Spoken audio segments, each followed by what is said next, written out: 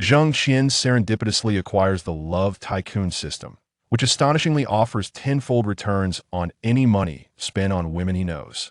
Zheng Qian muses, "You may profit, but I certainly won't incur a loss." Without further ado, it's time to make some money. Chapter 1. Tenfold Cashback. Open the door. Hurry up and open the door. From within the apartment, a sultry voice occasionally teased, while Zheng Qian anxiously knocked at the door outside. It was the weekend, yet he had to work overtime. He had returned to retrieve a document, but did not expect to overhear such sounds. The door was locked from the inside, and despite having a key, Zheng Qian could not gain entry. His curiosity about what transpired within grew insatiably. 10 minutes later, his girlfriend, Yao Man, emerged from the apartment. "Weren't you working overtime? Why are you back so soon?" Yao Man was quite striking, though her hair was tousled and her clothing disheveled. Upon seeing Zheng Qian, she appeared completely at ease, showing no signs of embarrassment. "Who is in there?" Zheng Qian demanded, attempting to rush inside, but Yao Man blocked his way. "Who is it? Is that Zheng Qian?"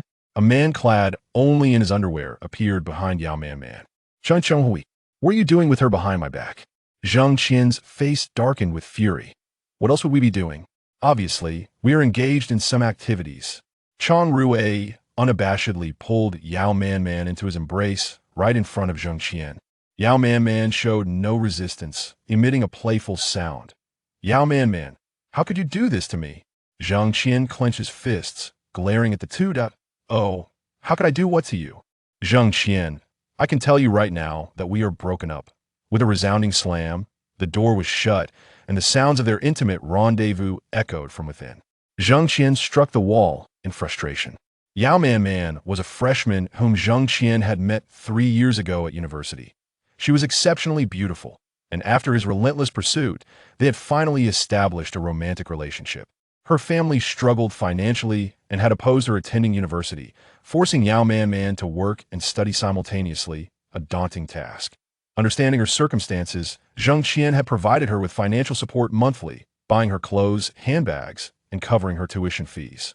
After working for so long, Zheng Qian had saved not a penny. 70 to 80% of his salary had been spent on Yao Man that he had not purchased a new piece of clothing in 3 years. As Yao Man was about to graduate, Zheng Qian had hoped that he could finally save some money for their future wedding, only to find himself betrayed now. Yao Man had placed a metaphorical green hat upon him. Zheng Qian's heart felt heavy with discontent. How could this happen? After 3 years of hard work, just as he was about to secure a stable future, he was unceremoniously cast aside. Was he merely a financial provider? Zheng Qian, possessing only a modest countenance and lacking a refined appearance, was inconspicuous among others. An orphan with no powerful background, he believed that his only means to win a woman's heart was through unwavering care, providing a sense of security and trust. In essence, he had to be subservient. Without such servitude, there would be no girlfriend. Who wouldn't wish for a girlfriend whose eyes sparkled with adoration?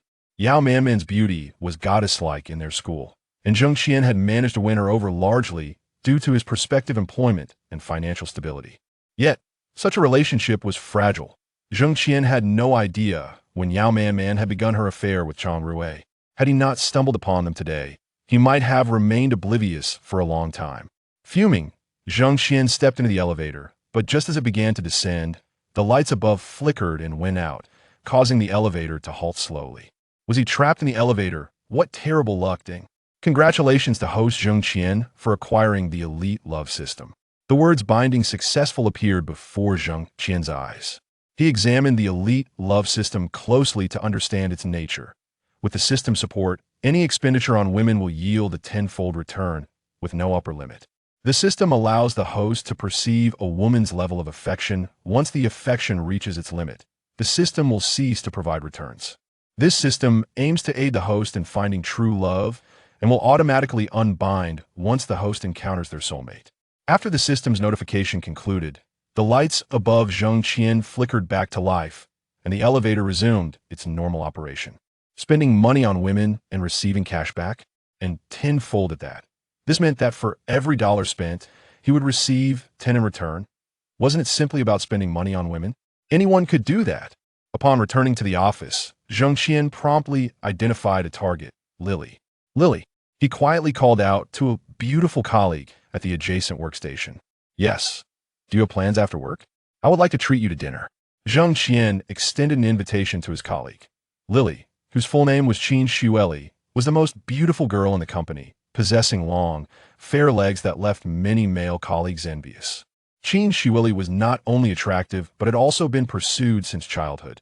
She had a keen sense of fashion and a plethora of admirers, many of whom were wealthy and showered her with luxurious gifts. Though many men in the office longed for her, few dared to approach her, fearing the reality of their finances. Curiously, the notoriously frugal Zheng Qian suddenly wished to take her out for dinner. Did he intend to woo her? Qin Shueli perceived Zheng Qian as a mere sycophant, financially supporting another girl, and suspected he was seeking to develop a connection with her due to some quarrel with his girlfriend. However, knowing Zheng Qian's nature, she presumed he would only be able to afford a cheap meal, thus she declined. Perhaps not, I don't know, when I'll finish work and need to return home early to feed my cat. Zheng Qian glanced at Qin Shueli's affection level. Affect level 10. An affection level of 0-10 indicated a mere acquaintance. 1150 represented ordinary friends. 5,160 signified close friends. 6,180 denoted romantic partners. And 81,100 indicated a stage where marriage could be discussed. With an affection level of only 10, Qin Shueli regarded Zheng Qian as nothing more than a passing colleague. It was understandable Zheng Qian had indeed been quite frugal, making it unlikely for someone like Qin Shueli to harbor high regard for him. However, this suited him perfectly that if her affection level were too high, spending a little money could quickly max it out, which would mean the system would no longer provide cash back. Well, I was thinking of taking you to Joy City if you need to go home. Then forget it. Zheng Qian casually probed, wondering if she found him too impoverished to consider an outing. Upon hearing Joy City, Qin Shueli's eyes sparkled with interest. Joy City, along with New World and Tycoon, was a high-end shopping destination frequented by the elite. To put it simply, these places were hotspots for the affluent, and a casual stroll there would easily cost several thousand yuan. Zheng Qian's monthly salary was only around 6,000 yuan after taxes. I just remembered that I bought an automatic cat feeder yesterday, so I don't need to rush home, Qin Shueli replied. Are you going then? Yes. Zheng Qian internally celebrated she had indeed found him too poor, but upon mentioning Joy City, she immediately changed her tune. Moreover, Qin Shueli's affection level increased by 5 points at T2:30 in the afternoon. The overtime concluded that I didn't expect the overtime to be so short today. I have a girlfriend who also wants to go shopping. Can I bring her along? Bringing a girlfriend? It was merely an attempt to safeguard herself against Zheng Qian's potential advances. However, Zheng Qian had no intentions of pursuing her. He merely wished to earn some money, and whether she brought someone along was inconsequential. More mouths to feed would only mean more expenses. Sure, no problem. Zheng Qian agreed without hesitation. Great. Her affection level increased by another 5 points. Qin Shueli merely touched up her makeup before departing the company alongside Zheng Qian. This scene was witnessed by numerous colleagues, all of whom were astonished. Zheng Qian really going out shopping with Qin Shueli? Surely not even a simple meal would cost him a pretty penny. He's notoriously frugal. Would he truly spend money on Qin Shueli? Chapter 2. Is there anything else you desire? As he descended the stairs, Zheng Qian encountered his supervisor, Li Tao. Not much, Brother Tao. How about grabbing a drink tonight? Li Tao, a mentor to Zheng Qian, had always looked out for him within the company, and their relationship was quite amicable. I'm a bit busy. I've got a meeting with someone, Zheng Qian replied, gesturing towards Qin Shueli, who had already stepped outside. Li Tao smiled, said nothing, and merely nodded. All right, then go ahead. After leaving, Zheng Qian contemplated trying out the new system, so he hurried to a nearby milk tea shop and purchased 2 cups of Nayuki. One for Qin Shueli and the other for her friend. Spent 74 yuan, system cashback of 740 yuan has been credited. Ding. Zheng Qian's phone suddenly received this text message. Well, that settles it, he exclaimed, handing the beverage to Qin Shueli. This one is for your friend. You can give it to her when she arrives. She won't be here for a while. You can drink it first. The two hailed a taxi to Joy City. After scanning the code to pay the fare, Zheng Qian received another notification from the system. Spent 40 yuan, system cashback of 400 yuan has been credited. Awesome.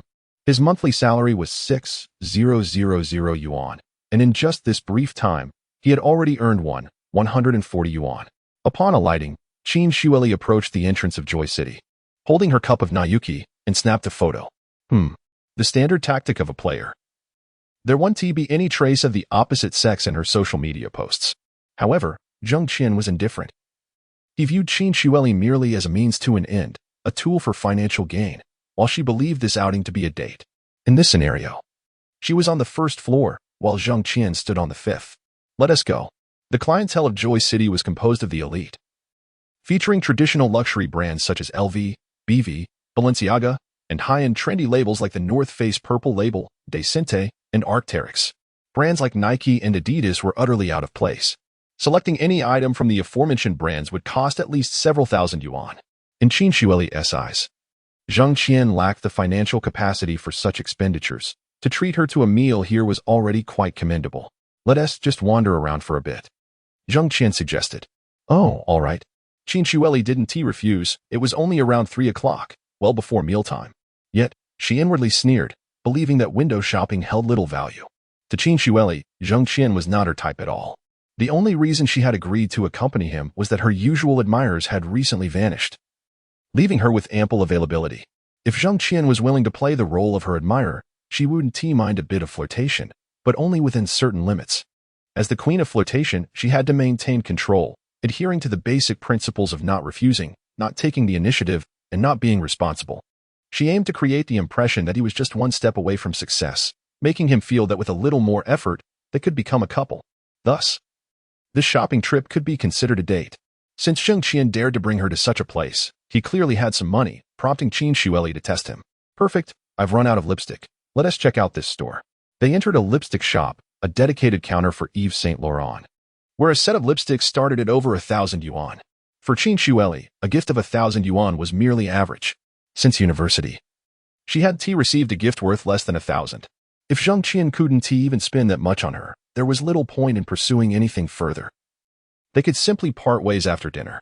Qin Shueli selected a set of lipsticks, trying on various shades, clearly signaling her intentions to Zheng Qian.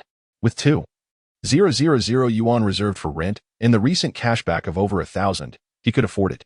Do you want to buy it? I can gift it to you. No. Not really. The colors released this year are quite ordinary, not as good as last year's. Qin Shueli declined Zheng Qian's offer, as she was inherently materialistic but didn't want to appear too greedy by accepting immediately. Judging by appearances is unwise, yet who can truly avoid it? The sales associate at the Yves Saint Laurent counter had noticed Zheng Qian the moment they walked in, observing his tattered attire and unbranded t-shirt, likely a cheap online purchase.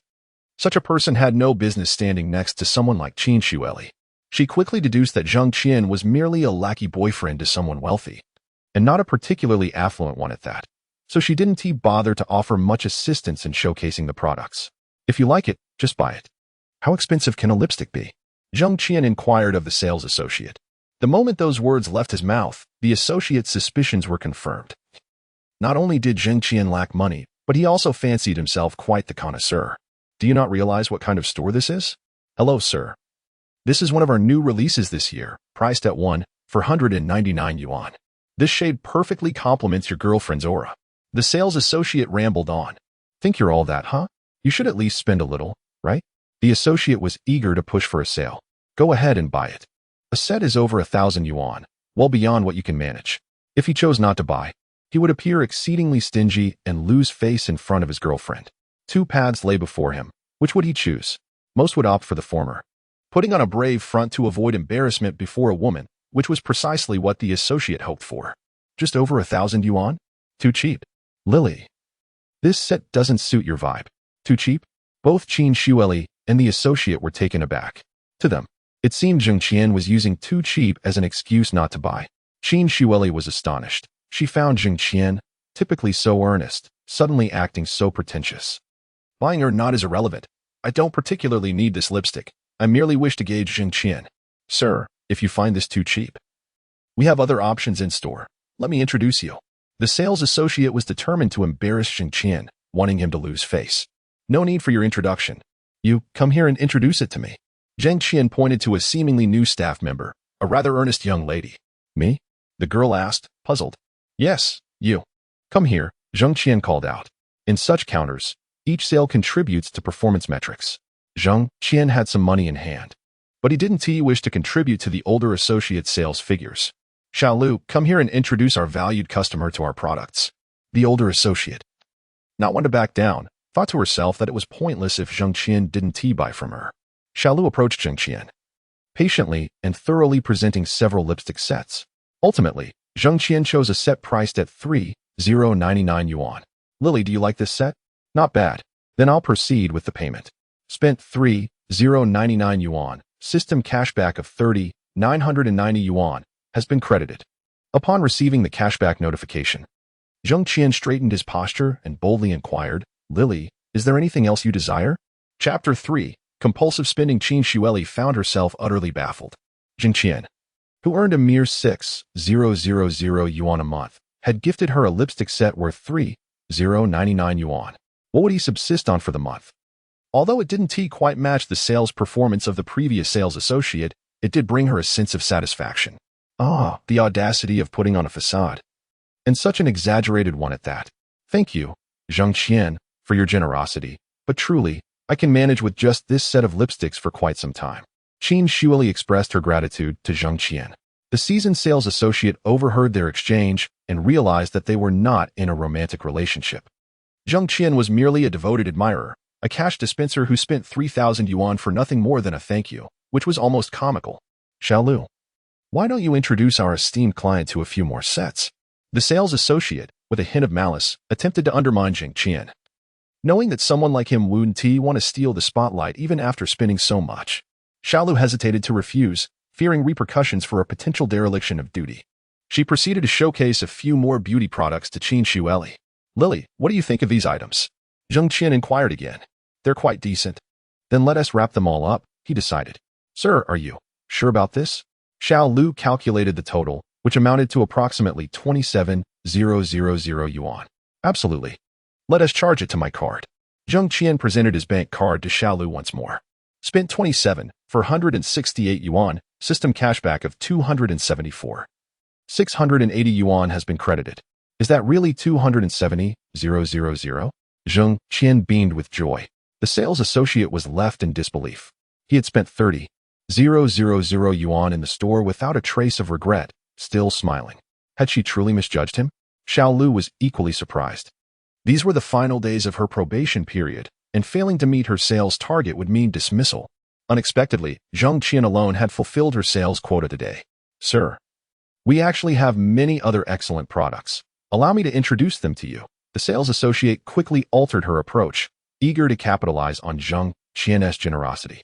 But he declined her offer. Your products are too inexpensive. I've already spent 30,000 yuan. Lily, let us go, he said, leading Qin Shueli out of the cosmetics store. The sales associate was left in a state of chaos. Once outside, Zheng Qian glanced at Qin Shueli's current favorability, 35 points, which had risen by 15 points. It appeared that Qin Shueli had indeed been raised in affluence, spending 30,000 yuan on her had only elevated his favorability by a modest margin, not even qualifying him as a close friend, merely an ordinary acquaintance. Nonetheless, this was a positive shift from a stranger to an ordinary friend. Qin Shueli was even more perplexed. She had underestimated Zheng Qian, suspecting he had perhaps watched some PUA tutorials online, attempting to impress her through extravagant spending. A girl inexperienced in the ways of the world might think that such a lavish first date promised even greater expenditures in the future. However, Qin Shueli, being astute, did not share that sentiment. She believed that a 30,000 yuan expenditure on a first date would only diminish over time. Zheng Qian, will your girlfriend be upset with you for giving me all these gifts? Qin Shueli probed cautiously. We just broke up today. Oh, may I ask why? I'd rather not discuss it, Zheng Qian replied, feeling a sense of shame. Yet even without his words, Qin Shueli could likely deduce the truth. A devoted admirer like Zheng Qian was probably discarded by the girl upon finding a new benefactor. Or perhaps he had discovered he had been cheated on and was compelled to end the relationship. His current spending spree seemed nothing more than an act of revenge on his own finances, likely fueled by a maxed-out credit card, not something to take too seriously. Hey, where's your friend? Is she not coming? Zheng Qian inquired. She is probably still working late. Let me check. Qin Shueli thought Zheng Qian was testing her, asking about her friend's arrival, perhaps to gauge if he might make an advance or suggest an overnight stay. But that was out of the question for her. It would make her seem too easy. So she added, she'll definitely be here, hoping to quell any of Zheng Qian's potential thoughts. Oh, it's still early. Let us browse a bit more, Zheng Qian suggested as he purchased a few t-shirts for Qin Shueli. Despite being mere t-shirts, those from renowned brands were quite expensive, costing several hundred or even over 1,000 yuan each. Spend 298 yuan, system cashback of 980 yuan has been credited. Zheng Qian's account now boasted a balance of 300,000 yuan, equivalent to 5 years of his salary. This system was truly remarkable. Zheng Qian could feel the shift in Qin Shueli's favorability. She was no longer reserved with her words and even smiled at him. This was indeed a pivotal moment. Zheng Qian contemplated taking Qin Shueli's hand. However, he was inherently timid. A girl like Qin Shueli was out of his reach for a lifetime unless she grew tired of her past relationships and sought someone like him for marriage. But upon reflection, what was there to fear? He had spent over 30,000 yuan on her. Surely, holding her hand should be acceptable? After an internal struggle, Zheng Qian finally mustered the courage to grasp Qin Shueli's hand. This moment was beyond mere words to describe. For Qin Shueli was a woman he could never have. Yet here they were. Her hand felt exquisitely soft, a clear indication of her sheltered upbringing, one who had never engaged in any labor, not even household chores. Qin Shueli did not resist. She allowed Zheng Qian to hold her hand, albeit only that. If he attempted to advance further, she would firmly refuse. After all, one cannot expect a devoted admirer to receive everything without boundaries. Holding hands was innocuous, especially with no acquaintances in sight. Nevertheless, Zheng Qian perceived this differently. As they strolled, his heart raced, a wave of excitement and exhilaration coursing through him, his face flushed. Others may have lusted after Qin Shueli, but their actions were stifled by their empty wallets. In contrast, Zheng Qian's simple gesture of holding her hand set him apart from all his colleagues, providing him with a moment to boast about, declaring he had held the hand of the goddess Qin Shueli. My friend just messaged. She says she is at the entrance of Deyueching. Shall we go meet her? Sure. Chapter 4. The Red Rose Xia AI. We are here.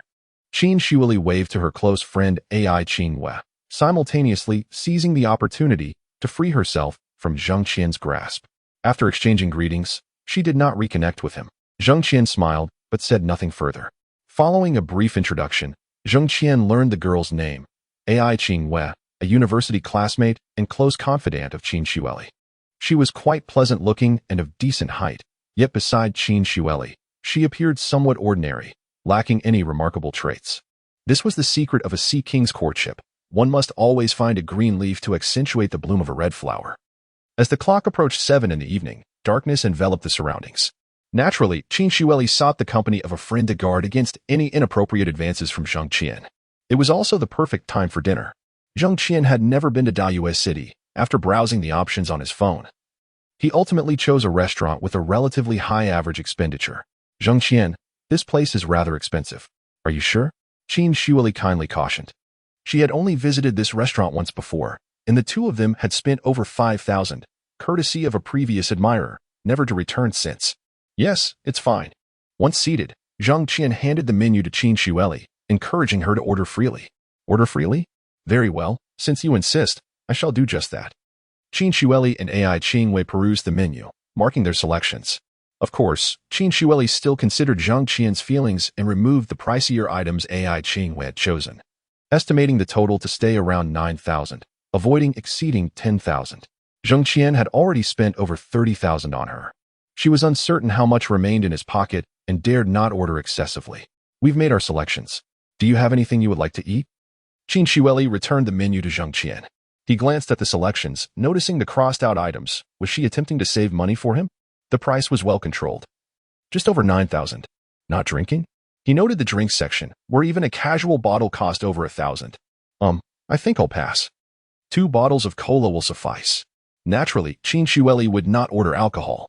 If Zheng Qian insisted on ordering drinks, it was of no concern, as AI Qin Wei was present as shielder.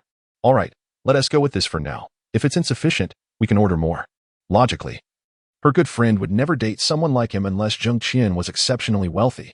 AI Qin Wei observed that Zheng Qian was laden with numerous bags, likely worth over 20,000. Dining out would easily cost another 10,000. With that much money, one could order takeout several times. It seemed Qin Shueli had indeed ensnared another wealthy suitor. Lily, how did you two meet? AI Qingwei inquired with curiosity. Colleagues. AI Qingwei felt a tinge of envy. How was it that Qin Shueli attracted so many affluent individuals who were willing to spend lavishly on her? She too desired a refined man like Zheng Qian. However, AI Qingwei was self-aware, understanding her role as Qin Shueli's protector. Having attended many such gatherings, she dared not entertain any feelings for Zheng Qian.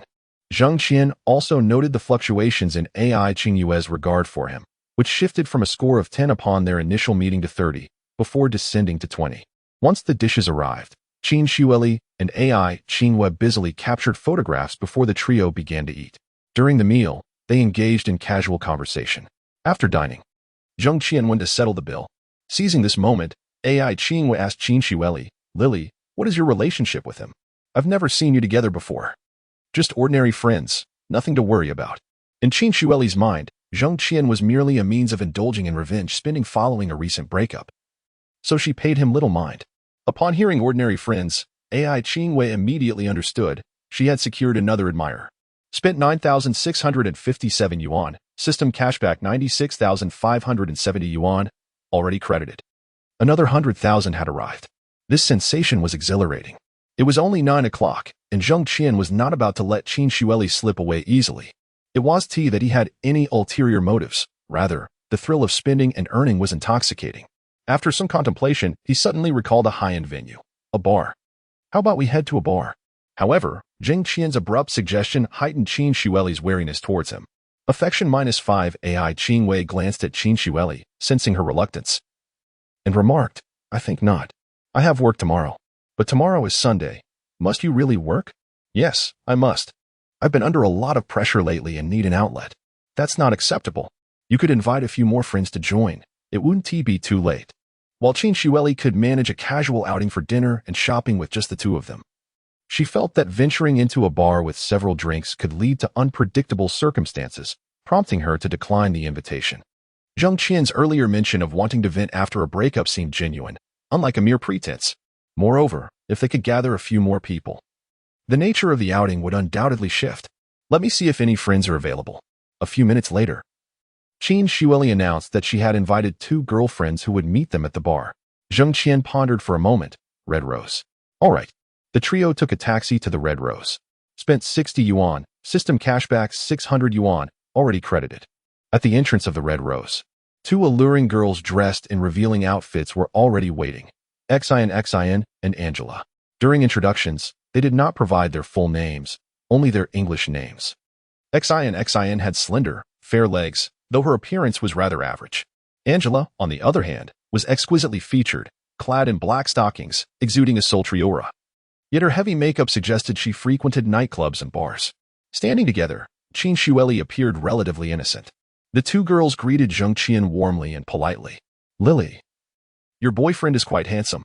Indeed, a textbook definition of a handsome man. Handsome? Dressed like this, even the likes of Wu and her friends could hardly find him attractive. How disingenuous. The 2 girls mistakenly assumed Zheng Qian to be Qin Shueli's boyfriend. To this, Qin Shueli maintained a non-committal stance, neither confirming nor denying. However, Xian and Angela did not expect Zheng Qian to spend extravagantly at the Red Rose, given his shabby appearance. Otherwise, why would Qin Shueli introduce them to him? She would have hidden Zheng Qian away otherwise. Previously, Zheng Qian would never have dared to enter such a place or partake in such gatherings. The Red Rose was among the elite bars in Yib, and with 4 beautiful women accompanying him, it was unlikely the evening would conclude without draining his wallet. Yet with the system's support, Zheng Qian felt fearless. After all, the more he spent, the more he earned. You may profit, but I shall never incur a loss. Embracing this mindset, Zheng Qian entered the bar. The raucous music assaulted his ears, and the kaleidoscopic lights danced overhead, embodying the quintessential bar atmosphere. Before long, a sales manager approached him. Good evening. Have you made a reservation? Zheng Qian shook his head. Are you a party of 5? Would you prefer a booth or a table? He rarely encountered such a group. Was this a gathering of affluent young men or wealthy women? Regardless of the circumstances, it is rather unusual for women and one man. Opting for a private booth is undoubtedly more expensive than sitting at a regular table, and thus, Zheng Qian naturally chose the booth. Very well, please follow me. There is a minimum consumption requirement, the attendant stated. Once seated, It was time to order drinks. "Brother, what shall we have?" The attendant would not inquire with the other ladies, as it was not their money at stake, and instead directed the question to Zheng Qian. "Any recommendations?" The attendant noticed that this was likely Zheng Qian's first visit, yet his attire suggested he was not among the affluent elite.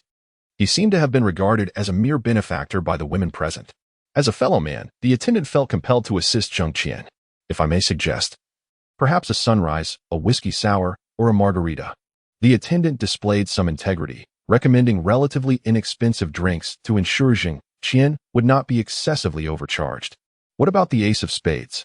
The four exchanged glances, realizing that Zheng Qian was indeed a novice in the realm of bars. The attendant patiently elaborated on the ace of spades and the concept of the little dragon and big dragon. The ace of spades comes in varieties: gold, rose gold, violet, platinum, and green gold, with the option of including black gold for 88,888 or without for 78,888. 3 bottles of ace of spades are referred to as little dragon, while 5 or 6 bottles are termed big dragon. "Then let us begin with a set of big dragon, including the black gold," Zheng Qian decided, swiping his card to finalize the order. Chapter 5. Excuse me. Just a colleague, Zheng Qian retrieved a tattered bank card from his pocket, one that bore the marks of frequent use in ATM machines. After a moment of surprise, the salesperson brought over the machine and processed the card. "Spent 88,888, system cashback 880, credited." Upon witnessing the tenfold return, Zheng Qian felt a surge of calmness. Indeed, this place was worth the visit, as a mere consumption of 88,000 had resulted in a staggering sum deposited into his account. In the past, he would have flinched at the thought of spending such an amount, let alone pay for an 80 yuan bottle of wine. But now, it mattered not how much he spent or how much he received in cashback.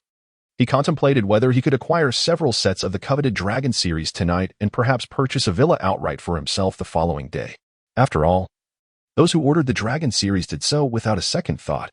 How could they be considered foolish? Ironically, he had just intended to help Zheng Qian save a bit by recommending some inexpensive wines. It became evident that if Zheng Qian were truly short on funds, he could not possibly surround himself with 4 women of such quality. He had misjudged the situation. "Sir, please hold on for a moment. I will make arrangements for you immediately." Qin Shueli finally noticed that Zheng Qian was not using a credit card, but rather a debit card, with shopping, dining. In the recently swiped Dragon series, Zheng Qian had already spent 100,000 yuan. If he had a low-limit credit card, he could have used it to appear affluent in front of the women, but then he would need to prove he was using a debit card. Unless Zheng Qian had applied for numerous credit cards simultaneously. However, the likelihood of such extravagant spending was slim, as even with multiple credit cards, one could not engage in such lavish consumption. The Dragon series, priced at 88,888, was merely a few bottles of wine, not something Zheng Qian could easily afford. The only plausible scenario was that Zheng Qian had come into a windfall, perhaps after being heartbroken by an ex-girlfriend. He bought a lottery ticket and struck it rich. Ai Qingyue, Xin, and Angela, upon witnessing Zheng Qian swipe his card to purchase a set of the Dragon series, found their gazes sparkling with newfound admiration.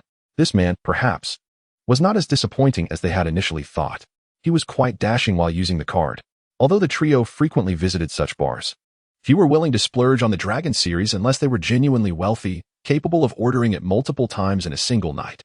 Even Angela had only tried the lesser Dragon series twice. To immediately order a full set showed great audacity. Qin Shueli noticed the change in her friend's expressions and instinctively moved closer to Zheng Qian, intertwining her arm with his, making them appear like a couple in love to onlookers. Zheng Qian felt a pang of anxiety. Why was Qin Shueli leaning in so closely? A glance at her 3 friends revealed their heightened interest. Ding, ding, ding. The music abruptly ceased. A dense fog of dry ice began to envelop the area. All eyes turned to Zheng Qian's booth as the spotlight illuminated him. The Dragon series was presented by several elegantly dressed women, swaying their bodies as they approached. The salesperson discreetly summoned 2 burly security guards to stand by Zheng Qian's booth, ever vigilant for his safety. The salesperson also remained at the edge of the booth, ready to heed Zheng Qian's commands. Zheng Qian could only think of 2 words: grand display. What an extravagant scene. Regulars at the Red Rose, upon witnessing this spectacle, recognized Zheng Qian as a newcomer and felt an urge to approach him. Zheng Qian was undoubtedly a man of means. However, upon noticing the four women at his side. They quickly dismissed the thought. Wealthy individuals were a rare commodity, and he had brought his own entourage. Oh, Angela is here too? How could someone of her caliber be associated with such a wealthy man? Some of the onlookers felt a tinge of envy towards Angela. But they were powerless to change the situation. After all, she had established her claim first. Approaching now could lead to unnecessary conflict. Shall we play dice? Zheng Qian suggested first. Among the group, only Qin Shuili was inexperienced, while the rest were adept at the game, making it easy to get others intoxicated. All right, I'm indifferent. Zheng Qian waved his hand. The group began their game. Although luck played a significant role, skill was also involved. Unlike Zheng Qian, who had never frequented such establishments, his dice rolls were merely casual, resulting in more losses than wins, and he was soon inundated with drinks. Even Qin Shuili, who typically abstained from alcohol, downed 3 glasses. Zheng Qian mused that this 888 yuan wine was rather underwhelming. It paled in comparison to a standard malt whiskey. The wine cost was likely just a fraction of the total. The bar's true selling points were the spectacle of lights, dry ice, and beautiful women, all designed to draw attention and cater to vanity. While he himself was not particularly vain, the women around him certainly were, reveling in the attention. As the rounds progressed, the conversation flowed more freely. Angela inquired, Lily, when did you two start dating? I saw you were single just last week. Oh no, Qin Shuili thought, sensing trouble. Angela's words carried an implication. She was uncertain how to respond. When they had encountered each other at the entrance of the Red Rose, she had been non-committal. Should she claim they were dating or deny it? If she insisted that she and Zheng Qian were not in a relationship, her friends might swoop in and take Zheng Qian away from her. She hesitated, contemplating whether to assert her claim, given that she had introduced him and brought him along. You might be mistaken. Lily and I are not in a relationship, just colleagues unwinding after work. Oh, I see. The trio didn't fully believe Zheng Qian's words. Spending such a large sum without being in a relationship implied at least some interest in Qin Shuili. Qin Shuili felt speechless. Could he not just say he was pursuing me? What a dense man. Zheng Qian, on the other hand, was unconcerned with their thoughts. He had no intention of pursuing any of them. To him, Qin Shuili was merely a means to an end, an instrument for spending money. As for whether he found her appealing, that was true, though not in an emotional sense. He had no desire to court her. Zheng Qian was simply attracted to Qin Shuili's physical presence. Chapter 6. Try being broke. Ah, I see now. No wonder you are so generous in buying gifts for Lily, yet reluctant to purchase a single piece of clothing for yourself. You are truly a good person. Lily, encountering such a man, you must cherish him dearly. Although these words seemed to encourage Qin Shuili to value her relationship, the tone of Zheng Qian and Angela is laced with sarcasm, cloaked in irony. Qin Shuili feels a surge of urgency. She invited them to help her fend off drinks. Yet they have turned against her instead. Are such friends truly worthy of the title? Indeed, friendships can be as fragile as plastic. When faced with a good man, who cares for the bonds of friendship? While it may not be an outright theft, it resembles it closely. During a shopping spree, Qin Shuili had once mentioned to Zheng Qian that she felt quite embarrassed by the multitude of gifts he had bestowed upon her. She intended to buy him a decent outfit, but alas, Zheng Qian was adamantly opposed. What could she do? It would be inappropriate to force a gift upon him. Yet now, they wheeled this matter against her. I have no particular demands regarding attire. Besides, Lily did promise to buy me a complete outfit. Do not be deceived by the tattered state of my clothing, for it is remarkably comfortable. Lily, would you accompany me for a little dancing? Zheng Qian perceives the underlying intentions of Zheng Qian and Angela. However, he harbors no fondness for these two and instinctively comes to Qin Shuili's defense. Favorability level 10. Qin Shuili's affection for him instantly escalates by 10 points. The two rise and enter the dance floor. Although Qin Shuili is not a frequent visitor to such venues, she has enough experience to navigate the myriad of dance moves. Yet, she must feign a lack of proficiency in front of Zheng Qian. How are you holding up? Zheng Qian inquires, mimicking the sway of others. Should Qin Shuili still be able to drink, he would suggest ordering another round of Divine Dragon. If you are not enjoying yourself, I shall drink with you. Zheng Qian can hardly fathom that Qin Shuili would utter such words. Typically, she exudes an air of aloofness, only warming to those of wealth and stature. To someone of his humble standing, she would merely acknowledge him as a passerby, devoid of any personal connection outside of work. Yet now, like a docile kitten, she offers to share a drink should she find herself unsatisfied. What does such a sentiment signify? Even if her tolerance has been reached, She would imbibe simply to accompany him. Is this the joy of the affluent? Previously, Zheng Qian could not have imagined such a scenario. Feeling a bead of sweat trickle down, he decides to take a breather. His brows are meticulously groomed, and his face bears traces of makeup, accentuating his cheekbones and rendering him somewhat handsome. The man sits at a distance similar to his previous position, holding a drink while engaging in hushed conversation with Angela. Their gazes are dreamy, as if a mere inch closer would result in a kiss. This sight irks Zheng Qian. How dare you? You do not even bother to greet me, yet you drink my alcohol and occupy my seat, even flirting with my girl? Zheng Qian feels a wave of indignation. Though he holds no particular interest in Angela, and she is not his girl, the booth was reserved by him, the drinks were purchased by him, and the company was brought by him. It is a blatant disregard for his presence. When someone disregards you, they are prone to commit various offenses against you. Aside from that man, Zheng Qian acknowledges a small part of the blame lies with himself. Even with newfound wealth, he lacks the commanding presence to assert his authority. Thus, he resolves to adopt a more assertive stance. Qin Shueli notices the interaction between Angela and the man in the booth, stealing a glance at Zheng Qian's expression. She wonders how he will respond. Zheng Qian merely squints, his expression calm as still water. This surprises Qin Shueli. In the booth, Xin exchanges glances with Zheng Qian, promptly pinching Angela's waist.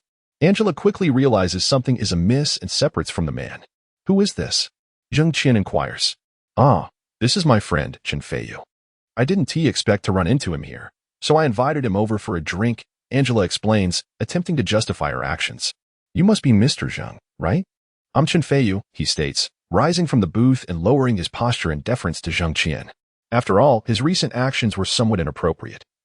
It is prudent to adopt a humble demeanor, especially if Zheng Qian had witnessed them. He calls over the server, bring me another round of Little Divine Dragon. After swiping his card, he notices no cashback is returned, as it is not for a woman.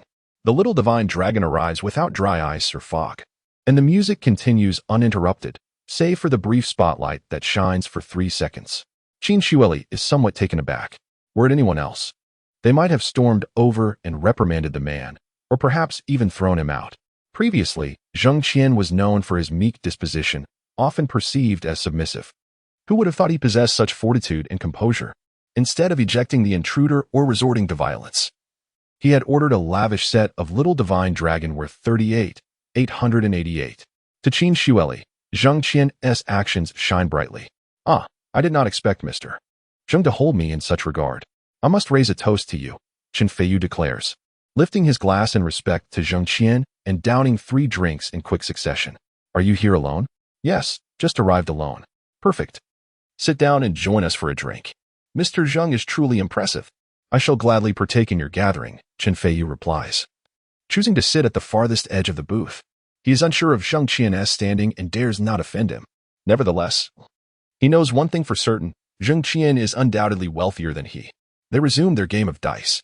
After a few rounds, Zheng Qian casually inquires, Feiyu, what is your relationship with Angela? Chen Feiyu's heart tightens, and his expression shifts. Angela furrows her brows as well. This question touches upon sensitive territory, and such directness verges on rudeness. Yet, Chen Feiyu feels compelled to respond. I previously worked in short video operations, and I suppose I was Angela's superior. I recruited her, he explains. I see. Zheng Qian nods thoughtfully. Then, have you ever exploited Angela? Should this question have been posed among equals, it could have led to a physical confrontation or perhaps a drink thrown in one's face. Everyone tenses, but none dare to retaliate. No, absolutely not. Angela and I merely maintained a standard superior-subordinate relationship. Although she is no longer under my employment, we are simply friends. Nothing as you might envision, Mr. Zheng, Chen Feiyu hastily clarifies. What about other women? No, of course not. Chen Feiyu sweats profusely. Oh, Zheng Qian feels a surge of satisfaction. This is far more gratifying than merely having security toss Chen Feiyu out. At a drinking table, even those who abstain from alcohol must partake. If I demand you drink, you must comply.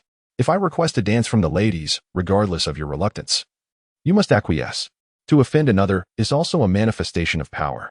Just try being broke and encountering an irate individual, and you may find yourself facing dire consequences, such as a bottle smashing over your head. These 2 individuals must harbor a deep resentment towards Zheng Qian at present. However, they are compelled to maintain a cheerful facade in his presence. Zheng Qian raises his wine glass, while Chen Feiyu and Angela are obliged to accompany him with their smiles. Try being without money, and see what happens. Chapter 7. The Queen's aura had Zheng Qian not reserved a private booth or ordered the Divine Dragon set. He would likely have been treated as an ordinary individual. However, the current circumstances were different. Having indulged a bit too much, his mind was slightly muddled. Should he venture into forbidden inquiries, he hoped they would not take offense.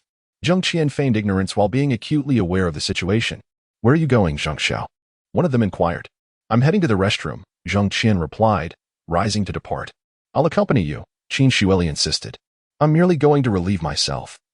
"What purpose would it serve for you to tag along? Are you going to assist me with my belt?" Laughter erupted as they teased her. "Lily, you've certainly had too much to drink." Upon arriving at the restroom, Zheng Qian splashed his face with water, gazing at his flushed reflection.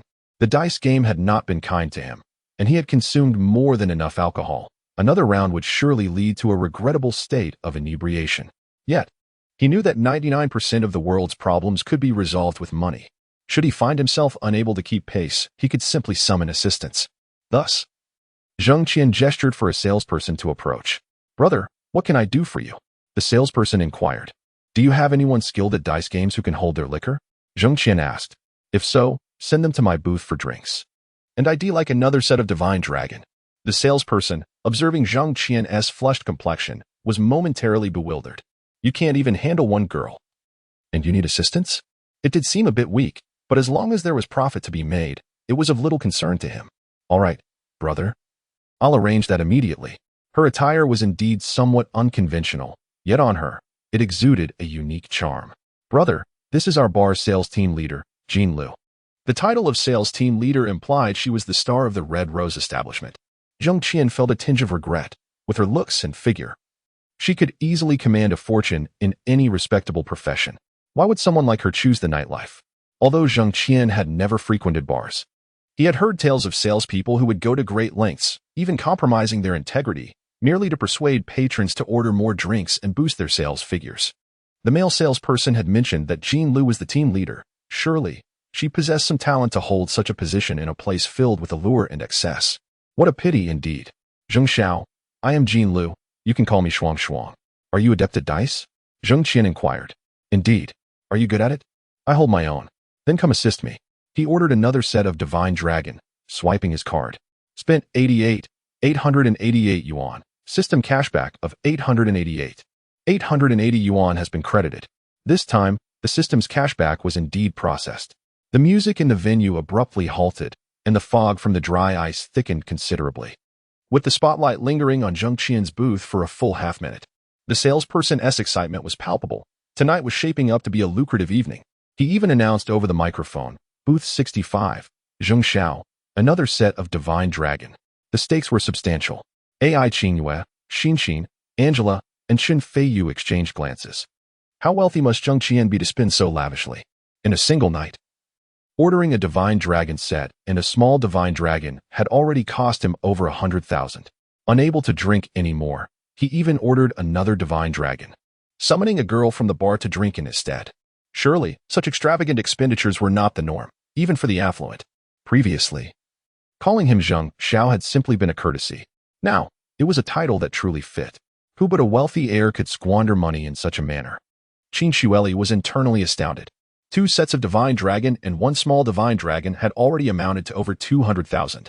Was Zheng Qian truly considering maxing out his credit card and leaving behind a bad debt, perhaps contemplating a leap from a building? Surely not. No one could be that reckless. Zheng Qian must have struck it rich, possibly winning several million. Earlier, Xinxin and Angela had already set their sights on Zheng Qian. With another Divine Dragon ordered, competition was inevitable. How had she not realized sooner? If Zheng Qian lacked the means, he would not have dared to invite her out. Had she known, she would not have included the 3 of them. Now, the man she had once considered hers was now a subject of rivalry. All right. If Zheng Xiao is so generous, let us change the game and engage in a challenge, Jean Lu proposed confidently, suggesting a solo game. Her presence commanded respect. In the bar, she could effortlessly shift the dynamics, turning any table into her stage. Zheng Qian noticed that her favorability towards him was a mere 10 points, which surprised him. After spending so lavishly, it was rare to encounter someone who regarded him as just another ordinary patron. "Miss, you go first." "Oh, Jean Lu gestured towards Qin Shueli. I can't drink, and I want to play, she sulked, rejecting the offer. Jean Lu paid her no mind. Very well, next. Angela, unwilling to back down, accepted the challenge. I'll play. Who was afraid? It was merely a matter of luck in rolling the dice, even if some skill was involved. Double sixes, please drink. Double fives, I concede. After 2 rounds, Jean Lu had yet to lose a single game, which genuinely astonished Zheng Qian. She had claimed to be merely competent at dice. What an understatement. She was undeniably skilled, unable to drink or compete effectively. He had to rely on others to serve as his proxies. Winning the first 2 rounds, Zheng Qian felt a sense of satisfaction. Was this what one referred to as the power of wealth? Observing the expressions of the girls who had previously poured drinks for him, now full of discontent, brought him a certain pleasure. Double 3, 2, 8 points. Jean Lu rolled a notably low number, and the crowd anticipated her defeat. However, unbeknownst to them, Angela rolled even lower. Double 2s, 3, 7 points. Please drink. Angela reluctantly downed her drink, but refused to pass the dice to the next player. Just a bit more. I'm not satisfied. Let us go again. Apologies, but we shall proceed to the next round. Jean Lu maintained her commanding aura, unfazed by Angela's defiance. Defeat was defeat. If she wished to contest, she could do so in the next round. In that bar, she truly exuded the essence of a queen. Zheng Qian found himself increasingly intrigued by her. Very well, I'm curious how I can support your performance, Zheng Qian interjected. Zheng Xiao, simply ordering drinks is sufficient. All right. Let us have another set of Divine Dragon. He swiped his card once more. Spent 888 yuan. System cashback of 888. 880 yuan has been credited. This time, Zheng Qian was spending for Jean Lu, thus the system duly credited the cashback. Thank you, Zheng Xiao, for your patronage. Jean Lu smiled sweetly, igniting a warmth within him. His primary aim was to observe whether her favorability towards him would fluctuate. Yet, apart from a simple thank you, her favorability remained stagnant at 10 points. Showing no signs of change, this left Zheng Qian utterly astounded. He pondered that a set of divine support would surely elevate his standing by a few points. Yet, to his astonishment, it yielded not even a single gain. This woman possesses a certain intrigue. Zheng Qian's interest in her deepened. Could she possibly be a courtesan? That sweet smile ensnared Zheng Qian's heart, yet Jean Lu's feelings towards him remained completely unchanged. It has now become almost certain that Jean Lu is not a woman who can be won over by wealth. Chapter 8. Implications. Qin Shueli whispered into Zheng Qian's ear. Did you forget the key at the company? This statement carried an undertone of seduction, subtly implying that she wanted him to accompany her to the hotel. Then you might as well stay at the hotel tonight. Consider it my treat. I'll transfer you the money shortly. I still wish to enjoy myself a bit longer. However, Zheng Qian's interest was not fixated on Qin Shueli, but rather on the alluring Jean Lu. Oh, aside from Zheng Qian, Qin Shueli did not bid farewell to anyone else and left the scene unceremoniously. She had discerned that whether it was Xian, Angela, or her so-called close friend, they had all set their sights on Zheng Qian. Although they maintained a facade of cordiality, the tension was palpable. So be it, Qin Shueli thought, not particularly concerned. After all, they had merely met while enjoying the nightlife. If it came down to competing for Zheng Qian, she doubted she could prevail. After her departure, Zheng Qian contemplated how much money to send Qin Shueli. Should he send 10,000? No, the system might not offer a cashback. Yebei was classified as a second-tier city officially, but in reality, it barely ranked as a third or fourth tier. The finest hotels typically cost only a few thousand. Zheng Qian had never heard of one costing over 10,000. He decided on 5,200 and transferred the amount, adding a note, apologies for the late night. Consider this a compensation for your stay at a better hotel. He promptly turned off his phone and resumed observing Jean Lu playing dice. In the subsequent rounds, Jean Lu emerged victorious without exception. Ai Qingyue, Xian, Angela, and Chun Feiyu were on the verge of being overwhelmed. The trio's fondness for Zheng Qian plummeted by 5 to 10 points without exception. It was hardly surprising, after all. Who would be disheartened by a formidable nightclub hostess pouring them drinks without so much as a word of caution? Zheng Qian, however, was unfazed by their declining affection. I'll be right back. I need to use the restroom, Chun Feiyu announced, nearly losing his stomach but managing to hold it in, narrowly avoiding a disaster on Ai Qingyue. I need to go as well. 2 of them had already succumbed to nausea. Zheng Qian was thoroughly pleased with Jean Lu's performance. Are you coming back? No more for me. I've hit my limit. Xian and Angela, clutching their chests in discomfort, pleaded with Jean Lu and Zheng Qian for mercy. All right, let's leave it at that. Jean Lu rose, raising her glass, signaling Zheng Qian with a pre-poured drink. She downed it in one go. Mr. Zheng, may I add you on WeChat? Jean Lu's regard for him remained at a solid 10 points, yet she took the initiative to request his contact. Zheng Qian, naturally, did not decline. After adding her, she quickly sent a message. Mr. Zheng, I'm still on duty. Let me treat you to a late-night snack later. Such words were not meant to be spoken in front of others. Zheng Qian's admiration for her grew. Those who worked in bars typically possessed high emotional intelligence. An idea sparked in his mind, a desire to conquer her, though a tinge of nervousness accompanied it. Yet, even the wealthiest moguls, such as Majeka or Li Robin, often yearn for unattainable women. From what he observed, Jean Lu appeared to belong to this category, seemingly impervious to material wealth. But what motivated Jean Lu, working in nightlife? If not for money, was it for amusement? Such a possibility existed. Yet what kind of man could captivate a woman of her caliber? Someone like himself, a mere benefactor? He felt that to underestimate Jean Lu would be a grievous error. She was undoubtedly of the highest echelon. Zheng Qian was suddenly struck with anxiety, yet simultaneously exhilarated. If he could share an intimate moment with a woman like Jean Lu tonight, it was hard to imagine any man refusing the opportunity. After adding Jean Lu on WeChat, she departed from the booth, and the male salesperson immediately approached. Sir, would you like to drink more? No, I've reached my limit. Are you trying to get me to pass out? Zheng Qian chuckled. I wouldn't dare. Here is your VIP card from Red Rose. Enjoy top-tier treatment on your next visit. The salesman handed over the card with a flattering demeanor. Zheng Qian glanced at the two inebriated women on the sofa. He was confident that if he proposed taking them to a hotel, they would not refuse. However, if they were willing to accompany him tonight, they would likely do the same with another tomorrow. A key that opens 1,000 locks signifies it is a master key, conversely. A lock that can be opened by 1,000 keys indicates it is a faulty lock. Women like Xian and Angela, though beautiful, had likely been with countless others. The risk of contracting something undesirable was simply not worth it. Having finally acquired a prime opportunity, the potential for loss was too great. There is still plenty left. Feel free to continue drinking if you wish. If not, save it for later. I'll take a stroll. It feels a bit stuffy in here. Zheng Qian gestured towards the remaining bottles of Ace of Spades on the table. The male salesperson was taken aback. What is happening here?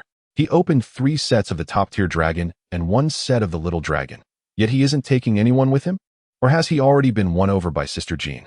In the salesperson's mind, the latter seemed more plausible. Who wouldn't he want to cling to such a lucrative opportunity? Zheng Qian also added the salesperson on WeChat and was escorted out of Red Rose. As he walked down the street, Zheng Qian stared at his bank balance for an extended period. 666, 640. In just one night, he had earned over 266,000. In terms of financial strength, he no longer had any concerns. However, in areas of soft skills, there remained much to improve upon, such as character, vision, and capacity. If he possessed sufficient soft power, would someone like Chun Feiyu dare to approach his booth? Certainly not. Even with wealth, he would still be perceived as a mere benefactor.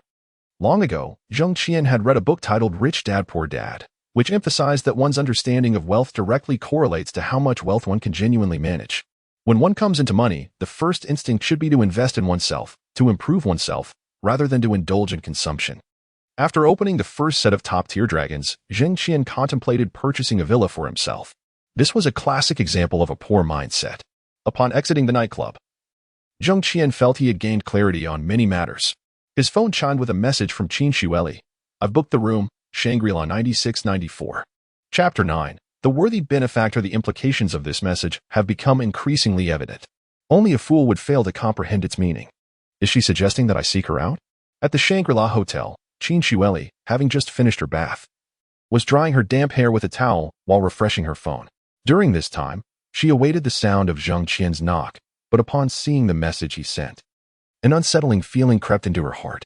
Just 2 words, good night? After such an implicit hint, could he truly be so oblivious? Did he not grasp her intentions? What she meant was, you can come over tonight. Room 9694 at the Shangri-La. Come find me. You invited me to shop. Did you not merely wish to spend the night with me?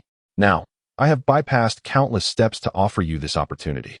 And yet all you send is a simple good night? What does that mean? It felt like a veiled rejection. Qin Xueli found herself bewildered by Zheng Qian. His actions that evening were unlike the man she thought she knew. She could not fathom how he had suddenly acquired such wealth. Regret washed over her. Back at the mall, even though Zheng Qian had declined her offer to buy clothes, why hadn't she insisted on spending a few hundred? Later, when she entered the bar and casually spent over 200,000 on drinks, she realized the situation was far more intricate. Zheng Qian, in her eyes, was honest and somewhat timid, a man without strong opinions, easily manipulated by her whims.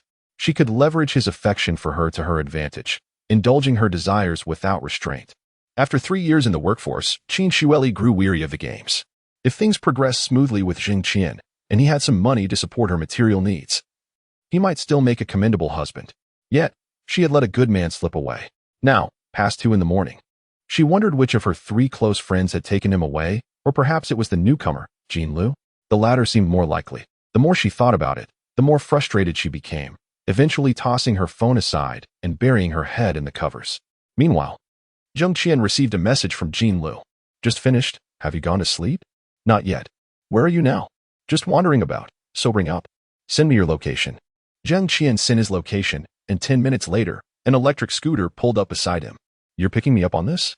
No drinking and driving. I'm sober. Zheng Qian nodded, acknowledging the sound reasoning behind her words.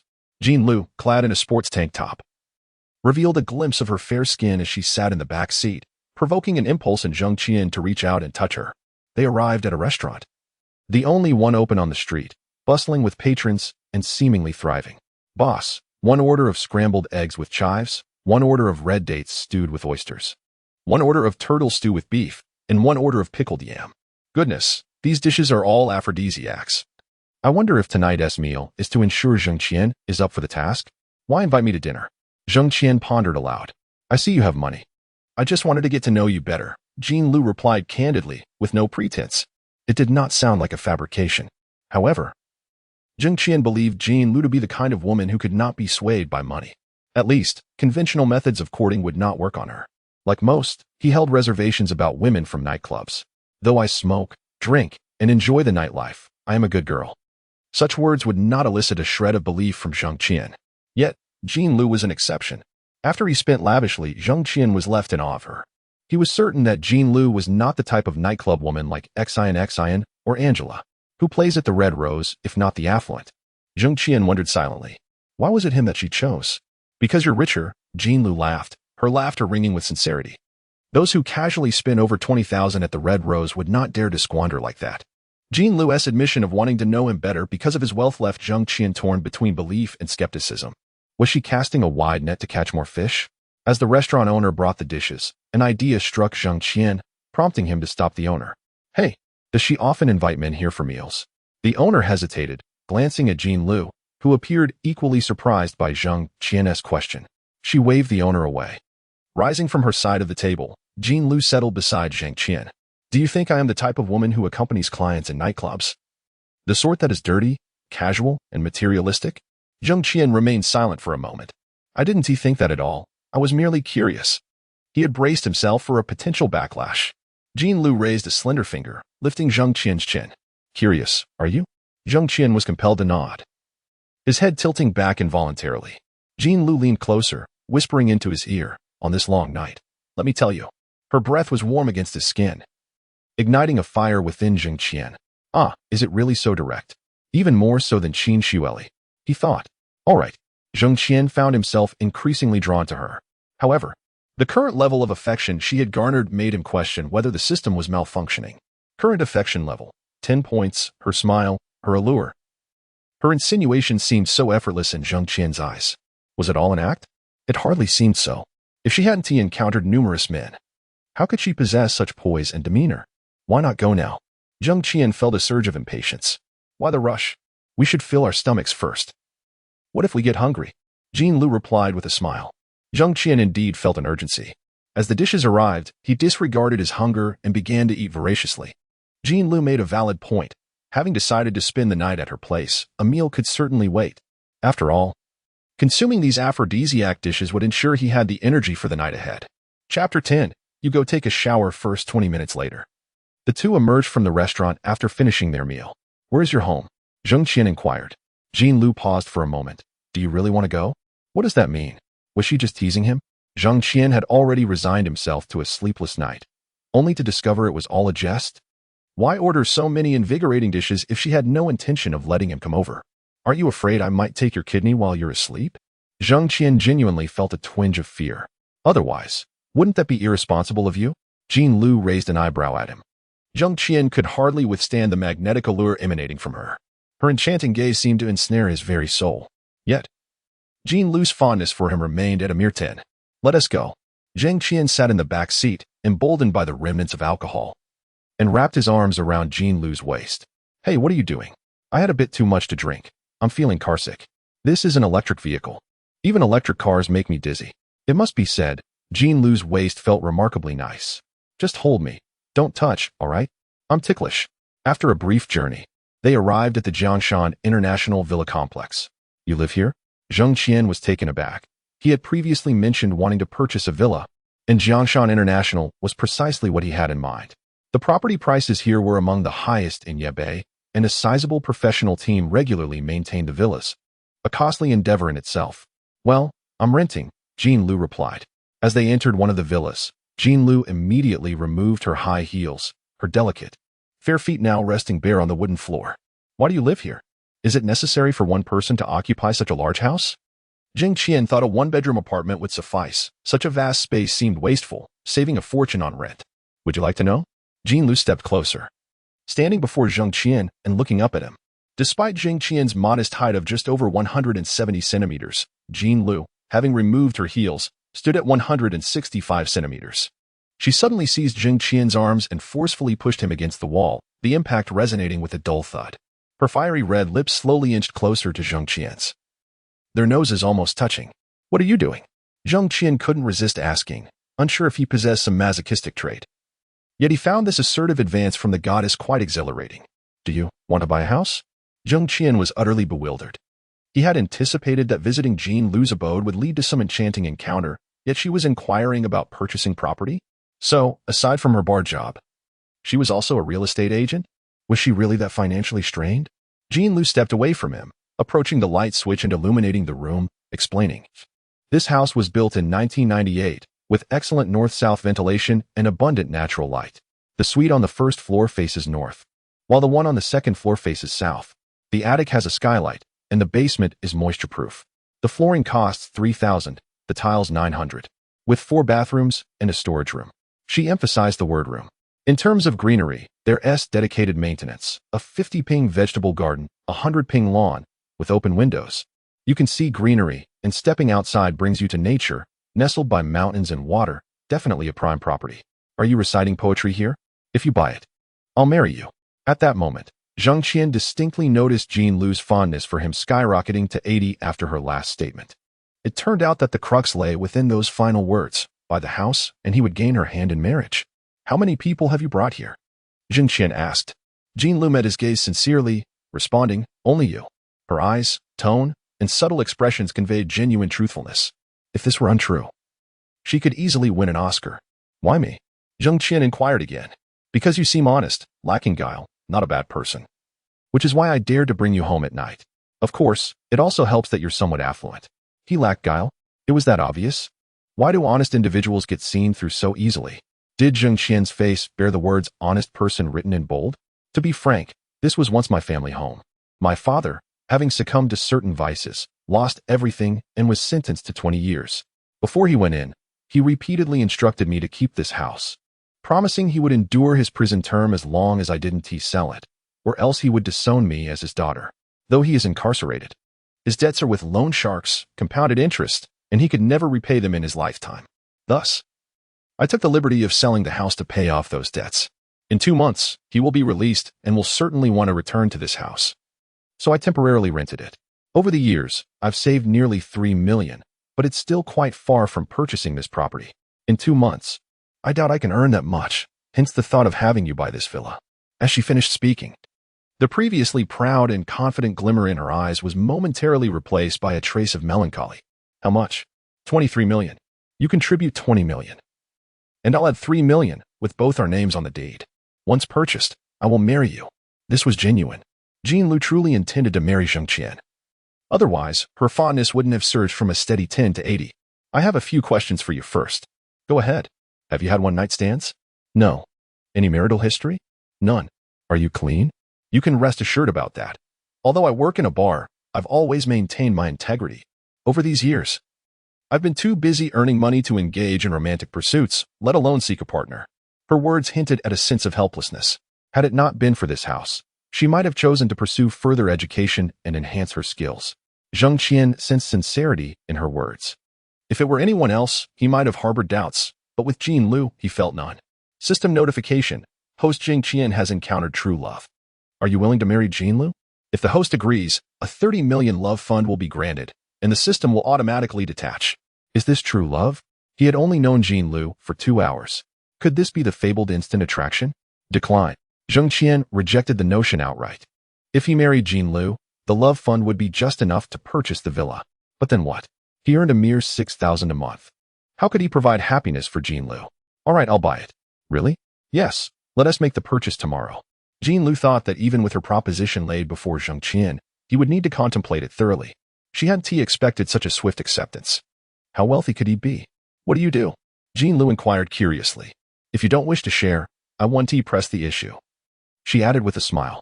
Individuals like Zheng Qian, who possess a rather honest disposition, are fearful even at the thought of undergoing a kidney removal. What audacity would they have to engage in any illicit endeavors? Perhaps you should take a shower first? I shall procure a set of fresh clothing for you. Chapter 11. What would you like me to prepare? Zheng Qian hurriedly made his way to the bathroom. I've left your clothes outside, he announced. All right. Zheng Qian quickly rinsed off and emerged wrapped in a towel. In the living room, Jean Lu was arranging a quilt on the sofa. Ah, you're out already? That was fast.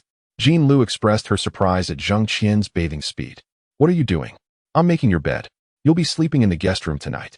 Wait, I'm sleeping in the guest room? Where else would you have me sleep? No way, I want the master bedroom. Fine, you take the master bedroom. And I'll take the guest room. Is that acceptable?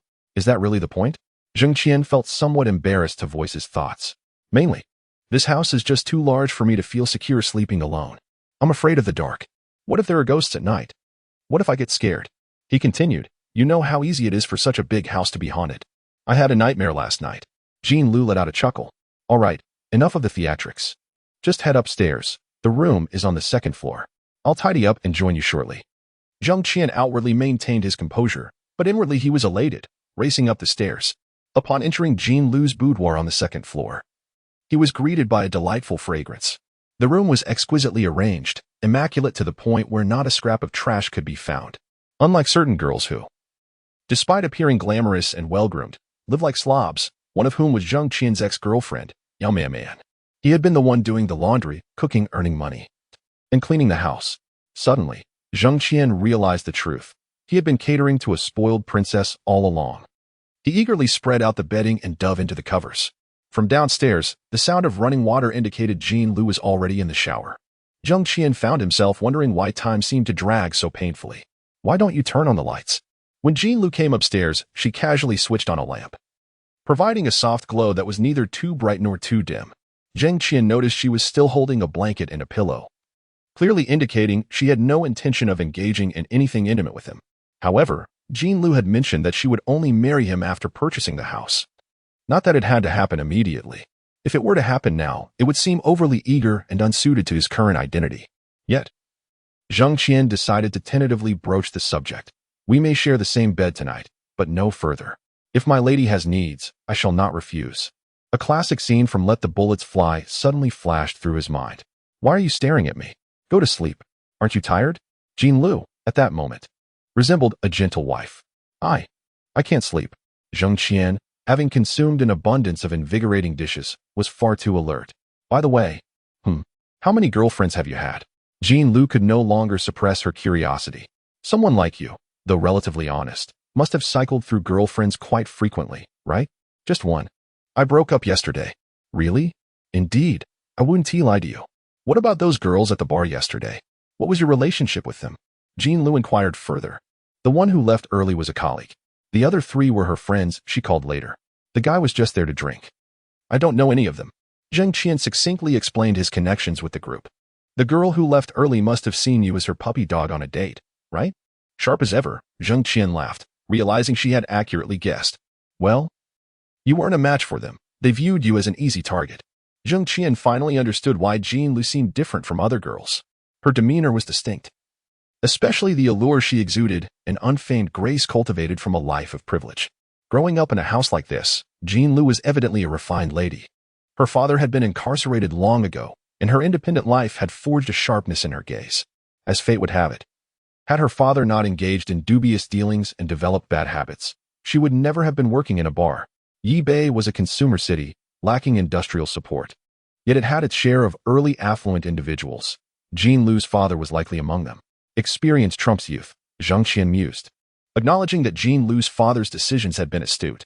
Had she not sold this house, its value would have soared several times over. Just as you said, a price of 23 million would now be needed to purchase this place. Tomorrow, let me take you out to buy a car. Riding an electric bike is too windy. Is that necessary? Do you have enough money left after buying the house? Of course. If I don't buy you a car, how could I afford to buy you a house? Even with the system in place, Zheng Qian's funds were still less than Jean Lu's. His plan was to buy Jean Lu a car first and then purchase a house once the system's cashback arrived. What kind of car do you like? I'm open to anything. Playboys drive G-Wagons, playgirls prefer Mercedes E-Class, gold diggers opt for Audi A7, and young girls adore minis. What would suit someone like Jean Lu? Zheng Qian pondered, realizing he wasn't well-versed in cars and would have to check when they reached the dealership tomorrow. Do you want to sleep with me? Jean Lu suddenly asked. Not really. Then why are you in my bed? As I mentioned, this house is too large, and I fear the dark. I'm hungry. What do you want to eat? I'll make it for you. I'd like some little steamed buns, Zheng Qian teased. Jean Lu's cheeks flushed. She understood exactly what he meant. Perfect. I have some in the fridge. I'll get them for you. Jean Lu walked to the living room and quickly returned with a bag of Wangzai steamed buns. These are cold. Do you want some? Zheng Qian replied. The little buns I meant were not these. Are you genuinely oblivious, or just pretending? Forget it. Let us discuss it after we buy the house. After all, Jean Lu has already said she wants to marry him, so it will all come to fruition in due course. The night passed in silence. The next morning, Zheng Qian awoke to the sun high in the sky. Jean Lu was nowhere to be found. A glance at the clock revealed it was already past 10. He noticed a message from Tao Guo on his phone, inviting him out for drinks that evening. From the living room came the soothing sound of music. Stepping out of his room, Zheng Qian saw Jean Lu on a yoga mat, performing stretching exercises, dressed in a black sports bra and quick-dry shorts. Her figure was alluring and strikingly sensual. You're awake? Chapter 12. You are my fortune god. What time did you wake up? Zheng Qian inquired. Still feeling drowsy after barely 8 hours of sleep, having gone to bed past 3 the previous night. In stark contrast, Jean Lu appeared vibrant and unyielding to fatigue. 6:30. She replied, leading Zheng Qian downstairs. I've prepared breakfast, sugar-free oatmeal, and skim milk. You can help yourself.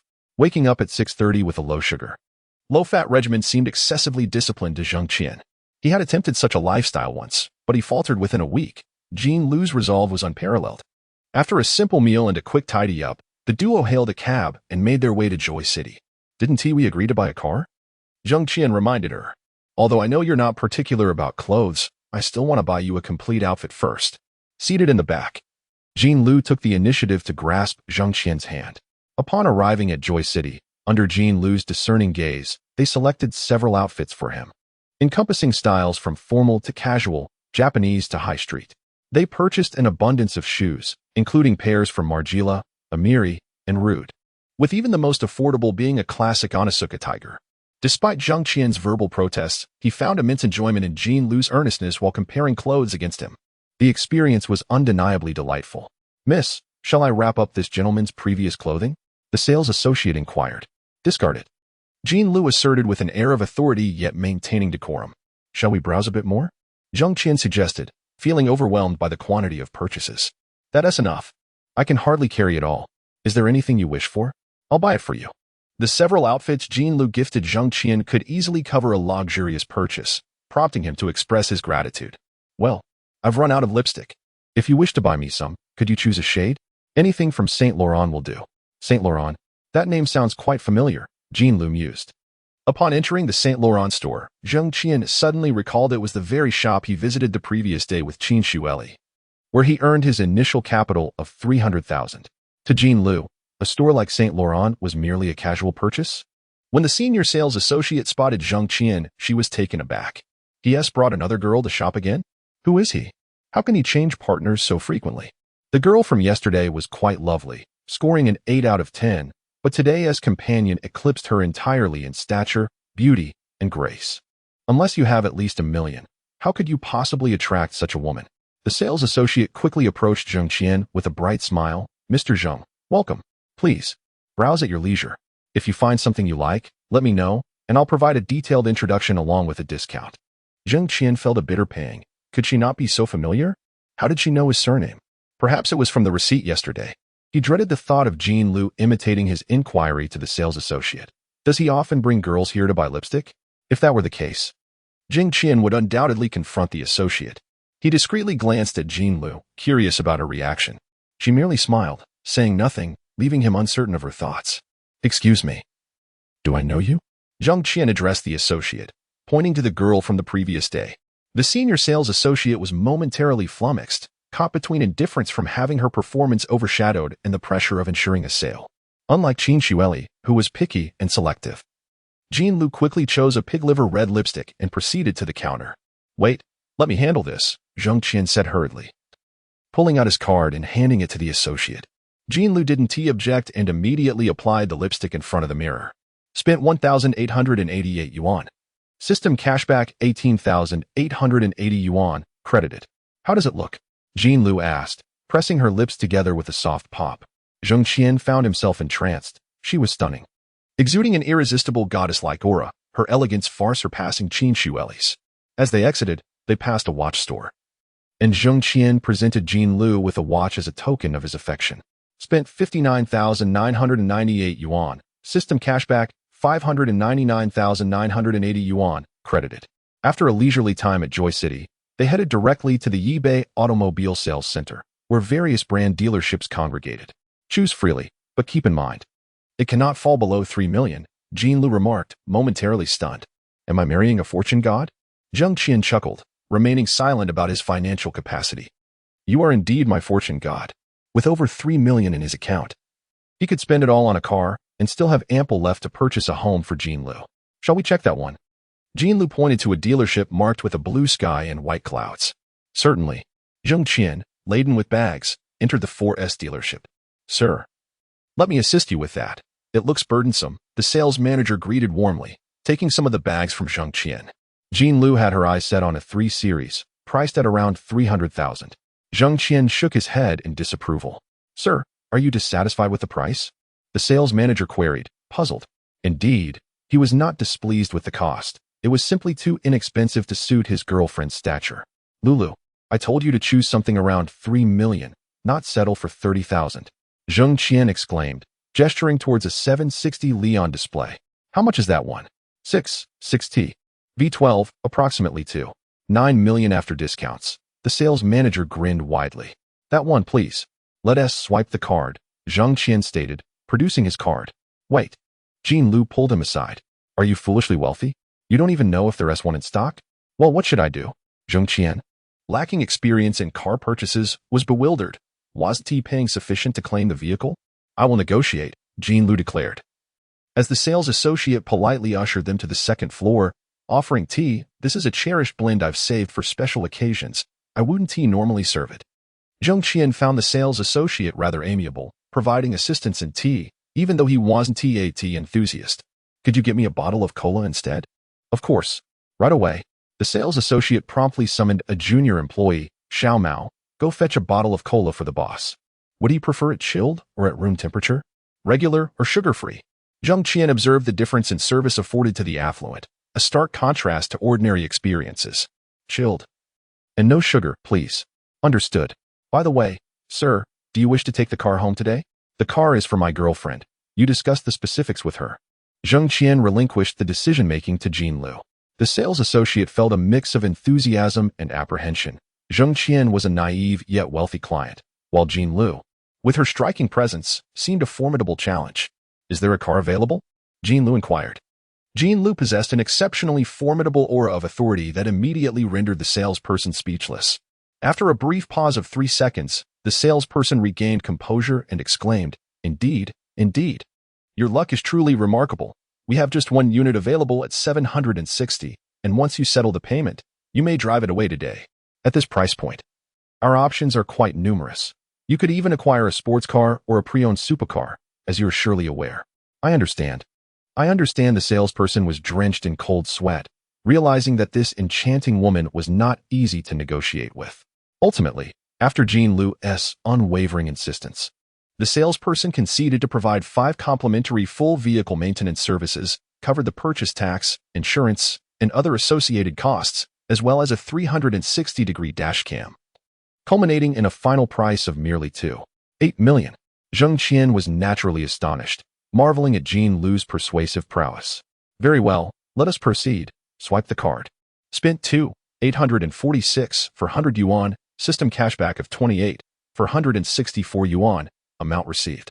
Chapter 13, price hike 23 million has just been credited to my account. Precisely enough to purchase the villa in Jiashan. 28 million, Zheng Qian never dared to dream that such a sum would grace his account. After acquiring that villa, he would receive tenfold in return, 280 million. Quite exhilarating, indeed. Zheng Qian, at this moment, could be considered a pinnacle winner in life. He had cars, houses. And as for women, his gaze flickered to Jean Lu, seated at the driver's seat, an exquisite beauty, the kind that could induce drooling merely by being looked at. However, as soon as he exited the car, he nearly retched. Her driving was far too reckless. On the surface, she appeared as a frosty queen, yet internally, she harbored such a wild spirit. Outside the CAF, a man clad in a suit, sporting gold-rimmed glasses and clutching a briefcase, seemed to be waiting for someone. I also spent 20,000 hiring an elite lawyer from a prestigious firm to examine the purchase contract for any potential pitfalls, Jean Lu explained to Zheng Qian. The legal profession is indeed quite lucrative. Just a glance at a contract costs 2,000. Nevertheless, it is necessary, for 2 million is no trivial amount. And prudence is wise. Miss Jean, have you acquired a new car? The lawyer remarked, stepping forward to extend a handshake toward Jean Lu. Wang Zhao, why don't you come inside to await us? Jean Lu shot a glance, one hand grasping her bag while the other pushed the door, feigning ignorance and opting not to shake hands with Wang Zhao. At that moment, he noticed Zheng Qian, who had circled around the new car, squinting as he scrutinized her, his brow furrowing. 20 minutes later, the landlord arrived. She was a woman of around 50, somewhat portly, with permed wavy hair and small eyes, her double chin quite pronounced.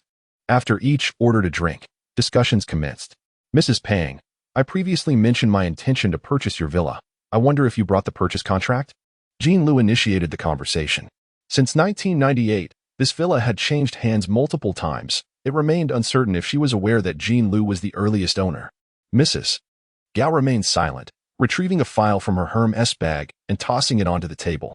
Wang Zhao picked up the contract with a smile and began to scrutinize it alongside Jean Lu. Zheng Qian lounged like an outsider, casually resting his legs on the sofa, unconcerned with the chaotic details, only needing to finalize the payment in the end. Mrs. Pang, the amount on this contract appears incorrect. It states 30 million. Did we not agree on 23 million to cover all fees? Jean Lu promptly questioned upon noticing the discrepancy. Xiao Lu, when we discussed this 2 months ago, Mrs. Pang replied with a look of helplessness. I too did not wish to raise the price, but market conditions dictate otherwise. Today, it's not just you who has arranged a meeting with me. 3 other potential buyers are also interested. But this is excessive. Even if there was a price increase, it shouldn't have escalated by 7 million in just 2 months. Such is the market's determination. Initially, I was unaware, but after consulting several friends in the real estate sector, they informed me that this villa is worth at least 35 million.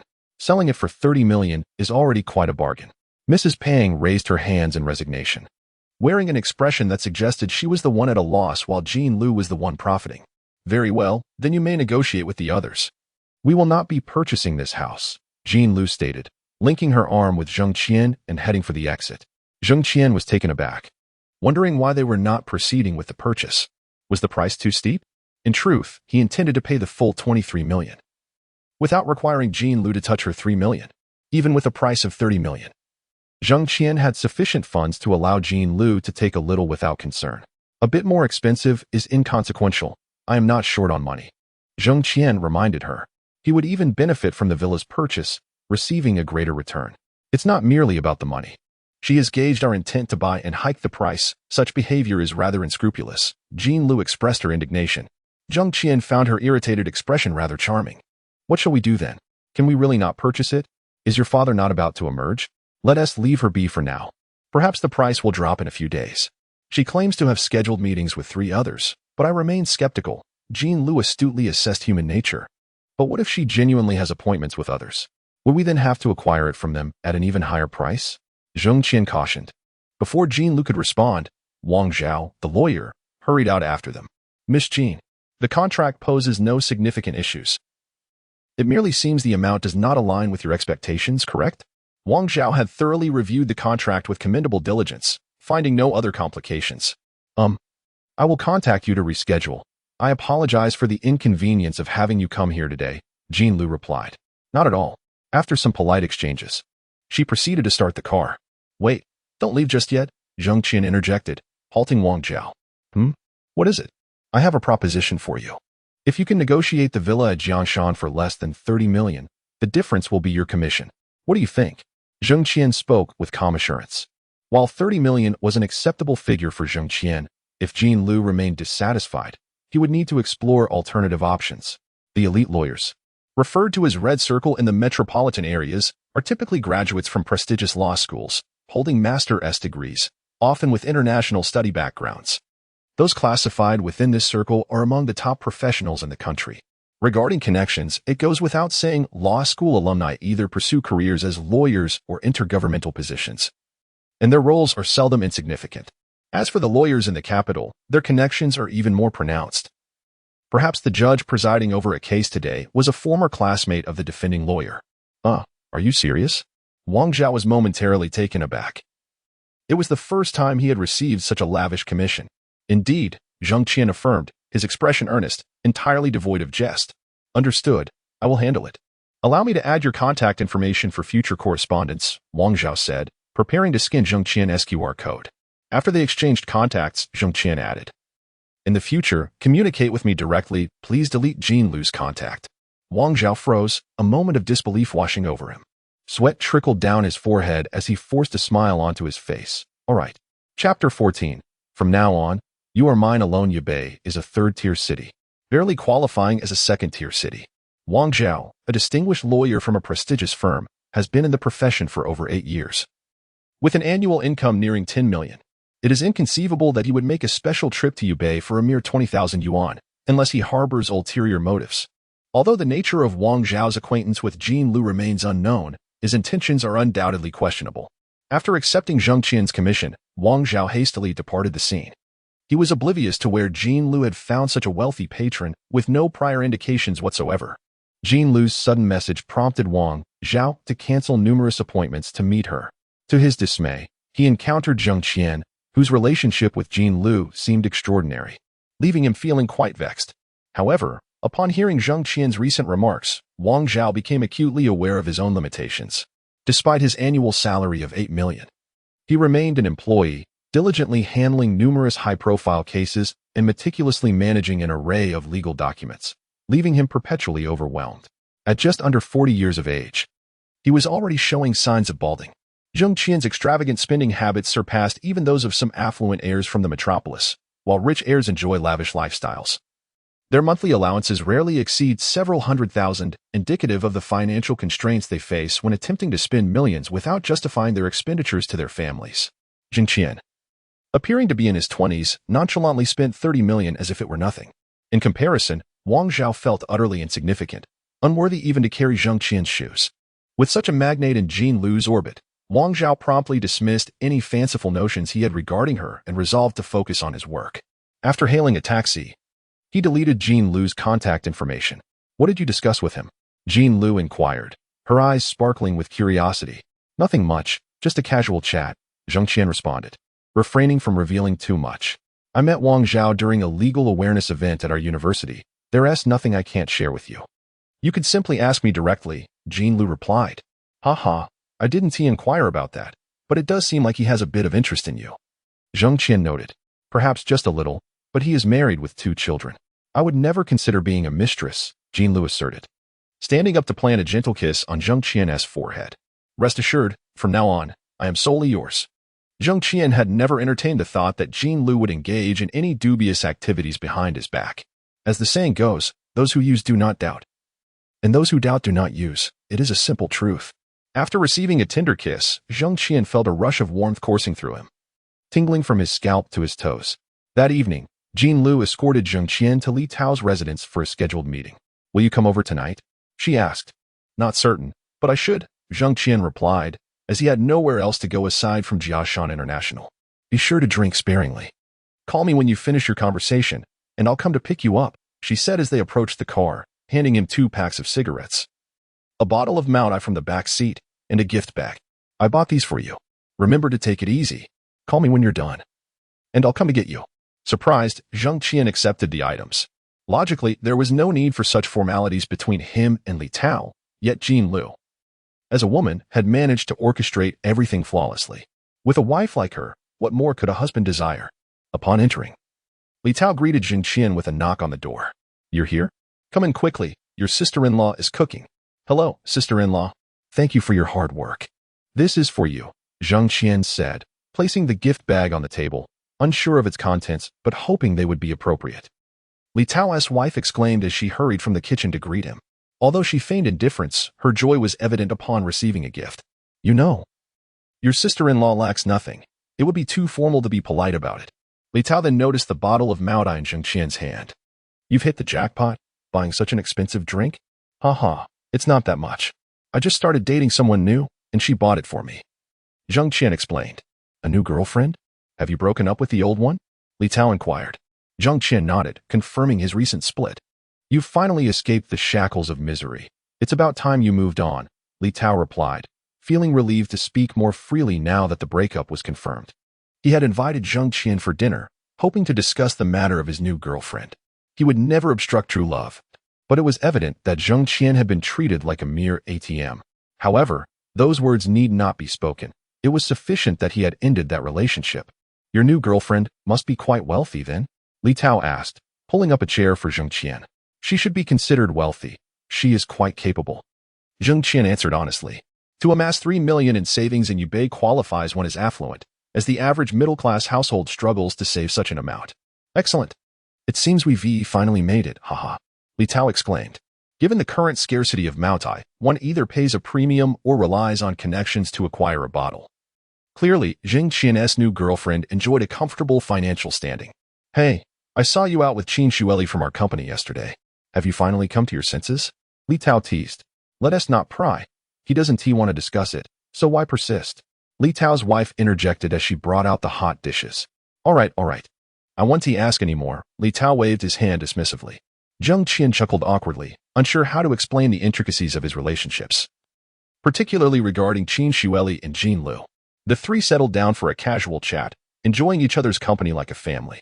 Brother Tao, feel free to speak directly about what you need, Zheng Qian surmised, suspecting that Li Tao had ulterior motives for inviting him over so soon after their last meeting.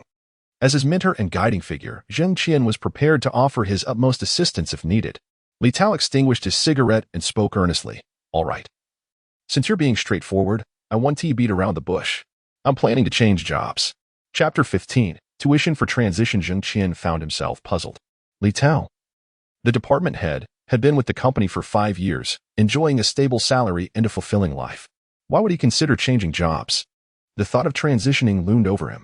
With a monthly burden of mortgage and car loans, coupled with basic living expenses, there was scarcely any money left to save.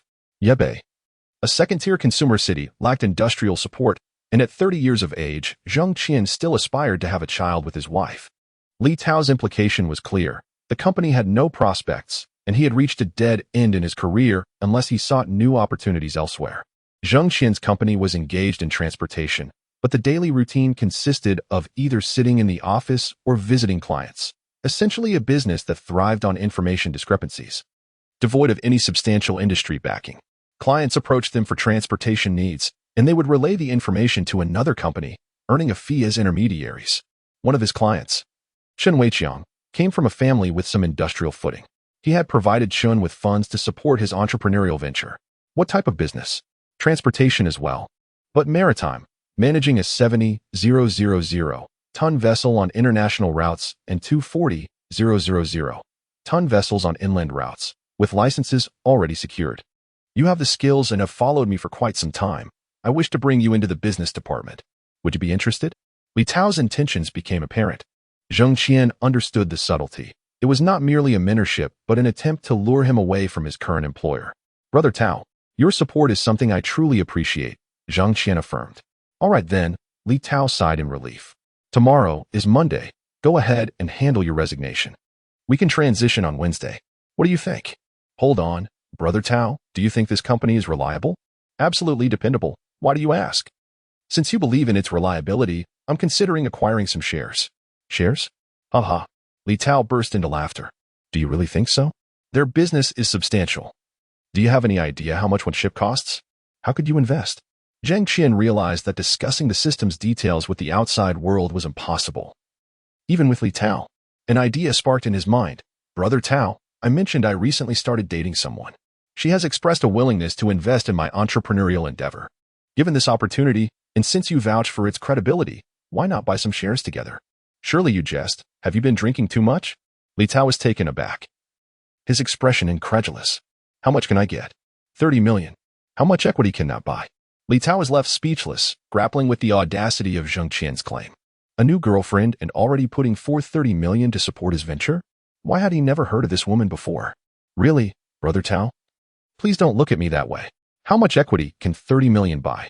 Well, you'll need to discuss it with General Liu. If you're not joking, I can arrange a meeting for you tomorrow. Sounds good. You're quite the character, Li Tao said, giving Zheng Qian a playful punch on the chest. So, how did you two meet? That's a long story I'll tell you in detail another time. Zheng Qian had long harbored aspirations of entrepreneurship. It was not a sudden whim. When one receives a salary or remuneration, they often cease to think critically, merely earning, spending, and sometimes overspending, thus trapping themselves within the mindset of an employee. Moreover, the system had previously warned Zheng Qian that upon marriage, it would vanish, along with the tenfold returns. The previous night, when the system inquired about marrying Jean Liu, Zheng Qian had no money to his name, making the prospect of marriage impossible. As a romantic at heart, he could not remain unmarried forever. It was imperative to elevate his wealth to a certain level while he still had the system at his disposal. Who knew when he might find himself compelled to marry? Setting aside the ambition of building a commercial empire, he at least needed to comprehend wealth to truly master it. Relying solely on employment would never lead to financial freedom, much like Jack Ma, Pony Ma, and Robin Lee, controllers of numerous companies whose dividends alone could sustain them without lifting a finger. Preparedness is key to preventing unforeseen circumstances. Even when the system fades, Zheng Qian will still be a wealthy man. What Li Tao proposed was a timely opportunity to utilize the system's cashback to venture into business. Zheng Qian was unfazed by the prospect of loss. His current aim was to broaden his horizons and acquire knowledge in commerce. Should he incur losses, he would merely consider it a tuition fee. After their conversation, Zheng Qian sent a text to Jean Liu, asking her to come and pick him up. Li Tao, grinning, accompanied Zheng Qian downstairs, seemingly eager to meet Zheng Qian's new girlfriend. Upon seeing the brand new car and the poised, regal Jean Liu behind the wheel, Li Tao thought to himself, this is undoubtedly a wealthy and beautiful woman. He nodded at Zheng Qian, tapping away on his phone before heading back upstairs. Zheng Qian soon received a message from Li Tao. You're quite impressive. Have you been drinking? Why are you laughing so much? Jean Liu glanced at Zheng Qian, who was grinning foolishly at his phone screen. Ha ha, I haven't had much to drink. Don't believe me? Come closer. Zheng Qian leaned in, leaving a passionate mark on Jean Liu's cheek. You've been drinking, and yet you still come? Of course, I'm quite the man. I don't buy it. Well, I'll make you a believer soon enough. All right, as long as you can, Jean Liu replied with a mischievous smile.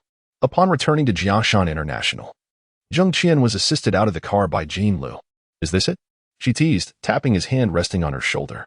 Brother Tao must have given me some cheap liquor. The after effects are intense. Don't get too smug, Zheng Qian had boasted moments earlier. But now, in just a short span of time, he felt utterly drained, his face flushed. One word could encapsulate Zheng Qian's state: desire without strength. Chapter 16. A new official's triumphant debut. Upon awakening, it was already the following morning. Zheng Qian, still groggy and not fully alert, instinctively leaned to his left, feeling the soft warmth of a body beside him. Startled, he abruptly opened his eyes.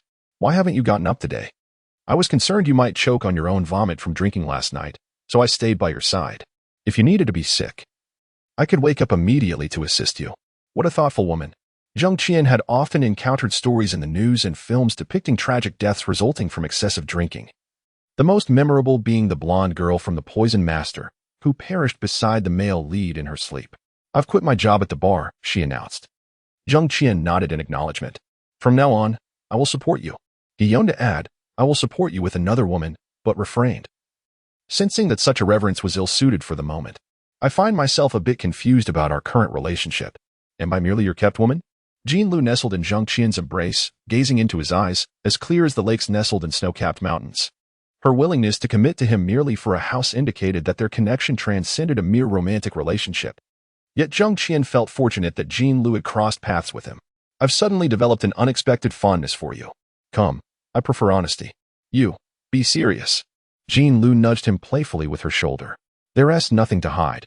I genuinely like you," Zheng Qian confessed, revealing that his attraction to Jean Lu was not solely physical, despite their brief acquaintance of merely 2 days. However, the system had already determined that Jean Lu was his true love, a sentiment he believed could not be mistaken. Zheng Qian glanced at Jean Lu's current affection rating for him, 85 points. "And what if one day you no longer like me?" "That day shall never come," he whispered, gently nibbling on her ear. "Humph, the words of a man are often deceitful. I do not believe you." Jean Lu, having worked in a bar, had encountered a myriad of men and recognized a common trait among wealthy men, their fickleness. "I am unaware of your profession, but it hardly seems reputable. Much like my father's past dealings. Yet my mother remains steadfastly by his side. Yesterday, I purchased numerous books in preparation for further studies to enhance my skills. Should you ever find yourself in dire straits, perhaps I may not be able to assist you much, but I can certainly ensure you are fed." "Oh, why has the conversation taken such a serious and somber turn?" "Indeed," Zheng Qian nodded solemnly. The matter of the house remained unresolved, and he felt it inappropriate to pursue any physical intimacy with Jean Lu, despite their implicit agreement of being in a relationship that very night. "Darling." "Yes? Are you getting up?" "It's nearly 11. "All right, I'm getting up." Zheng Qian hastily consumed the meal Jean Lu had prepared and attended to some messages. On his phone, Li Tao messaged, "Xiao Qian, I've arranged the meeting for you. Tonight at 8, at Wangwei Tower." During this time, Qin Xueli also sent several messages, apologizing for her previous shortcomings and expressing a desire to treat him to dinner, hoping for an opportunity to explain and seek his forgiveness. Upon Zheng Qian's arrival at the office, Qin Xueli promptly set aside her work and hurried over to him. "By the way, Tao Ge has resigned, and Ding Hongfei has been promoted to supervisor. Since you're so late, why not go and inform him?" she inquired with concern. Those around them watched in disbelief. Qin Xueli, known as the ice queen of their company, had never shown such kindness to anyone. Now, she was being so attentive to Zheng Qian? What was happening? "That won't be necessary. I am here to resign as well," Zheng Qian replied coldly. "Xiao Qian, allow me to treat you to dinner tonight. What would you like to eat?" "I have plans with someone else. I'm unavailable." Zheng Qian maintained his indifferent demeanor. The crowd exchanged puzzled glances. What was going on? "Zheng Qian, you're 4 hours late. What does this mean?" A furious accusation rang out from behind. Everyone turned in unison. Ding Hongfei. He approached with a confident stride, clad in a brown suit, brandishing a stack of documents. "Are you unaware of the company's regulations regarding start times?" Qin Xueli sensed trouble brewing.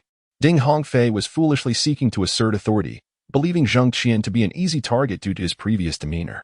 As the saying goes, a new official takes office with 3 fires, and Ding Hongfei, newly promoted, was eager to establish his dominance.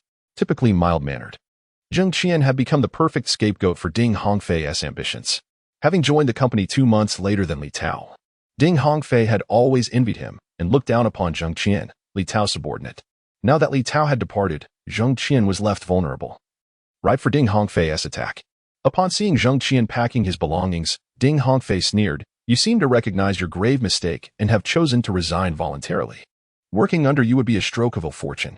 "What did you say, Zheng Qian?" "Repeat that." Ding Hongfei could not tolerate such a blatant challenge to his authority. "Furthermore, I'm making it abundantly clear that my tardiness today was intentional, meant to humiliate you in front of others. What will you do about it?" "Very well. Zheng Qian, you have some guts. I now formally inform you that you are fired." Ding Hongfei shouted, his face flushed with rage. "Who do you think you are? You lack the authority to fire anyone. Ask around. Does a supervisor have the power to terminate employees? Besides, I submitted my resignation to HR upon my arrival and am no longer an employee of this company." Zheng Qian stated matter-of-factly, maintaining his composure while regarding Ding Hongfei with indifference. In the past, even if Li Tao had left him in a lurch, Zheng Qian might have offered a polite apology to Ding Hongfei to allow him to save face. But now, Zheng Qian was different. What was Ding Hongfei to him? Merely a nobody unworthy of his consideration. Having endured countless humiliations at Ding Hongfei's hands, Zheng Qian felt no obligation to grant him any semblance of respect. Qin Xueli felt a lump in her throat. Zheng Qian seemed to have transformed entirely. He had truly changed. Chapter 17. Is this considered money? If Qin Xueli were compelled to articulate the changes in Zheng Qian, she would struggle to provide a detailed account. It seemed as though he had grown more self-assured, exuding a certain masculine charisma that one expects from a true man. Observing this scene, the other colleagues in the company felt a thrill of satisfaction. Ding Hongfei, who often wielded his authority as a team leader to bully and suppress ordinary employees, was now publicly humiliated by Zheng Qian. Delightful. I'm leaving now. No need to see me off, Zheng Qian declared as he departed the company, cradling a box in plain view of everyone. Once downstairs, he hesitated for a few moments before retrieving several work notebooks from the box, discarding the rest into a trash bin. Shortly thereafter, he received a call from Wang Zhao, who informed him that he had successfully negotiated with Mrs. Pang. Mr. Zhang, when would be convenient for you to arrange a time to sign the contract? Shall we meet at that CAF? I'll head over now. All right. Upon meeting Wang Zhao at the CAF, Zheng Qian inquired about the final amount. 20 million. Is that $1 million less than before? Indeed. I researched Mrs. Pang's background and social connections and discovered that Mr. Pang's company has been in decline for the past 3 years and is currently embroiled in a lawsuit, desperately needing cash to settle with the plaintiff. I confronted Mr. Pang directly, stating that if they refused to sell, I would petition the court to freeze Jiangshan International's property, leading to a judicial auction that likely wouldn't yield even 15 million. Eventually, they agreed to sell to us for 20 million. This was no mere efficiency that Jean Lu could achieve with 20,000. Zheng Qian spent a full 10 million, merely to vindicate Jean Lu. It was inappropriate for her not to be present at such an occasion. He promptly messaged Jean Lu, urging her to come to the CAF immediately. Shall we not enter first? Both Mrs. Pang and Mr. Pang are here today. After seating himself opposite the couple, Zheng Qian noted that Mrs. Pang no longer wore her previous haughty and foolish demeanor. Instead, she appeared pitiful. Wouldn't it have been better to sell earlier? They raised the price only to end up selling for 3 million less. Although Zheng Qian had spent an extra 10 million, neither Mrs. Pang nor Mr. Pang profited from it. This 10 million was a means for Zheng Qian to let off steam for Jean Lu. He felt no remorse for the expenditure, believing that her smile was worth the price. Mr. Zheng, I was in the wrong. I shouldn't have acted that way, Mrs. Pang lamented, her face a picture of despair, while Mr. Pang shot her a cold glance, evidently displeased with her antics following Wang Zhao's discussion with them. Is Miss Jean not present today? I wish to apologize to her in person. Just then, Jean Lu rushed into the CAF, clearly anxious. What happened? Is everything all right? Unaware of the situation, Zheng Qian had only hinted at a pressing matter without revealing it involved the property. Upon seeing Jean Lu, Mrs. Pang stood up immediately, bowing in apology. Miss Jean, I sincerely apologize. It was my fault for wasting your precious time. Jean Lu was understandably bewildered. What is going on? Mrs. Pang has agreed to sell the property for 20 million. All you need to do is sign here, and the property of Jiangshan International, building number 7, will belong to you, Wang Zhao explained, having prepared all the paperwork in advance. Jean Lu stared blankly at Zheng Qian, unsure of how he had managed to persuade such a miserly woman to relent, let alone lower the price by 3 million. Zheng Qian merely smiled wryly. Jean Lu accepted the pin from Wang Zhao and scrutinized the contract. Is the property solely in my name? She asked, furrowing her brow. Yes, only in your name. Zheng Qian affirmed with a nod. Hurry and sign. Once you do, it's yours, and I can transfer the funds to Mr. Pang. To avoid any potential system violations that might result from joint ownership, it was deemed safer for the property to be registered solely under Jean Lu's name. Spent 20,000 yuan. System cashback of 200,000 yuan has been credited. 200 million has been credited. I, Zheng Qian, am earning. After receiving the 20 million transfer, Mr. and Mrs. Pang exited the CAF. Shortly after, Wang Zhao also received an 8 million transfer. Miss Jean, you and Mr. Zheng can chat. I must take my leave, Wang Zhao said, quickly departing after receiving the funds. Jean Lu, witnessing this scene, was clearly bewildered. She sat beside Zheng Qian, resting her delicate hand on his, and gazed at him with an alluring look. What did you do? Why did Mrs. Peng agree to sell the villa for 20 million? Why is Mr. Peng also here? Did Wang Zhao block you? I'm not aware of that. It's not my fault, Zheng Qian replied, leaning in closer to Jean Lu, inhaling her fragrant scent. Without needing to articulate it, Jean Lu could surmise that Zheng Qian had enlisted the elite lawyer Wang Zhao to leverage his resources and connections, uncovering some leverage over the Pengs, and he had spent a considerable sum in the process. Wang Zhao likely recognized Zheng Qian's financial prowess and felt inadequate, hence severing ties with her. Jean Lu looked at the man leaning against her, inhaling her scent, and couldn't help but chuckle softly. Perhaps the money spent could have directly purchased the 3 million higher price Mrs. Peng had initially demanded. Was it truly worth it for her? Silly man. What's the matter?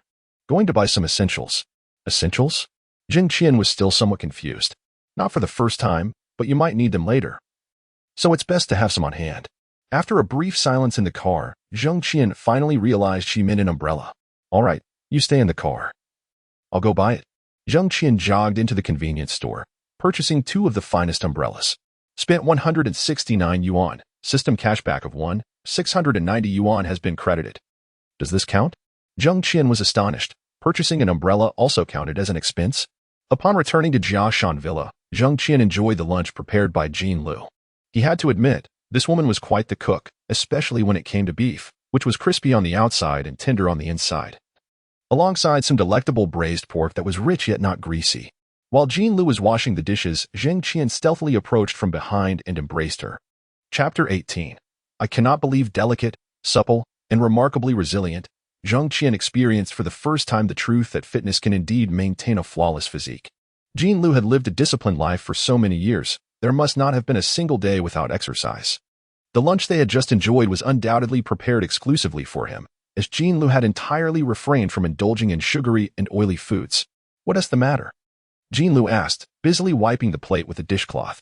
Nothing, I just want to hold you, Zheng Qian replied, burying his face in Jean Lu's flowing black hair. Oh, I cannot believe that, Jean Lu responded with a hint of coldness, laced with subtle implications. Previously, she had mentioned that if Zheng Qian were to buy her the residence at Jiangshan International, she would marry him. The night before, Zheng Qian had wrestled with his own inner turmoil. The following evening, inebriated and feeling powerless, he was prepared for everything. It's fine if you don't believe me. Zheng Qian's hands began to wander.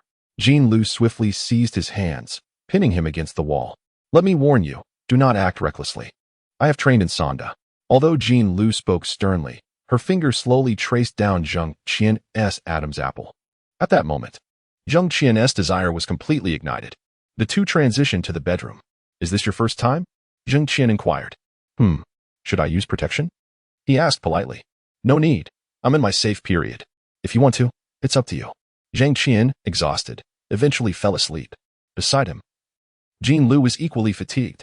He received a message from Li Tao, stating that he had arrived at Wangwei Tower and inquiring when Zheng Qian would join him. Upon reading it, Zheng Qian gently kissed Jean Lu on the forehead and slowly rose from the bed. Are you leaving? Jean Lu asked weakly, as Zheng Qian had certainly worn her out that afternoon. I have a meeting with 2 individuals to discuss some collaborations at Wangwei Tower. Oh, all right, she replied. What is the matter? I need to wash the sheets. Zheng Qian glanced at the crimson stain at the foot of the bed and immediately understood. All right. Wangwei Tower was the most luxurious and highest-rated hotel in Yib, yet Zheng Qian had never visited. Beyond mere concern, there was a significant reason for his avoidance. Wangwei Tower was merely one structure among many. It was, in fact, an artificial island created in the middle of Wangwei Lake. This island boasted an array of entertainment facilities, including KTV, nightclubs, restaurants, and hotels, embodying every conceivable form of amusement. Such a place undoubtedly facilitated monetary transactions. It was evidently half a den of iniquity. Wangwei Tower stood approximately 20 stories high, offering a panoramic view of the entire Yib landscape from its rooftop. After meeting with Li Tao, which included 2 men and 2 women, he introduced Zheng Qian. This is Chen Weiqiang, Mr. Chen, the esteemed client I previously mentioned. Chen Weiqiang in his early 30s. Donned a blue Armani suit, exuding vitality and charm, embodying the quintessential elite persona. Li Tao had briefly outlined Chen Weiqiang's background the previous evening. He had graduated from the prestigious Imperial Capital University subsequently receiving direct acceptance to an Ivy League institution for his master's degree, even without entrepreneurship. His resume alone would guarantee a starting salary of $1 million. Brother Wei Qiang, Zheng Qian greeted warmly, initially intending to call him Weiga, but reconsidered, feeling it inappropriate. Hello. You must be Mr. Zheng, right? A pleasure to meet you. Qin Wei Qiang replied courteously, patting Zheng Qian's arm. Li Tao chuckled awkwardly before introducing, this is Lu Shiqi. Ms. Lu. Lu Shiqi, dressed in a flowing white gown, appeared to be merely 23 or 24, despite being 28. Had it not been for Li Tao's introduction the previous evening, Zheng Qian might have mistaken her for a fresh university graduate. Her background was more straightforward. She had attended a regular university, foregoing further studies to dive into the finance industry, now a shareholder in 3 companies and the founder of Zhongguang Fund. Qin Wei Qiang's stock transportation and trade company was merely one of her investments, yet she held the position of second-largest shareholder there. Rumor had it that Lu Shiqi's ascent was not solely due to her hard skills, but also her beauty, which afforded her opportunities for advancement. Zheng Qian found this notion plausible. After all, transforming from an ordinary university student to a major shareholder in just 6 years was remarkable. Hello, Ms. Lu, Zheng Qian said, offering a brief handshake. Hello. Another woman, whom Li Tao did not introduce, carried a briefcase and observed the room silently, appearing astute and competent. Likely serving as either Qin Wei Qiang's or Lu Shiqi's secretary. Mr. Qin, shall we discuss business over dinner? Wang Wei Tower accommodated only 1 table per floor. The 5 ascended to the 16th floor. Once seated, they did not dive into business immediately, but began their meal. However, Zheng Qian casually glanced at the secretary several times. She was impeccably dressed in a tailored white suit, the fabric unwrinkled. Her features were refined, skin fair, with eyebrows like lush mountains and eyes like tranquil waters, radiating an innate purity. After opening 2 bottles of Romani, the 5 conversed over their meal. It was evident that the secretary held a significant position. Whether beside Qin Wei Qiang or Lu Shiqi, as her presence at the table in such a setting indicated her importance. Mr. Zheng, I heard from Brother Tao that you were interested in investing? Qin Wei Qiang initiated the conversation. Zheng Qian nodded. You need not call me Mr. Zheng. Just refer to me as Xiao Qian or Xiao Zhang. That one do. We are discussing business here. Though I may be older, we are equals in this regard. Indeed, my girlfriend provided me with some funds to support my entrepreneurial endeavors, yet I am uncertain about the direction to take. Brother Tao mentioned you recently established a company, and I thought this might be an opportunity. Girlfriend? Lu Shiqi's gaze towards Zheng Qian now bore a hint of disdain. How much capital do you intend to invest? I have 30 million. I wonder how much equity that could secure. 30 million? The group was taken aback. What kind of girlfriend could provide 30 million for a startup? This was no mere startup. 30 million could be deemed a success in its own right. Currently, our company operates under an AB share model. Ms. Lu and I are old classmates. She invested through the angel round based on her trust in me. However, there is significant risk involved, so her shareholding is substantial. If you can contribute 30 million, we could offer you a 24 stake. This 24 stake did not equate to control of the company and was incomparable to Qin Wei Qiang's holdings. The AB share model ensured that Qin Wei Qiang retained the most significant voting rights. For instance, if both Zheng Qian and Qin Wei Qiang held 24 of the shares, Zheng Qian would only possess 10 votes, while Qin Wei Qiang would wield 100, a safeguard against capitalists seizing control of the company, regardless of the amount Zheng Qian invested. Even if Qin Wei Qiang's shares were diluted to 1%, his voting rights would still surpass the total of all others combined. Chapter 19. The $30 million entrance ticket in the entire transportation company. Qin Wei Qiang invested 40 million, while Lu Shiqi contributed 30 million. Both diluted a portion of their shares to accommodate Zheng Qian. Currently, the company possesses only 3 vessels, but if Zheng Qian could invest 30 million, it would enable the acquisition of a larger cargo ship for international routes, significantly enhancing the company's operations and showcasing its strength to attract more international business. The inland routes have already been monopolized by major dock companies, and venturing into overseas markets is the path that Qin Wei Qiang aspires to pursue. Once I secure my shareholding, I will introduce you to some clients, Zheng Qian assured. However, there is one point to consider. If the company requires liquidity in the future, we may need to make additional investments. Has Mr. Zheng contemplated this? Generally, there shouldn't be a need for substantial further investment. The profits, after deducting costs, should suffice to meet liquidity demands. Moreover, dock companies do not heavily rely on cash flow. Their primary expenses involve vessel maintenance, salaries for the captain, chief mate, second mate, and crew, as well as fuel costs for each voyage. Chen Weiqiang's inquiry was merely an attempt to gauge Zheng Qian. Given that his funds are rather unique, neither provided by family nor acquired through bank loans, and certainly not earned from entrepreneurial endeavors, but rather a startup fund from his girlfriend, which is quite perplexing. In the event that liquidity is genuinely required and additional investment is necessary, Zheng Qian might not have the means to contribute. It's prudent to inquire now, but even if he cannot provide the funds, it is of little consequence. I have no issue with additional investment. If the company continues to operate profitably, and we encounter some obstacles, I can certainly allocate more funds, Zheng Qian confidently stated. Presently, he possesses 200 million in his account, so he is not particularly concerned about a few million. His investment is not driven by the pursuit of profit, but rather by a desire for personal growth. Even if he incurs losses, he views it as a learning expense. Very well, in that case, Mr. Zheng, please come to the company tomorrow. We will have 2 lawyers review the contract, and then we can proceed to sign, Chen Weiqiang proposed. As for the position, you will be responsible for the company's public relations and certain inland transportation operations at the vice president level. What do you think? Zheng Qian nodded in agreement. So soon? Haha, I will have to address you as Mr. Zheng from now on, Li Tao remarked, surprised by the swift progression of their negotiations. Tomorrow, Zheng Qian would transform into his superior. Within the company, Chen Weiqiang, as the majority shareholder and founder, rightfully held the titles of chairman and CEO. Lu Shiqi, as the second and third shareholders, would automatically hold positions as vice presidents, even if they did not actively engage in operations. What are you saying, Brother Tao? You are my guide, and there is still much for me to learn from you. Zheng Qian seized the opportunity to commend Li Tao. Previously, Li Tao, as a company supervisor, had been following Zheng Qian's lead. Now, with a single statement from Zheng Qian, Li Tao's future standing within the company was effectively secured. As long as he maintained a harmonious relationship with Zheng Qian, his status and compensation would rank just below the top 3. Chen Weiqiang was slightly taken aback by the exceptionally good rapport between Li Tao and Zheng Qian. He quickly added, "Indeed, Li Tao possesses exceptional business acumen and will undoubtedly surpass my expectations in fulfilling the managerial role. Moreover, his compensation is quite special. Once the company goes public, he will also receive shares." The prospect of receiving shares upon the company's IPO is a common promise made by employers to employees, often more of a hopeful proposition than a guaranteed return. However, given Li Tao's trust in Chen Weiqiang, there must be valid reasons behind it. Meanwhile, Lu Shiqi remained silent, her eyes betraying a hint of disdain towards Zheng Qian. From his demeanor and conduct, it was evident that he had never ventured into entrepreneurship. The fact that he secured 30 million was merely due to his girlfriend's financial backing, lacking any substantial personal strength. If her assumptions were correct, Zheng Qian was merely seeking to purchase an entry ticket to the upper echelons of society, priced at 30 million. If she were the company's leader, she would undoubtedly oppose allowing such a frivolous individual to acquire shares.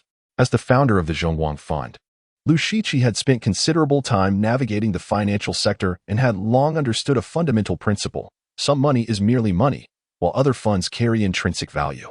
For instance, consider a middle-class family that saves for 30 years to amass 1 million. This sum is simply 1 million, which holds little value in the grand scheme. In contrast, $1 million from a Wall Street financier is not just money. It embodies a network and potential returns, capable of appreciating in value without active engagement. Chen Weiqiang was well aware of this distinction and certainly would not refuse Zheng Qian's investment. After all, who else could he find to buy? His company was in dire need of funding, and an influx of 30 million would stabilize its foundation, albeit with minimal additional benefits. In Lu Shiqi's estimation, if Zheng Qian were to invest, granting him 24 equity was excessive. She believed that 15 would suffice. However, since Chen Weiqiang had already made his decision, she, as the second shareholder, had little room to argue. Zheng Qian, please have the legal team prepare the contract and liaise with the relevant authorities to initiate the necessary filings. We will sign the contract tomorrow, Chen Weiqiang instructed the young woman beside him. Understood, Zheng Qian noted, recognizing that the girl named Zheng Qian was Chen Weiqiang's assistant. A knock echoed through the room. Who is it? Come in, Chen Weiqiang called out, glancing toward the door. A portly, balding middle-aged man, dressed in a flamboyant casual outfit and appearing to be in his 40s, entered, followed by a lean man in a well-tailored suit, exuding a sharp and capable demeanor. Ah, Brother Han, Lao Jiang, come and sit. Haha, I heard you were on the 16th floor, so I came up to raise a toast, Chen Weiqiang greeted warmly. Have you eaten? If not, let us sit together. Chen Weiqiang thought that since the formalities had concluded, it was the perfect opportunity to introduce Zheng Qian to a few acquaintances. Certainly, I haven't eaten yet. Allow me to introduce you. This is our company's newly appointed vice president, Mr. Zheng Qian, Chen Weiqiang said, eager to facilitate connections. Chen Weiqiang was generous with introductions, especially now that Zheng Qian held the vice president title. However, for individuals like them, a brief introduction would suffice. The development of their relationship into a beneficial network would depend on Zheng Qian's initiative. Mr. Zheng appears quite capable. It is impressive that you have become the vice president at such a young age, the portly man remarked. Zheng Qian extended his hand. Zheng Qian here. You may call me Xiao Qian. Jiang Tao, the lean man responded, shaking Zheng Qian's hand. Pleasure to meet you. Chapter 20. No longer wishing to be the honest man through introductions, Zheng Qian learned that Han Huahao was the owner of Wangyue Tower, and not just that. The entire Wangyue Island was his personal domain. As for Jiang Tao, he held the position of vice president at Yi Bank, similarly situated among the upper echelons of society. The two began with a toast before settling down for a meal together. Zheng Qian's primary objective also included cultivating social connections to expand his network. Sometimes, relationships and connections prove to be more valuable than money when one wishes to undertake any endeavor. The two most daunting scenarios one can face are having wealth without connections and having connections without wealth. If one possesses both, there is virtually nothing in this world that cannot be accomplished. Whether Zheng Qian could develop his network depended on his own capabilities. After a satisfying meal, the group contemplated transitioning to a nearby KTV for singing.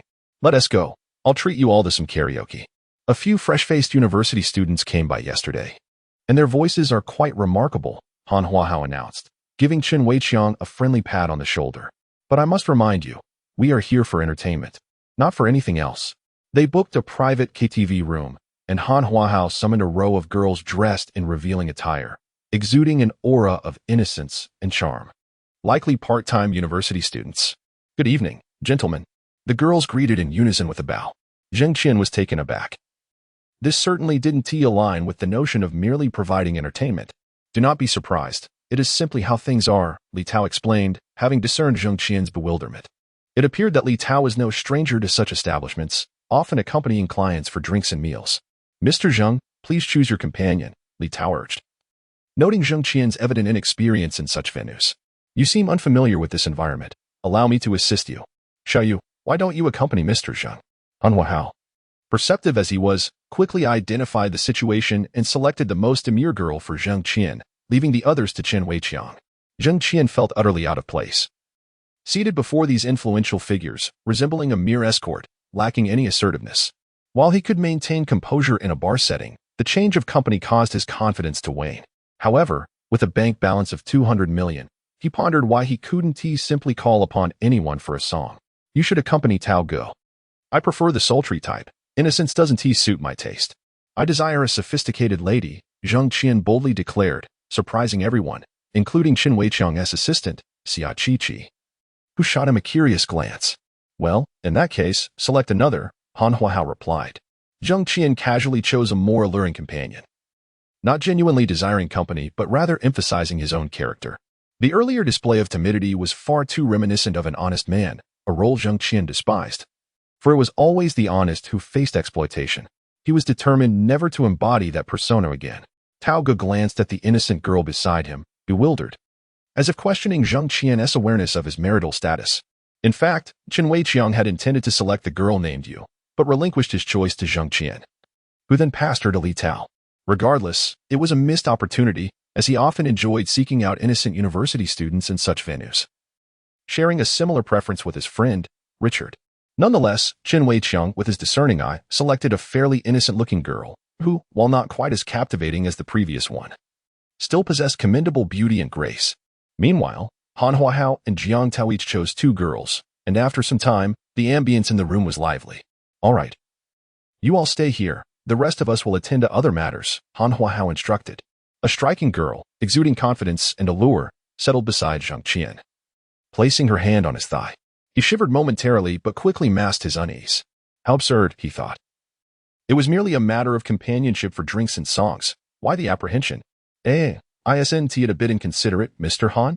You all have partners, but what about me? Lu Shiqi chimed in, leisurely sipping from her highball glass while reclining on the side sofa. Han Huahao suddenly slapped his forehead in realization, promptly summoning a group of striking male models, each towering over 6 feet tall. To Zheng Qian's astonishment, Lu Shiqi opted for not one, but 2 muscular male models, both appearing robust and well-built. The group spent nearly 3 hours in the KTV, singing a few songs and reveling in the experience, drenched in sweat. After working up a sweat, shall we consider taking a shower first? Perhaps play some poker afterward? Chen Weiqiang proposed, to which everyone agreed. Mr. Zheng, do you know how to play poker? He inquired. Just a bit. What are we playing? Zheng Qian replied, setting down his glass. After a lengthy period of drinking, he felt more at ease, shedding the earlier timidity and displaying a newfound confidence. Texas Hold'em. Does that work? Texas Hold'em? I know a little, Zheng Qian replied. Having been fond of Hong Kong films, he had watched every movie featuring Zhou Zong, Huazi, and Xingye, particularly enjoying their series, which had taught him a thing or two about the game, closely resembling the Hong Kong variant he had learned. All right, let us meet at Dexin Tower later. I'll have Han arrange a bathing area for you. I'll head over first. Okay, Zheng Qian nodded.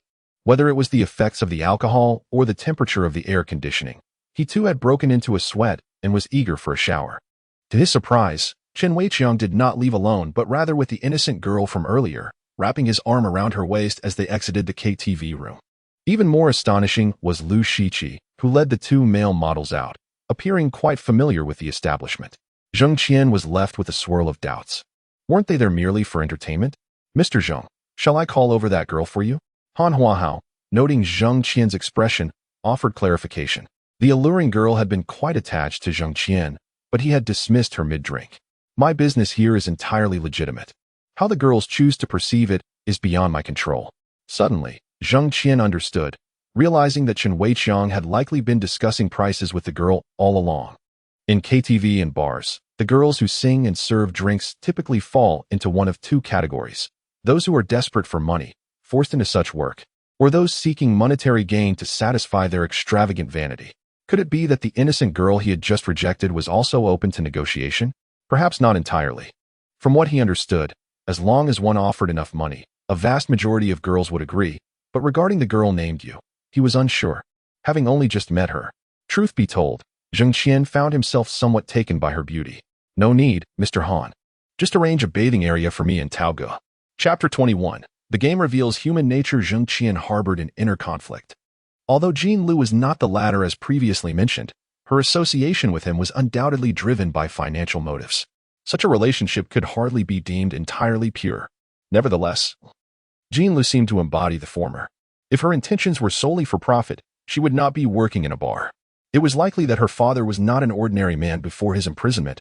Otherwise, Jean Lu would not possess that inherent pride and the cold decisiveness in her gaze that could instill fear. If Jean Lu were not after money, she would not deign to work in a bar. Her potential achievements would surely rival those of Chen Weiqiang and Lu Shiqi. As for Xiaoyu, Zheng Qian was uncertain. With Jean Lu in his life, he had little desire to meet another girl working in such a vibrant, yet superficial environment. Yet, from Xiaoyu's earlier demeanor, it appeared her innocence was merely a fade. Had it not been for Brother Tao's restraint, a little financial incentive might have swayed her. The 4 of them opted not to seek companionship, instead heading to a bathhouse. Meanwhile, Xia Qianqian was dispatched to Dexin building to await their arrival. What business did Mr. Zheng engage in before? Han Huahao inquired of Zheng Qian. I had not ventured into business previously, but recently acquired a sum of money and invested it in Mr. Qian's project, Zheng Qian replied. Han Huahao merely nodded, acknowledging the information without further comment. After their bath, Jiang Tao mentioned he had a client to meet the following day and took his leave of Han Huahao, also requesting him to extend greetings to Chen Weiqiang and Lu Shiqi. Han Huahao nodded and allowed him to depart. The trio arrived at a private room in Dexin building. Upon entering, Han Huahao spotted Chen Weiqiang, who was sitting on the sofa, smoking a cigarette and laughing heartily. Why are you done so quickly? Is your prowess waning? Should I arrange for some 6-flavored Remania pills for you next time? Chen Weiqiang ceased his conversation with Xia Qianqian and stood to greet them. Impossible. I am a robust man. You all arrived just moments after I did, he boasted. The 4 of them took their seats and summoned a beautiful dealer. She donned a traditional Japanese kimono, her hair elegantly styled, adorned with a striking red dragon tattoo that mirrored the enchanting dealers seen in films. How peculiar. Why has team manager Liu arrived yet? What a situation. I am indeed a formidable man. If you doubt me, come watch next time, he jested. Enough of that. I have no intention of observing you, Xia Qian replied, her cheeks flushed with embarrassment, her eyes shimmering like autumn waters. As a female assistant, her discomfort was palpable. Mr. Han, let us refrain from such topics. There are ladies present, Chen Weiqiang remarked, noticing the unusual expression on his assistant's face. All right, I shall cease, he chuckled. Just as Lu Shiqi entered, her damp hair cascaded over her shoulders, suggesting she had just taken a shower. Once seated, she complained, Mr. Han. What kind of physique do your male models possess? They appear sturdy yet lack stamina. Manager Liu, they are merely entertainers, not athletes. That should suffice, Chen Weiqiang interjected. I am merely advising you, Mr. Han. You are hiring mere decoration, soft muscles that look good at first glance, but are ineffective in reality. Zheng Qian was taken aback. At Lu Shiqi's age, her demands seemed insatiable. Were 2 male models insufficient for her? It appeared she had not yet been satisfied. As she hurried over when the time seemed right, the beautiful dealer began distributing chips. Mr. Zheng, each player receives 200,000 in chips. I have covered yours. Chen Weiqiang indicated the neatly arranged blue chips before Zheng Qian. I shall abstain from playing. I am not well versed in this game. I will simply observe. Li Tao prudently moved his chair behind Zheng Qian. He was not incapable of playing. He simply could not afford the stakes. Even if Chen Weiqiang fronted the money, he would eventually owe a debt of gratitude. After the dealer explained the rules to Zheng Qian, the cards were dealt. He glanced at his hand without excessive caution, even showing Li Tao his cards. His luck was lacking. He held a club 4 and a spade 9. Li Tao managed his expression well, revealing no signs of concern. No community cards had yet been dealt, but Zheng Qian's hand offered little hope for victory. The pot stood at 500, Han Huahao raised to 3,000. And the other 2 players called, including Zheng Qian, who decided to see the flop. The 3 community cards were revealed, spade J, club K, and diamond 2. Lu Shiqi folded immediately, while Han Huahao smirked, betting 20,000. Chen Weiqiang chuckled and matched the bet. Their hands likely contained at least a pair, if not a straight or flush possibility. Zheng Qian's hand, however, held no pairs or straights, leaving him with a slim chance of winning. Li Tao expected Zheng Qian to fold, yet he did not. All in, Zheng Qian declared, pushing all his chips forward. What cards are you holding to play so boldly? Chen Weiqiang, initially amused, was now taken aback by Zheng Qian's audacity. He quickly folded his own hand. Li Tao stole a glance at Zheng Qian, pondering his reasoning. If he dared to call 20,000, he must have a strong hand. Yet Zheng Qian's chances of winning were minimal. Why go all in? Han Huahao remained silent, furrowing his brow in contemplation for nearly half a minute before ultimately folding, opting for caution. Mr. Han, with such a significant bet, you also chose to fold?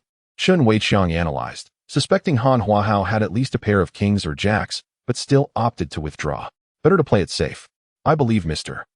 Zheng holds a stronger hand than I, Han Huahao replied with a smile.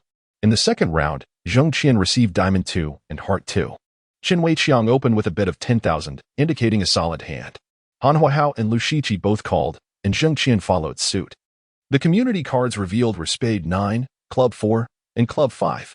Holding the smallest pair, Zheng Qian's chances of winning remained slim. 30,000, Chen Weiqiang confidently raised. Han Huahao and Lu Shiqi folded. Mr. Zheng, will you follow?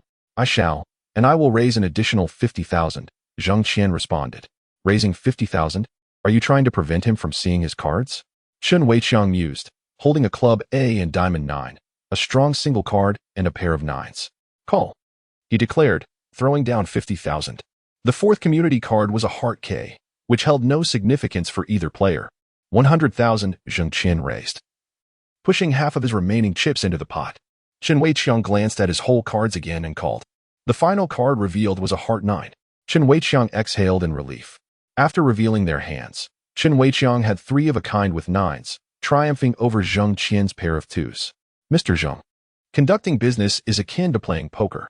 The marketplace is a battlefield devoid of gunfire. A successful individual must possess ambition and a relentless drive to seize all resources, women, wealth, status. One cannot afford to be complacent or timid. Just as in this hand, if I had not been aggressive, how would I have known that the final community card would be a 9? In this moment, Chen Weiqiang imparted a fundamental principle to Zheng Qian before he ventured into the realm of commerce. In the third hand, Zheng Qian's fortune improved. He held a pair of aces, one spade and one heart. He called a 20,000 bet and observed the community cards, a diamond Q, a diamond 5, and a spade J. Both Han Huahao and Chen Weiqiang folded, while Lu Shiqi remained, holding a pair of diamonds K and 9. Her hand had the potential for a straight or flush, presenting substantial odds. Both players called a 50,000 bet, eager to see the final community card. The current community cards are Queen of Diamonds, 5 of Diamonds, Jack of Spades, Jack of Clubs, and 4 of Diamonds. This round reveals a pair, and while Lu Shiqi's hand can form a flush, she is wary that Zheng Qian may hold 3 of a kind along with a pair, commonly referred to as a full house. Given Zheng Qian's aggressive betting and raises, it is reasonable to assume he possesses at least one jack, thus achieving 3 of a kind. However, whether he also holds a pair remains uncertain. Should Zheng Qian have either a queen or a 5, the opening would present 2 pairs, which would not warrant such a substantial bet. A more modest wager would be preferable to lure her into a larger bet before calling. Once again, Zheng Qian pushed his chips forward. Another all-in? Lu Shiqi, accustomed to dealing with numbers, calculated her odds and found them to be approximately 70. With such favorable odds, why the hesitation? Lu Shiqi matched his bet. After the cards were revealed, it was evident that Lu Shiqi emerged victorious. Allow me to escort you, Chen Weiqiang offered. Very well. The 3 of them observed Zheng Qian's departing figure, each lost in thought. Chapter 22. The female secretary. After Zheng Qian departed, Han Huahao peered at his hidden cards, revealing a pair of aces. This individual exhibited a commendable temperament, possessing both the resolve and the subtlety necessary for success, demonstrating a capacity for control without succumbing to greed. Jiangzi, how did you come to know him? Han Huahao remarked, praising Zheng Qian's character after uncovering his cards. Earlier, while bathing, he had inquired about Zheng Qian's age. Having graduated from university 3 years prior, he was still shy of 26. At 26, had he possessed such resources, he would have undoubtedly indulged in ostentatious displays of wealth, purchasing a sports car and reveling in a life of excess. It was inconceivable that he would possess the patience to invest wisely and navigate the tumultuous seas of commerce. Had it not been for his own tumultuous experiences, watching those around him succumb to the trials of life, Han Huahao, now in his 40s, would not have been able to maintain the assets of Wangyue Island, living a life akin to retirement. He too recognized Zheng Qian's admirable qualities, noting that he did not resemble a man reliant on others for support. Zheng Qian's attire was impeccably coordinated, suggesting either his own discernment or that of the woman behind him. Yet, could someone with such taste truly be attracted to a man of weak character? Zheng Qian asserted that the 30 million was gifted by his girlfriend, a claim that Chen Weiqiang found utterly implausible. In the KTV private room, the initial impression of Zheng Qian was that of an honest man, but he keenly sensed the underlying skepticism and demanded a change in personnel, indirectly conveying, "I am not to be trifled with." With such fortitude, how could he possibly resign himself to a life of dependence? His final card was indeed a pair of aces, embodying a calculated boldness and a knack for situational awareness. He would prove to be an excellent partner in business. Currently, his profile was not overly prominent.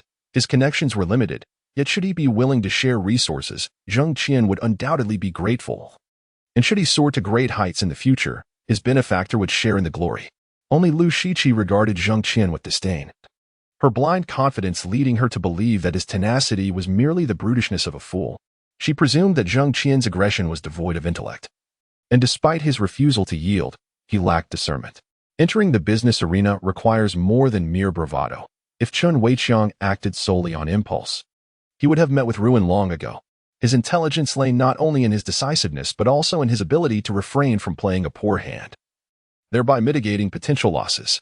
As for Han Huahao, a man in his 40s, whether at cards or in business, he remained steadfast and reliable. Lu Shiqi considered him overly cautious, contrasting sharply with his former self.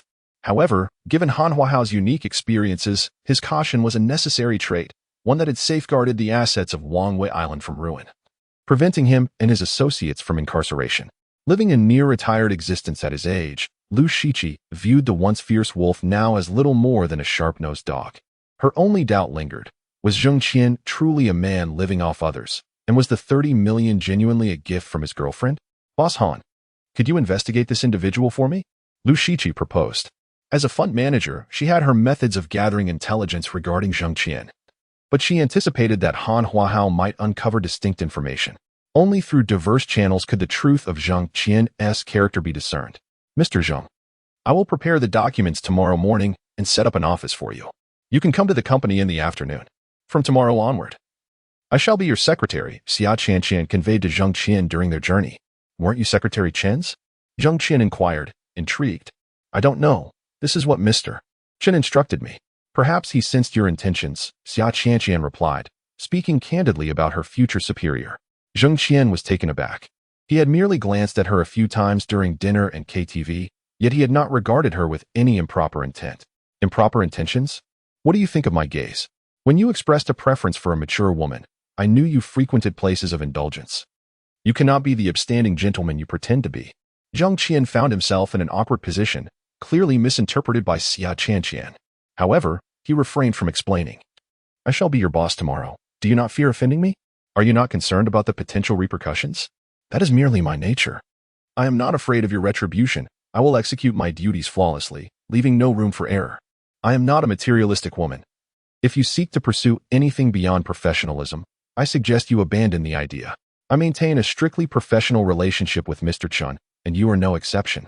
Should you find me unsuitable, feel free to inform Mr. Chen to replace me. Zheng Qian suddenly felt an increased admiration for her. A glance at her regard for him revealed a mere 30 points. The implication that she was not materialistic suggested he could freely utilize resources without incurring her discontent. No need for replacements. I choose you, Zheng Qian replied resolutely. Why? Xia Qian had prepared herself for dismissal. And her previous comments held an undertone of invitation for Zheng Qian to release her from her duties. Although Chen Weiqiang lived a life of excess, he was competent. And she believed there was much to learn from such a leader. As for Zheng Qian, she perceived no distinctive qualities that would warrant her continued association over Chen Weiqiang. I believe you are astute and capable, an excellent assistant to have by my side. I am not what you presume. You will understand in time. Beyond her potential for resource management, Zheng Qian found Xia Qian quite impressive. Chen Weiqiang's decision to assign her to him stemmed from her character and work ethic, plus her desire for a different secretary. As long as Xia Qian was not an undercover agent planted by Chen Weiqiang, Zheng Qian anticipated a harmonious working relationship. Chapter 23. Stretching with you in the Jiangshan International Building, the lights on both the first and second floors shone brightly. Upon entering the living room on the first floor, Jean Lu was seated on the sofa, engrossed in a book. She wore a delicate silk nightgown that fell just above her knees, gracefully covering her thighs, while her slender feet were crossed elegantly. Are you not yet asleep? Zheng Qian glanced at the time. It was already 2 a.m, and Jean Lu had yet to retire for the night. Upon noticing Zheng Qian, Jean Lu approached him, helping him remove his coat and change his shoes. I've prepared some hangover soup for you. Let me fetch you a bowl. It will surely help you sleep soundly tonight. How considerate of you. Zheng Qian gulped down 2 bowls of the restorative soup, feeling remarkably refreshed. As he lay in bed, Jean Lu even took the initiative to massage his shoulders. Having spent considerable time in front of the computer, Zheng Qian suffered from some occupational ailments, particularly in his lumbar and shoulder regions. After Jean Lu's soothing touch, he felt significantly relieved. With such a virtuous woman at home, even if Zheng Qian were to indulge in escapades outside, Jean Lu would undoubtedly retain her esteemed position. Why are you dressed like this today? Zheng Qian cast a glance at Jean Lu's attire. This is just my nightwear. Upon catching the look in Zheng Qian's eyes, Jean Lu understood his unspoken thoughts. I'm hungry. Then I shall prepare something for you to eat. How about some steamed buns? Previously, Jean Lu had managed to amuse Zheng Qian with some instant snacks, and he had let it slide. Zheng Qian turned over. Moments of tender affection followed. Your health doesn't seem that robust. What do you mean? Just now, you were pleading for mercy. I wasn't referring to that aspect. You are quite forceful in that regard. You rarely exercise, do you? Jean Lu inquired further. Occasionally, I do. It's like fishing for 3 days and sunbathing for 2. Are you free tomorrow? I can take you to the gym.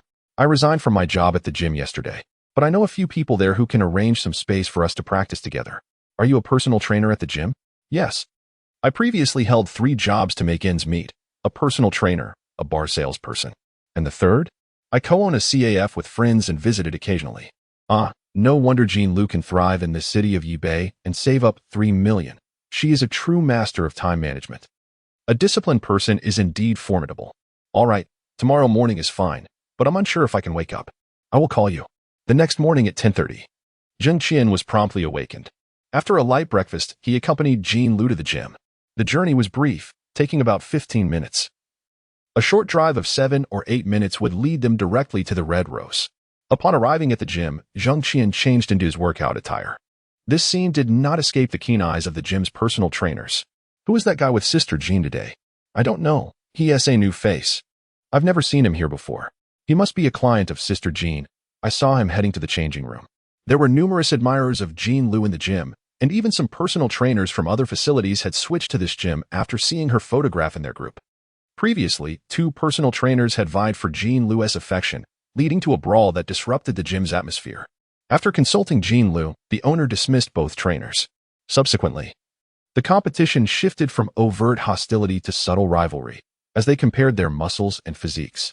Several clients had enrolled in Jean Lu's personal training sessions solely due to her beauty, but upon realizing their ulterior motives, the male trainers confronted one such client privately, warning him that if he dared to make any advances towards Jean Lu, they would submerge him in the pool until he nearly drowned. After that, the client never returned to the gym, deleting Jean Lu's contact information overnight and even avoiding the cancellation of his gym membership and personal training sessions. Wait a moment. I heard that Sister Jean resigned yesterday. How come she is still bringing a client? Is that true? Sister Jean resigned? I had no idea. Why would I lie to you? She really did resign. A sudden thought crossed their minds. Could it be that Jean Lu resigned for that guy? Impossible. That guy isn't anything special. He is merely average looking, just a handsome face, not particularly wealthy. What could he possibly offer Jean Lu? From their perspective, the high-flying and affluent men who admired Jean Lu could queue from the gym entrance to the Red Rose. What extraordinary qualities could this man possess? At that moment, Zheng Qian had finished changing and walked into the yoga area with Jean Lu. Wait, is she really bringing a male client to yoga class? Yoga classes inherently involve physical contact between trainers and clients, which was why Jean Lu had always refused to conduct yoga sessions with male clients, regardless of their offers. Your lumbar spine is not in great condition. Let me guide you through some stretches first. Just as Jean Lu was about to demonstrate the first movement, a group of male trainers approached her, greeting her warmly. Sister Jean, have you eaten? What brings you here at this hour? Sister Jean, I brought a bento from home. Would you like some? Jean Lu glanced at the trainer's meal, which was sugar-free, oil-free, and low-calorie, a perfect fitness meal. However, she declined, saying, "Go away. This is a meal prepared by your girlfriend. You don't need to offer it to me. By the way, do you have any classes this afternoon? We'd like to use your personal training area."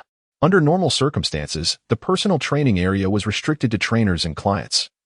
But Jean Lu had worked here long enough that using it for Zheng Qian was not an issue. However, the latter part of her statement went unheard by the trainers, who were preoccupied with the mention of her boyfriend. Many men had professed their love for Jean Lu, yet none had succeeded. Each had been turned away, having resigned yesterday. She brought her boyfriend to the gym today, a rather ordinary one at that. What could possibly attract a queen like Jean Lu to him? They were baffled. Chapter 24. Filled with jealousy. Hey, I'm talking to you. All right, Sister Jean, feel free to use it. There are fewer students in the afternoon, and our classes are mostly in the evening. Everyone understood that Jean Lu had indeed resigned from her job at the gym for this guy. Hearing this, Jean Lu nodded in satisfaction. Zheng Qian stood by, bewildered. Jean Lu conversed with them as if she were a commanding figure, instructing her subordinates, and no one dared to interject. Duan Shiran had previously trained in the provincial Sanda team, participated in competitions, and secured 2 second places and 1 third place. However, he left the team due to a dispute with the coach and later transitioned to this small gym. In terms of treatment and salary, it paled in comparison to his previous boxing club. He simply wanted to get to know Jean Lu better, hoping for a romantic relationship if possible. Feeling pleased, he comprehended. These individuals were all pursuers of Jean Lu, viewing him as a rival. Zheng Qian extended his hand for a handshake. The calluses were not from lifting weights, but from incessantly typing on a keyboard. Duan Shiran realized that this person was merely a weak scholar, lacking in stature and combat experience. I apologize for occupying your space. Since you have no classes this afternoon, I'll cover the cost for all of you. Just watch me practice to prevent any injuries. Everyone exchanged glances, perplexed. 7 of them, for 1 hour, would roughly cost 3,000, even if they only counted 3 hours. That was a total of 10,000. The shocking part was that they were merely required to observe Zheng Qian practice. In an instant, They understood. This seemingly mediocre individual was clearly a wealthy heir, and not just any wealthy heir, but one capable of winning Jean Lu's affections. How rich must he be? Zheng Qian's prowess had already clarified this matter. You don't have to. Jean Lu slightly turned her head. She knew Zheng Qian intended to assert dominance over these individuals, but she pondered how many meals she could prepare for Zheng Qian with that 10,000. With her presence. Who would dare bully Zheng Qian? No worries, I can't just use your private training area for free. Zheng Qian produced a bank card. His actions seemed to convey to everyone. He never takes advantage, and he has plenty of money. What's 10,000? It's nothing. It didn't even amount to a fraction of his bank account balance. A male trainer took the bank card, rushed to the front desk to charge 3 hours, which amounted to about 10,000, and promptly returned the card to Zheng Qian. Brother Qian, please start with some stretches and warm-up exercises. I'll prepare a towel for you. Brother Qian, I'll get you some water. Do you prefer ice water or room temperature? Brother Qian, let me mix a scoop of protein powder for quick energy recovery. What exercises will you be doing? Let me know so I can clear the area for you. In an instant, the group transformed into Zheng Qian's sycophants. How absurd. All that muscle for nothing, reduced to servitude before a goddess. The onlookers were not shameless. They simply found it unnecessary. Zheng Qian was now Jean Lu's boyfriend, and they had never had a chance to grow close to her. With Zheng Qian's extravagant generosity covering their afternoon, they had to serve him well. Who knows? If Zheng Qian took a liking to them, they might just rise to prominence under his patronage. Jean Lu initially wanted to say something, but ultimately remained silent. As Zheng Qian began his stretching routine, Jean Lu personally guided him in correcting his movements, stretching his ligaments. After the stretches, they transitioned to some simple equipment exercises. Jean Lu possessed extensive knowledge in this area, providing professional guidance to Zheng Qian. Zheng Qian felt that Jean Lu was exceptionally skilled. Her physique made it no surprise that she could effortlessly position her legs upon her shoulders. As for the other male trainers, their only tasks were to offer towels and water, with some even eagerly wiping Zheng Qian's sweat. I'll handle the sweating myself. You guys can take a break, Zheng Qian said, feeling a twinge of regret for hiring them, as they were excessively attentive. With every change of equipment, they followed him like shadows, incessantly cheering him on, creating a striking scene in the gym. Now, they even offered to wipe his sweat. In just half an hour, Zheng Qian had received countless curious glances, making him feel quite embarrassed. Go on, take a break, Jean Lu commanded. She had been closely observing Zheng Qian, patiently and gently guiding him as he used the equipment. No man had ever experienced such treatment from Jean Lu. Duan Qiran felt a surge of discomfort, brimming with jealousy. He had pursued Jean Lu for so long without even touching her hand, and now this Zheng Qian, whom he had never heard of before today, was receiving such intimate attention. It felt profoundly unfair. He wanted to use the guise of practicing Sanda to teach Zheng Qian a lesson. Sanda and Muay Thai shared many similarities. Why not let him experience it? What are you up to? You had them fetching towels and water, and they did everything for you. I collected his money. Shouldn't I at least do something? Speak plainly if you have something to say. Don't hide behind veiled insults. Jean Lu retorted, uninterested in his provocations. Shuang, I believe he is unworthy of you. Why choose him as your boyfriend? Is it merely for his wealth? Don't call me Shuang. You are unworthy of that name. To speak such words before so many people was not only embarrassing for her, but also for Zheng Qian. If it were merely about wealth, Jean Lu couldn't be bothered to respond. Do you want to fight? Come at me then. Chapter 25. Provincial team's third place. The crowd was astonished, gathered in a flurry around the octagonal cage, eagerly anticipating the unfolding event. Everyone had heard of Jean Lu's background in Sandho, yet her true prowess remained a mystery to most. Outside the cage, spectators formed multiple circles, and even the gym owner, Ho Janya, was drawn to the commotion. Shuang, that's not what I meant. There's no need to be upset. I told you, do not call me Shuang. Jean Lu executed a swift and precise kick, delivering an impeccably executed roundhouse. Gasps of amazement rippled through the crowd. This kick was executed with remarkable precision, confirming Jean Lu's training in the discipline. Duan Qiran clearly shared this sentiment, as he opted to evade Jean Lu's onslaught. I truly did not mean it that way. You've misunderstood me, Jean Lu. Misunderstood? How could that be? With another swift roundhouse, an opportunity for physical contact arose. Shuang, take it easy. If you hurt her, you'll have to cover her medical expenses, Zheng Qian kindly cautioned. Seriously? They say those who watch the fun aren't afraid of trouble, and you're Jin's boyfriend. Yet you say that? The reasons for his inaction were many, yet a single motivation sufficed. Zheng Qian raised his arms, adopting a standard boxing stance. His strategy was to seize Jin Lu's leg during her next kick, leveraging his physical strength to topple her, subsequently pinning her down, thus achieving victory while also relishing the moment with the goddess, all without inflicting harm upon her. A trifecta of triumph. Duan, take it easy, don't hurt Sister Jean. Yes. Be gentle with her, don't injure her. Huh, who says I need to be gentle? Jin Lu scoffed. Once more, she unleashed a roundhouse kick. The purpose of such a kick is to control both the distance and force of an attack, establishing a barrier between the opponent and herself. If one remains too distant, their punches cannot reach her, and should they attempt to close the gap, she would retaliate with a roundhouse, forcing them back. Thus, in various competitions, one often witnesses a contestant employing roundhouse kicks to keep their opponent at bay. A renowned champion once won a world-class championship solely through roundhouse kicks, breaking his opponent's leg and prematurely ending their career. Zheng Qian anticipated her move and extended his hands, preparing to catch Jin Lu's leg. This moment took everyone by surprise. Though Zheng Qian was robust and did not fall, his head was struck by Jin Lu's kick, leaving him dazed as he staggered, using his arms to shield himself. Blood streamed from his face as he collapsed heavily to the ground, unconscious. A collective gasp echoed through the venue. That was the provincial Sanho team's third-place fighter. What terrifying strength must Jin Lu possess in Sanho? Zheng Qian was equally astonished. Jin Lu truly knew Sanho? And she was this formidable? No wonder the male coaches had treated her like a subordinate upon their initial meeting. Jin Lu surveyed the crowd from the cage before stepping out. Why, you really know Sanho? Zheng Qian asked in disbelief. Jin Lu nodded vigorously. Lu, why are you so fiery today? Ho Jianya approached. Let me introduce you. This is my boyfriend, Zheng Qian. And this is the owner of this gym, Boss Ho. Ho Jianya was momentarily taken aback, extending his hand to shake Zheng Qian's. Zheng Qian had joined his gym in pursuit of Jin Lu, but now she had brought her boyfriend Zheng Qian just a day after resigning. Ho Jianya's purpose in running this gym was not for profit, but rather for enjoyment and to make friends. Situated near various institutions, most patrons were civil servants or affluent individuals, all of whom had become his acquaintances. The gym was neither incurring losses nor generating profits. It merely broke even, exceeding Ho Jianya's expectations. Zheng Qian was a name he had not heard before. Yet the man who had captured the attention of the gym's most exquisite goddess must possess an extraordinary background and status. Ah, it's Mr. Zheng. Feel free to drop by any time. You're always welcome here. Just let me know if you need anything. Ho Jianya responded with warmth and courtesy. Thank you, Boss Ho. We've trained enough for today. Perhaps you should go take a shower. Jin Lu interjected on Zheng Qian's behalf.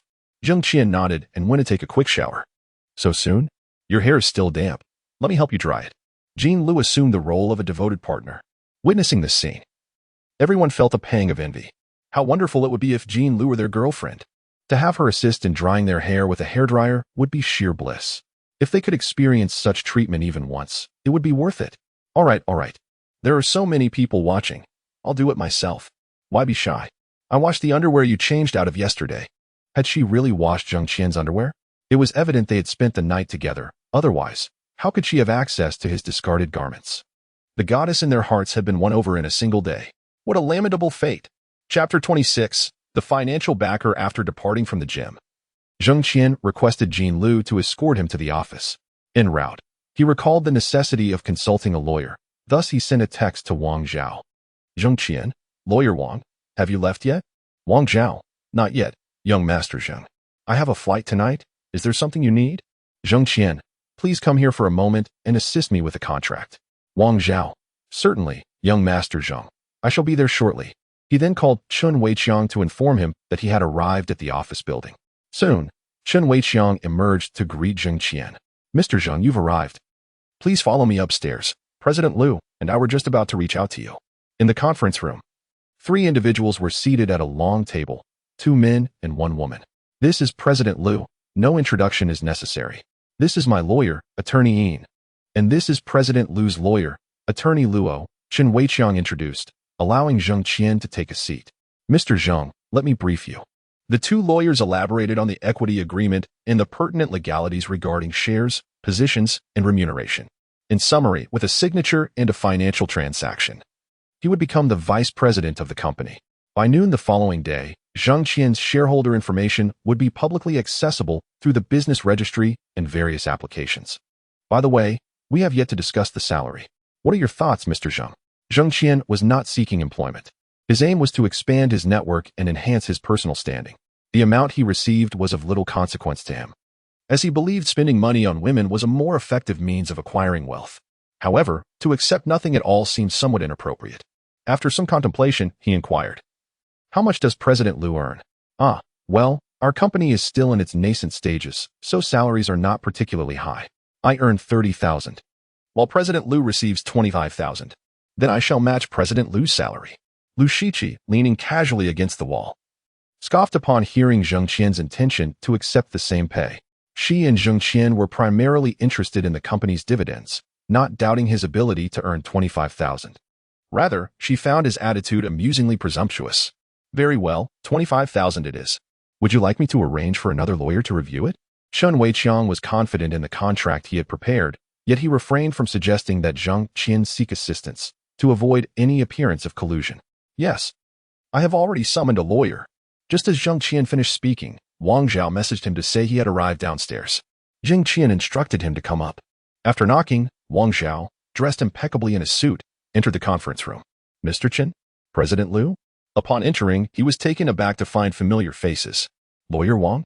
Senior? Attorney Yin and Attorney Luo were equally astonished. Little Yin? Little Luo? What a coincidence! Wang Zhao was Zheng Qian's lawyer.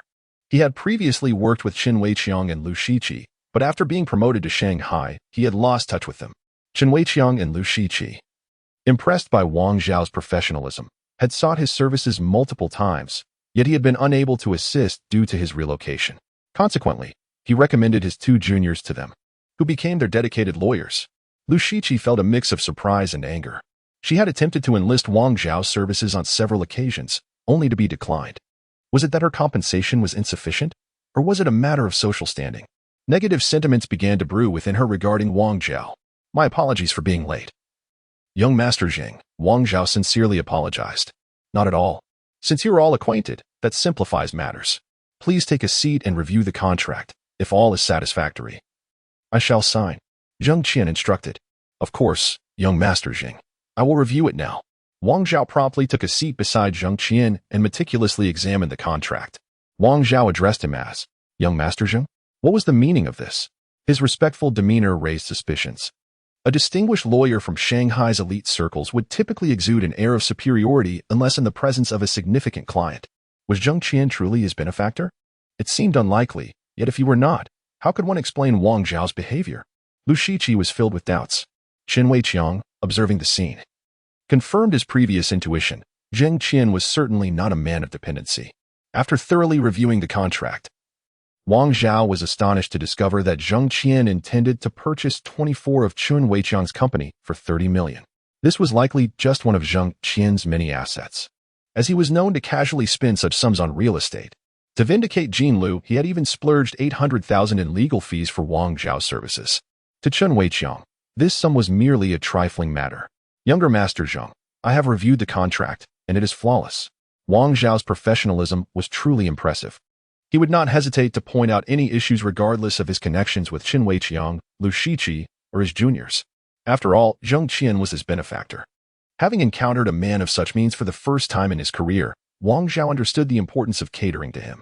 Zheng Qian nodded, and upon confirming there were no issues, he proceeded to sign. He then transferred the funds to the company account for financial processing. "Congratulations, Mr. Zheng. You are officially part of our company," Qin Weiqiang exclaimed, rising to shake Zheng Qian's hand upon receiving the payment. Lu Shiqi, unfazed, waited until after Qin Weiqiang had congratulated Zheng Qian before offering a perfunctory handshake. "Welcome, Mr. Zheng."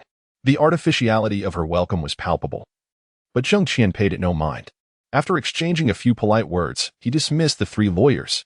Qin Weiqiang draped an arm around Zheng Qian's shoulders as they exited the office, with Lu Shiqi trailing closely behind. "Everyone, please pause your work for a moment. I would like to introduce Mr. Zheng Qian, who will now be responsible for the company's public relations and certain domestic operations. Please welcome Mr. Zheng." "Welcome, Mr. Zheng. Welcome." A chorus of enthusiastic applause filled the room. "Zheng Qian, come here and add Mr. Zheng to our company group chat, then take him to his office. Mr. Zheng, she will be your secretary moving forward. If you have any concerns regarding the office, please communicate them to Zheng Qian, and she will address them." Zheng Qian nodded. Exchanged WeChat contacts with Zheng Qian and subsequently joined the company group chat. Upon entering, he was greeted with a flurry of messages. Welcome, Mr. Zheng. Zheng Qian. Hello, everyone, Zheng Qian.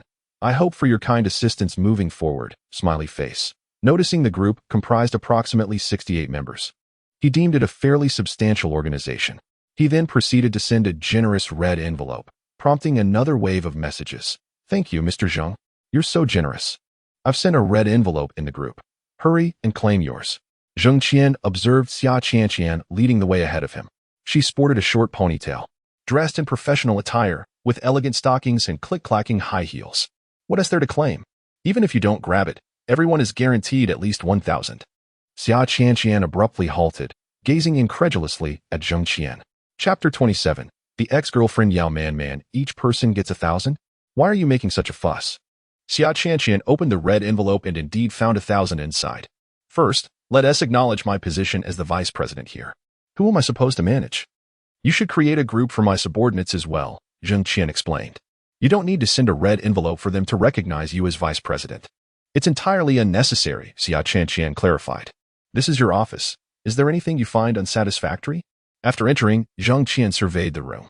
The office was tastefully decorated, featuring a Wang Wally desk adorned with an Apple all-in-one computer, a miniature landscape with flowing water, and a thoughtfully placed cactus. The bookshelf, sofa, and coffee table were also meticulously arranged. Did you arrange this? Zheng Qian inquired. Yes, if you need any changes, please let me know. No need for changes. It's quite lovely as it is. Zheng Qian's design skills were commendable, subtly showcasing her competence. Zheng Qian settled into the plush, comfortable executive chair, instinctively propping his legs on the desk. This had previously been a seat reserved for the company's owner, and now he occupied it, stirring a complex array of emotions within him. Was he now considered a successful individual? By the way, the company can provide you with a vehicle with a budget of 300,000. Which model would you prefer? 300,000. What can I choose? A business vehicle? Zheng Qian had glimpsed the parking lot upon ascending the building, filled with Mercedes and BMWs. What cars do General Manager Qian and General Manager Liu drive? General Manager Qian has a black Mercedes S-Class, and General Manager Liu drives a Porsche Cayenne. Both the S-Class and the Cayenne exceeded 300,000. Why then? Were their budgets so high while he was limited to just 300,000? The truth is, both General Manager Qian and General Manager Liu do not utilize the company's budget. Those are their personal vehicles, Zheng Qian explained. With this clarification, Zheng Qian understood. If that were the case, he certainly could not use the company's budget either. What vehicle do you think would suit me? Zheng Qian asked. Zheng Qian fell silent. It's all right. Please speak freely. I want to hold it against you. I think you would be well suited to drive a Santana. Really? Zheng Qian was not one to dismiss the Santana out of disdain. However, considering his net worth exceeding 100 million, was it fitting for him to drive such a modest vehicle? Even without knowledge of his wealth, his position as vice president surely warranted at least an Audi. Did it not? Mr. Zheng, the Santana is quite admirable. It is understated like you. Others would perceive you as merely an employee, while in reality, you are the vice president, allowing you to play the role of a humble individual. Zheng Qian jested playfully. Come now, I refuse to drive a Santana. The thought of the Santana reminded Zheng Qian of the days when he had been humiliated by his driving instructor. Surely, he deserved something more prestigious than what Liu Shiqi drove. What car could surpass the Cayenne? Zheng Qian pondered. Perhaps he should simply purchase a Rolls-Royce. Now that he was vice president, driving a Santana would hardly be appropriate. He needed to uphold a certain image. Let us discuss this later. How many people do I directly oversee? 6, though one is absent today due to leave. Zheng Qian felt somewhat disheartened. As vice president, he only had 6 subordinates. Of course, he could manage other employees, but having only 6 directly reporting to him was not insignificant. Zheng Qian requested Zheng Qian to create another group, and he sent a red envelope there, this time for 2,000 each. Sending red envelopes was not considered a form of rebate. Fortunately, all his subordinates were female, and he could treat them to dinner later that evening. Zheng Qian messaged in the group, dinner at Wangwei Tower at 8. It's on me. Ding Shuxin. Mr. Zheng is so generous. He yin in. Mr. Zheng, I just saw you. You look so handsome. How Rushiwe? Of course. Our Mr. Zheng is the face of the company. Chong Ming Ming. Indeed. Indeed. Zheng Xiao. Mr. Zheng, I love you. With so many names, Zheng Qian found it challenging to remember them all. However, One particular message caught his attention, making him instantly recall the sender. Mr. Zheng, I'm unable to attend today due to a stomach ache and have taken leave. I sincerely apologize, and thank you for the red envelope. He glanced at the profile picture. Yao Man Man. Yao Man Man? Zheng Qian quickly removed his feet from the desk and opened Yao Man Man's moments. But as they were not friends, he could not see anything. Was this truly his ex-girlfriend, Yao Man Man? The profile picture and signature were different. There were so many people named Yao Man Man. Could it merely be a coincidence? It seemed unlikely that it would be the same person who had betrayed him without a shred of remorse. Do we have any information on this Yao Man Man? Please bring it to me, Zheng Qian asked. Xia Qian snorted lightly. As expected, Zheng Qian harbored no good intentions. Having just become vice president, he was already contemplating pursuing one of his subordinates. Mr. Zheng, I must remind you that Yao Man Man is indeed quite charming, though I cannot comment on her character. Zheng Qian? Did she think he was interested in Yao Man Man? It's not what you think. I merely wish to take a glance. I believe I know this Yao Man Man. Zheng Qian refrained from mentioning that they shared the same name, as that would only reinforce Xia Qian's impression of him as a cad. After all, cads often use such lines to flirt. That's all right. You don't need to explain. I was just giving you a friendly reminder. I'll go fetch Yao Man Man's information. Xia Qian was self-aware. Understanding her role as a secretary, what Zheng Qian chose to do was beyond her purview. Soon, a file on Yao Man Man was placed before Zheng Qian. The photo was identical to that of his ex-girlfriend. In fact, this was undoubtedly Yao Man Man. How coincidental, Zheng Qian mused, unconsciously smacking his lips. Mr. Zheng, do you know her? Xia Qian inquired with curiosity. Yes, a familiar acquaintance. After the incident, Zheng Qian and Yao Man Man had deleted each other from WeChat, and she had changed her profile picture, nickname, and signature. Had it not been for the Group S remark, he might not have recognized her at all. Oh, then you must be aware that she has a boyfriend. Are you referring to Chang Rui? Chang Rui and Yao Man Man. Zheng Qian was now 1,000% certain that they were the couple in question. He struggled to maintain a neutral expression. Chang Rui's father, Chang Dashan, was in the timber business and was a significant client the company was currently negotiating with. If you are interested in Yao Man Man, it may not be easy to win her over. However, if you leverage your status as vice president, I believe you might have a chance. Chapter 28. Company team building. It appears that Xia Qian possesses considerable insight into Yao Man Man's character. Let us set that aside for the moment. Please proceed to reserve a table at Wangwei Tower, adhering to a standard of 2,000 per person. Understood, Mr. Zheng. I shall make the arrangements immediately. With her instructions in hand, Xia Qian departed from Zheng Qian's office. Zheng Qian held Yao Man Man's dossier, shaking his head with a wry smile. It turned out that Yao Man Man's publicly acknowledged boyfriend was Chang Rui. In the midst of a desolate zone, there existed a vast gray expanse, imbued with an overwhelming concentration of celestial energy and radiance. Yi Yuan gazed at the wound, raising an eyebrow as he exchanged a silent glance with Zhou Xian. Before retrieving hydrogen peroxide, cotton balls, and antiseptic from the box, Xuanming smiled playfully, teasingly tapping his nose before leaning down to provoke his lips. This was also the fundamental reason why, prior to the arrival of the 33 prison clan as Tai Shi, it had refrained from annihilating the cosmos. Are you angry with me? Yes, indeed. I have hurt your man. What of it? You never mentioned that I could not harm him. Zhang Li was equally incensed by her demeanor, his tone growing harsher. It's fine. I'll just run a couple of laps in the courtyard. Ling Mo sat up, revealing his robust back, marked by delicate scratches. Ling Er felt a mix of happiness for Xiao Ren's advancement in martial arts and sorrow at the thought of their impending separation. However, she mused that if Xiao Lang could rise to great heights, it would be a significant blessing, and she must not be a hindrance to him. A few words from Wang Rui alone would lead to the immediate cancellation of all Han Sierra's ongoing film projects. In truth, he need not have been so gentle. Once an event occurs, a second is bound to follow. True healers are those like her senior brother and her master, who embody compassion. Suddenly, a massive axe composed of spiritual energy materialized above the Huiyue forest, and with a gradual downward motion of Zhou Neng's hands, it cleaved towards Zheng Qian and the Combat King, who gazed up in despair.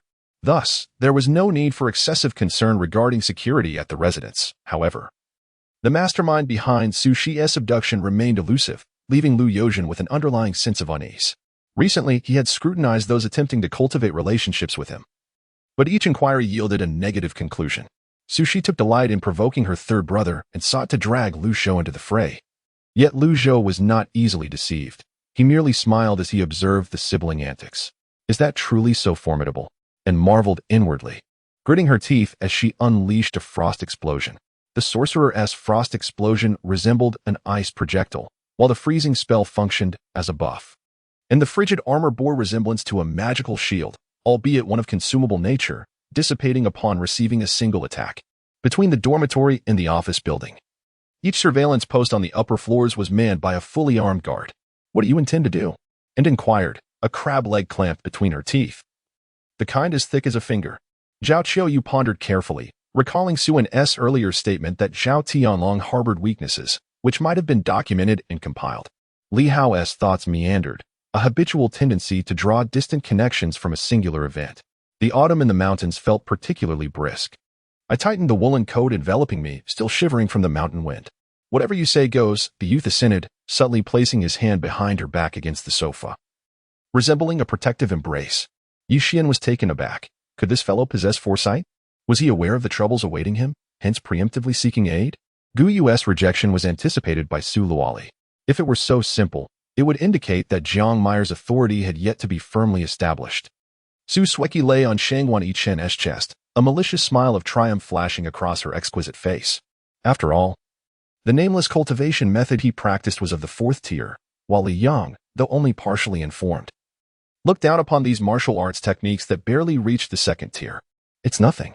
I feel much better now. This time has truly been a valuable lesson. The world is indeed filled with wonders." After offering a word of consolation to Lin Manjun, Li Yang couldn't help but exclaim. Like the saying goes, power respects time. Space reigns supreme, and fate remains unpredictable. Lu Chun had no intention of apprenticing under Huang Yaoshi. Even if he had, Huang Yaoshi would likely decline. Fully aware of Lu Chun's identity, the massive cutting machine's gears severed another half of the raw stone, yet yielded nothing.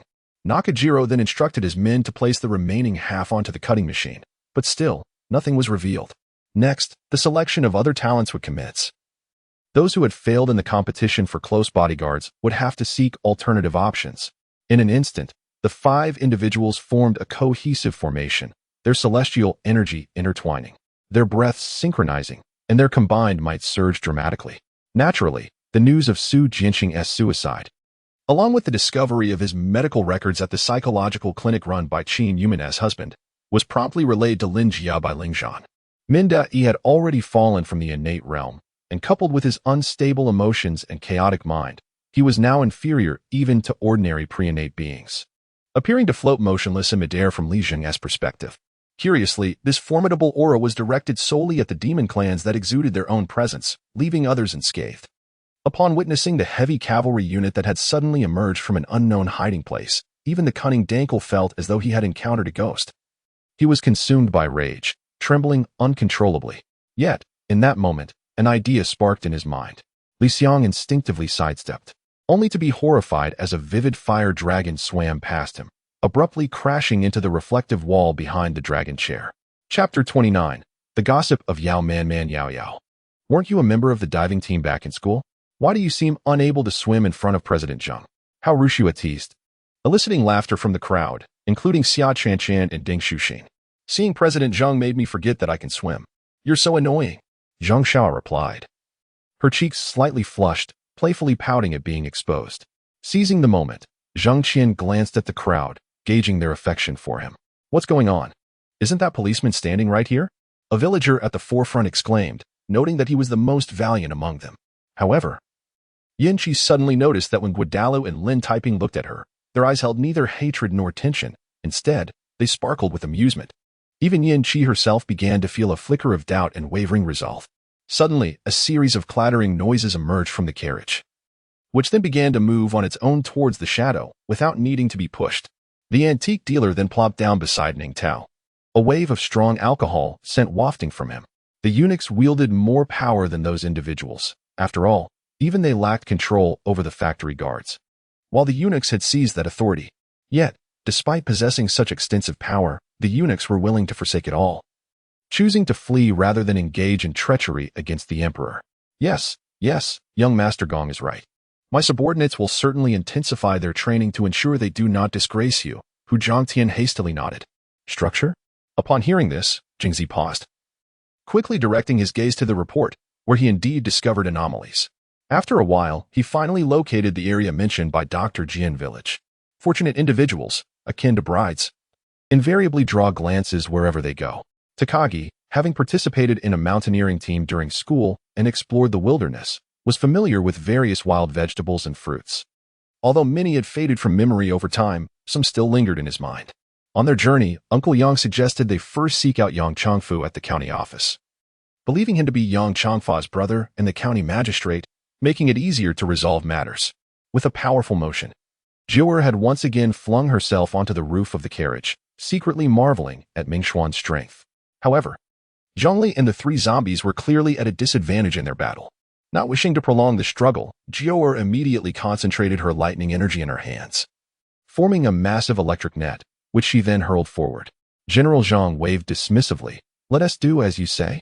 His thoughts ran deep the moment Xiao Yu spoke. He comprehended her intent. What disappointed him the most was his third son. He had invested heartfelt hopes in him, yet since ascending to his official position, he had grown increasingly distant, consumed solely by his ambition. Despite Wu's prolonged illness, he had never once offered to care for her. "You deserve to be scolded." Approaching someone in a foul mood just to provoke them, the youth mocked, as he chased the sullen Ling San through the snow. The leading soldier chuckled internally, thinking that a piece of candy had made him forget himself, and quietly smiled. No, he did not wish to finish his thought all at once. It was commonplace for alchemists to draw materials from the guild, with the prospect of repaying them with elixirs in the future, making it a mutually beneficial arrangement for both parties. "My name is Gung Haosher. I look forward to your guidance, Captain," he declared, bowing deeply to the captain. He now preferred to sit rather than walk, to walk rather than run, and to utilize transportation rather than walk himself, determined to safeguard his well-being. Upon hearing Yi Chen's promise to provide guidance, he felt reassured enough to lead the interns and directors away. Engaging in such superfluous actions could backfire if something went awry. The other princes might deem the crown prince unreliable and harbor ulterior motives. Though the front stage offered plenty of gossip, these two were clearly of a different caliber. Likely either affluent or noble. He likely harbored self-destructive tendencies. Gung Haosher nodded while extracting a large piece of nasal mucus. When Shi Hongyu had just attained the status of emperor, he had battled against the formidable Tianlin emperor, who was at the 9th rank of the emperor realm. Drawing upon the might of the Qilin divine wheel. Good. Dudui's eyes sparkled upon hearing this, understanding the implications, and nodded in agreement. At this moment, Lu Min realized that the seemingly honest Su Yang was, in fact, a gambling addict, deeply in debt, and had approached Lu Min solely to coerce her into repaying his debts. Zhao Xuemon lay in bed, exuding a chilling aura reminiscent of the 3 large locust trees along the riverbank. The kingdom of Otai crumbled before Huyu's 8 divisions, unable to withstand even 2 days before their capital fell. Upon entering the workshop and inspecting the workbenches, anvils, and furnaces, the high priest immediately ordered the overseer class of the Yamada's people to whip the slaves into action. Su Yang brushed off the situation, just as he was about to converse with a few disciples when the jade pendant at his waist vibrated slightly. "What do you want? Even if you are alive, you are still a waste. Even as a maid of the Su family, my status exceeds yours." The maid gritted her teeth. Stepping out of the room, Kakashi gazed at the sun outside, taking a deep breath as a complex glimmer flickered in his eyes. In Cheng's memories, there was no skeletal warrior that had not yet evolved to its peak with such immense power. Duanmu Zhiga steadfastly pursued strength, refusing to bow to Zhang Lingyi and his son, as Lin Yu seemed to see his own reflection. As the banquet progressed, large portions of roasted magical beast meat were served, while jugs of honeyed wine infused with strong spirits were poured into everyone's cups. The warm morning sun streamed through the window, casting a rosy hue onto the youth's somewhat sickly pale face. To exert pressure on Lu Ju, Wan Enlai dispatched Guosheng, leading 300 elite troops to surround the Zhou family. Since stealth had failed, they would act openly, regardless. The most crucial aspect was to obtain the token. Chapter 30. The Queen's Aura. Aside from Xiaqiqi, the secretary who often accompanied the CEO and was accustomed to high-profile individuals, nearly everyone else was momentarily subdued by Han Huahao's commanding presence. Although Han Huahao dressed casually, every gesture he made exuded the poise and charisma of a magnate.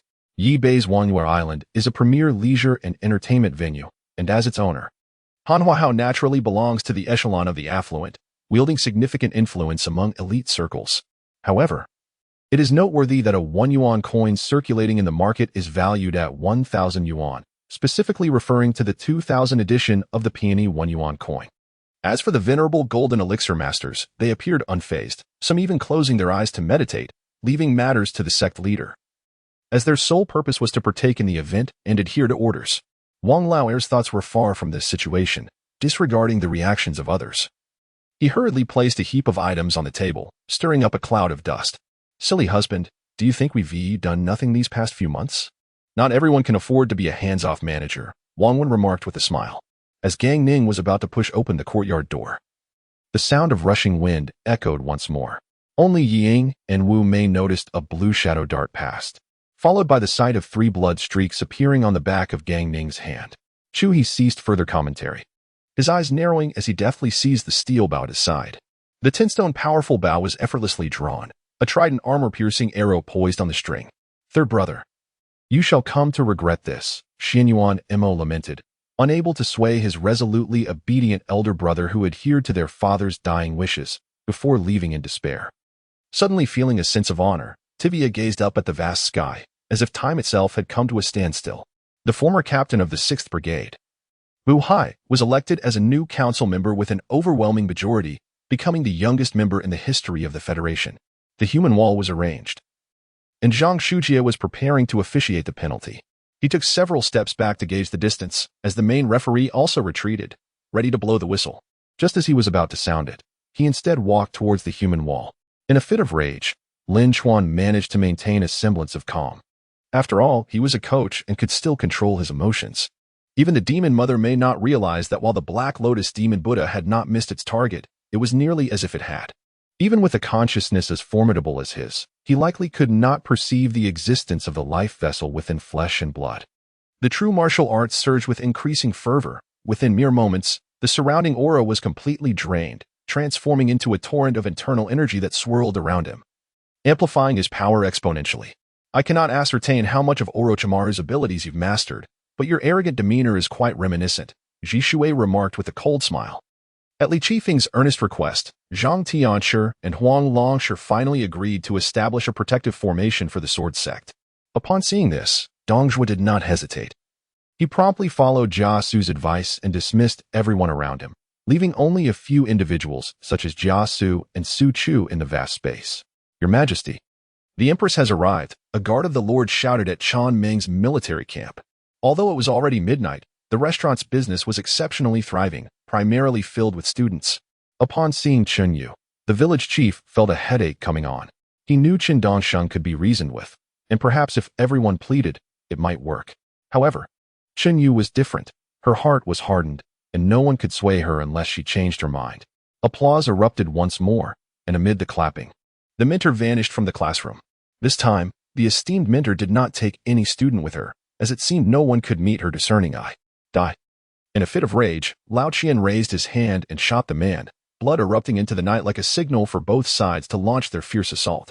The remaining secret agents and Five Fingers brandished their weapons, engaging in a ferocious battle. Shut up.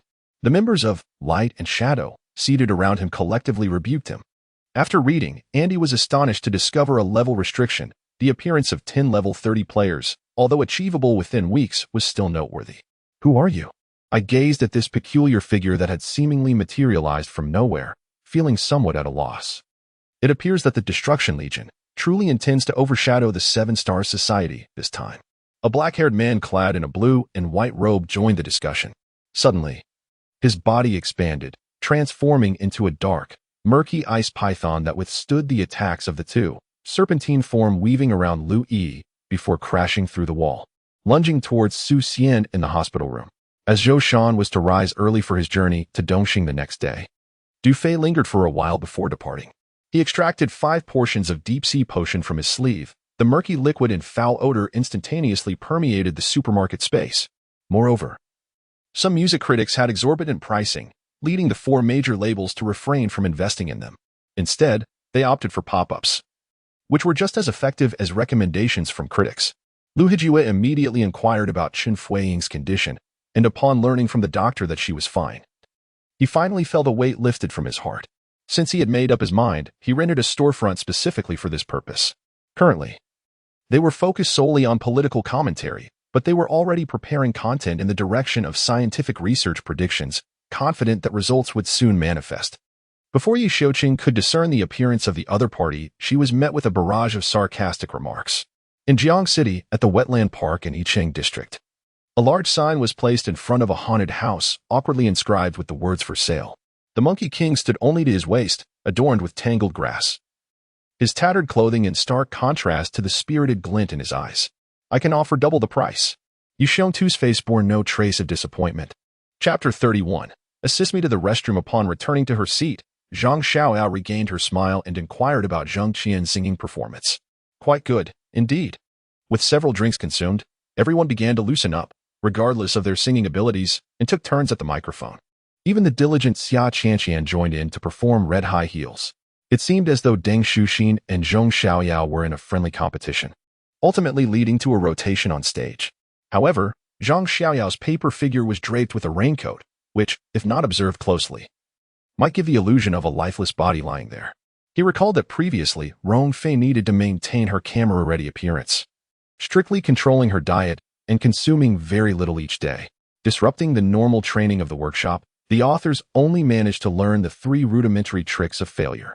She yearned to unwrap this gift personally, curious about its contents, and with so many people around her, she felt no concern for her safety.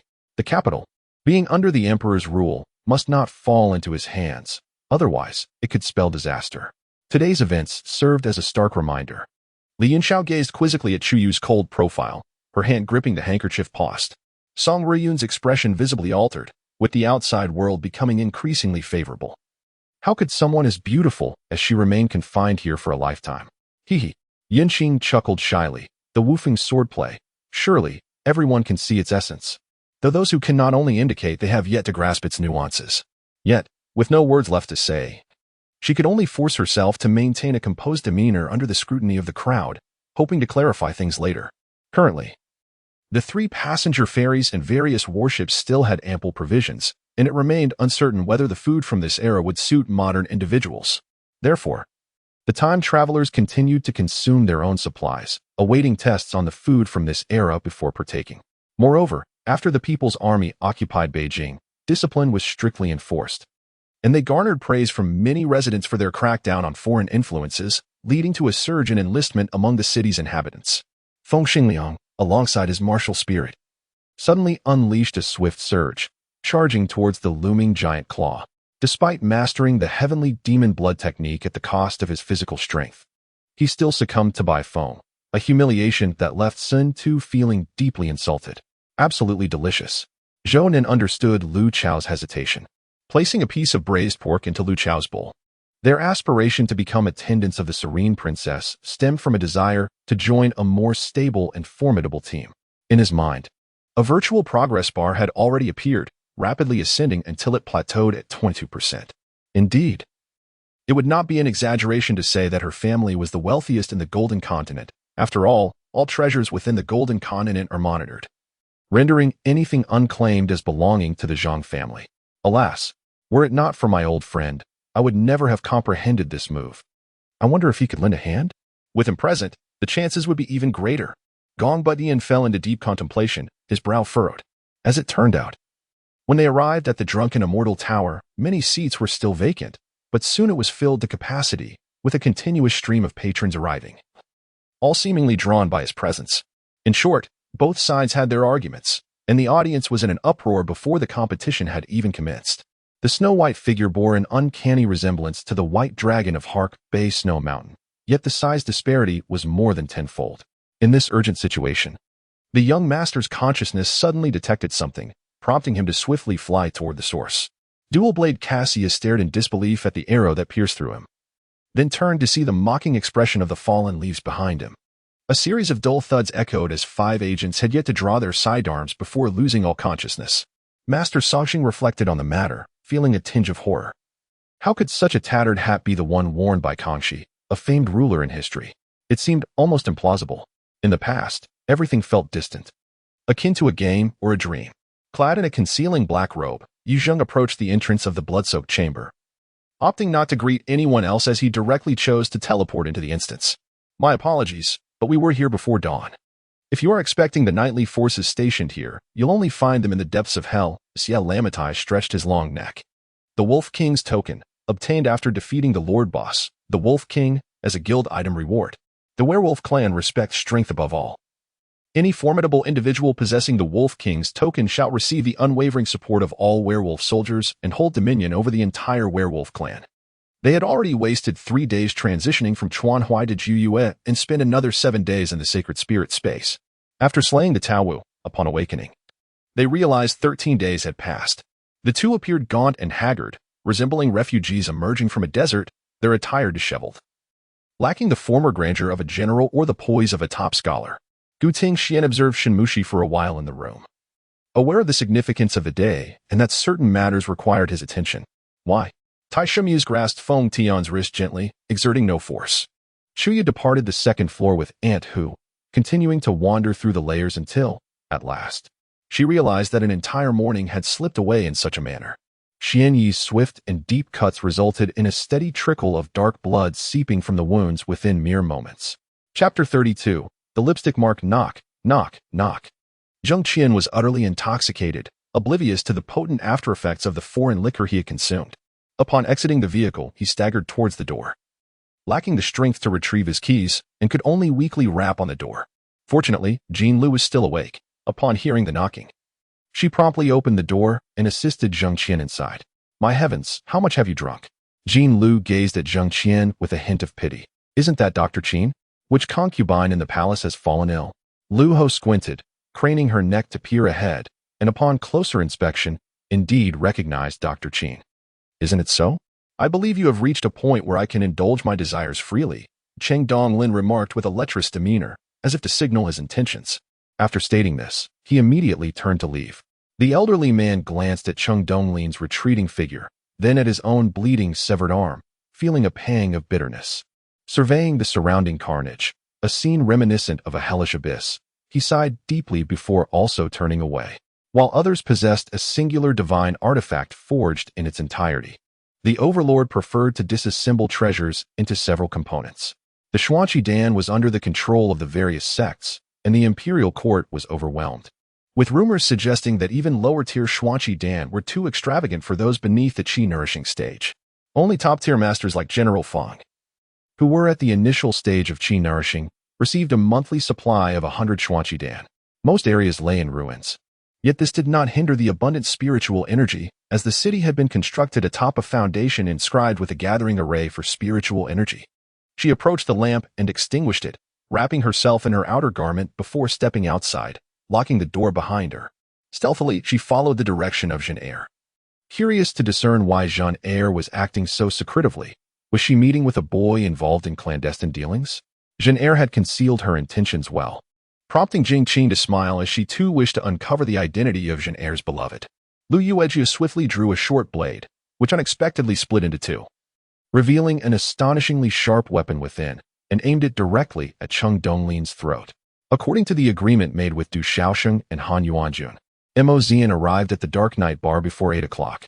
After parking his vehicle, he pushed open the bar's door, stepping into a realm starkly different from the outside world.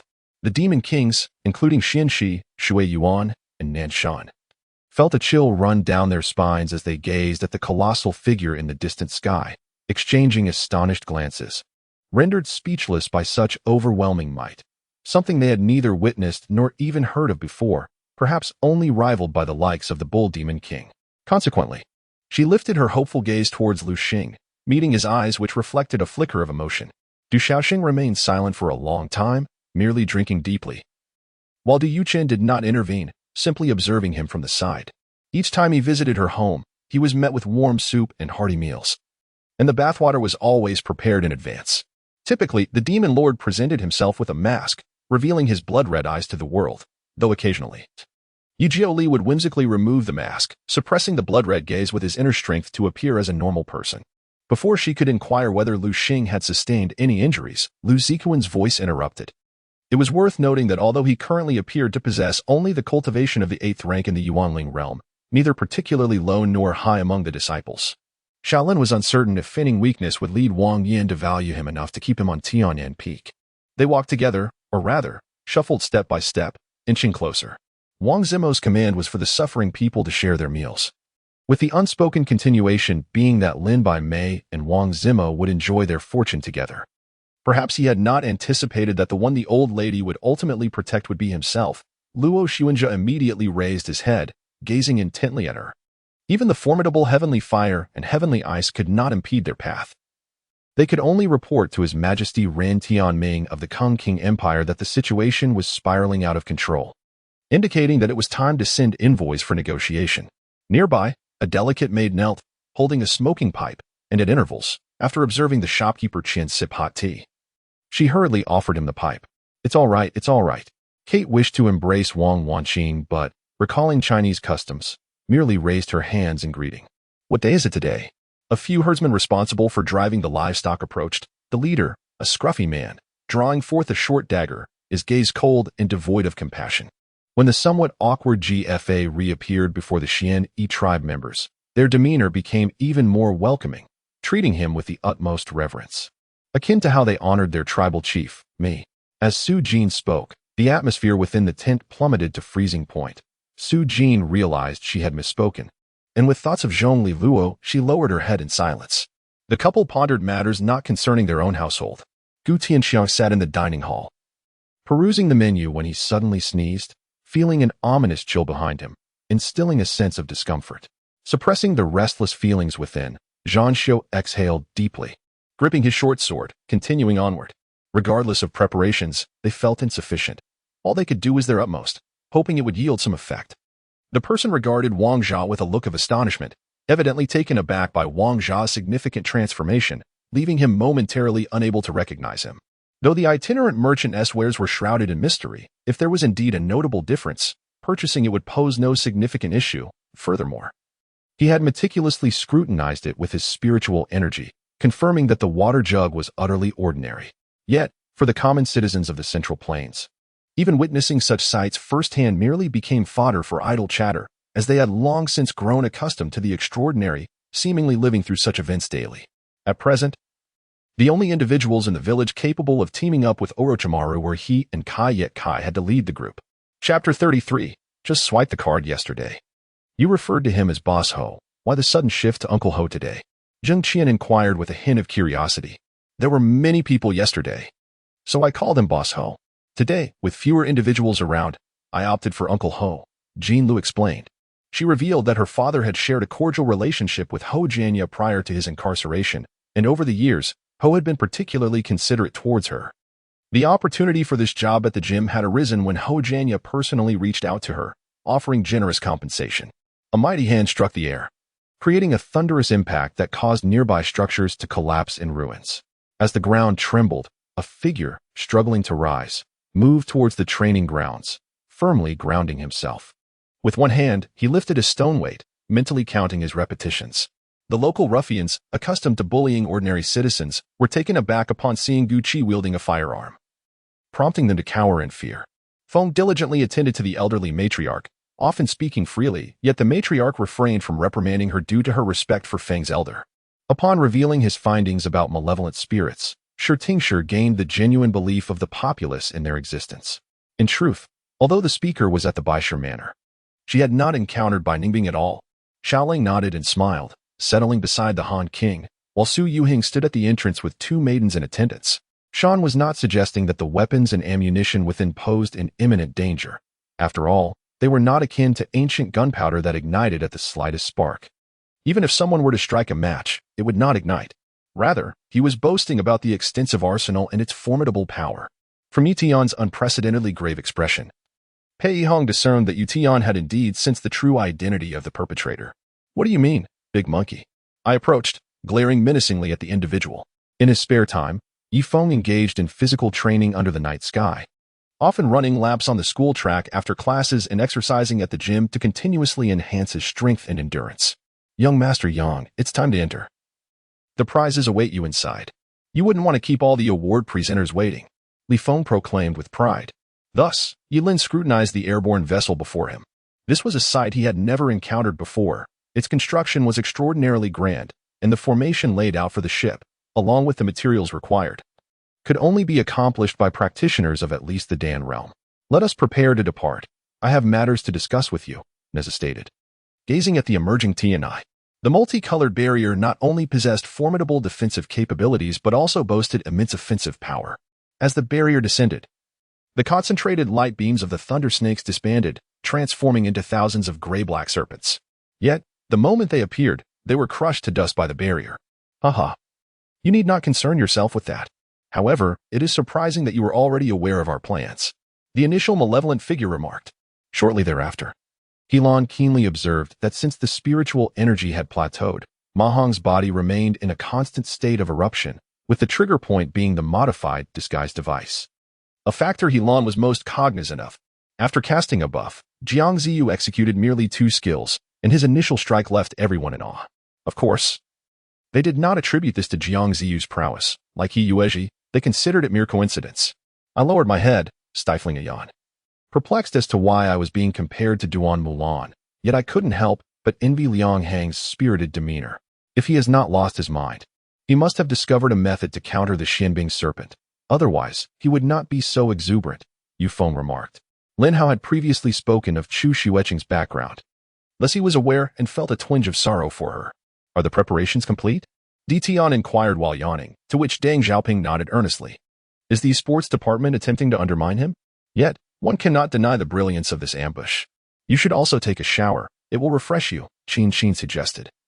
Picking up her phone to check for any messages, Jiang Ziyu's phone lay abandoned on the bed. But Qin Qin would not glance at it, unless Jiang Ziyu offered to show her. King Chu, you shall meet your demise. As a sovereign. What are you about to do? Wei Yin exclaimed passionately. At this moment, Shar attempted a first-time endeavor, but found it challenging to maintain his telekinetic state, let alone penetrate the depths of the world. Her gaze was piercing yet dignified, causing Song Qian to shudder under the weight of her scrutiny, involuntarily shrinking back. At this juncture, she inhaled deeply, forcing herself to regain composure. Chu Hongyi observed Chu Kuang's humiliation with great delight. This incident would surely spread throughout the Chu family in no time. As for the Tyrannosaurus Rex, it had not anticipated that these humans would remain utterly passive, as if they were merely passing through. This individual, being a core formation practitioner, naturally held a somewhat limited perspective on certain matters. However, the others had yet to arrive, and I harbored doubts that they had encountered difficulties. At that moment, the Triceratops seemed to recall something, transmitting a message to the Tyrannosaurus with a tone of seriousness. Does that fruit enhance your magic? What about his fairies? Mei Jiao seemed to have found the crux of the matter. Look, her boyfriend is exceptionally capable. If he says he can achieve something, he undoubtedly will. That is the essence of his character. Many individuals within the Political Security Bureau led lives of indulgence, perhaps as a means of escaping reality. One must admit that many who worked for the Japanese did so merely to pass the time. After all, survival took precedence over all else. Chapter 34. Do not misinterpret, by the way. Did you notice the Rolls-Royce parked downstairs? That is General Zheng's vehicle, which was delivered directly from the capital last night. Truly impressive. Indeed, we all thought General Zheng was merely boasting after a few drinks, but he actually acquired a Rolls-Royce. I checked the price. It's at least in the tens of millions. I heard that General Zheng only invested 30 million in our company. Yet he casually purchases a car worth so much. Upon hearing this, Lang Ningxiang trembled slightly, rising slowly. Hong Jing, noticing this, approached to offer support, but was met with a cold rejection. I slept deeply last night. Perhaps it was due to sheer exhaustion, a consequence of my body being continuously overworked. Shin Qili choked slightly, her complexion alternating between pale and flushed. As Xiaoqi mentioned, she is already married into the Jun family and has no need to enter the Shin family.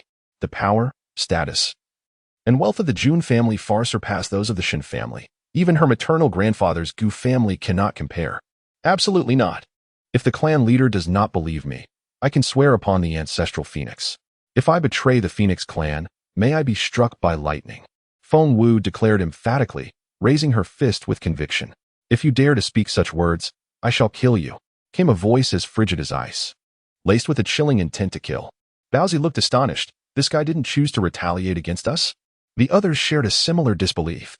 Had the subsequent events been planned as well? Yunfeiyu suddenly inquired, seemingly seeking further confirmation. Selling blood on-site is certainly suicidal. If any hint of suspicion arises, how is your blood warm, sweet, or capable of aiding breakthroughs? As the taxi approached Lu Yaoshi, it noticeably slowed down. Yet it still passed by her. It seems the driver momentarily hesitated, likely intimidated by the location. You three follow him. Lu Mingwei instructed the three who had already dashed ahead, pointing in the direction Yun Feiyu had taken. Without hesitation, they quickly ran after him. What if this unknown team breaks through the LDL and comes to the LPL to defeat our team? Wouldn't that mock the management's lack of foresight? The icy power within the heavens appeared to be summoned, swiftly converging towards him. Fortunately, at that moment, Tao Haya restrained him from spiraling into an abyss of darkness. The renowned president Ansbar surprisingly lacked even a cup of tea. Ku Shaoqian thought to make a snide remark, but upon entering and seeing Ku Shaoqian's desolate demeanor, he felt both excited and intrigued. He Shu ignored her incessant chatter, his mind consumed by a frenzy. If she wishes to compete for Bai Li, she ought to defeat him first. He Shu's notoriety stems not only from his title as Long Jun but also from his exceptional abilities in leadership and combat prowess. Just after hanging up the phone, the bedroom door was gently knocked upon. After Gu Xinran called out to enter, Aunt Yu pushed the door open, inquiring if she desired anything special for dinner to relay to the kitchen. A rather ordinary name, an unremarkable clinic, situated in a remote location. Xia Yaoyao was momentarily taken aback, for she had previously been quite confident. With her figure and looks, particularly her captivating eyes, no man had ever been able to resist her allure. Hadn't she hinted quite clearly? Could Zhang Fan truly be so oblivious? Alas, the harm caused by demons is profound.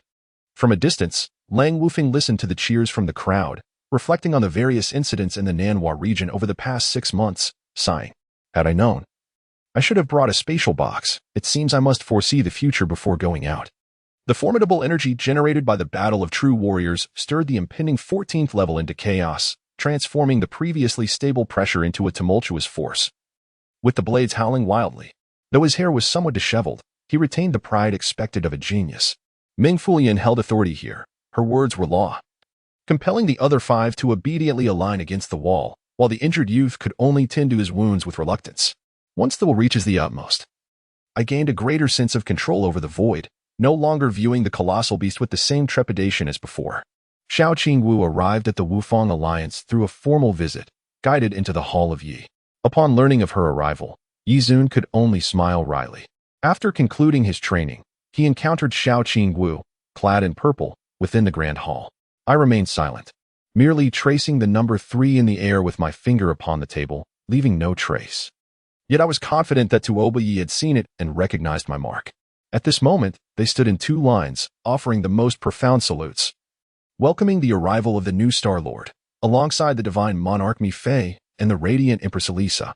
Chapter 35, Natasha after a delightful shopping excursion. The two sought a restaurant to enjoy dinner. Mr. Zheng, I truly cannot accept these gifts, she insisted. Zheng Qian intended to diminish Xia Qianqian's affection towards him, for if her fondness grew, he would find it difficult to spend on her in the future.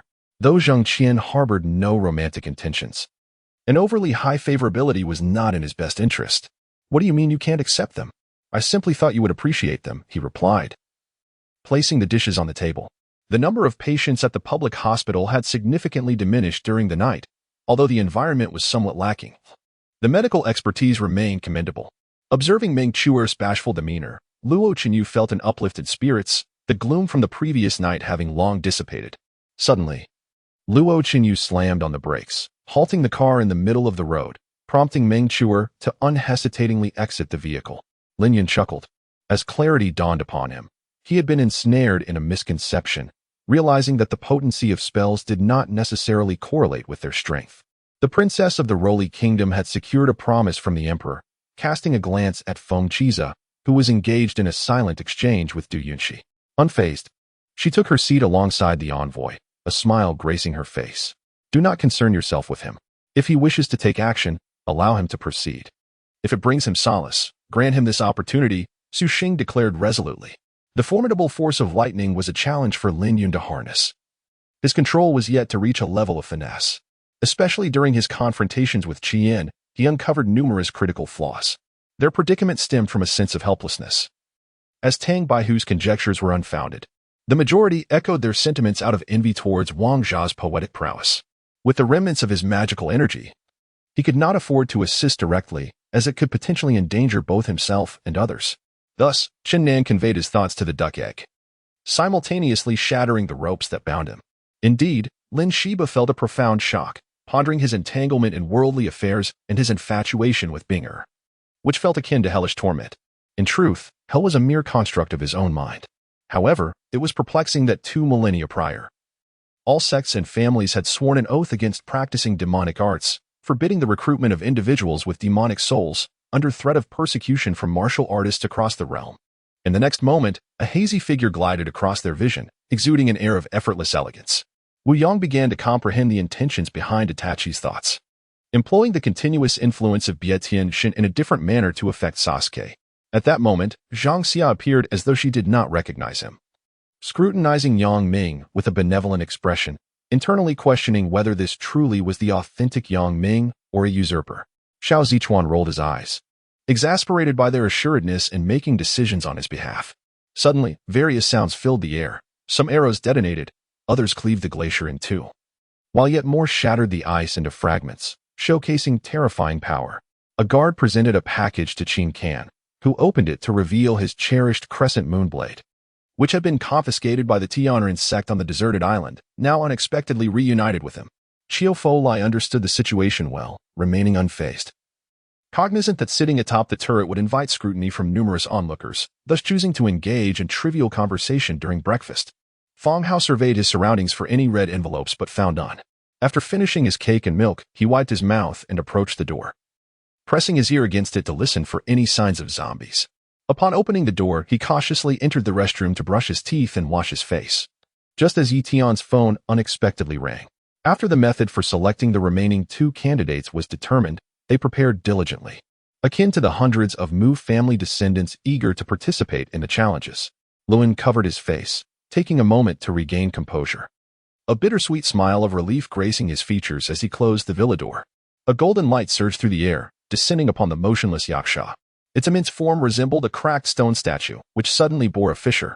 They also noted that the restaurant served dishes on flat stone plates, harmonizing beautifully with the natural theme. Chiao Folai possessed unshakable confidence in his captains, including the newly appointed Ying Mafu and the inexperienced Chiao Lian, both of whom demonstrated commendable capabilities. With his presence, he could offer real-time guidance. You can never awaken someone feigning sleep, nor can you ever sway my feelings for Mo Sang, Mao Mao declared earnestly. Turning to exit. There is an old monkey that frequently brings us fruit. It is rather plump, so we affectionately call it Fat Monkey, Zhang Manin remarked with a smile. The store manager, overflowing with enthusiasm, crouched to open a shoebox for Ji Xiao, but just as he reached out, Jing Maxian intervened. Jinna's expression shifted, her hands tightening around the cart's handle as she glanced between Chu Ling and me. I realized her intention was for me to personally unseal the contract, thereby separating the adhesive parts. Taking a deep breath, I approached with calm resolve as you faced it to assist me in pulling out a chair. Ji Xiao was suddenly engulfed by a profound sense of helplessness, worrying about Jing Maxian's condition in the operating room, while his grandmother eagerly discussed their impending marriage with her. With a command from Chiao Tianing, all personnel involved in drafting the Mars project swiftly took their positions, promptly organizing efforts to refine the plan. The internal base group was no exception. The extraterrestrial fleet would arrive within months, and numerous individuals awaited relocation to the moon. Chapter 36. I will not betray you around 7 or 8 o'clock. The order had been placed the day before, but it was only airlifted in the afternoon. Upon reflection, a wave of trepidation washed over Zheng Qian. Fortunately, he did not go in the afternoon. At that time, he was accompanying Xia Qianqian on a shopping spree at Dayueching. Had he run into Jean Lu, he would have been at a loss for an explanation. All right, I shall give it a try.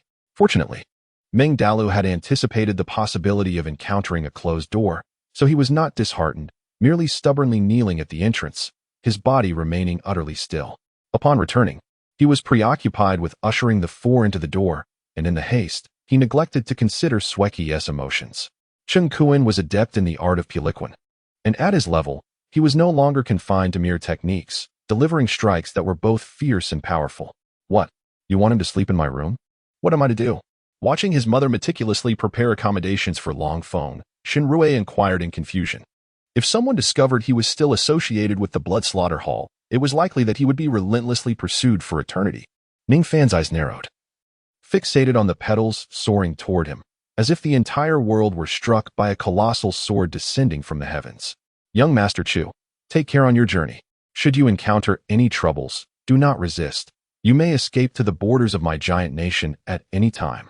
I will station a formidable army at the border to assist you, the behemoth assured Zheng Qian.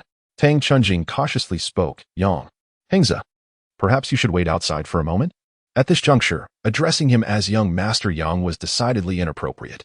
Given that one can possess their own consciousness, it stands to reason that all living beings are inherently self-serving.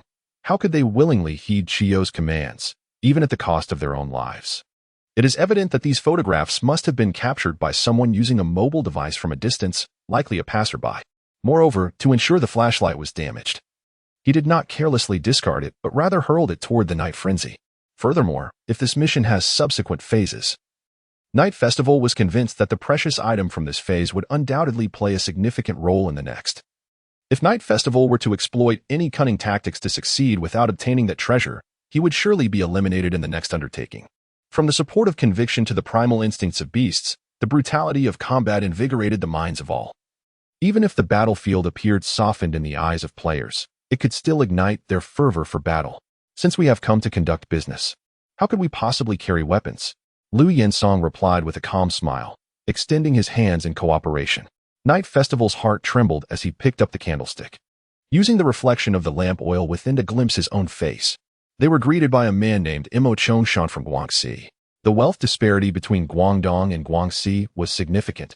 Imo Chongshan operated as a middleman here, previously dealing in fabrics and various other goods, a substantial portion of which he had facilitated. The side effects of the dragon whip stemmed from excessive yang energy. As long as there was a method to neutralize the yang energy within your friend's body, it could be resolved. Tai Bai Jinxing ceased his superfluous talk and elucidated. This was the first time Imo Bei recognized this issue. He had previously only considered defeating Mu Chaogo without contemplating these ramifications. Moreover, as long as this Dr. Ma continued with the three, it was only a matter of time before three more such morally bankrupt physicians emerged. These individuals, incited by Chang Sun Tianyu, did not merely attack themselves and Situ Yang once, but rather persistently besieged the three of them time and again. Wei Jie's heart raced uncontrollably. Could it truly be this simple to resolve the matter? The Holy Heavenly Sovereign had not participated in the treasure hunt, remaining in meditation, exuding the aura of the 10th deity, overwhelmingly powerful. Anyone suddenly summoned and confronted with such a scene would be bewildered for a considerable time. Now, Ningyu finally reacted, discarding the camera in his hand, unplugging the connection, and hurriedly assisting the young master into a chair. Of course, he did not feel overly pessimistic. In his view, given Tang Yi's talent and the initiative of the higher-ups summoning him, even if Tang Yi disrupted their discussions, he likely wouldn't face severe repercussions, perhaps just a few scoldings. Scenes unfolded frame by frame, with highlights marked, including camera angles, musical crescendos, and even the duration meticulously noted. This chaotic forest region was far more extensive than the territories occupied by other sects and families in the central district. The beast tide was finally dispersed. They no longer charged together but retreated in small groups, dragging some corpses with them. The entire Tiger Clan settlement resembled a battlefield. Limbs and severed body parts strewn across the ground, vast patches of dark red intertwining, composing a tragic elegy of life upon the desolate snow. Following behind, Fu Lei listened intently to their conversation, while directing most of his focus and energy toward observing the grand endeavors of Ziqi. Chapter 37. Apologizing to Zheng Xiao. Whoever speaks to me shall be scolded. If you identify with that, it is not my fault. Chang Rui scoffed, his face etched with disdain and contempt. Suddenly, Zheng Qian stepped forward and delivered a resounding slap. Chang Rui, caught off guard, stumbled and fell to the ground, shattering his wine glass and staining his pristine white suit. This slap left Chang Rui utterly bewildered. He never anticipated that Zheng Qian would act so violently over a matter that did not concern him. Luchin, unable to keep the creature, could only find a place to feed it before letting it rest nearby. What was meant to be a certain victory transformed into an irremovable calamity. Each survivor who recalled the battle beneath Wuyuan City shuddered involuntarily. Halt! Ho Luoqi and his companions were finally intercepted by a troop of cavalry composed of the Tokarians, serving as the vanguard of the Allied forces under the command of Basi. That afternoon, Yaoshi arrived in New York and hurriedly took Yushio's car to the hotel where the dignitaries were staying. He retreated several steps to evade Gu Wuchong's airborne punch. And as Gu Wuchong landed, he surged forward, hands forming seals, as pure white spiritual energy enveloped him, gathering and transforming before him. Upon seeing the mother insect, Lu Qian inhaled sharply. Its form was colossal, easily over 10 meters tall, with 8 long legs resembling massive scythes standing beside it. Soon after, an earth-shattering roar emanated from the depths of space, darkening the skies as countless black clouds materialized, swirling in the deep expanse. Ascending towards the heavens like a beast capable of devouring all, a tall figure emerged from within. Besides the disciples of the Hunyuan sect, other formidable individuals arrived upon hearing the news. However, these newcomers refrained from disrupting the tranquility of the square. There were 6 or 7 escapees among the contractors. After escaping the threat of the vortex, they scattered in all directions. Lu Qian made no effort to pursue, as his primary focus remained on young Eagle. The departure of the others was of little concern to him. Her father had left no will before his passing. According to inheritance law, the primary heirs were Zhaomi and Su Yun. Thus, although Shaolin was now the president of the Su family, he still relied on Zhaomi and Su Yun to maintain his position. In her world, concepts of love and hate, as well as notions of right and wrong, held no significance. I'll give you a ride to work.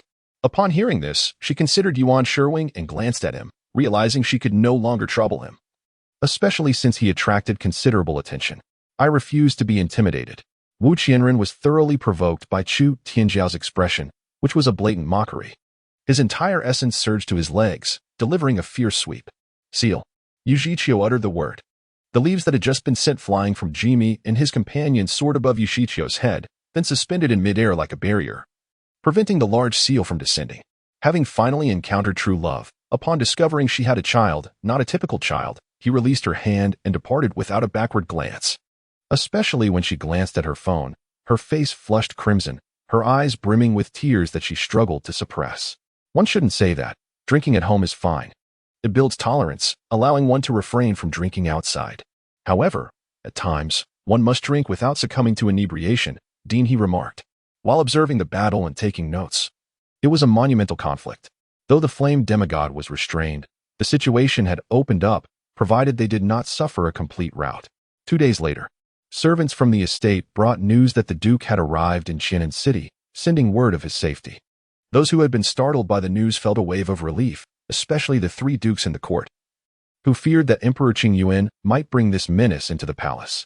Su Qianqian glanced at Yishu, standing beside her, and immediately lowered her watery gaze, her heart racing and her thoughts in disarray. It's nothing, and he is absolutely correct. This wine is exquisite, truly a rarity, Sun Jian remarked, unperturbed. After considerable effort, Duo finally finished the food in her mouth and clumsily climbed down from her chair, swaying as she walked over. Dark energy swirled, coalescing and dissipating. Each time the black dragon was struck, it dimmed slightly, yet with every punch thrown, the black dragon was unable to withstand it, its scales shattering, its form faltering.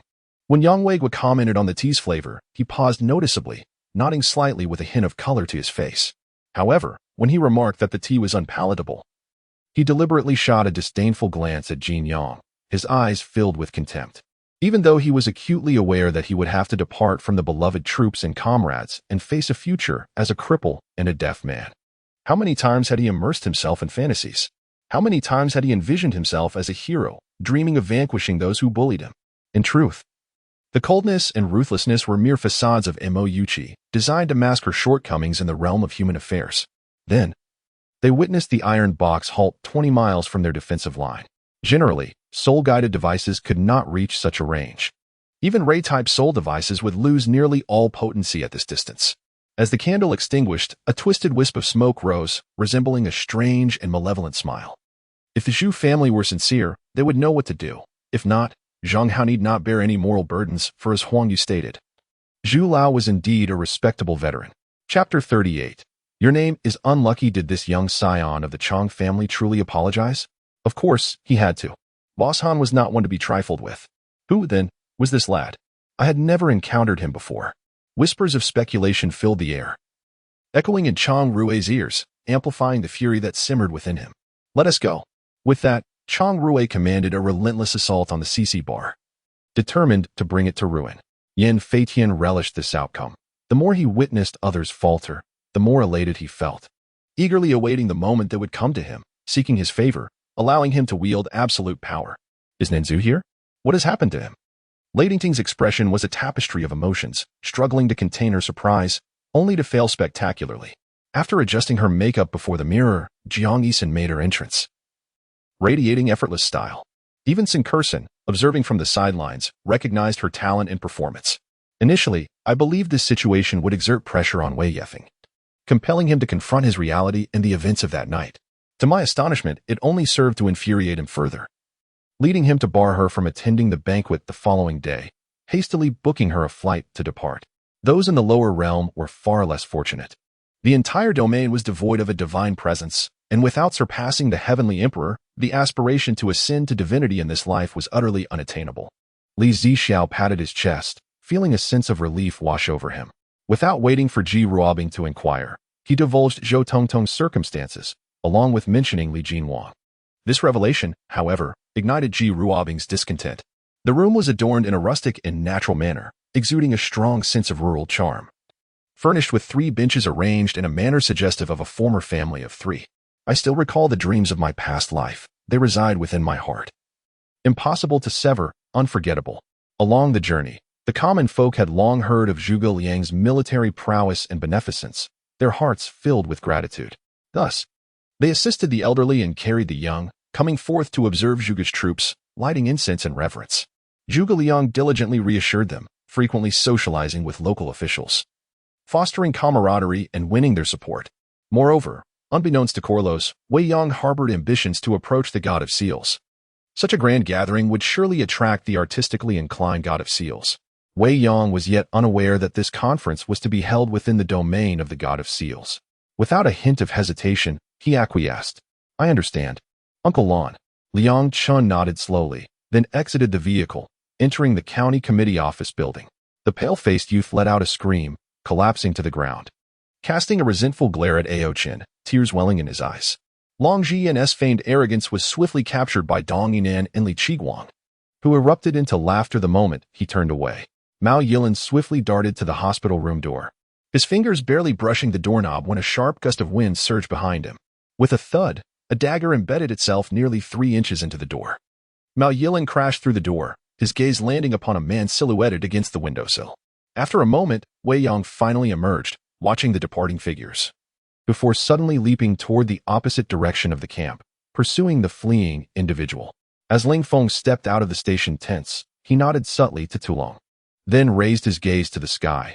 The once dark fissure now glowed a copper red, the hue spreading from the edges, seemingly boundless, resembling an expansive celestial canopy.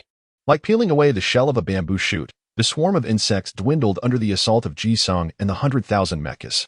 6 types of energy locked onto Zhougang, hurtling towards him. He hastily grabbed the wooden plank lying on the ground, using it as a shield, refusing to believe that these individuals would disregard their comrades.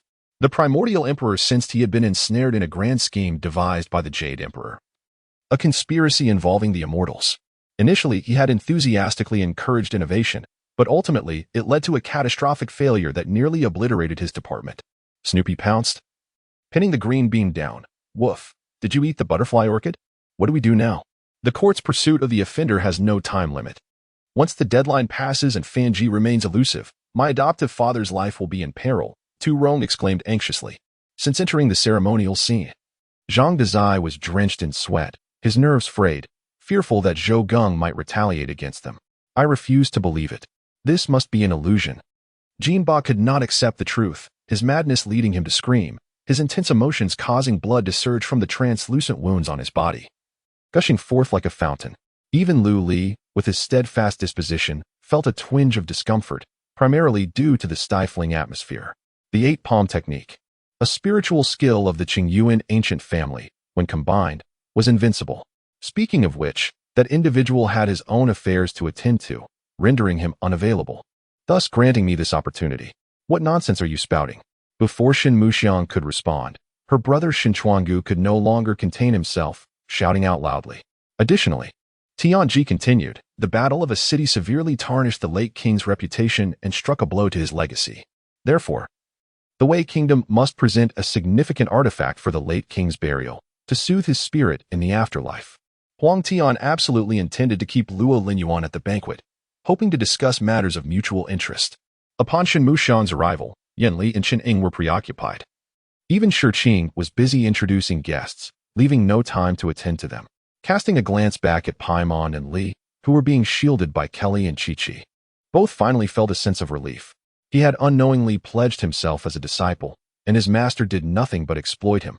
This life was becoming utterly unbearable. Moreover, Wu Jia had explicitly stated during her confession that if he rejected her, she would no longer pursue him thereafter. This was crucial evidence of Lu Yu's achievements. Furthermore, it was entirely possible that Xie Xian might require it as well. Bai Ying and Yin Yirong were recuperating in the ship's cabin, curiously peeking out to observe the unfolding situation. Meanwhile, others were engaged in a fierce battle. Gong Ningxiang, Lei Jiaxian, Ji Chaqin, and Gong Sulan, alongside the Yanzhu family. The colossal dragon clan of Ta Tai, the beast clan of Siki, and the hybrid human forces, including Han Mulabai, were all valiantly contending against the undead and numerous armored undead troops. Amidst the murmurs of the crowd, Yang Emo approached Yihua's memorial, standing before Yi Zhuang. Chapter 39. What kind of Zheng General? Indeed, this vehicle is quite remarkable. Once our company is profitable, I shall resolutely acquire one. Not at all. With Mr. Chen's capabilities, in no more than 2 years, or perhaps even half a year, he could procure this car effortlessly. Mr. Zheng, please refrain from elevating me too high, huh? With your prowess, I believe you could purchase 10 vehicles, couldn't you? This statement, though seemingly flattering, is, in fact, a subtle probe. No, Mr. Chen is merely jesting. I too momentarily lost myself in the moment. Imo Chen felt a pang of regret for having foolishly stepped out to toil. He found it even more perplexing that Fan Tong, despite the presence of running water at Aunt Feng's home, insisted he attend to her needs. Reflecting on how the Bai family members had simultaneously referred to Yang Yi as a master today only deepened his confusion. Were the celestial beings present to witness this illusory portal, they would surely be left astounded, their eyes wide with disbelief. The fragrant blossoms that filled the hall brought a sense of serenity, rendering this place akin to paradise when compared to the myriad palaces they had traversed before. Even in the realm where they originally resided, few sights could rival this beauty. Thank you, Aunt Lian. Lin Lan accepted the garment with a lowered gaze, her eyes flitting nervously, too timid to meet Chen Suelian's eyes. Law? Ha! He Hu laughed heartily, as did the three behind him, as if they had just heard a most amusing jest. Over the years, the master of Dream Butterfly Valley had endeavored to break free from the constraints of Xian Yutian Zun. Alas, though both were of the celestial body realm, Xian Yutian Zun had attained it before the master of Dream Butterfly Valley, and given that this was the Yu Shao Palace, Xian Yutian Zun's own domain, he successfully suppressed the master. I have already alerted the authorities. Yang Ju spoke calmly to the crowd before turning away, noting that the list included not only wealthy scions but also second-generation officials, albeit lacking in character. This was crucial for the first event, aiming for a 70% success rate, and ultimately half would become partners. Imo Chen felt an uneasy tension akin to that of a thief as he hesitated at the door to his parents' room. It is noteworthy that these individuals had just witnessed the Wuling Hongguang recklessly collide with a Bugatti on the live feed, their admiration for the vehicle's owner flowing forth like the relentless waters of the Yellow River. The 5 brothers of the Leaf family restrained the creature's limbs and tail, while Tilia unleashed her purifying purple lightning in an attempt to immobilize it. Victor and Shui Lian bombarded the giant tiger's mind with their spiritual power, and Klai compelled the vines to seize control of its entire body. He gritted his teeth and advanced with his sword. His strength was indeed formidable, withstanding such terrifying force as the ground beneath him erupted into a massive crater. There is a certain advantage to this, while wandering souls may be manageable. Vengeful spirits witnessing a marriage would be far more agitated than a famished dog catching sight of roasted meat. Watching his retreating figure, my heart clenched painfully. Indeed, if someone were to restrain Zhengqing Yuan, the entire 1,000 ghosts devouring spirits formation's potency would be significantly diminished. Or perhaps the adversary had employed some extraordinary secret art, inducing illusions among us. A gaping pit, 100 meters in diameter and 2 meters deep, appeared where the burrowing beast lay, barely clinging to life in the center, its once formidable shell now marred by wounds from relentless assaults. At this moment, the malevolent ancestor of the moon was not faring well either, as wielding this magical artifact exacted a tremendous toll. Simultaneously, the 6 generals unleashed their techniques, a torrent of violent true energy surging towards Wu Tian, who in turn conjured a whirlwind of true energy to counter it. Big brother, the city gates of New Leaf City must be heavily guarded. Where shall we go now? Niu Wujie asked as they fled. Lin Tian nodded slightly. It would take no more than a single day for him to locate Sha Tianrui. This statement once again altered Wang Hao's expression, prompting Zheng Qian and others to instinctively hunch their bodies, bracing for resistance. 5 days prior marked the day Wang Hao and Zhou Shan comprehended the Tao. On that very day, as the actual controller of the sect, Wang Hao could hardly be oblivious to the gathering of the sect's fortunes. Zhou Wan'er felt a chill on her forehead and looked up to see Lu Hingchuan's vacant gaze and pale complexion, a harbinger of mental exhaustion. Dubiously labeled as beneficial to health, could it be that his earlier encounter with the princess's sly smile was genuine, rather than a ploy to see the prince suffer? Xing Yue was also aware of her practice of swordsmanship. Though she could not comprehend it, she chose not to comment. With the Baiwan money house now closed, it was inevitable that this million-spirit stone card had originated from there. Yunli allowed the empress to humiliate him, secretly amassing strength for a decade, awaiting the moment to break free from her constraints. By the time the vendor of fowl brought forth 10 or so cages, the cart was already brimming. Having made connections, he was ready to boast when, out of nowhere, 2 unfortunate children disrupted his plans. Duanyu was taken aback, thinking he was not the one being called, and thus remained silent, hidden within the Raijin attire, invisible to others. Qingxi, my dear sister, I have missed you so much. Mu Xianyin exclaimed as she embraced her tightly, tears of joy streaming down her face. Yet he could hardly believe that this was Wang Gongnan's prowess. As a newly ascended practitioner, Wang Gongnan appeared before him like a mere novice confronting a seasoned martial artist. He feared that even a casual breath from him could extinguish Wang Gongnan's life. The vine was not lush, its tendrils thin, its leaves sparse and aged. Should he dare to battle, we would seize the opportunity to eliminate him, deploying formidable forces to ensure his downfall, all while adhering to the rules. The celestial emperors would not dare to intervene against us. Qi Shang displayed an expression of complete control as he spoke softly to the Northern Tomb King. Chapter 40. Forgive me, General Zheng. General Chang, consider the situation, he remarked. Defu Timber is a colossal enterprise, sustaining a significant portion of Yibei. How can it be that a mere few million in transportation fees cannot be raised? A heavy sigh escaped Chang Dashan's lips. In times past, he would have effortlessly produced not just 2 million, but 10 times that amount. Yet, the company now faced a crisis. In times of financial drought, one must pivot to the enigmatic Zheng Qian, whose mastery of puppet manipulation is disturbingly arcane. This man harbors a profound vendetta against the Inspection Bureau, and countless Qing Sun have met their untimely demise at the hands of Zheng Yan's indomitable puppets. Zhang Shou gasped for breath, a light frost encircling his neck. Remnants of the warmth that had just been shared with Yu Fenghan. This scheme, devised by Li Zhijing, aimed to summon Empress Li to meet with Huang Fuxian, hoping they might divulge something of significance. Notably, these individuals had not attended the wedding in Tingchong and were oblivious to the events that transpired. They merely knew of Tingchuan's demise. Most attendees were allies of Tingchong, powerful figures who would not deign to attend a wedding that might diminish their stature, an unthinkable faux pas. Meanwhile, King Zhou accepted all into his harem, yet whether these fox clans would be honored within the human emperor's celestial court or the imperial harem would depend on their subsequent conduct. Daralu's smile faltered, and he turned his gaze to Su Miaomiao, who showed no inclination to remain. Su Miaomiao lifted her head, exchanging a knowing glance with the man beside her, solidifying her resolve. The 5 Elements Passion Array of Beitong City was their creation. They were well versed in the arts of the 5 elements, correlating them with the human body's organs and emotions. Thus, they sought to enact this array, using the populace's emotional essence to deepen their mastery of the 5 elements. Compliments made Dou Xinyao's heart swell with delight, yet her true joy stemmed from securing a role. Recently, she had participated in 2 television dramas, both significant roles, yet they had generated little buzz.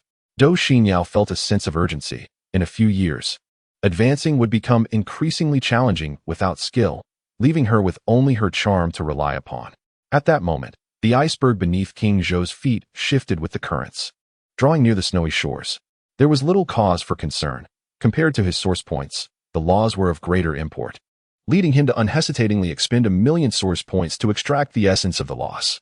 Yin Huan awoke from the warmth, rising to bathe, donning a fresh long dress, drying her hair, and enjoying breakfast before visiting the neighboring residence of Hua Shiren. Though separated by a door, she felt the weight of a pair of vengeful eyes fixated upon her. Something's amiss. Let's investigate, Yu Shiqiu and Lu Shui declared in unison, rushing toward the source of unease. Naturally, Shen Lili was skeptical, casting a cheerful glance at Yin Huan, pondering if this yellow-haired girl intended to dissuade her. The door stood resolutely shut. Aside from winter sports, Table tennis had surged to prominence over the last decade, establishing itself as a core athletic endeavor. Emerging from the bathroom, Yin Huan placed her enamel cup upon the bedside, retrieving a clean basin from beneath the bed to assist Yu Fan with her dental hygiene. The duo of Li Qing and Liang Jiahui dominated the box office, eclipsing the likes of Zhou Yiqing and the king of New Year films, Huang Beiming. Hearing her sister's words, Ho Rofeng realized that the steward Feng had betrayed her, or perhaps Zhang Ting and Zheng Qian were also complicit.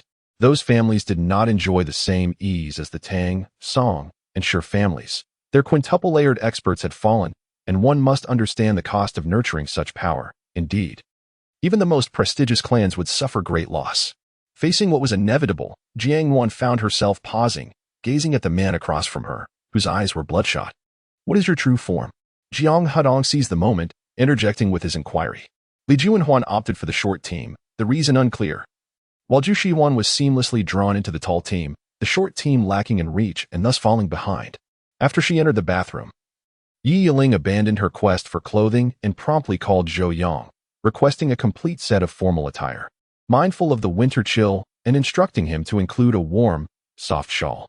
Upon the return of the Xuanzu cavalry to the capital, His Majesty summoned Gongsun Ao, instructing his immediate return and the removal of his position as Hu cavalry commander, assigning him as the Xuanzu commander instead.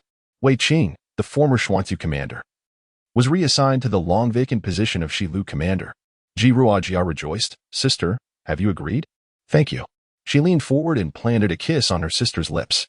Something small and sharp struck her back, even through her clothes, causing discomfort. "Is that all there is? Surely, there must be more?" Qin Feng was growing anxious, baffled by Jiang Shui's apparent ignorance.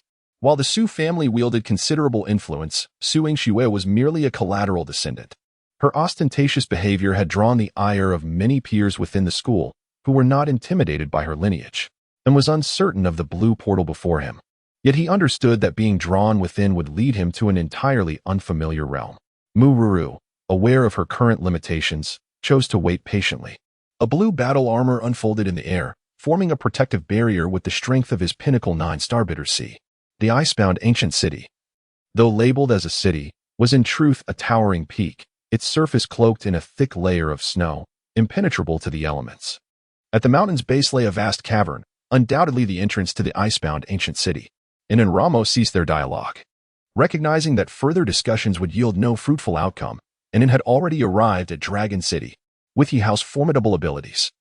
Qin Lulu began to regret bringing her subordinates to confront him. Chapter 41. A twist of fate. Chang Rui cried out in desperation, pleading for mercy from Zheng Qian. As the saying goes, a filial son is born under the rod. Despite Chang Dashan's amiable demeanor in his later years, he was a formidable figure in his youth. Chang Rui was shaped under his father's strict discipline. If there were anyone in the world who instilled fear in Chang Rui, it would undoubtedly be his father. In recent years, Defu timber gradually expanded its reach beyond national borders, a feat largely attributed to Chang Dashan's relentless efforts, which surpassed even those of the great Hanwu Emperor. On July 25th, the Anglo-French Allied forces continued their assault. Under the command of General Hamilton, they launched a comprehensive attack from the northern sector toward the German defenses in the northern district of Tours. When Yin Qing reappeared in the resplendent, multicolored Crystal Palace, his eyes widened in astonishment. With Ling Shu present, he felt reassured. The exquisite fairy nodded and, after a slight bow, departed with Zi Tiandu. Just as he attempted to halt, he was a moment too late. Once his spiritual energy was depleted, the vital force within him surged violently, and he spewed forth a mouthful of blood. As Yin Qing was about to speak, he noticed an enormous demon, towering 4 to 5 zhong, pursuing the old man, its ferocious visage striking terror into his heart. The forces receiving orders included troops from the United States, Italy, Belgium, and the Netherlands, stationed in Lithuania, Latvia, and Estonia, totaling approximately 700,000 soldiers. In contrast, the Soviet forces in the vicinity numbered fewer than 300,000, rendering the Allies 5 times stronger than the Soviets. Upon the Celestial River, amidst the unique capabilities of the Celestial Navy, the formidable strength derived from millions of years of accumulation allowed the three to exhibit combat prowess that nearly surpassed the realm of the semi-ultimate, rivaling that of the ultimate beings.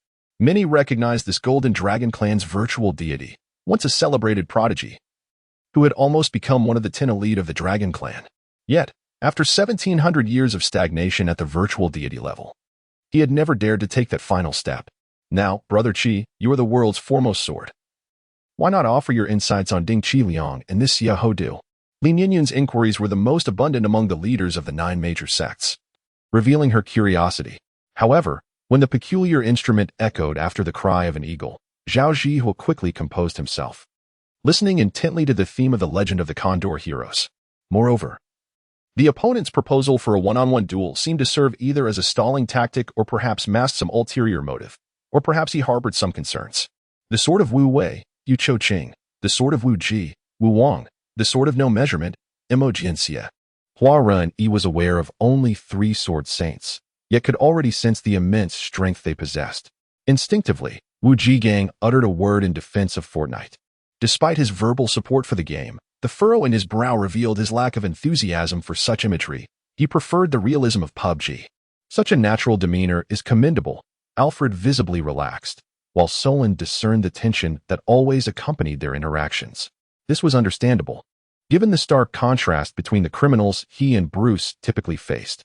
Higher viewership naturally leads to increased advertising revenue. However, excessively low ratings could result in compensation to clients. Humph. Worthless, the Qin surnamed cultivator sneered at his counterpart before departing downhill, quickly vanishing into the dense fog. Zhou Liang was taken aback, his cigarette but trembling slightly. He hadn't anticipated Han Ji's sudden call. Observing Li Bai striding before him, tall and upright like a pine tree, exuding an air of calm confidence, Lung Ruo Bing felt a newfound inclination to trust him. The prison walls, sturdier than iron and stone, now crumbled like fragile paper, with stones cascading downward. The mainframe could shield against inquiries regarding network information technology, yet tangible evidence could not be obstructed. Outside, the voice of Bogu Lu Taisui resonated, prompting silence between the two as they listened to the unfolding dialogue. Li Bai mirrored his actions, both wielding identical fishing gear. The market price hovered around 100,000, causing Li Bai's lips to twitch slightly upon acquiring such an expensive fishing rod. Yet, this sense of helplessness dissipated within 3 breaths. Qin Yu, slightly disheveled, rose once more. For many years, Tuoba Wei Wei had traversed the land, yet the combined forces of his direct lineage had never exceeded 100,000. Well, all my words have been in vain. However, upon witnessing the emperor's solemn gaze, Yang Zhen understood the resolute disposition of the other party, recognizing it was beyond his influence. He sighed heavily, ceasing his entreaties. The beggar unveiled a vial of elixir, seemingly of great significance, named the Transformation Elixir or Evolution Elixir. It was specifically designed for spiritual beasts. He deemed its value considerable in Wu Fang's eyes, given his possession of the flying spiritual beast, Blood Swallow. Chen Long paused momentarily, trailing about 10 steps behind, when suddenly, Li Hu halted in front of the stopped horse convoy, prompting him to do the same. This implied that the felines within the southern region might have attended her lecture, while those from other areas, despite experiencing renewal, remained oblivious to the reasons, thus not necessitating inclusion in the dispersal plan. Zhao Zhengqi chuckled softly, approaching the sofa and settling down, succinctly reporting the situation. The current predicament of Qin Mo and the Qin group was inextricably linked to Qin Jun, while the connection to Yi Qi Tu was relatively tenuous. Chapter 42. Stay at my home for a night. At this moment, Deng Shuxin's eyes were red and swollen. It was evident that she could barely suppress her tears under the comforting presence of another woman. Mr. Zheng, you need not have come. Deng Shuxin looked up to find that Zheng Qian had indeed arrived. The woman beside her was her sister, Deng Yuqing, who possessed an exquisite beauty that seemed to rival the heavens themselves. The boatman spoke in great detail, akin to a patient narrator and guide, explaining the functions of the various buttons on the tour boat. Open the door. We are here to search for the suspect. One officer knocked on the door, while another echoed his call. With the doctor shortage, even those with a modicum of medical knowledge were urgently summoned to the front lines. The newly inducted spirit master, with a robust physique, remained conscious despite sustaining severe injuries, gritting his teeth as he unleashed his millennia-old soul technique. Of course, such specialized weaponry was reserved for the regular army or special forces, far beyond the reach of novices like them. Jiang Yushu glanced at Lu Chengxian, momentarily taken aback, before nodding in acknowledgement, recognizing that her current status was on par with Prince and Qing, thus negating the need for formalities. The commanding officer's gaze turned steely as he swung his long blade, prompting the cavalry behind him to surge forth like a tidal wave. Since Yang Su had become his special assistant, Chen Feng had entrusted her with handling his original phone number. Lang Yunjue entered the room unceremoniously and laid down on the bed, thinking that if he could not confront the situation, he would simply retreat. Despite her reservations about his words, Yang Yutong felt a sweet warmth in her heart, as it signified Feng Yuan's acknowledgement of their relationship. After shaking her head to reassure others not to worry, Zaro turned to glance at her pale visage with concern. In this enigmatic locale, in addition to the primordial mountain forests, there were marshes and lakes, concealing significant dangers, perhaps a venomous snake, an alligator, or an unfamiliar beast. Shui Hao, driven by a desire to aid his father, embarked upon his cultivation journey. At this moment, he resembled a child who had long been separated from his father. Burdened with unexpressed feelings, stripped of his usual tenacity and resolve, Shui Hao gazed at the towering walls beside him, contemplating. With a leap, he effortlessly cleared the courtyard, landing on the spacious main road. To his surprise, the courtyard was situated in a secluded area, devoid of any buildings, let alone passers-by. The staff had begun to swiftly transport the injured, retrieving unconscious participants from the sea and repairing the slightly damaged arena. Those who could still walk supported each other as they left the stage, while the immobile were hastily carried away on stretchers by medical personnel. Last night's expenditure was not in vain. The heads of several guilds were quite astute, most of them already online, each leading their guild members in preparation within the city. Every time Chu Zhao passed the clothing shops along the street, he inexplicably found himself pausing to take a look inside. Bai Ying had already filled a basin with water, allowing Wanner and Xiao Ran to wash their hands before sitting down at the dining table. Her voice was somewhat high-pitched, as if suppressing immense discomfort and a murderous impulse towards Hu Shui. Although the Longting 6 rankings included support rankings like Gan Hua, most were tailored for combat practitioners. CSC's cool hand gently caressed her cheek, gliding over her eyes, fingers tracing her eyelids. The pearls adorning her skirt shimmered like moonlight as she moved, gracefully swaying like a blooming lotus. Hu Shui found herself far from boredom in the palace, as there were always those who could not restrain themselves from seeking her trouble. Luo Ping exchanged no words with his opponent and immediately engaged in combat, the other's imposing aura erupting, enveloping the surrounding space with formidable power. The voice that resonated was unmistakably that of Enlingxi. I smiled slightly, halting my retreat as I advanced with a strike, with Enlingxi drawing the attention of the skeletal warrior. Who the hell are you? Lao Gu finally identified his target, hesitating to pull the trigger, suddenly feeling an inexplicable surge of excitement, convinced he had accurately identified the newcomer. The Hell Shadow Demon Dog marveled inwardly, astonished by the incredible speed that had transported him to the opposite side of the planet in mere seconds. Zhang Lingyu instructed him to immediately drive to intercept the Ferrari, directing Wu Dazhuang to send a location point, which was the inevitable route the Ferrari would take after descending the mountain road. Chapter 43. Do you wish to pursue me? Throughout the journey, Deng Shuxin maintained a silence, engaging in minimal conversation with Zheng Qian. Her home was not far from the hospital, merely a 10-minute drive. Upon arriving, Deng Shuxin offered Zheng Qian a pair of slippers to change into. The apartment was modest in size, approximately 140 square meters, yet it was impeccably clean and orderly, with every item meticulously arranged. The decor could not be described as opulent, nor was it particularly sparse. The layout and colors were thoughtfully chosen. Wang Chonong, after listening to the busy signal on the phone, pondered for a moment, unable to discern any issue with Wu Xia's tone. After several repetitions of this cycle, when Wang Huiping could no longer hold his breath, he would surface to take control of the boat, allowing Lin Yu to dive beneath the surface to pierce the water monster with iron spears. Helan Jin observed Takuya's retreating figure, her brows furrowing in concern. Takuya was clearly not an ordinary individual. His gaze towards Ming Ruo was peculiarly intense. Could it be that he harbored feelings for Ming Ruo? This thought perplexed Wang Chongyang, who realized he had unwittingly acquired the instantaneous teleportation ability bestowed upon him by Tian Wu. He had previously been unaware of it. Moreover, he bore no guards and possessed no insignia, indicating a desire for anonymity. Within 2 days, Zhao Jingyu appeared haggard.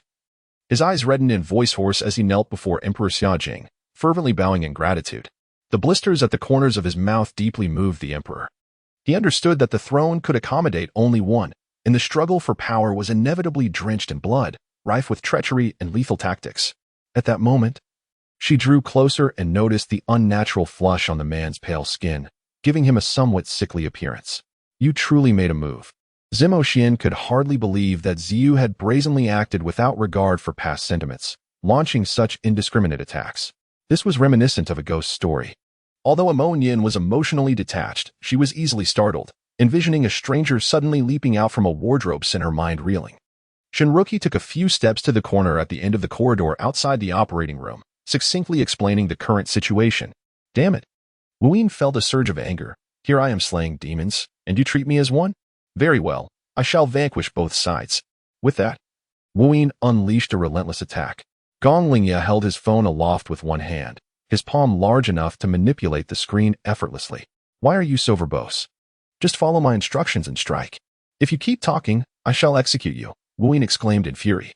Meanwhile, on the other side, Higu suddenly pointed his sword towards the heavens, stepping into a stance, and shouted at the two gray-robed figures before him. Xiando Lubu, battle the heavens. The sword moved as he did, a swift dragon-like motion, and in a blur, Higu severed the heads of the two gray-robed men, blood cascading in a torrential flow. Eyes, Zhou Zixin suddenly exclaimed. As she called out, everyone beheld two enormous eyes, one golden and one crimson, materializing within the semicircles of the fiery golden circle. The golden eye radiated brilliance, while the crimson eye appeared as an unfathomable abyss, exceedingly peculiar. Wolf Hongxiang scrutinized the skeletal remains before him, his astonishment growing. This skeleton bore no signs of life. It was nothing but a mere carcass, indicative of someone who had perished many years prior. When he noticed two figures closing in behind him, they exchanged glances and shook their heads in mutual ignorance. Beneath the floating, nest-like structures, a layer of faint golden yet remarkably clear liquid floated, appearing no deeper than half an inch, evenly distributed across the uneven ground.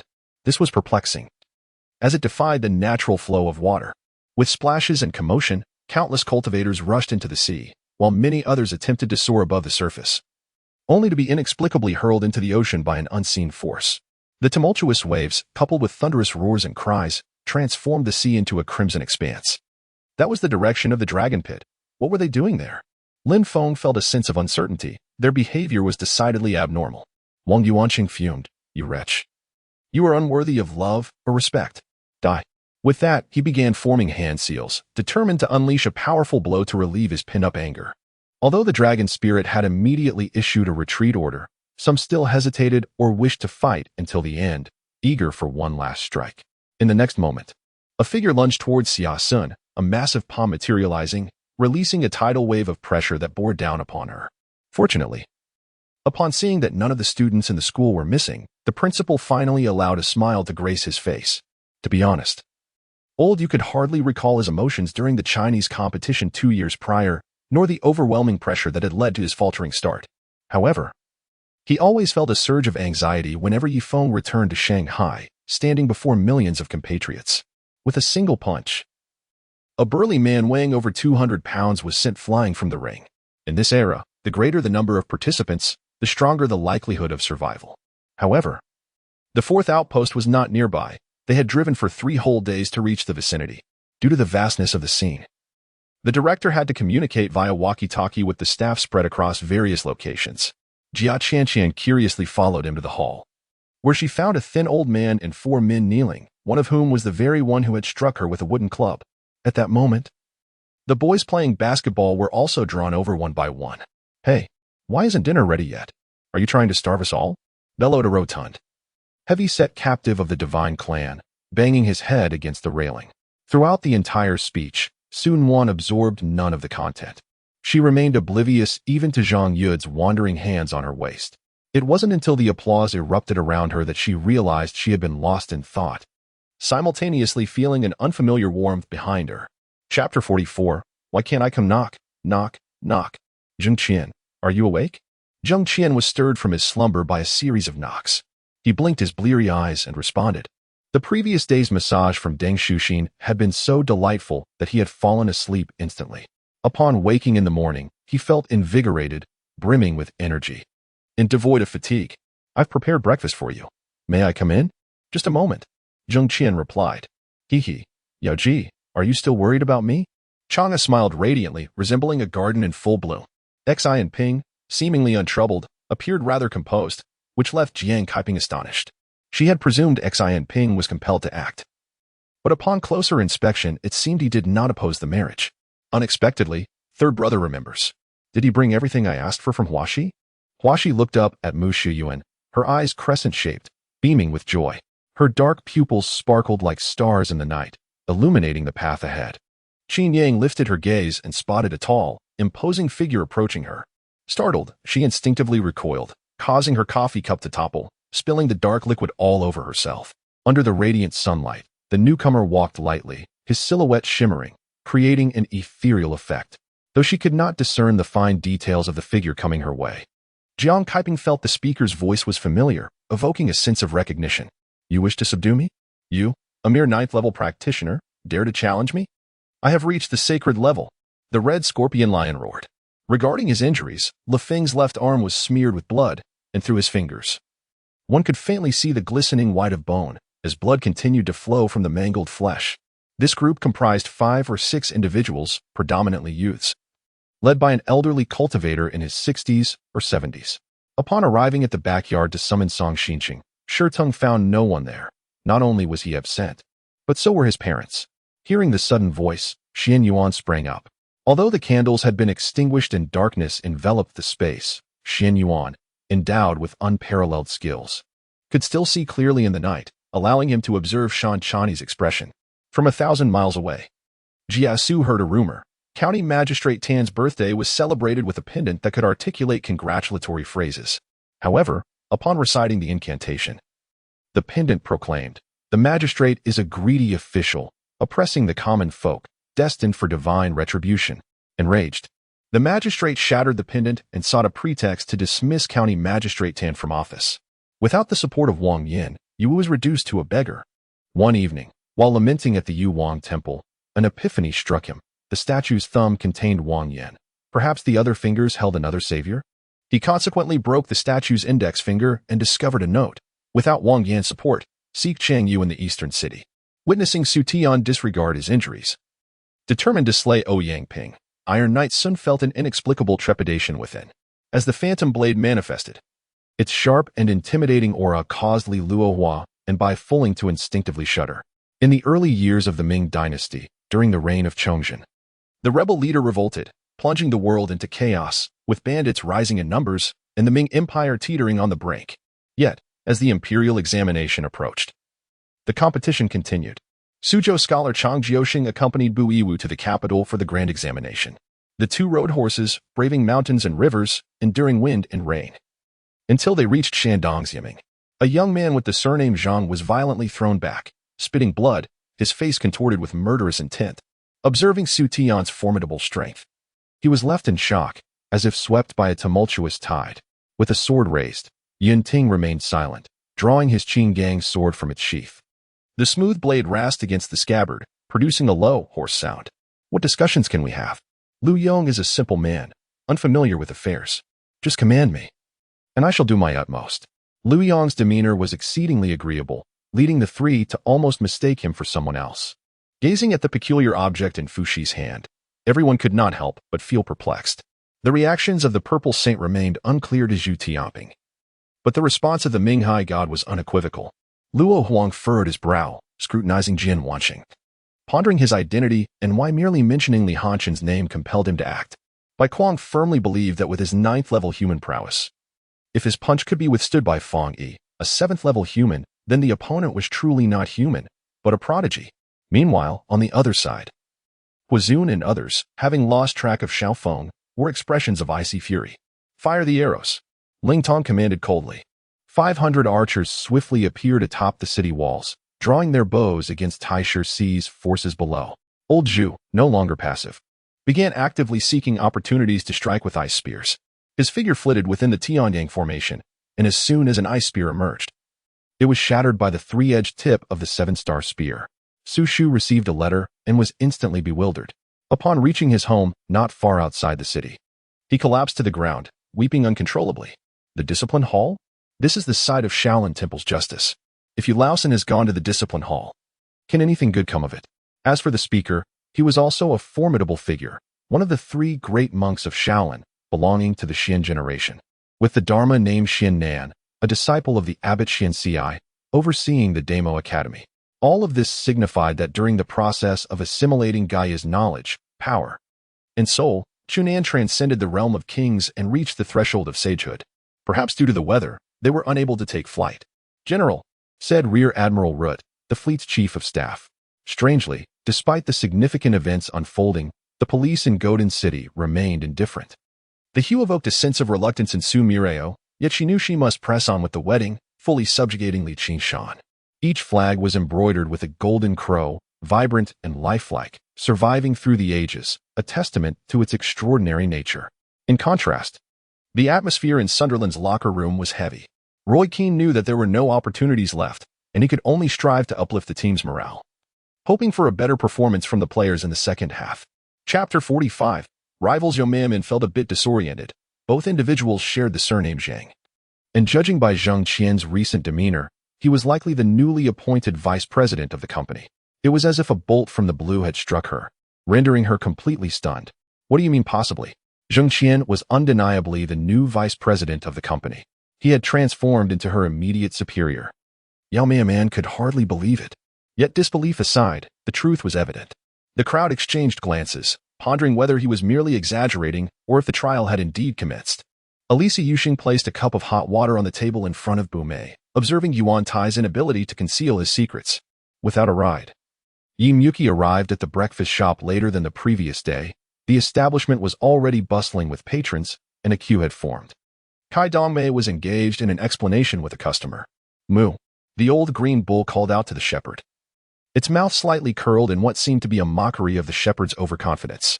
In truth, both Yuqin and Wei Yifeng were aware that this was an inevitable consequence of their rising powers. Wei Yifeng offered a few words of caution to the Emerald Valley members before transforming into a golden stream of light and darting inside. Typically, clothes could be hung out to dry in the corridor, a common practice among households, making retrieval convenient.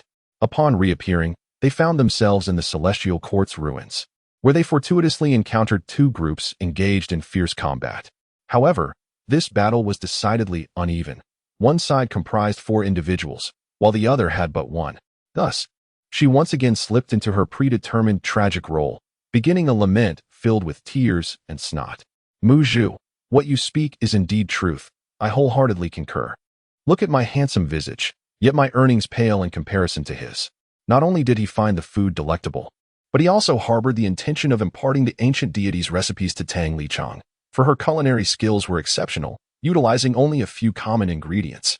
Should she be entrusted with the thousands of exquisite recipes, she would undoubtedly create culinary masterpieces. However, the number of mosquitoes was excessively high. Should they all be banished to hell, it would overflow, even with its 18 layers.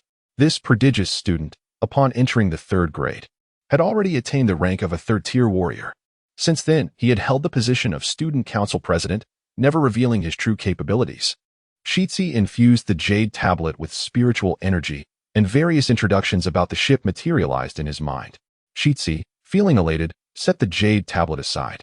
"Master Bu, could you ascertain whether this spring water resembles the hot spring water mentioned?" Zhu interrupted Zhao Shiyu's words.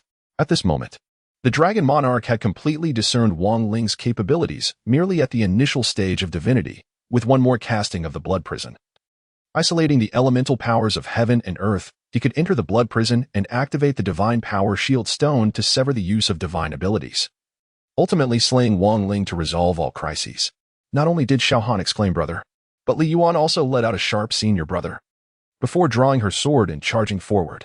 In an instant, it appeared as though 2 colossal hands were deftly manipulating the air, 2 sword rainbows, each as grand as a towering edifice, arched across the sky and across the ocean's expanse.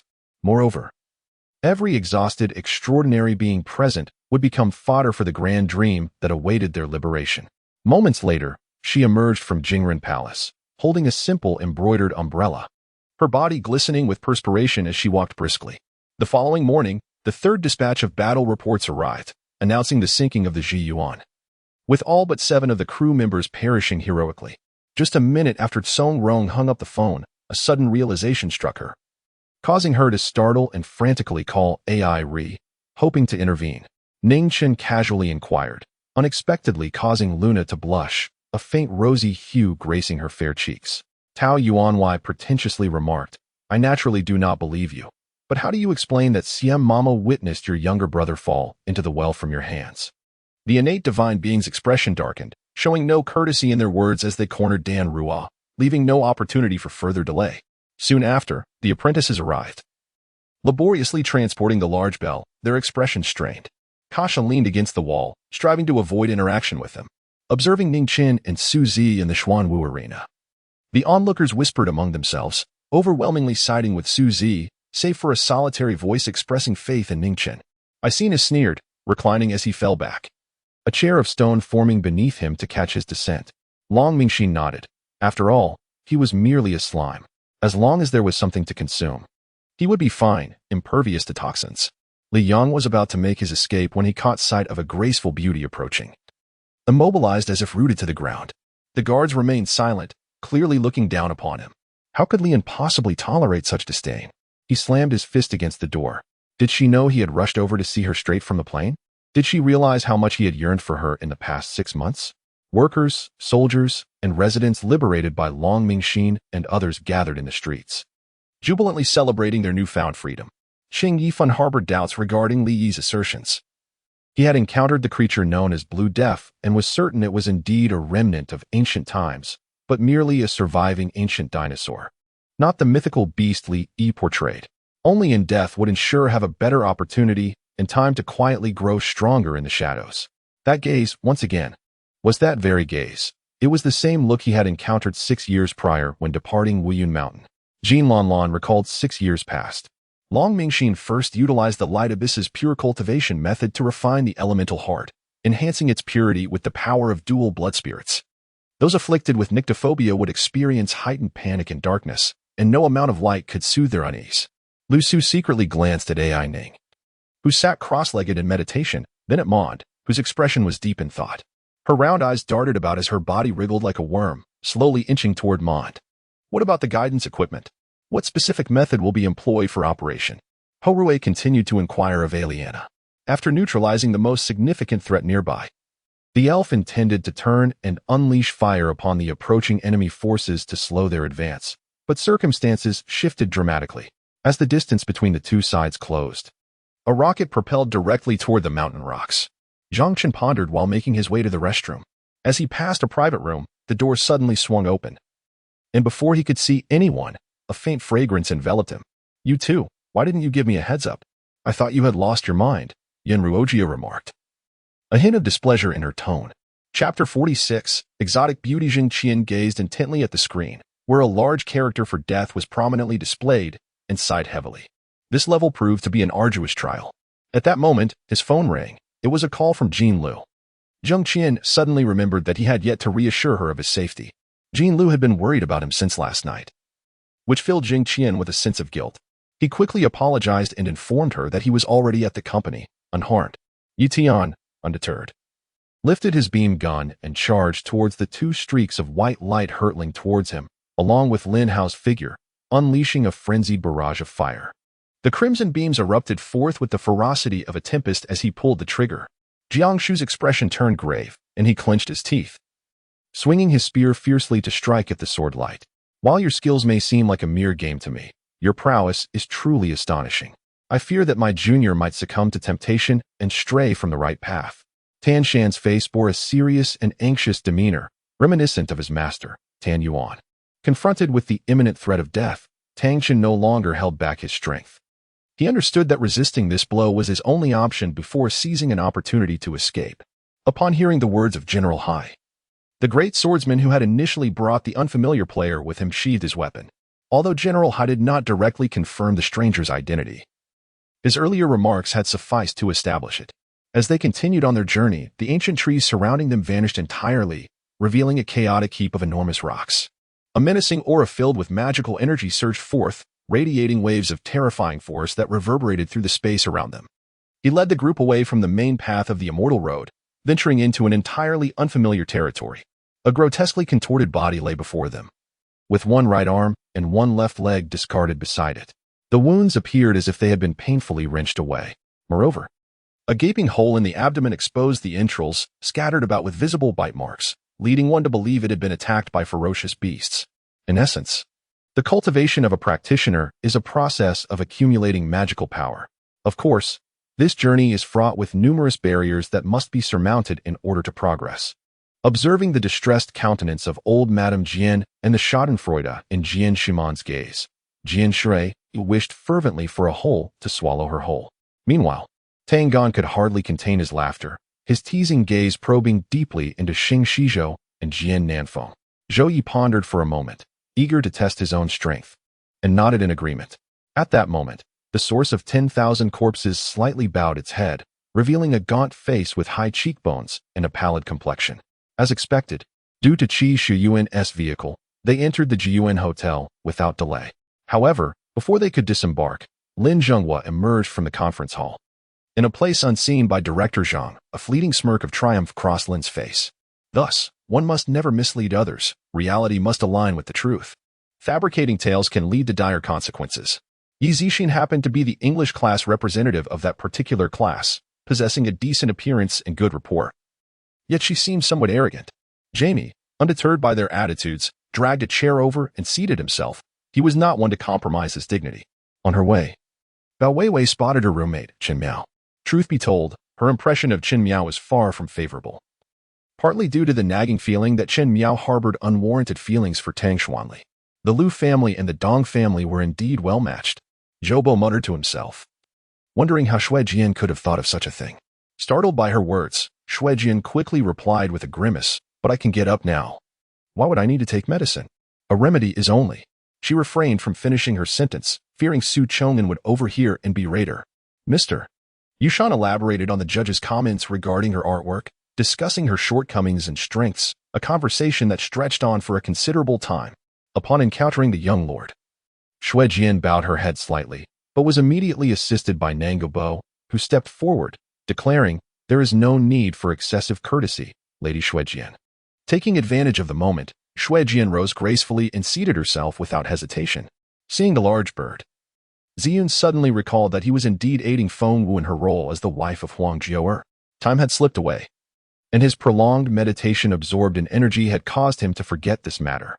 Crack, crack.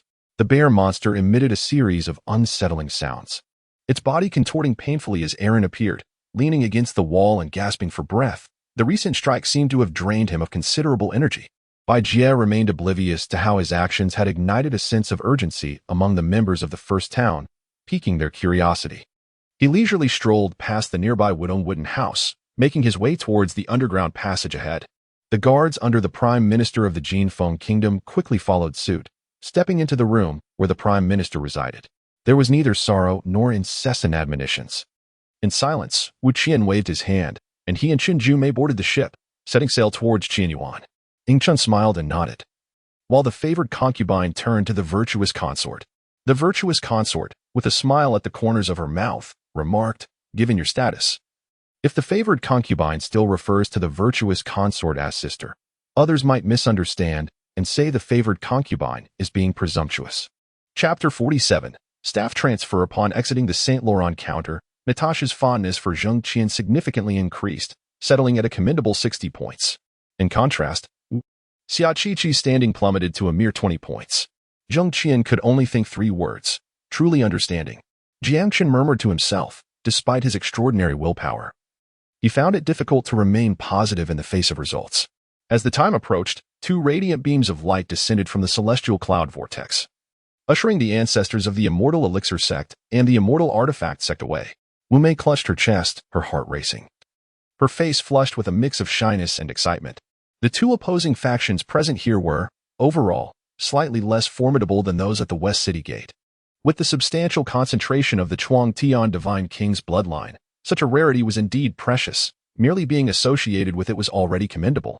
Thus, they could only accumulate strength gradually, and it seemed that the illusionary spirits had indeed devoured many souls to mislead their judgment. Mou snorted coldly, his feet glowing with golden light as he burst forth from the celestial star formation, unleashing a powerful punch that sent forth a tempest of astonishing energy. Infused with the unique wooden laws of the half-divine Tianhua, crashing toward the demons. Fortunately, he still possessed sonar detection combined with this. He would undoubtedly attain the rank of a level 1 arcane mage before enrolling in exceedingly rare feat. Jia Yi reassured himself. Zheng Xiaoye's face turned pale with anger. It was undoubtedly the mischief of the Ji family, For who would dare expel the esteemed heir of the Ji clan? Yet, the priest in the middle quickly regained composure.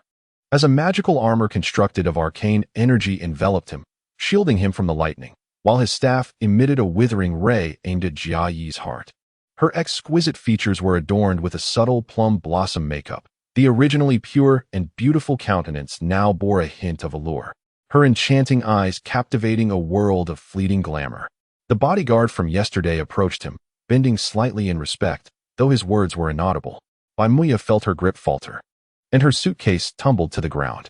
He held his breath, fearing even the slightest movement might alert the Lord of the Undead. Yunqi stubbornly gritted her teeth, insisting there must be a solution. If all else failed, she would delve into the depths of the East Sea once more. It would be best not to approach. Observing that the revered Xiaomai seemed poised to breach the barrier, the previously silent pangolin suddenly spoke up. Lu Tangtang directly copied the surveillance video of Zheng Xiaoya as she lunged at herself with a dagger.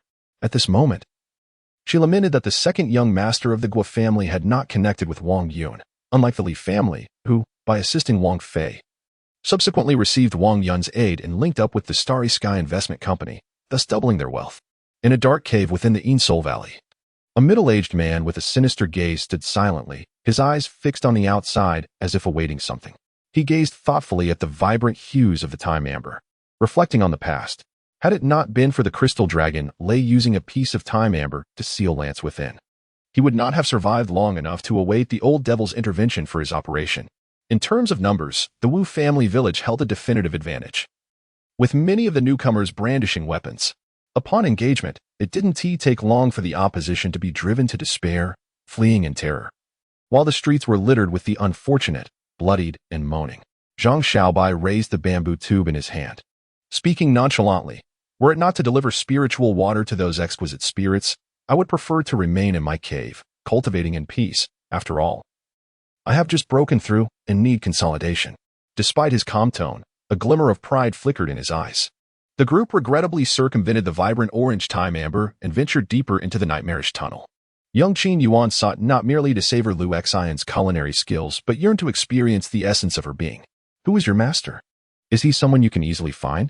When Tang Suchi uttered these words, she felt a sense of satisfaction in her vanity. Additionally, Xian Ling and others witnessed the formidable spatial barrier constructed by Nangongping. Although they believed it might be achieved through some formation, they acknowledged their inability to replicate it, thus holding a degree of caution toward Nangongping. In his ambition to associate with the Bai family, Left Hall had feigned benevolence for years, treating others with utmost kindness, rarely displaying anger, especially in their presence. I'll take the lead, the previously silent Thunder Dragon declared, this 18-year-old youth exhibiting maturity surpassing that of many adults. Had he known that Zhongxi's favorite dance was the striptease, he would never have dared to entice her into performing. Yi Jiayin glanced sideways at the man beside her, noticing his graceful gesture toward Huluan. Upon hearing my words, the snow wolf immediately lay down, rubbing its head against my hand. The dashing leap turned into an awkward encounter, leaving Li Yonghao himself feeling embarrassed. Liang Zhixi carelessly pushed open a door, only to find himself in a corridor. Chapter 48. A misguided attempt since Mr. Lu is present.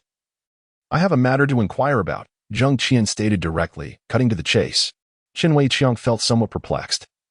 He had never witnessed such dissatisfaction reflected in Zheng Qian's eyes. Although he had not yet reached the point of losing his temper, he was perilously close. Zheng Qian's demeanor was akin to a pile of dry kindling, ready to ignite into a roaring blaze with the slightest spark. Oh, Lu Shiqi, seated elegantly on the sofa with her legs crossed, recalled the previous occasion when she assisted Lilith in staging a false death, during which she felt as if something might sprout from behind her. Moreover, Count Horn displayed an open-mindedness regarding the merchants and common folk, imposing few restrictions. For instance, the preparation of beast meat, aged for over a decade and mixed with various finely chopped herbs, required the purest water from the snowy mountains, followed by massages for the creatures after they were well fed. He quickly opened his eyes and saw a bird plummeting towards the ground, a familiar arrow, its tail adorned with a blue ribbon, secured to its talon. Although she donned a loose, coarse linen robe, the spring breeze clung to her form, accentuating her graceful silhouette. He glanced at his companion, Li Yu, who was also clasping his hands, gazing expectantly at the two official boats. According to Jiang Qiubai, demon mages are often gloomy and taciturn, harboring a disdain for the world due to their incessant struggle against the maddening whispers echoing in their minds, leading many to exhibit severe self-destructive tendencies. Perhaps it was merely an illusion, but amidst the black smoke, Li Wei sensed an aura strikingly similar to Lilith's.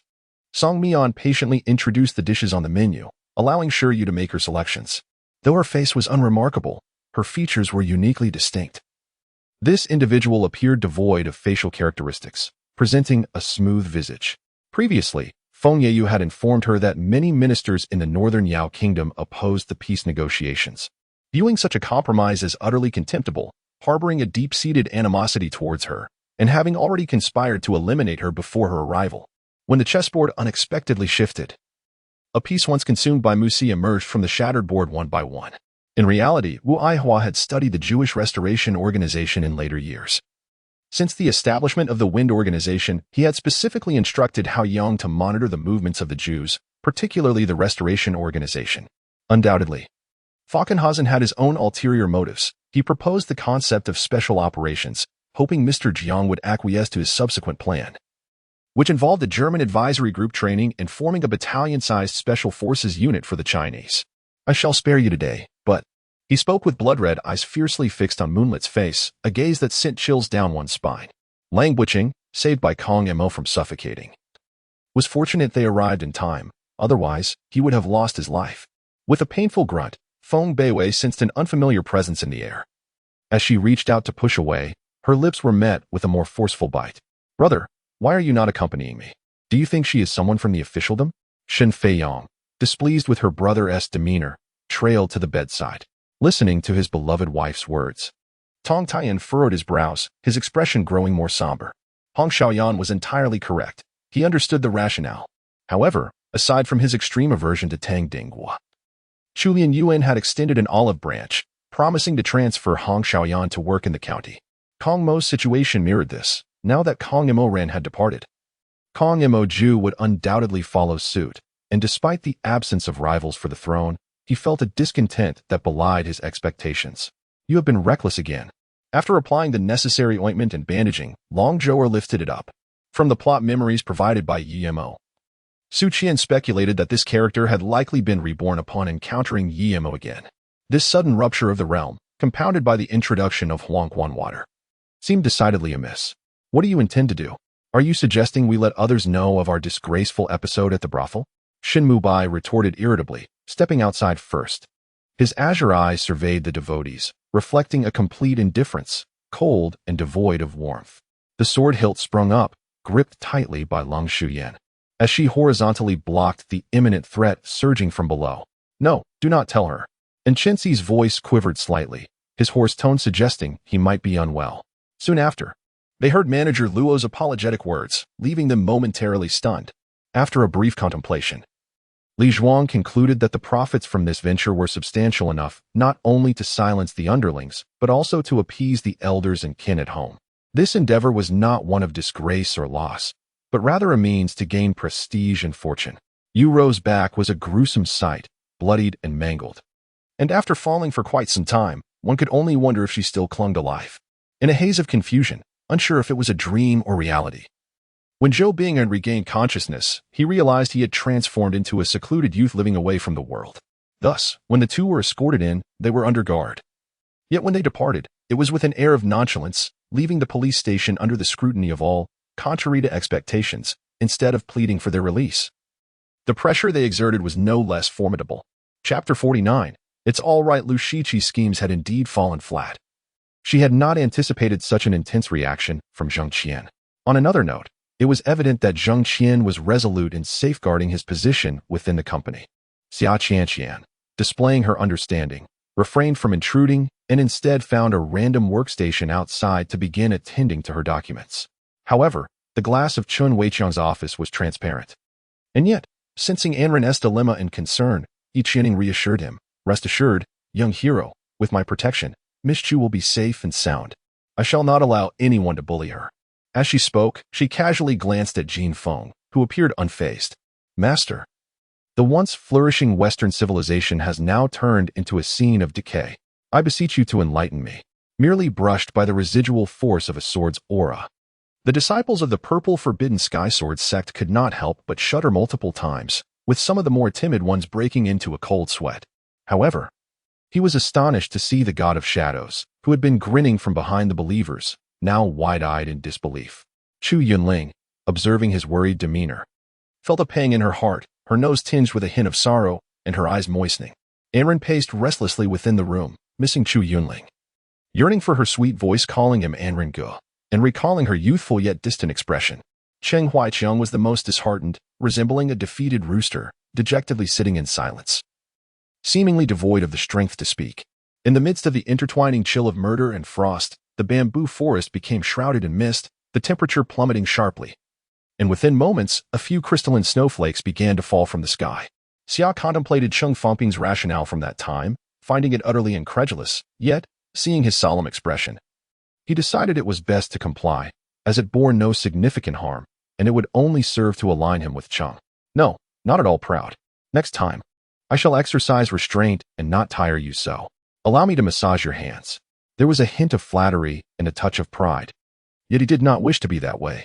Meanwhile, Fang Xiaoqing's expression turned slightly grave, his focus intently on the unfolding battle, remaining silent. Just as she made a slight movement, she suddenly felt someone grasp her arm tightly. Song Jiechi lay in a nearby clinic, the warm room gradually restoring color to her cheeks. Muli, lost in thought, felt the insidious flames of desire encroaching upon his mind, his steps becoming increasingly heavy. Lifting his foot felt akin to raising a lead-filled bucket, beads of cold sweat cascading down his forehead, a large patch of perspiration forming on his back. Guzhuisha remarked, "The reason I wish to learn this instrument is to play it for my boyfriend." However, as events had yet to unfold as in her previous life, Manqing had no reason to seek revenge. Yet, should Luo Jinju engage in any scheming against her, she would undoubtedly retaliate. When Asan presented a celestial peach before Master Li, all the servants of the Li household were astounded, including Master Li, who stood there dumbfounded. A magnificent figure from Wujiang, hair cascading down, one hand clutching his carotid artery while the other deftly launched a hidden weapon, slicing through the air toward Mei Yishuan's brow. Yiqiang's smile deepened as she temporarily disregarded the playful antics of Ingo. Ling Maxing, beside her, gazed curiously at the mysterious object. Tian Jiao, having witnessed Qiu Tian's manner of eating, was surprised that Murong Chong had also taken note, mimicking his eating habits with a smacking sound. Holding back her laughter, Tian Jiao offered a piece of food to Murong Chong, her eyes locked onto his with intensity. At that moment, Xiang Pu's emotions were somewhat nuanced. She had always held a faint affection for her father, but after learning of the Lin family's affairs, her heart ached for him. As darkness receded, revealing the true form of Mulus, he marched into the domain of the Corpse King under the king's protection, transformed and reborn, his crimson eyes and golden pupils, along with his radiant wings, testified to his success.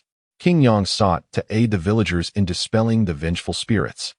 Yet with his current mid-stage prowess in body refining and blood tempering, he was no match for the adversary. How could he assist? Before long, Lin Tao noted a flutter of Xiang Xian's eyelashes, indicating success. He vigorously rubbed his wrist, encouraging more blood to flow into her mouth. Half a minute later, only Tan Yuanshan, Tang Xiaoan, and Qin Shouju remained in the conference hall. "I only wish to be by your side, sincerely. Jer, I miss you dearly. Over these years, you have soared to great heights while I can only watch you on television, but, as he wept, expressing his feelings, Cheng Jier mercilessly ended the video call. As he chewed, tears brimmed in his eyes, threatening to spill at any moment. Does His Majesty have any further commands? Luo Shui raised her gaze, her eyes meeting his with a hint of indifference. Naturally, Yichani was not idle. She used her sensitive body to continuously rub against Tang Xi's chest, eventually offering her cherry lips to him. Luo Jun cast a glance at the man in white, his expression placid, concealing all his fury deep within. Chapter 50. Fluttering colorful flags at 6:30 in the evening, Zheng Qian departed from the company punctually. That night, Jinlu had arranged for him to meet Ho Jianye. He intended to discuss matters concerning the gym with him. Zheng Qian opted not to drive the Rolls-Royce, as he found it cumbersome, lacking the comfortable handling of a BMW. After parking at Jiangshan International, he took Jinlu's car to the restaurant. "You don't look well," Jinlu remarked, glancing at Zheng Qian, who appeared full of energy. The host was amiable, and given the significant matters at hand, he felt a sense of freedom and accomplishment. Earlier, the support for Caesar had not come from the prominent Chen Shirwan or Zoe, but from Wu Jin, who had disguised himself as a sniper. Until that moment, she had never doubted the destination of their journey, as she firmly believed that what Zheng referred to as Columbia undoubtedly pointed to Columbia University in New York State. The fog was thick, obscuring visibility further up. He needed to discern the map surrounding the Ferris wheel before the carriage entered the blind spot. Yuan called Zhao. The basket could only hold around 60 pounds, suitable for those under 10, especially now, with everyone watching. Since Saturday, Huaizhen had taken leave from the Baptist church until Friday, feeling guilty for missing the sermon that day, and regretting that Father Bulalai continued to send his salary as usual, although his illness had not completely abated. He took a dose of antipyretic medicine at 6 in the morning and went to the Baptist church on Stockton Street. Both individuals were strikingly handsome, likely to be the quintessential quarterback and cheerleader duo if they were still in school. The Zheng family would not give her an opportunity simply because the young Princess Zhuang was being pursued by the Zheng family. That would be a grave injustice to her. Wei Xiao contemplated his familial matters. While it seemed that when Xiangyi had spared him from a calamity, it was something he would eventually need to confess.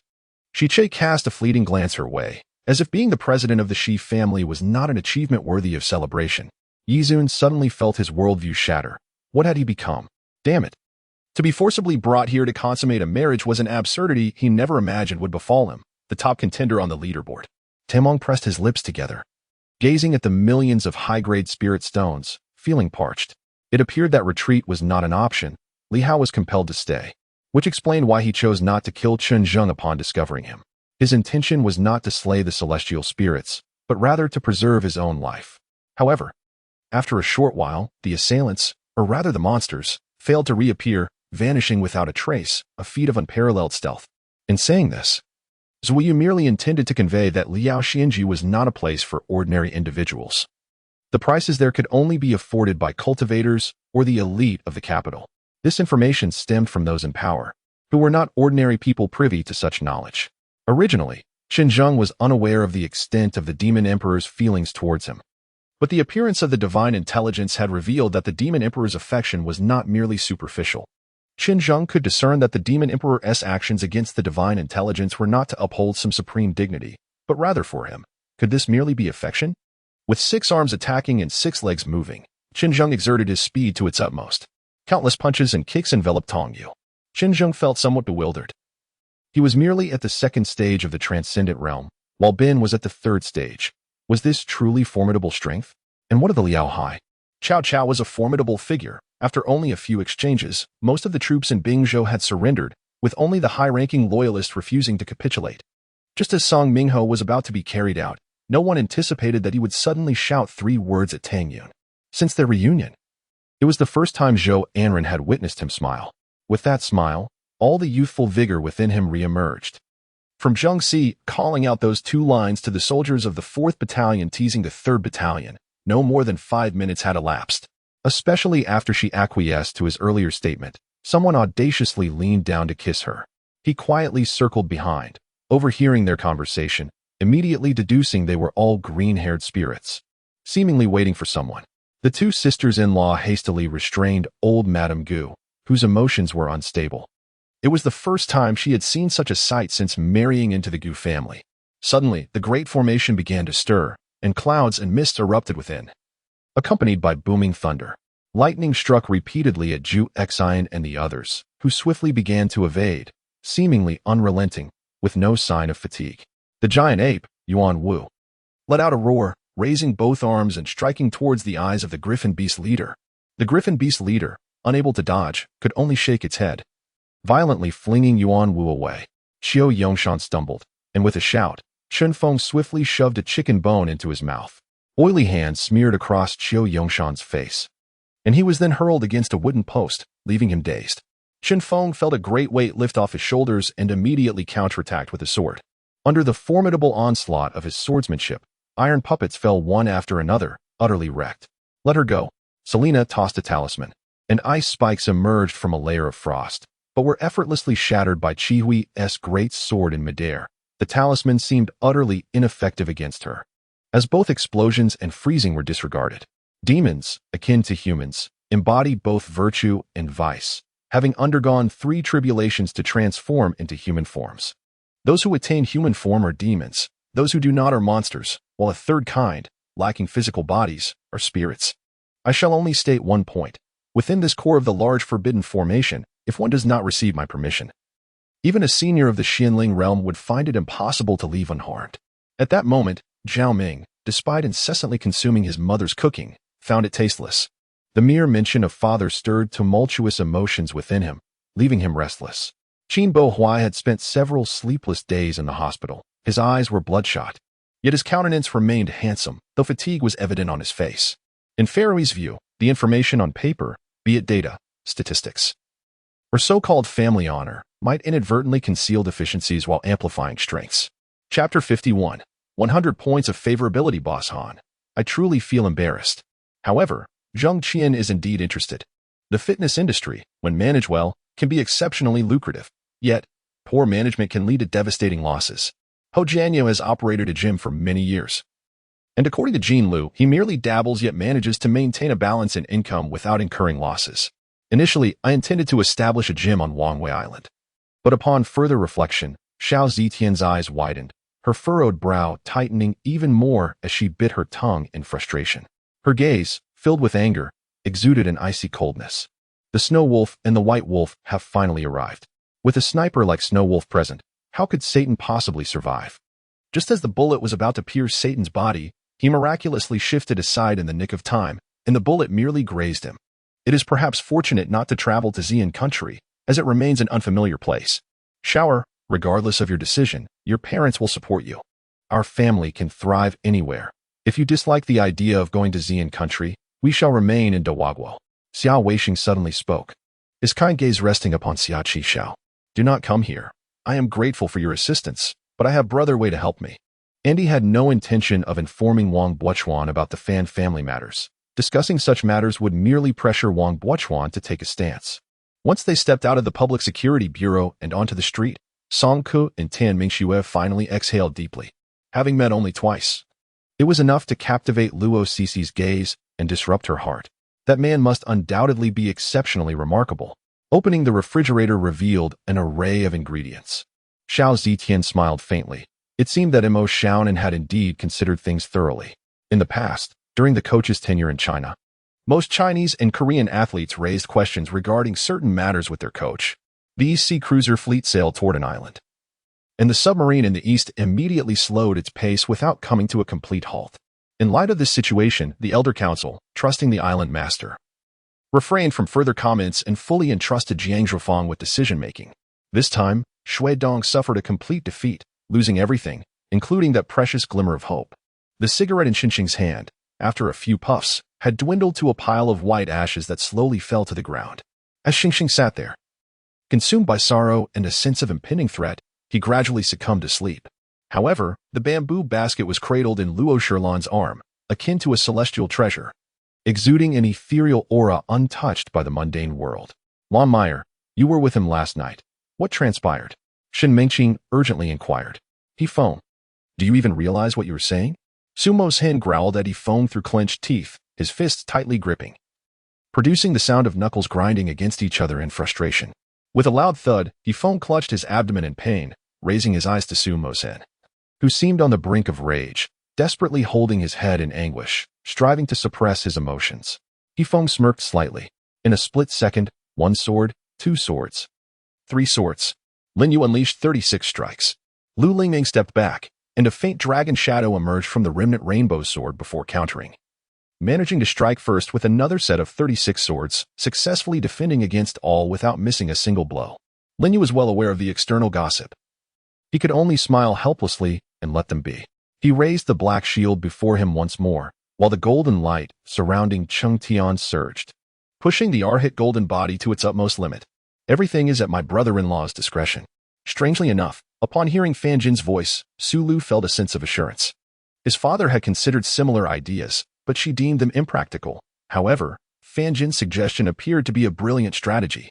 Is this question not overly challenging? Li Min nudged Hao Yun's arm, questioning him. He hurriedly glanced at the bed, only to see King Kujing's arms transformed into 2 glowing red entities, nearly transparent, like amber. As 2 streams of purple true energy surged into his palms at lightning speed, accompanied by a trace of ashen energy. Enough. Finally, as Su Yin prepared to employ the palace lantern for a final assault. As Yenner entered a state of cultivation, Yang Fan immediately summoned the thunderous flames within him, enveloping Yenner entirely, and gradually infused spiritual energy into the flames, meticulously controlling them with precision. We vow to complete the ambush mission at all costs, annihilating the shaman army without leaving a single trace, surprising both men as their words resonated with all the soldiers, who echoed the slogan in unison. A chilling aura pierced through the night, shattering the starlit sky and lingering in the vast emptiness above. As his consciousness swept across the vine flowers, Ling Zikai suddenly felt a deep-seated agitation, an overwhelming urge to destroy those blossoms. Once the water settled and reflections returned, he scrutinized the peculiar spot once more, yet failed to discern the scar that should have existed. According to the prior agreement of 10%, Ling Zikai was to pay the other party 750,000, a sum that caused him considerable distress, cursing the old fool's cunning in his heart. Behind the fragrant kitchen, 2 rows of wooden houses stood. The one at the far end contained piles of partially dried crispy radishes, while a dilapidated bamboo bed occupied one corner. He was unaware of where he procured an oversized purple sun hat that shielded most of his face. I noticed you were quite engaged in conversation with that Xie Shirwei. How did you manage that? Dooley eagerly sought advice from Aunt Sunday. Upon seeing the enemy's attire and the fluttering flags, he initially believed it to be a surprise attack from the Wu army. However, his perspective shifted. The male's table was cleared. While Jiang Shuiying and the elderly lady continued to dine, Yinfeng patiently accompanying them. Could it be that this girl truly believes she could have captured that masked man and Lin Yuan just now, thinking herself formidable? Sitting cross-legged atop the room was the master of the two-sword hall, Long Chuantai, a man in his 60s with a square face and eyes sharp as a vulture, fixated on Xin Yuan Qianhe with an intensity akin to a vulture eyeing its prey. Chapter 52. The assistants of Lu Shiqi. Do you still have social engagements? Jean Lu inquired as she closed the car door. Zheng Qian nodded, acknowledging that this matter could indeed be considered a social obligation. Where are you headed?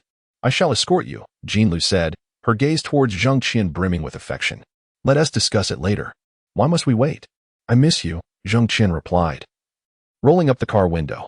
The mischievous young man, lost in the depths of camaraderie akin to the profound waters of the peach blossom pool, was abruptly stirred by Murong Feng's jest, leaving him both bewildered and amused. Yang Wu Yuan, observing Yu Tian, felt an intense urge to consume him on the spot. Yet with Yun Shizhen and the others nearby, he dared not act recklessly. If he were to eliminate Yun Tian, the repercussions would fall heavily upon himself. Murong Feng, momentarily taken aback, quickly exclaimed, "This fellow cannot be seeking to ruin the creation jade butterfly and perish alongside the 6 realms, can he? Trapped here? Is the divine monarch not the master of the 4 symbols sea? How could he find himself ensnared in this place? And what are the marks upon the elder's body? Were they not inflicted by Gu Qingkong?" The young man posed a series of inquiries, furrowing his brow in confusion. Hearing this, he pondered the implications, questioning the connection between the unresolved chess game and the discourse on pathways, as well as the references to illusions in the transient nature of reality. I do not comprehend why you refuse to depart. Do you require my invitation to leave? Qin Han queried, casting a glance at Akagawa Naruki.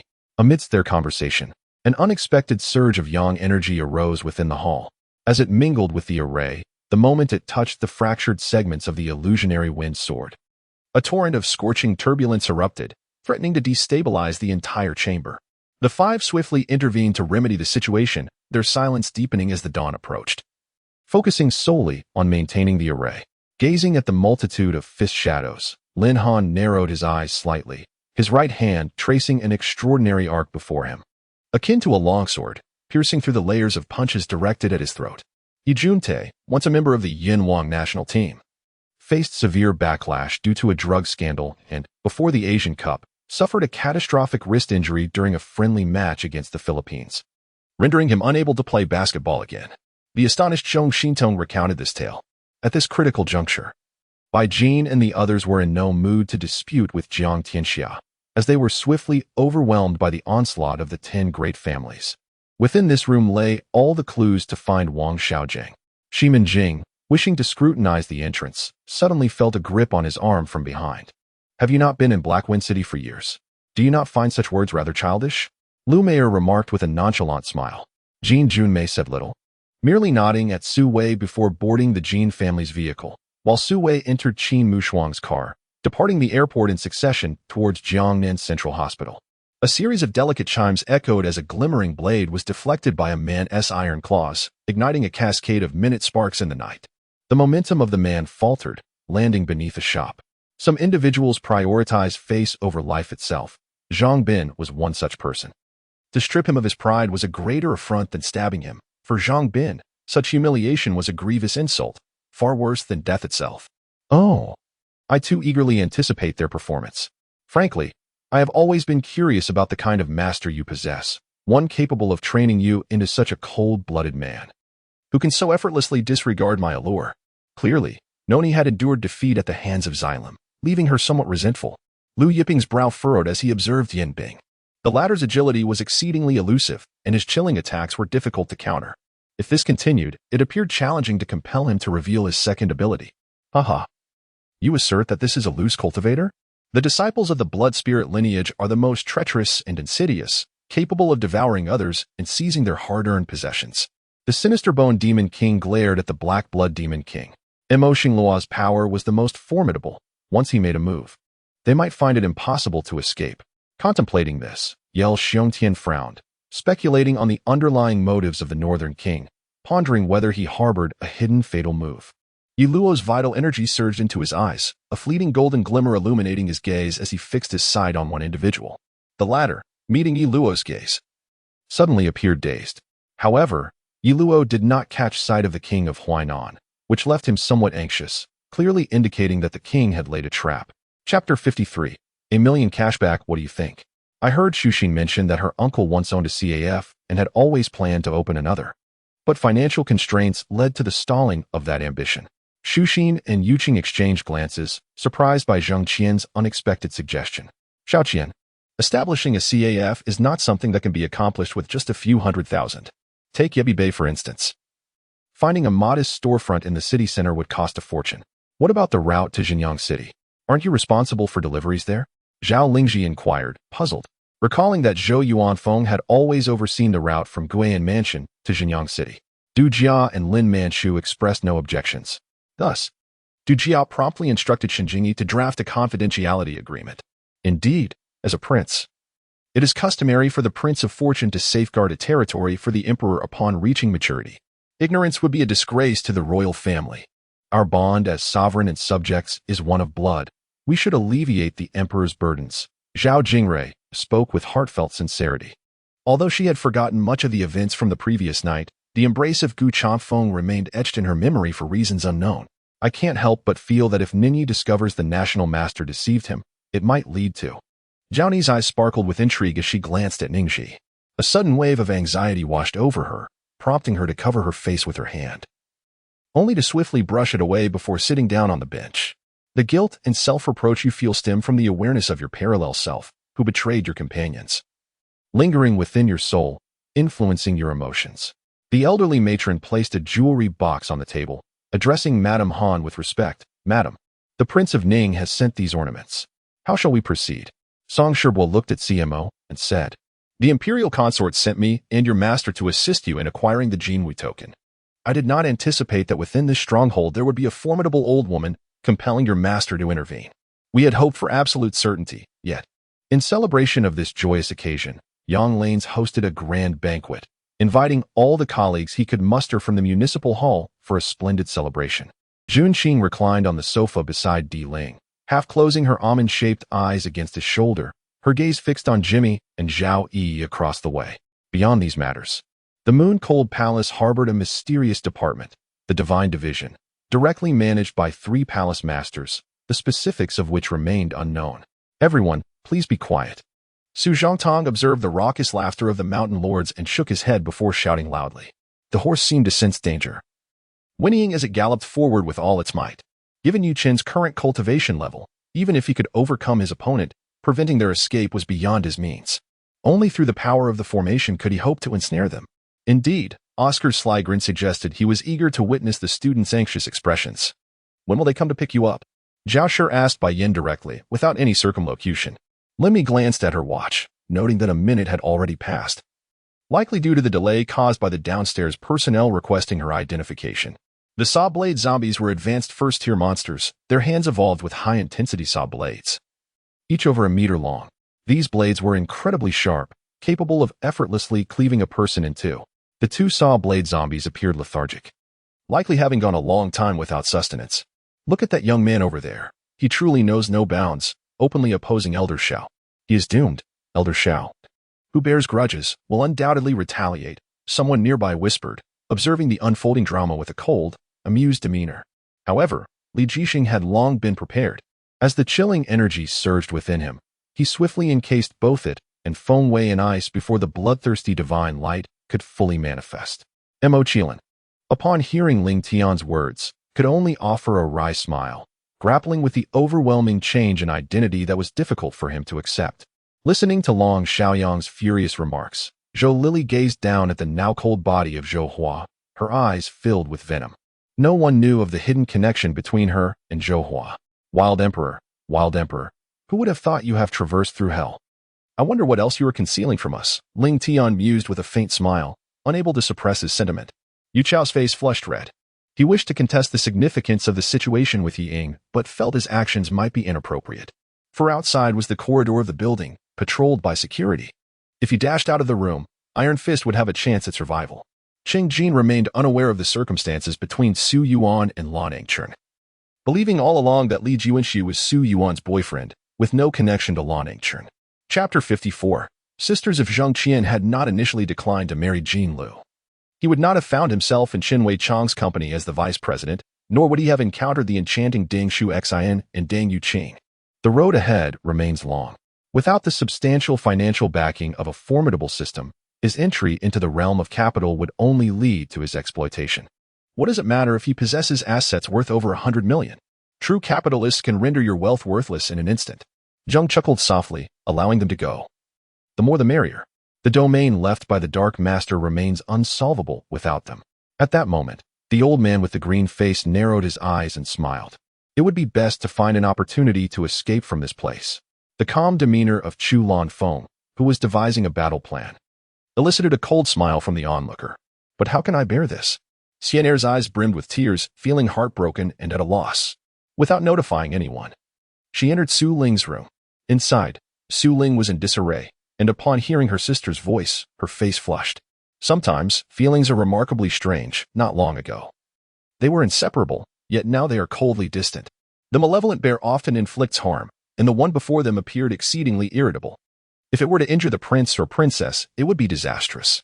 A wave of nausea swept over the crowd. And as they realized they had been consumed by that giant flower, the scene before them transformed into a dimly lit nightmare. Gao Lily went to the restroom. While Angel ordered another Long Island iced tea, her bright eyes narrowing slightly, exuding a captivating laziness reminiscent of a cat, as she felt something being forced down her throat. Those spicy, soft lips withdrew instantly. The handsome youth furrowed his dark brows and scoffed. How foolish. No sooner had he spoken than a slender figure leapt into the lake. We wish to reconcile with you, Aline said, suppressing his anger. Alma felt discontent, especially after being injured in both cultivation and spirit by Qin Feng. But he was closely watched by Ao Huang, terrified of causing a scene.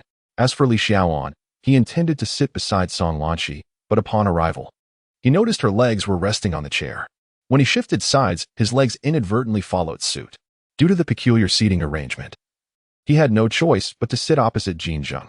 The intricately carved screen, gilded and resplendent, lacked transparency, with a side door behind it, making it an excellent spot for eavesdropping. What? It's back to zero? Qin Feng mused, perplexed, recalling that it had previously been negative. However, when he considered achieving 100 points of favor with the other party, he deemed it an impossible task. That's good. Let's go.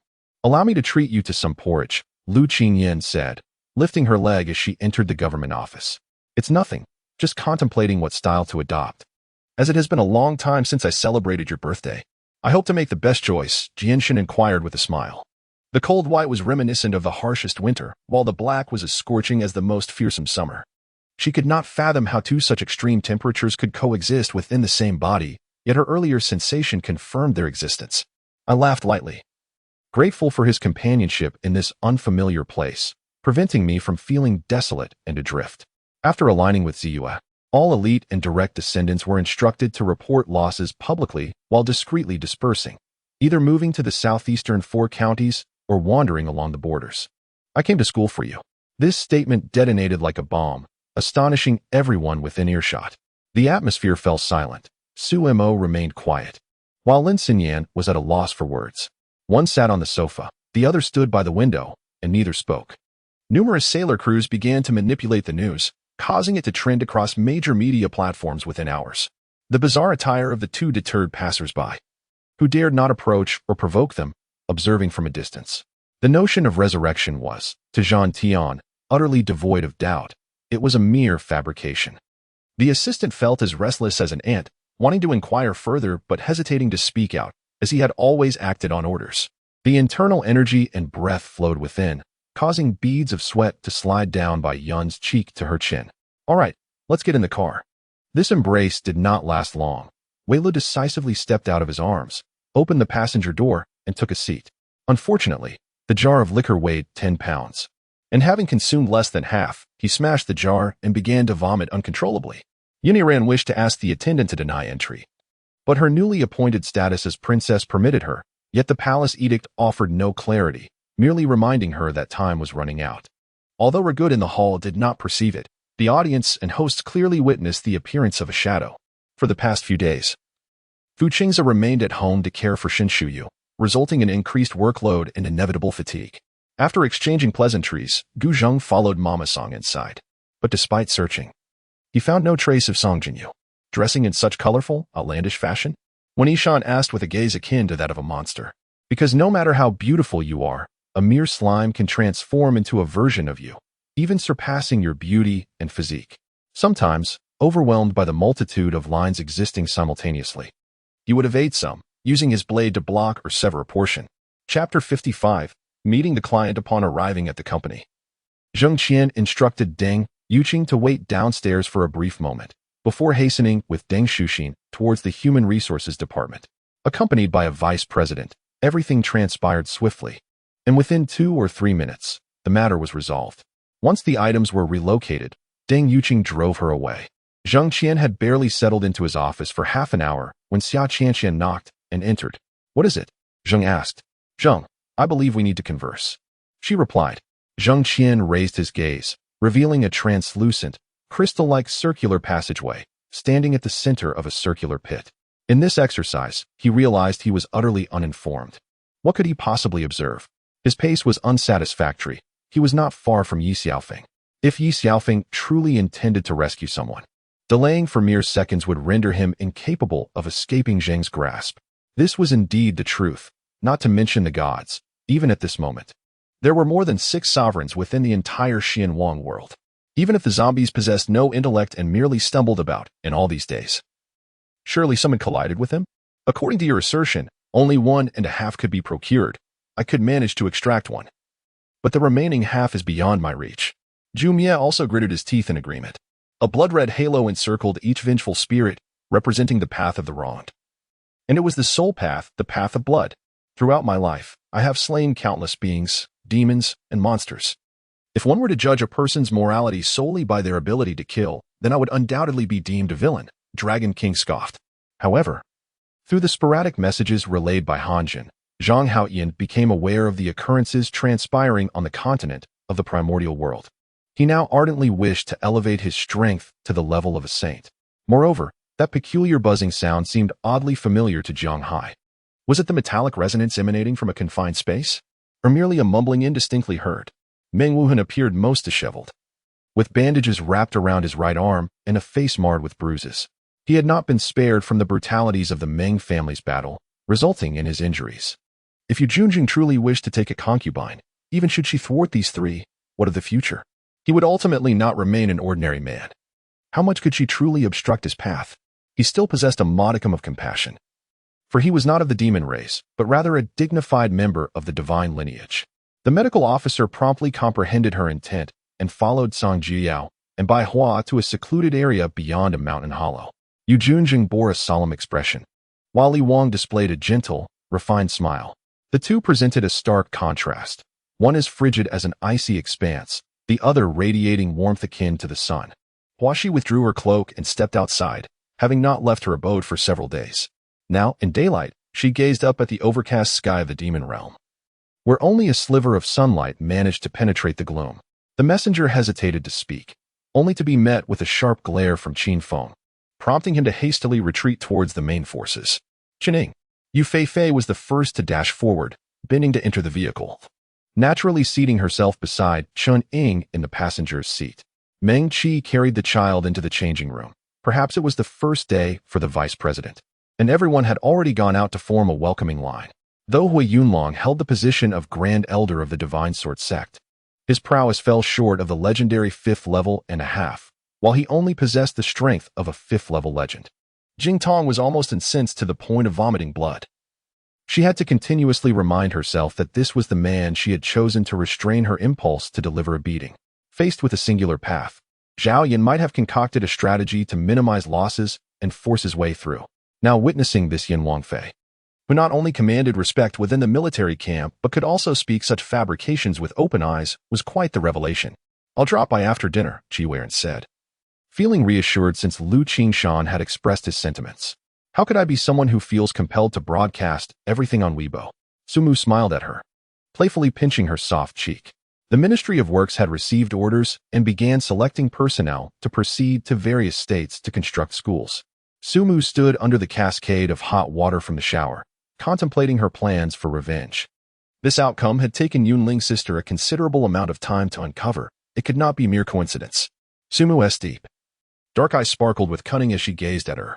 Under the immense pressure of Jiangshi Yunzora, the boy shrank back, too intimidated to speak.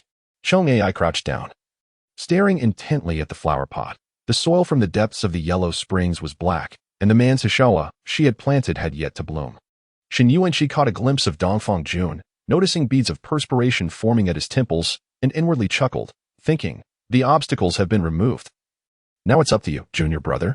Inside the tower, various beastly creatures were bound by iron chains, each possessing unique forms. Among them were also human cultivators. Rendered mindless and imprisoned here, their resentment and malice emanating from this very place. Even Qian Qing'er, who had previously exuded arrogance, now wore a pale expression. Despite being from the Qian family and the rightful consort of the second prince, she had witnessed many grand spectacles and had never quailed even before the emperor. Very good. Well said. The eternal hell we envision must become the foremost in the world. Merely being the best in the divine land is insufficient. To contribute, let us all shout a few words together, Mo Lu declared with a smile. Mo Lu stepped out of the vehicle, observing the fervent faces of those noble aristocrats. Feeling a mix of confusion. Is it merely a private racing event? What is there to make such a fuss about? In the sky, the Wujian Ghost Emperor and the 9 Destroyer Ghost King's whereabouts were entirely absent. Only a black and white orb, intertwined like a cocoon, floated in the air. Yuan Jing'er refrained from elaborating, imparting the incantation for refining the sun and moon flood furnace to Shi Qingsong. He diligently took notes, his mind calculating the precision of the refining techniques. In this world, if the conceived ideas did not align with the principles of existence, they could neither manifest nor materialize. This barrier, though not overtly apparent, felt like an added shackle between him and the celestial map, a formidable obstruction akin to the heavenly path, instilling an irrepressible sense of absurdity within him. After a day of relentless assaults, the Qing army abandoned over 1,000 corpses, unable to advance any further, and retreated in resignation. She suddenly lunged forward, intending to strike Gong Huanyu, only to be met with a merciless slap that sent her flying.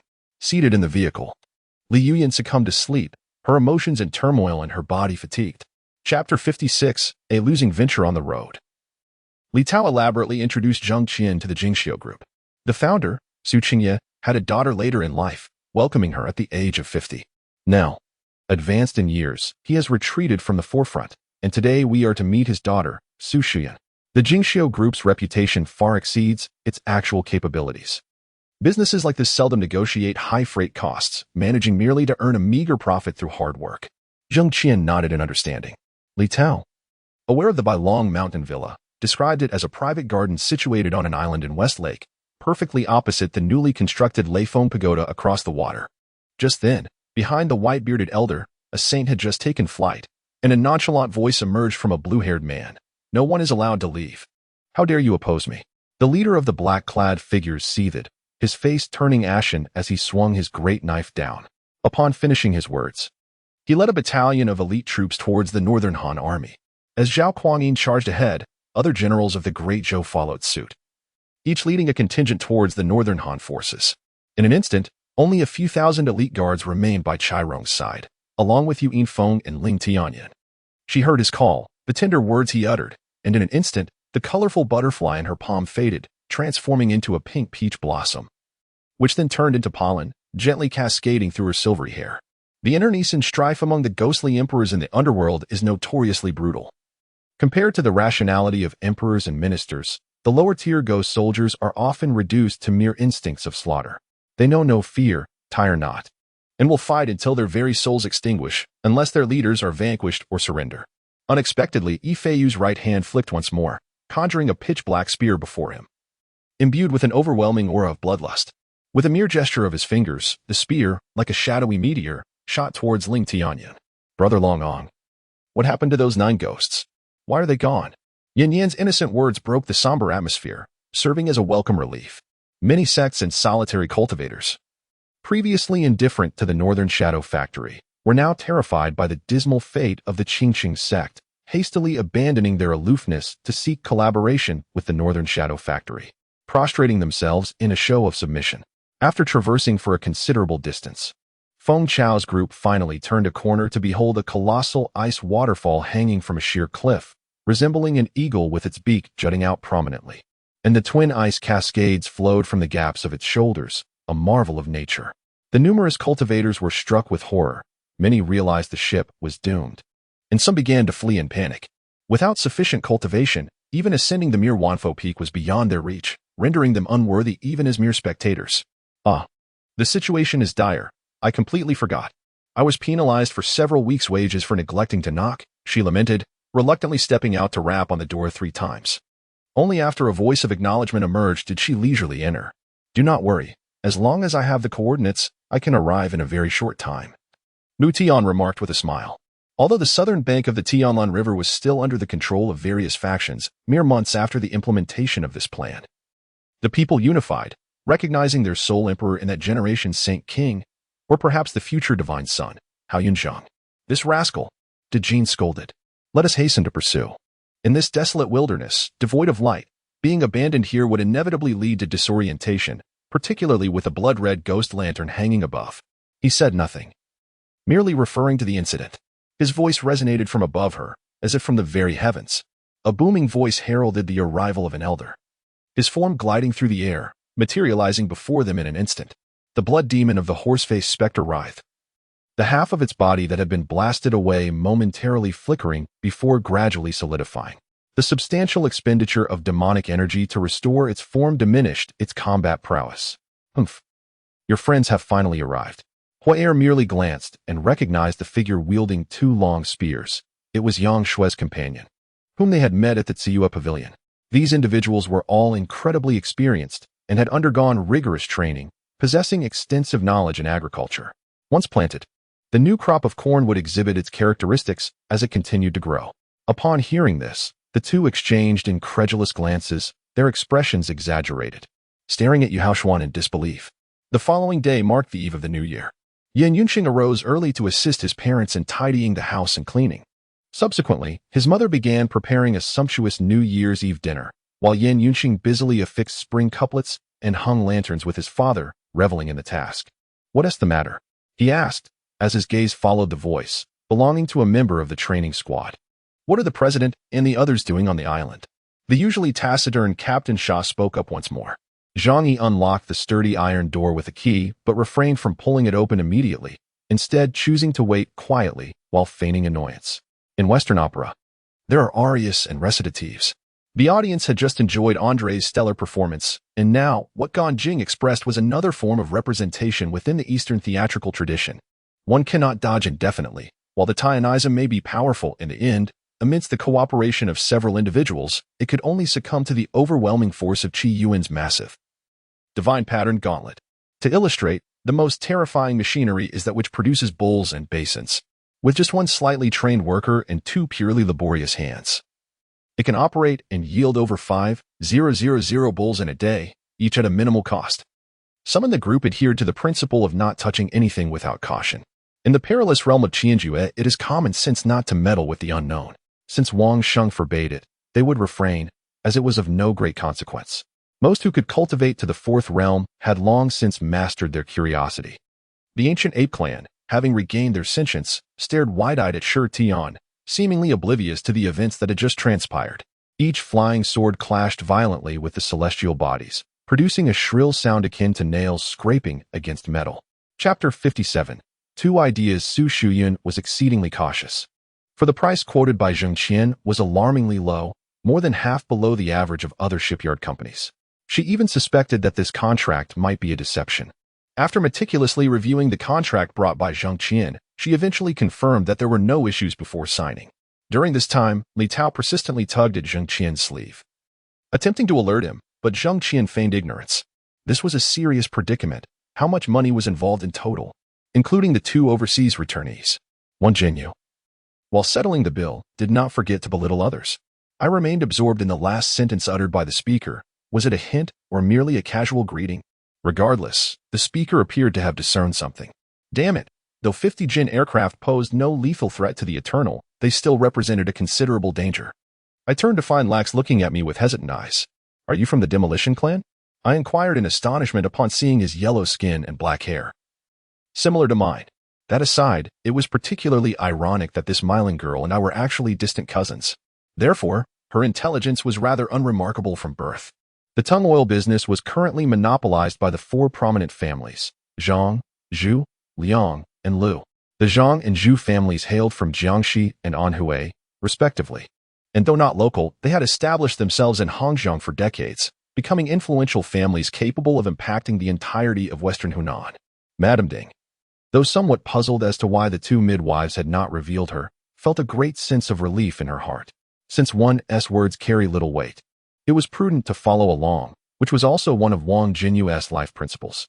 Just wait a moment, Bei Meng said, and upon hearing this, Luo Chen's eyes flickered with a brief glimmer before dimming once more. Prepare, with a wave of Chi-He's right hand. The formation organized by the disciples of the hidden god began to operate slowly. Does it hurt? The cold voice of Guyu asked as he stepped back, confronting a shadowy assassin clad in dark leather. Jiao Huang trembled all over. Those words struck at the softness in her heart, articulating the thoughts she had concealed for so many years. Though they harbored such thoughts, actualizing them proved exceedingly difficult, for the strength of a king was indeed formidable, rendering resistance a considerable challenge given their current mental state. Manager, have you been injured again? Li Xiao immediately grasped the implication behind Jing Mashuan's words.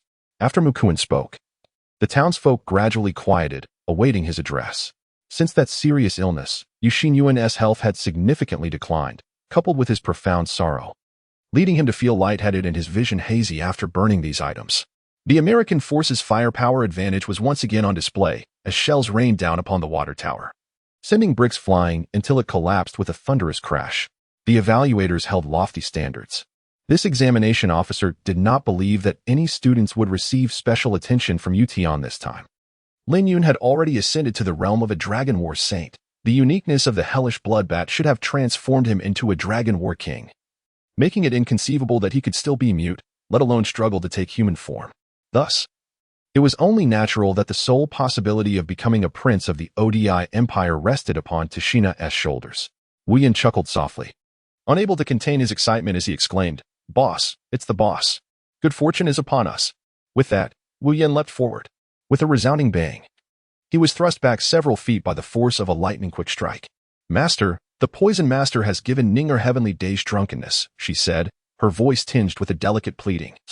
As if in imminent peril, the Illusion King gazed at me with kindness, reminiscent of a grandfather observing his grandchildren. Seeing his outstretched hand, I involuntarily nodded and closed my eyes in silence. Could the fallen capital truly be unified? If it were so easily unifiable, why had no one attempted it over the years? Not to mention that even the Holy Temple would not relinquish such a lucrative territory.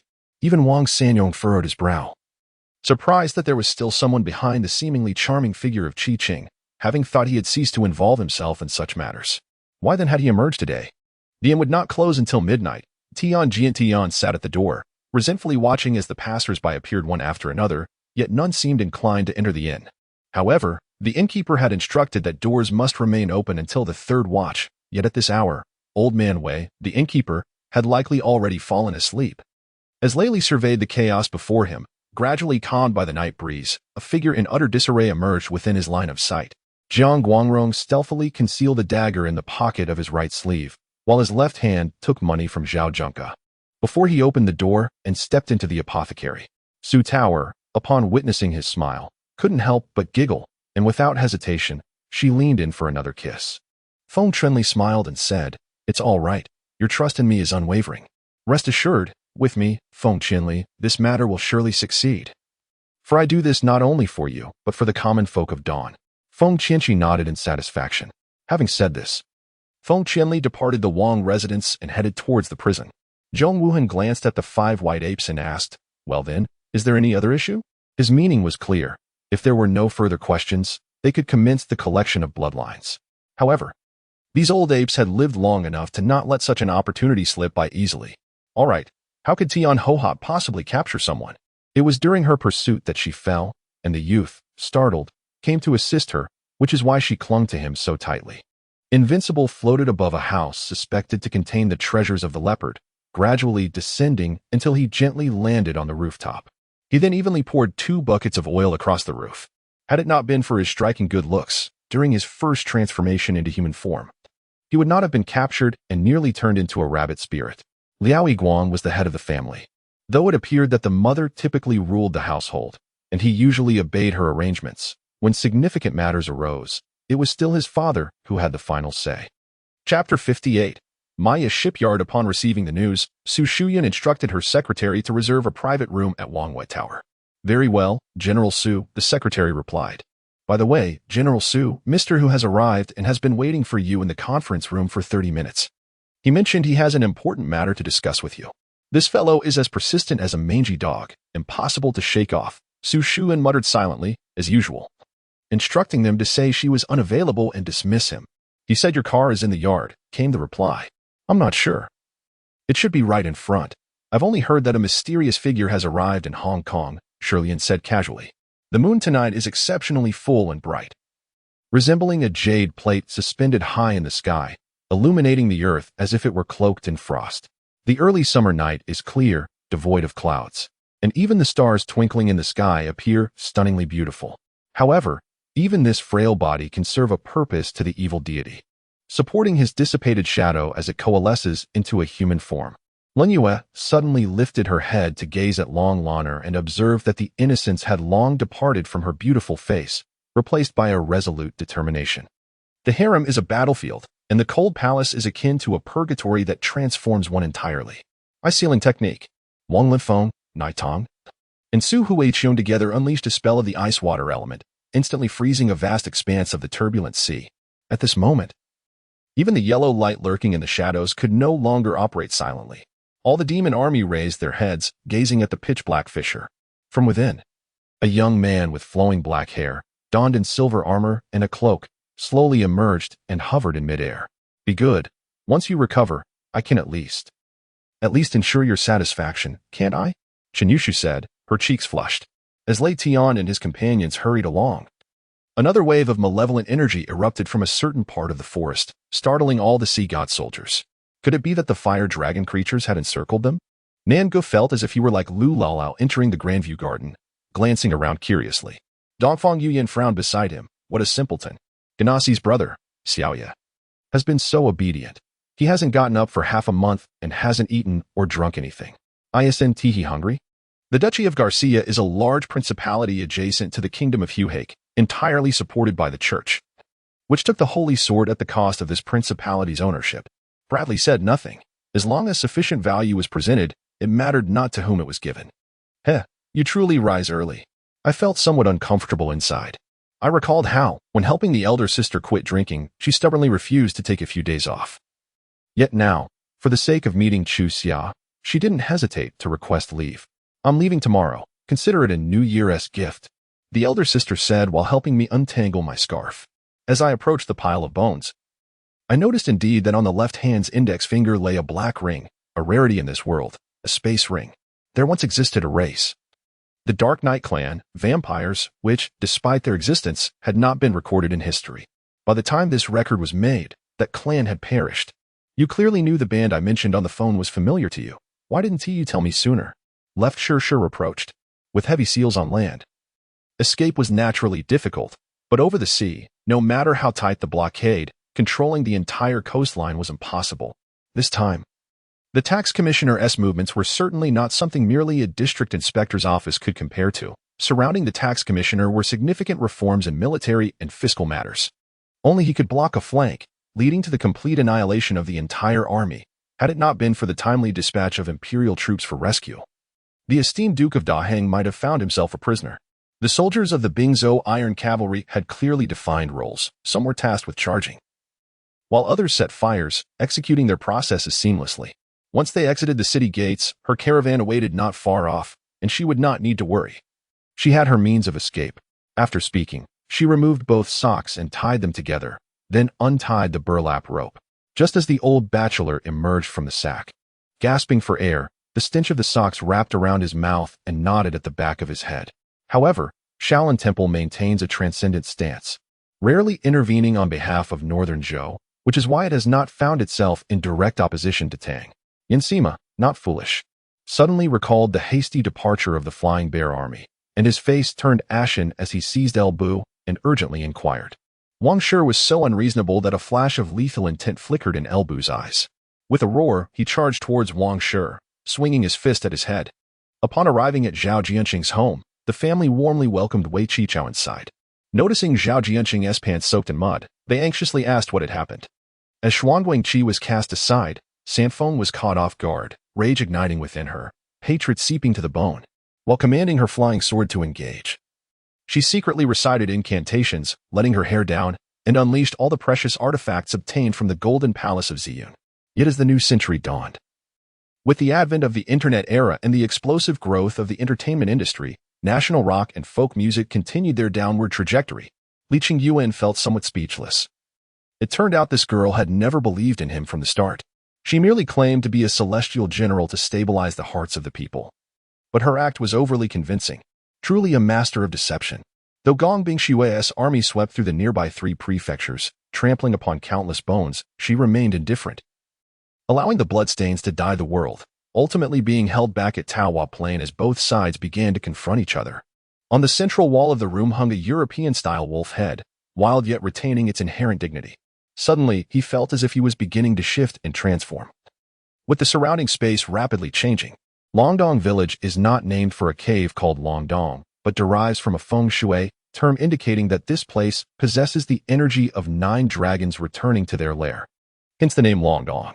Zhu Houzhao initially did not understand, but at this moment, he suddenly grasped Wang Shoren's suggestion to hurl oil barrels, igniting both friend and foe, using fire to impede the Tatars' advance up the city.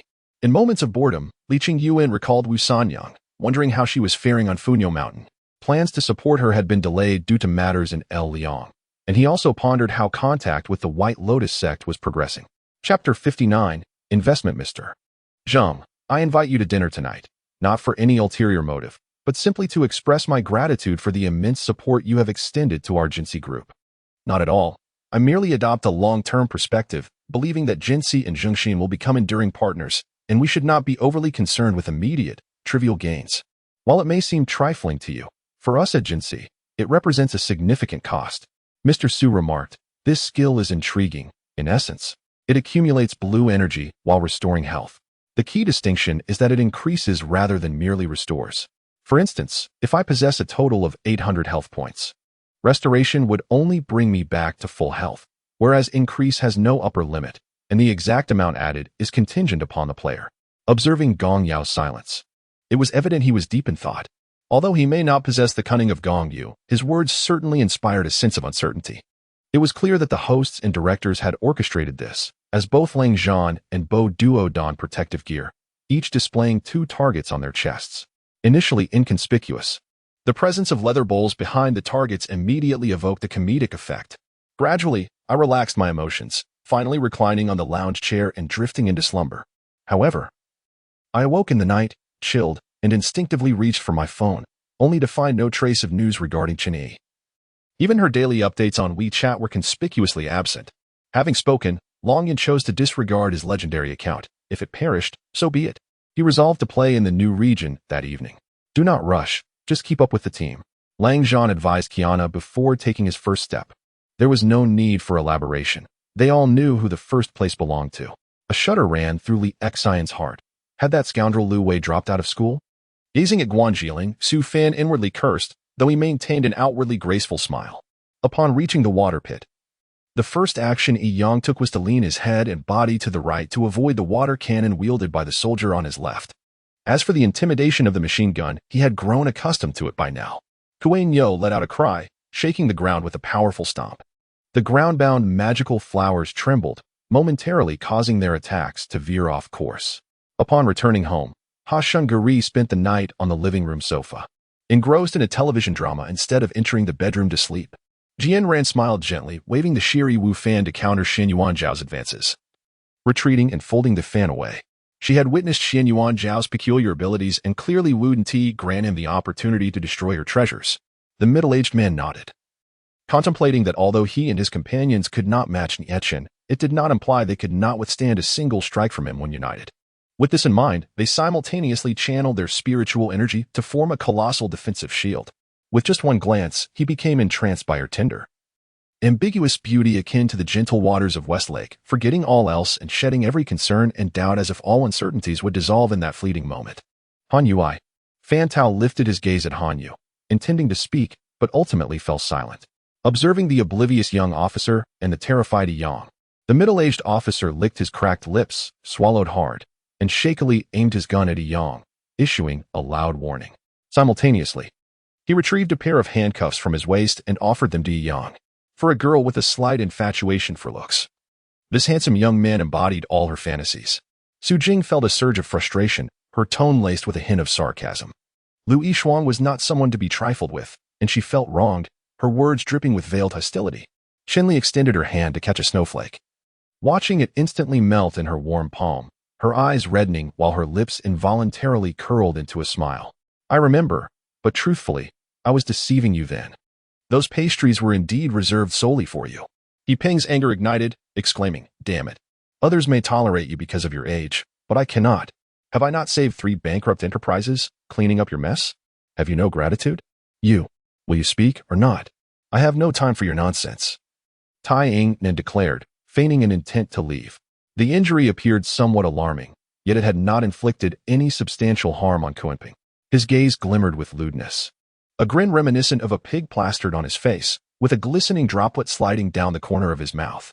He Sha nearly stumbled at the edge of the water well, but Qing Lian swiftly dashed forward to steady him.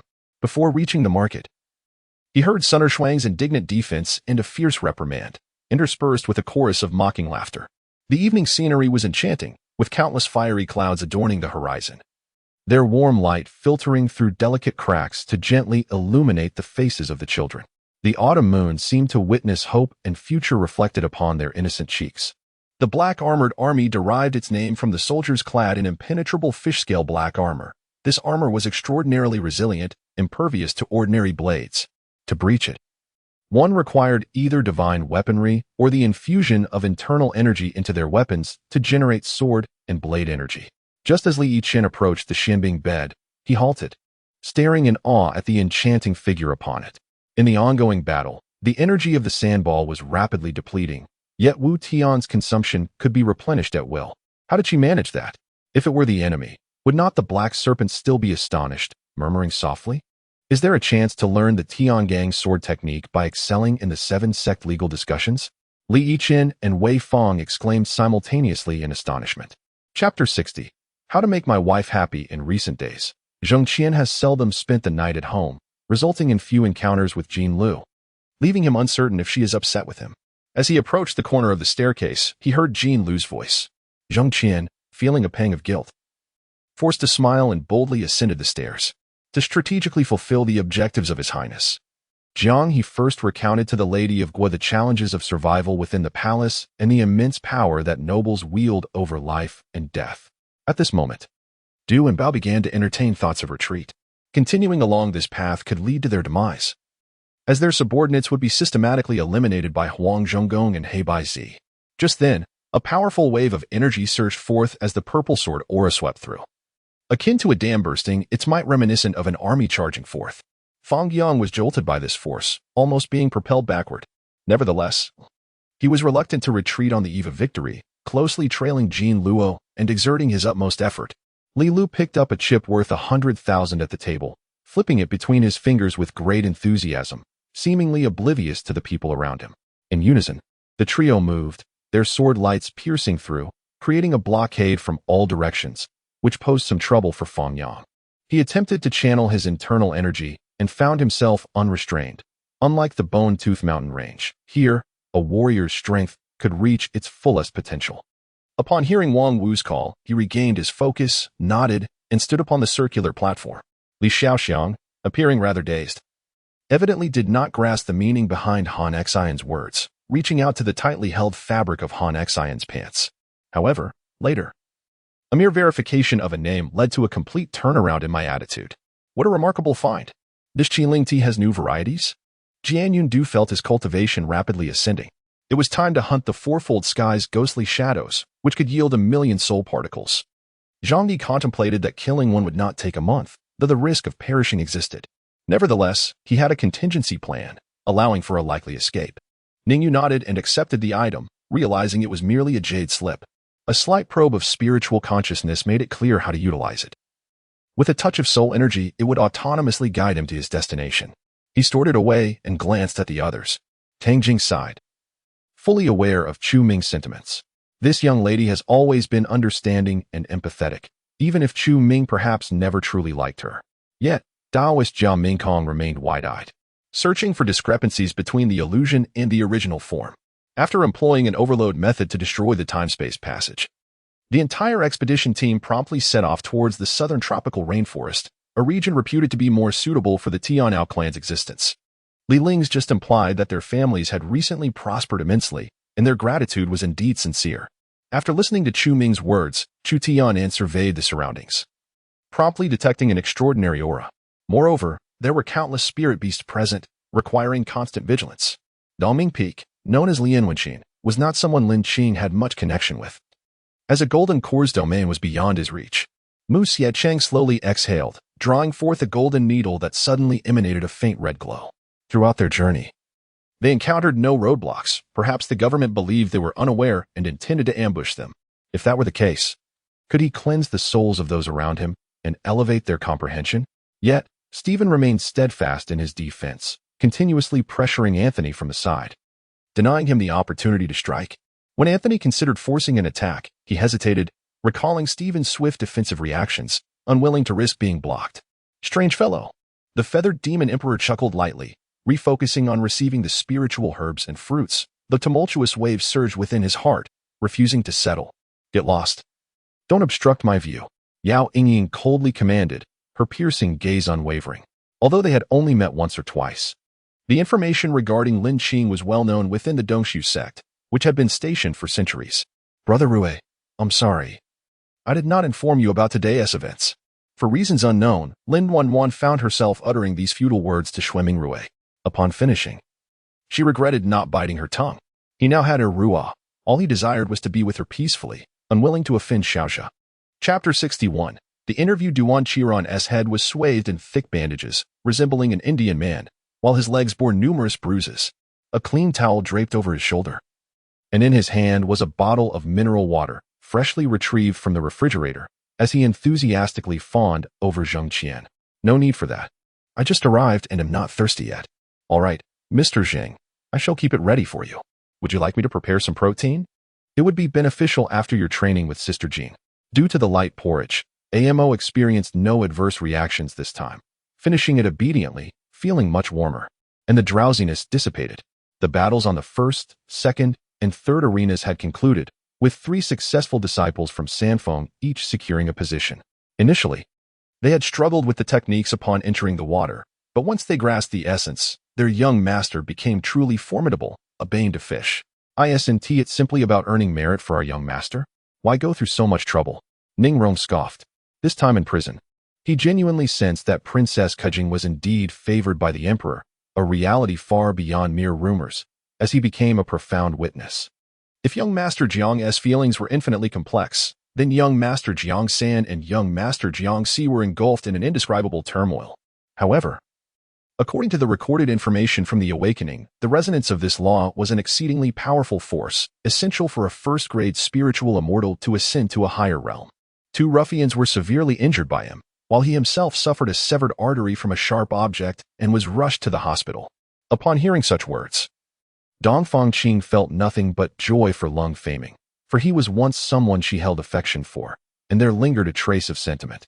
Yes, it is rare for young Master Jiang and young Master San to witness their father in such a state, standing at attention as if before a commander, saluting their own father.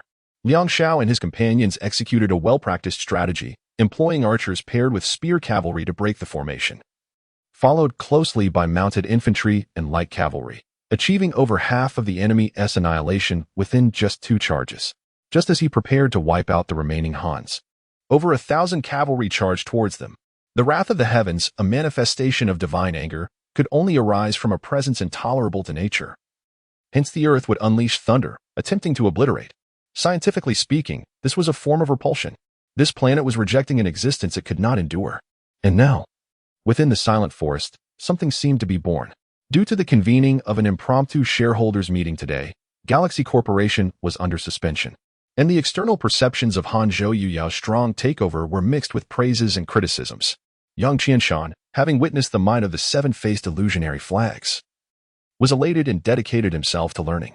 Out of a passion for public welfare and charity, Mei Yanfang, who founded the Eason Charity Association, successfully invited the internationally renowned expert Li Fuxing, whose research focused on the protection and development of desert vegetation. Kuyayuan's nature remained as straightforward as ever. Upon learning that the Chu army was still inspecting the new factory area in Hanzhou, Fujini suggested bringing Hazy along to find a place for a hearty meal.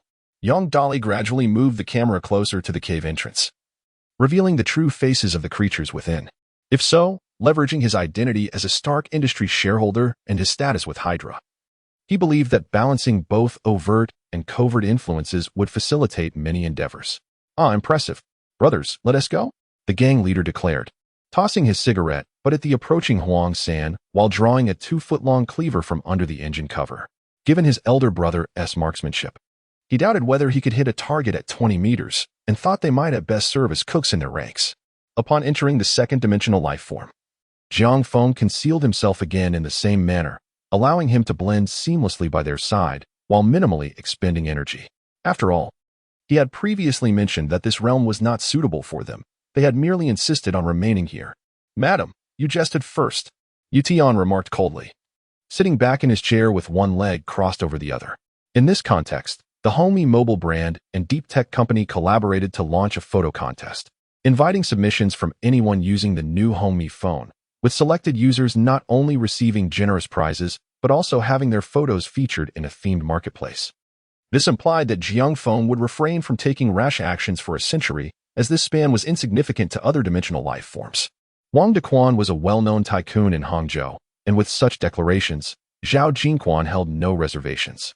Suddenly, a refreshing coolness surged through his previously agonizing abdomen, alleviating the pain, and his unfocused gaze gradually sharpened, bringing clarity to the once blurry surroundings.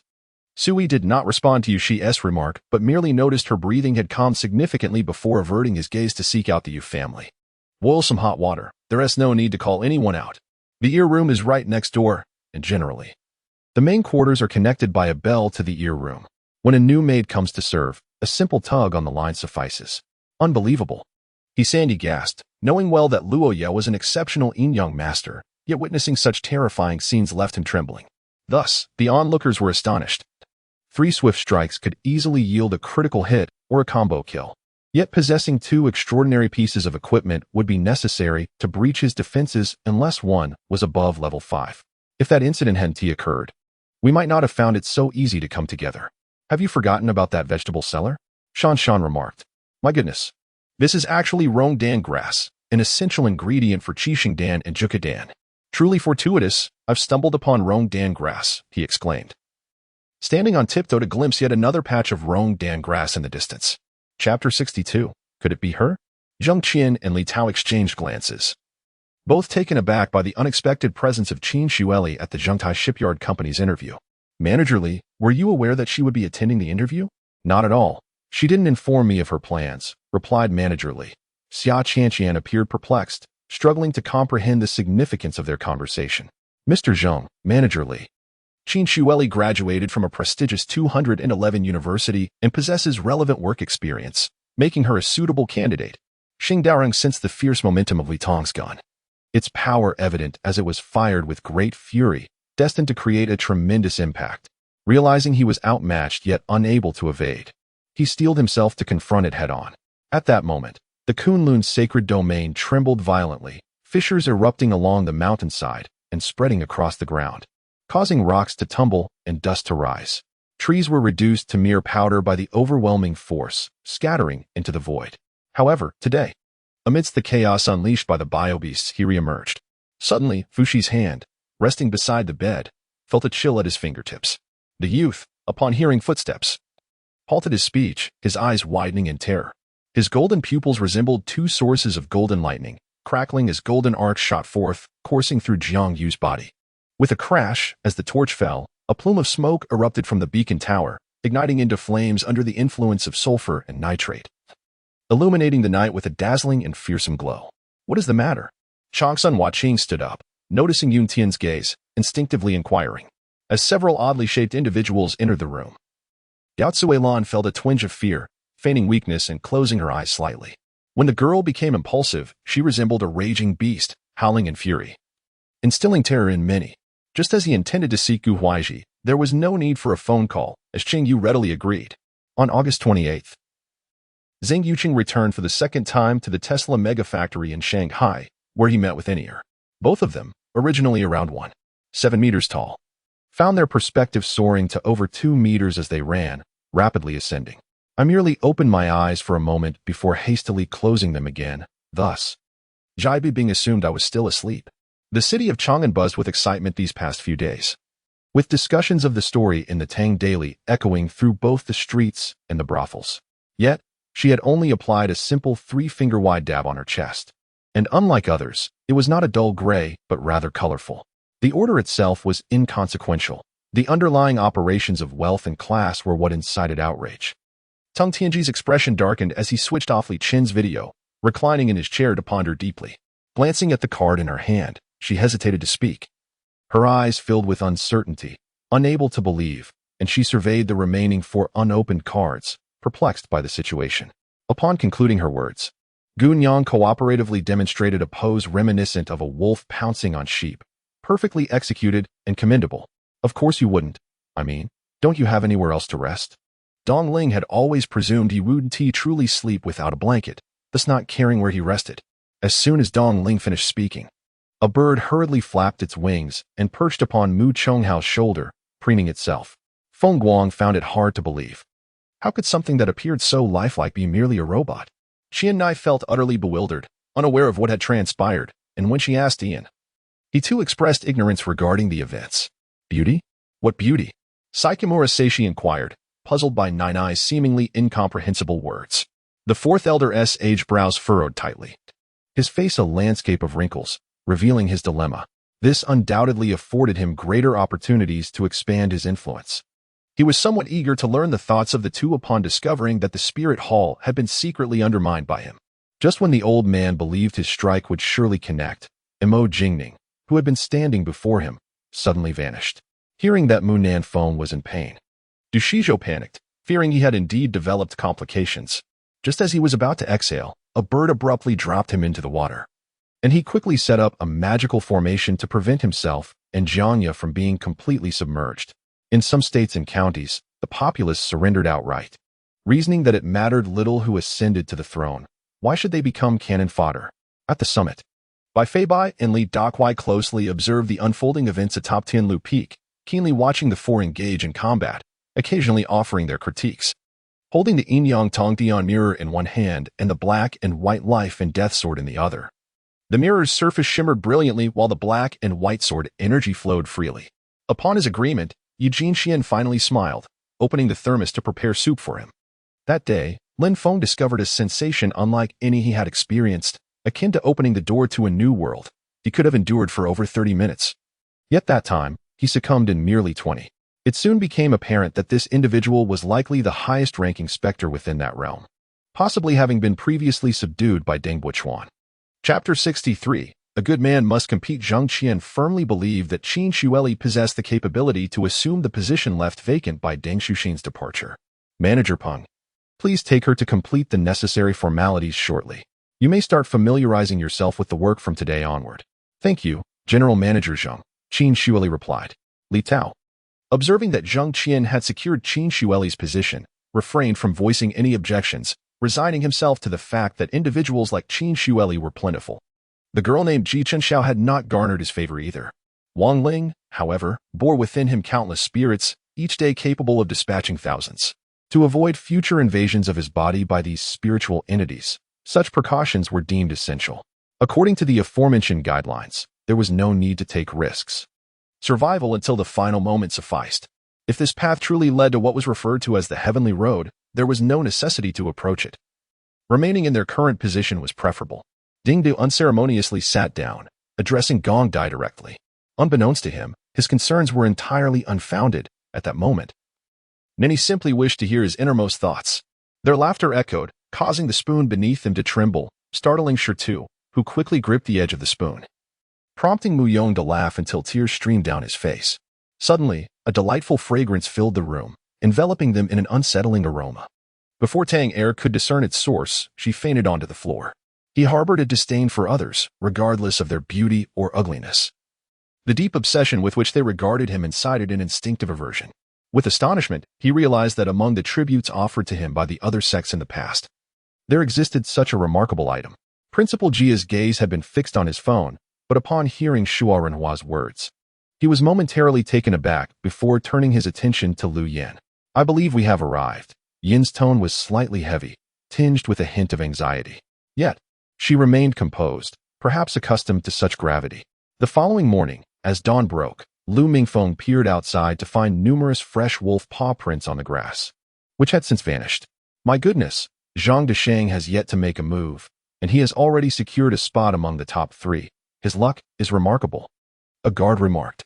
If that were the case, then she need not worry about her father suffering violence from fellow inmates in prison. How is it that you set the conditions, you took the gold tickets, yet you still fail to address me as brother-in-law? You dare complain about your sister, claiming she bullies you? It is you who are bullying both of us. With that, he inched closer to Zhang Fian, asserting his claim. Jiao Zhangji beamed with delight. The demeanor he had displayed upon first meeting the others was a stark contrast to his current joviality. Certain divine masters had also exhibited their spiritual manifestations in the hall, but after a brief respite, they simply departed without further ado. The battle raged fiercely, with several masters of the German army launching repeated assaults on Zhangku under the cover of the Air Force's artillery. Yet the Soviet forces remained immovable in their stronghold. What? Such a vast sum, expending the entirety of the funds obtained from the Hengduan Mountains, and still requiring an additional 360,000 gold? This merely covers the purchase of spiritual medicine. What then for the future? Zhang Fian and Kong Pan protested vehemently. Tian Yao understood that Lin Feng's willingness to take her along would undoubtedly bring him some benefit. However, her true concern lay not in any advantages but in her heartfelt gratitude for his life-saving intervention. Regardless of whether the Empress spoke out of pride or disbelief in her ability to detoxify, she merely accepted the superficial implication of her threat. Fortunately, Jin Lin, Long Bao Bao, and the purple gold divine dragon were formidable in their own right, displaying astonishing prowess in the face of such a divine army's invasion. Shenin remained skeptical, seizing the opportunity to investigate. Yet before she could pose her inquiry, someone had already volunteered the information, allowing her to inquire further. Very well. Fong Ke surprisingly did not refute me, but instead complied unexpectedly, catching me off guard with a sudden kiss on my cheek, as if marking me with some indelible sign. Jiang Zhe followed Lu Yunru aimlessly, wandering until she halted in front of a display laden with necklaces. Alas, she typically devoted her time to studying medicinal herbs and concocting remedies, never considering the use of floral essences for any purpose. The individual donned the attire of a servant, scissors in hand, striking a pose as if attempting to flee, yet ultimately collapsed lifelessly in the courtyard. The wild breed certainly refers to you. Labeling your temperament as both frenzied and untamed, unworthy of good lineage. Ding Tianchi gritted her teeth, her gaze fixated on the glinting blade, her mind racing with countless thoughts. At present, all her powers had been suppressed, concealed within the intricate tattoos of her Zen staff. Although it was simple for her to summon this strength, doing so would instantly shatter her currently frail form. Chapter 64. Please take care of me. Qin Shuili emerged from Zheng Qian's office, her heart weighed down by despair. Zheng Qian's recent remarks had struck her like a thunderbolt. Initially, she had entered his office with an air of joyful anticipation, only to be unceremoniously dismissed, as though she were an unwelcome guest. She had harbored the hope that Zheng Qian still held some affection for her, but his words had unequivocally conveyed that he was in a relationship, urging her to exercise caution in her future interactions. The bear demon, once weakened, let out a ferocious roar, its strength surging as it stood upright, defying its impending demise with newfound vigor. This display forced Hua Si-hai into a defensive stance, rendering him incapable of further offense. The two strikes inflicted upon the black bear caused it pain, yet they failed to wound it in the slightest. Instead, they ignited its ferocity, intensifying its malevolent gaze and frenzied roars, making its counterattacks all the more fierce.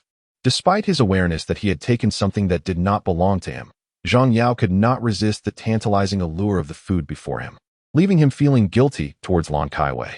The ethereal white mist gradually dissipated under the radiant sun, revealing the battered arena, which appeared incongruous in the brilliance of daylight. Particularly striking was the sight of chasing Ao, submerged in the billowing steam, adding a touch of lonely pride to the stark scene. Are you still not going to make a move? Knife Slave thought to himself with a cold chuckle. His gaze fixated on my position while his eyes discreetly assessed the 1,000 slaughter sword behind me. In the instant that Xiang vanished, an eerie silence enveloped the hall.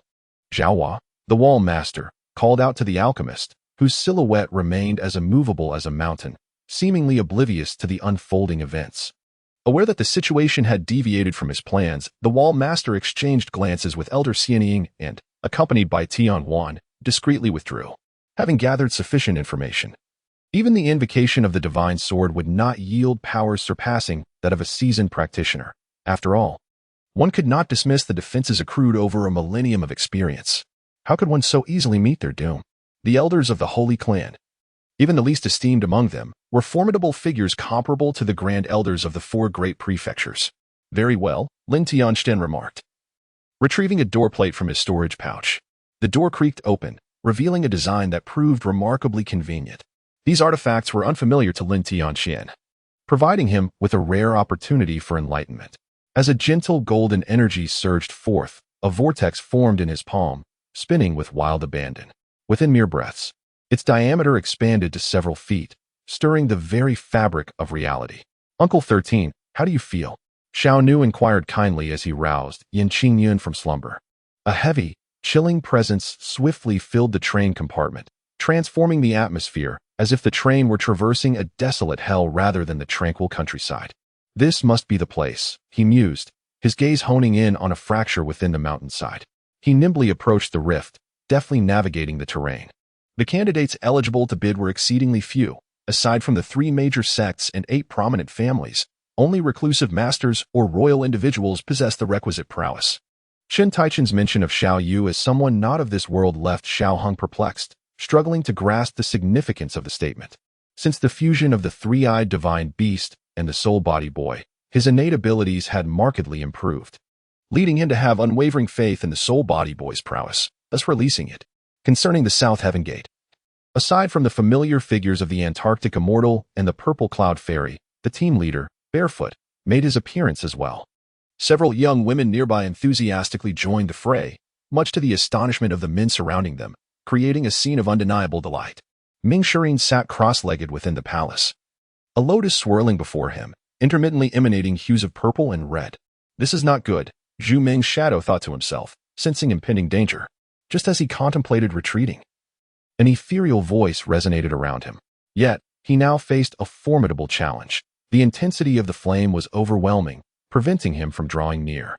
Although the fire did not ignite him, approaching it proved to be a daunting task. You mentioned that Professor Howick is only suited to be a mage? Brokey's inquired. Only now did Zhang Chun realize that Dijuan was not incapable of departing from this place. Rather, he simply chose not to disrupt the sanctity of his surroundings. Must personal grievances incite such a commotion? Li Shimon's tone turned grave, a glint of coldness flashing in his eyes as he addressed his soldiers. Is this a matter of personal vendetta or a brawl? Yang Ji, the knife seller, extolled the virtues of his prized blade. It could sever hair with ease, slice through iron effortlessly, and take lives without a trace of bloodshed. His assertive words were backed by undeniable skill, instilling confidence that his father on the other end of the line would not dismiss his claims as mere bravado. His voice morphed into a blend of sounds. One was his own, while the other resonated with a deep, rough timbre. Reflecting on this, Wang Fan regarded the timid Jiang Xing before him, his brow furrowing slightly. Nonetheless, he issued a directive, ultimately handing him a jade talisman for communication before turning to leave, accompanied by a faint yet significant warning. Much like consuming elixirs, the effects of the initial dose were the most potent. However, with each subsequent intake, the efficacy diminished.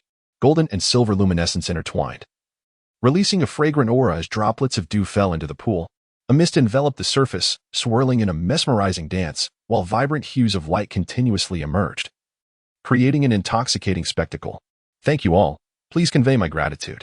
I appreciate your support and understanding, Mei Ruoshi said, her eyes glistening with emotion. Upon hearing of the reward of 10,000 yuan, the crowd surged forth with renewed vigor, their earlier hesitations vanishing as they rushed towards Yichio. Chapter 65. 2 cars paid in full. Wang Huan had never encountered his old classmate's esteemed brother. Yet judging by the figures and beauty of the 2 young women beside Zheng Qian, it was undoubtedly him. The 2 beauties, standing over 7 meters tall, possessed exquisite features, fair skin, and an alluring grace that epitomized model-like elegance. Their resemblance hinted at a possible familial bond. Observing Yin Xian's respectful demeanor towards Lu Hao, treating him as an equal among divine beings, the 3 demigods could only glare in envy. What use is it to meet him?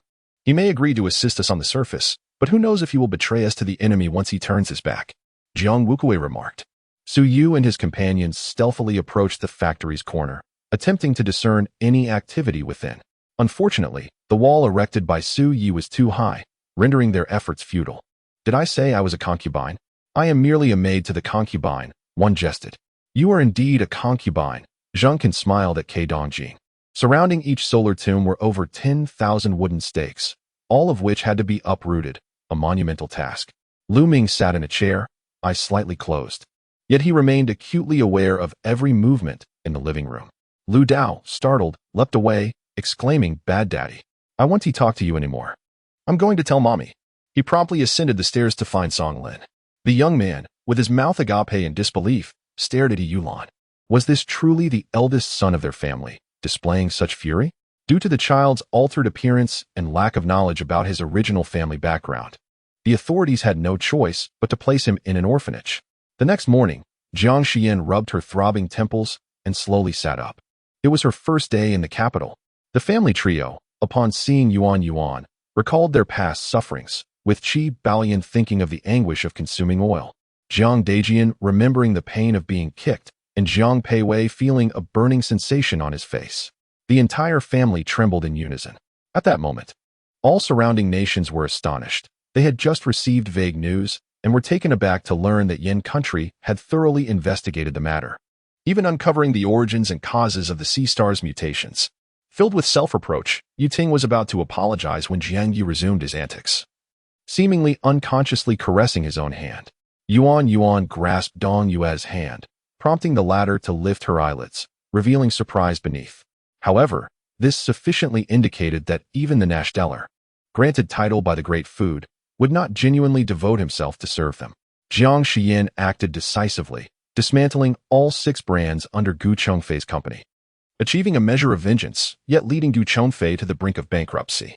As time passed, the chaotic spirit's form was fully restored, appearing quite well.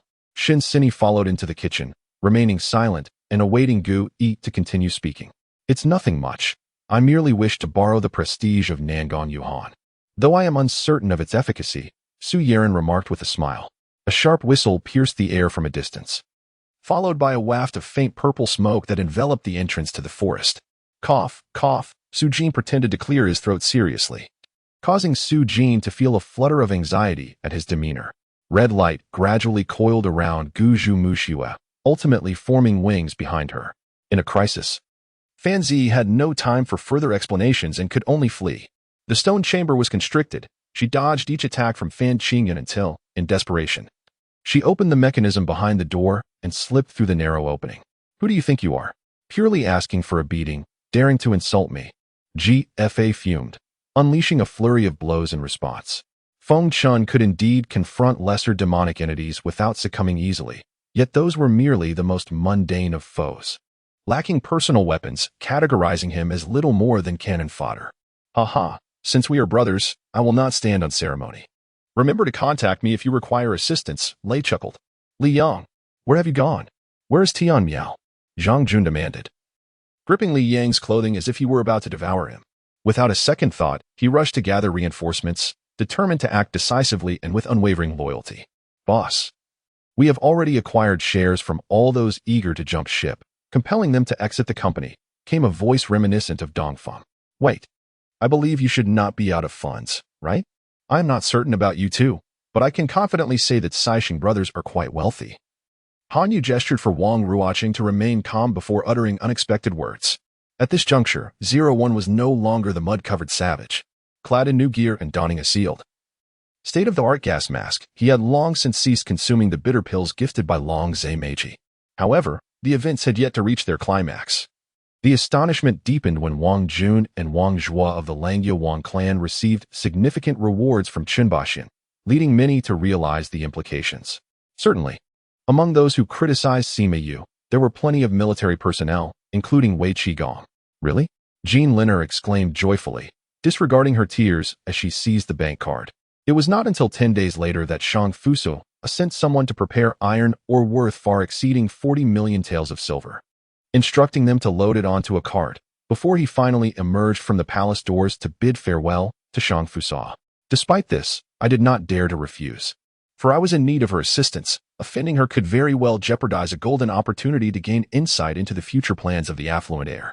Chapter 66. Buying ice-cold beverages for Mr. Zheng. Mr. Zheng, the two vehicles you mentioned were reserved by a customer a few days ago, who has already paid a deposit of 100,000.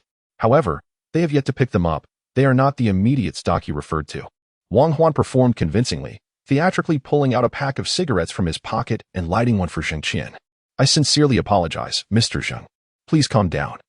How dare you toy with me like a fool? You only inform me now that there are no available cars? Zhao Dixing looked bewildered at Qinjin, who simply walked to a seat in the audience, appearing nonchalant as if he had always intended to attend the meeting. The presence of Zhao Dixing and others following him into the venue seemed of no concern to him. Unbeknownst to them, the cunning figure behind the mask recognized Yi Liangqin's malicious intentions and bound him, subjecting him to a series of tortures. The bell signaling mealtime rang, causing the trainees in the training hall to halt their exercises and rush towards the cafeteria, leaving the once vibrant training ground eerily quiet. With only a few diligent souls still immersed in their rigorous practice, Zhang Liao selected over 30 robust men from Shilyang, concealing short blades and disguising themselves as bandits, breaking away from the main group in search of a crossing to the other side of the river. I pondered that Yu Qin must be speculating and observing the true efficacy of the Dragon Pearl, as the immense power it contained was not something everyone could refine or assimilate. With a gentle sound, the mask was lifted from Jing Ye's face, revealing a strikingly handsome visage, akin to one chiseled from stone. Inside the cavern, I realized I had never seen the two of them before. The leader, meticulous in his observations, noted that despite the crowd, he had no recollection of their presence. The situation resembled an attempt to capture someone alive, yet the manner in which Buyer Mode struck suggested a lethal intent toward Xiaoliang. Even if there were complications with Qin Yanran, she remained confident that his true affections lay with her. After a night of fierce combat, it had now turned to midday of the following day.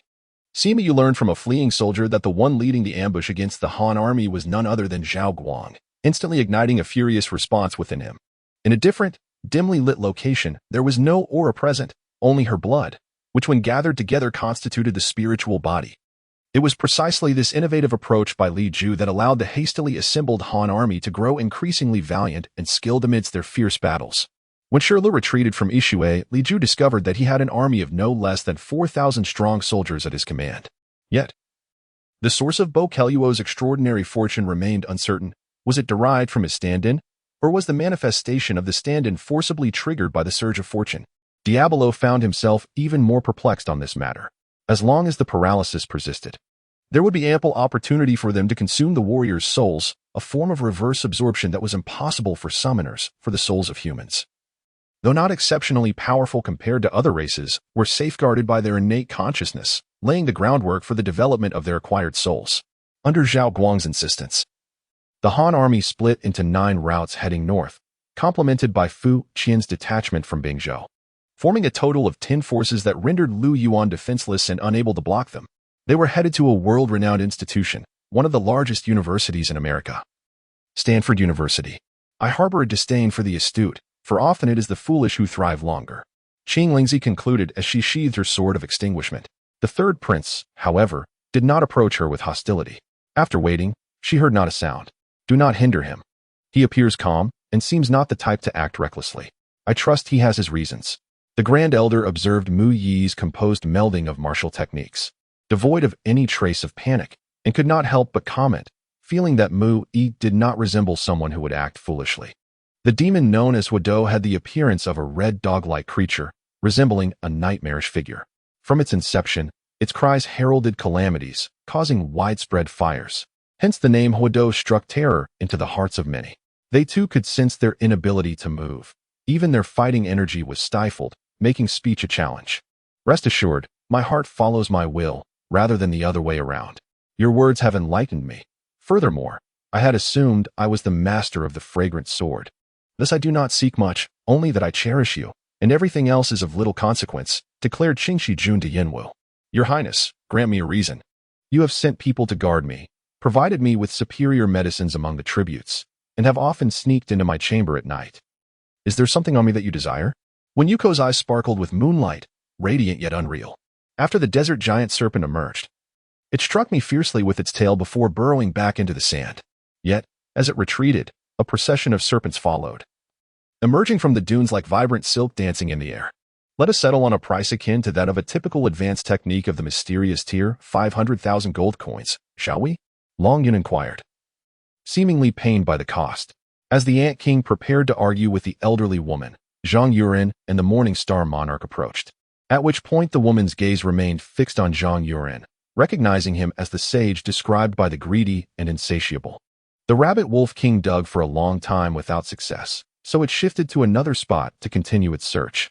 Suddenly, a loud crash echoed as the door was forcefully pushed open, slamming against the adjacent wall.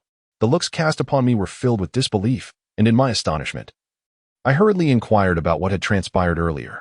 Another figure, with hair and beard as white as snow, donned in a flowing white robe, exuded a benevolent aura. Beside him lay an ornate purple-gold divination plate, inscribed with the profound symbol of yin and yang. Chapter 67. Steadfastly reigning as the sales champion manager Wang. What are you doing? Zhang Xiang pondered, although Wang Huan and he had never quite seen eye to eye. The intense reaction to what he perceived as customer poaching seemed rather exaggerated. Zhang Xiang assumed Wang Huan thought he was encroaching on his clients, which was not the case at all. Wang Huan felt as though the sky was collapsing around him. At that moment, the automatic doors of the 4S dealership swung open, revealing a man of modest stature, dressed in a rather hip-hop style. However, the long whip formed by the serpent's tongue could fiercely pursue Li Dou's shadow, underscoring the formidable nature of the serpent as a truly fearsome adversary, one that could wreak havoc in ancient times. The red flag H7 sedan appeared to be specially reinforced with bulletproof glass. In just 10 minutes, he stood before me, making me feel even more vulnerable. Yet, the pain in my stomach did not diminish with Ziqing's arrival.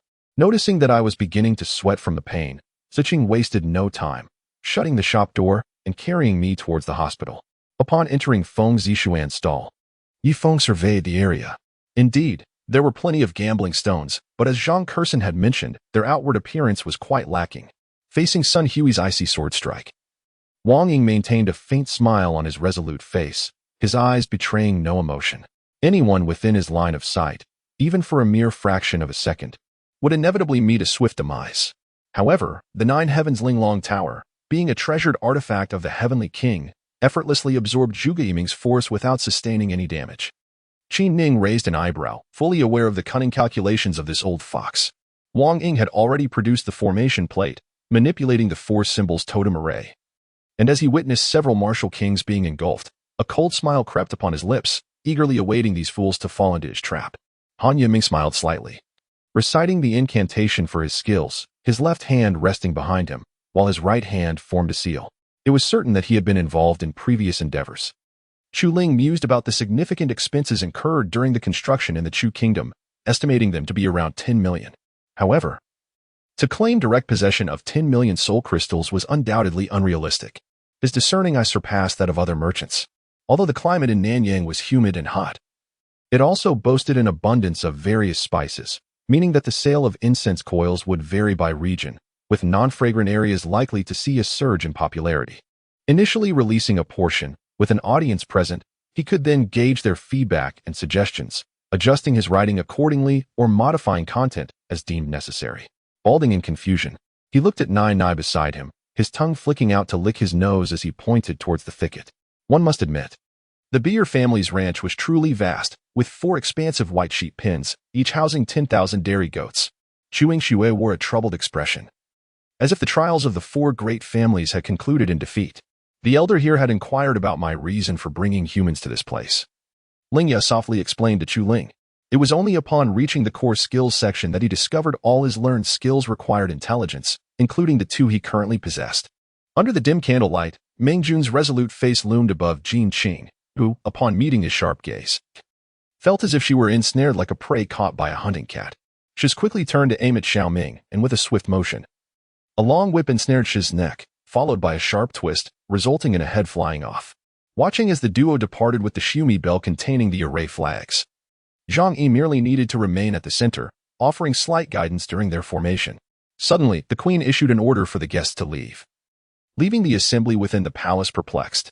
However, with Justinia's growing power, none dared to question, bowing in compliance before exiting the grand hall, leaving only Cassius behind. Zhang Xiao was engrossed in solving mathematical problems, determined to overcome her previous aversion to math. Propping her eyelids open with a stick, she fought against the urge to doze off.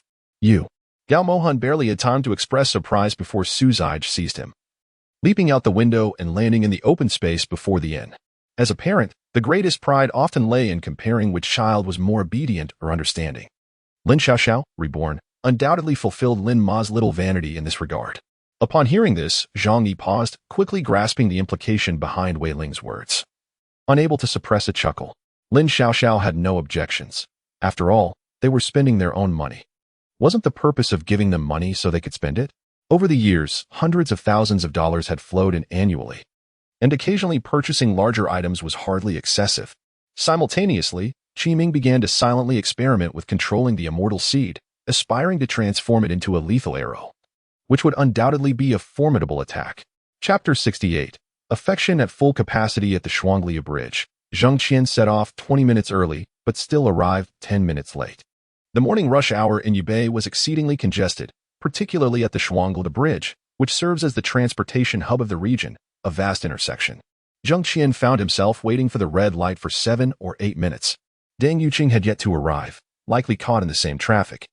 After spending 20 minutes on the bridge, Zheng Qian realized that all the materials on the formation plate were precious items she had collected in the spiritual realm, infused with a potent spiritual energy. After crafting the formation plate, she had stealthily flown over that very night to find the center point between 2 plots of land and buried it underground. Curse you, big bad wolf. I shall never fall for your tricks again, Lan Xingxing muttered angrily to herself. And then there was Jiang Borkai, who was utterly despicable for betraying even his own sister. Tonight, she was determined to confront him. Xie Qingwan and Su Wenyu exhibited expressions of concern as they approached, gently using handkerchiefs to wipe He Tianshui's face. His obsidian-like eyes emanated a chilling, fierce light, creating an overwhelming sense of pressure. Jiangxing, sharp-eyed and perceptive, sensed that his senior brother might have caught onto some clues. This was advantageous if someone from the Li martial arts school detected that Chu Liang was problematic. They would be cautious in the future, preventing the dark energy from spreading further and ensnaring more individuals. Aware of Lin Shui's intentions to launch a surprise attack, Lin Zhao's eyes flared with anger. He had already clenched his fists, but facing Lin Shui, he hesitated, relaxing his grip and merely stating, "He is insane, ignore him," before leading Heo home. However, Lucifer refrained from intervening in this conflict. Humans tainted by the Void's power were unworthy of her involvement. Her true objective lay hidden behind the ancient army of Gouda, the genuine Void monstrosities. Well said, Yuji lazily leaned against a nearby tree, his demeanor remarkably calm. Are you not afraid that we might disapprove of your relationship with Ling? Huafu inquired. Could you please step aside? Zhang said impatiently. Addressing the two men blocking the doorway, Randall was perplexed by the ongoing situation. What could possibly be unresolved in such a peripheral star system that necessitated his long journey? Suhi continued to feign complaints, exuding an air of familiarity, as if to say, Do you not recognize me? I am here to assist. It was only when Zheng Qian was overwhelmed by the metallic taste of blood and felt the urge to vomit that she forcefully turned her head away from him. Guanmunen's expression indicated to Liu Hao that whatever he had pulled out was likely astonishing. However, it was the least valuable item he could salvage from the gourmand's stomach. If asked about other matters, he would manage.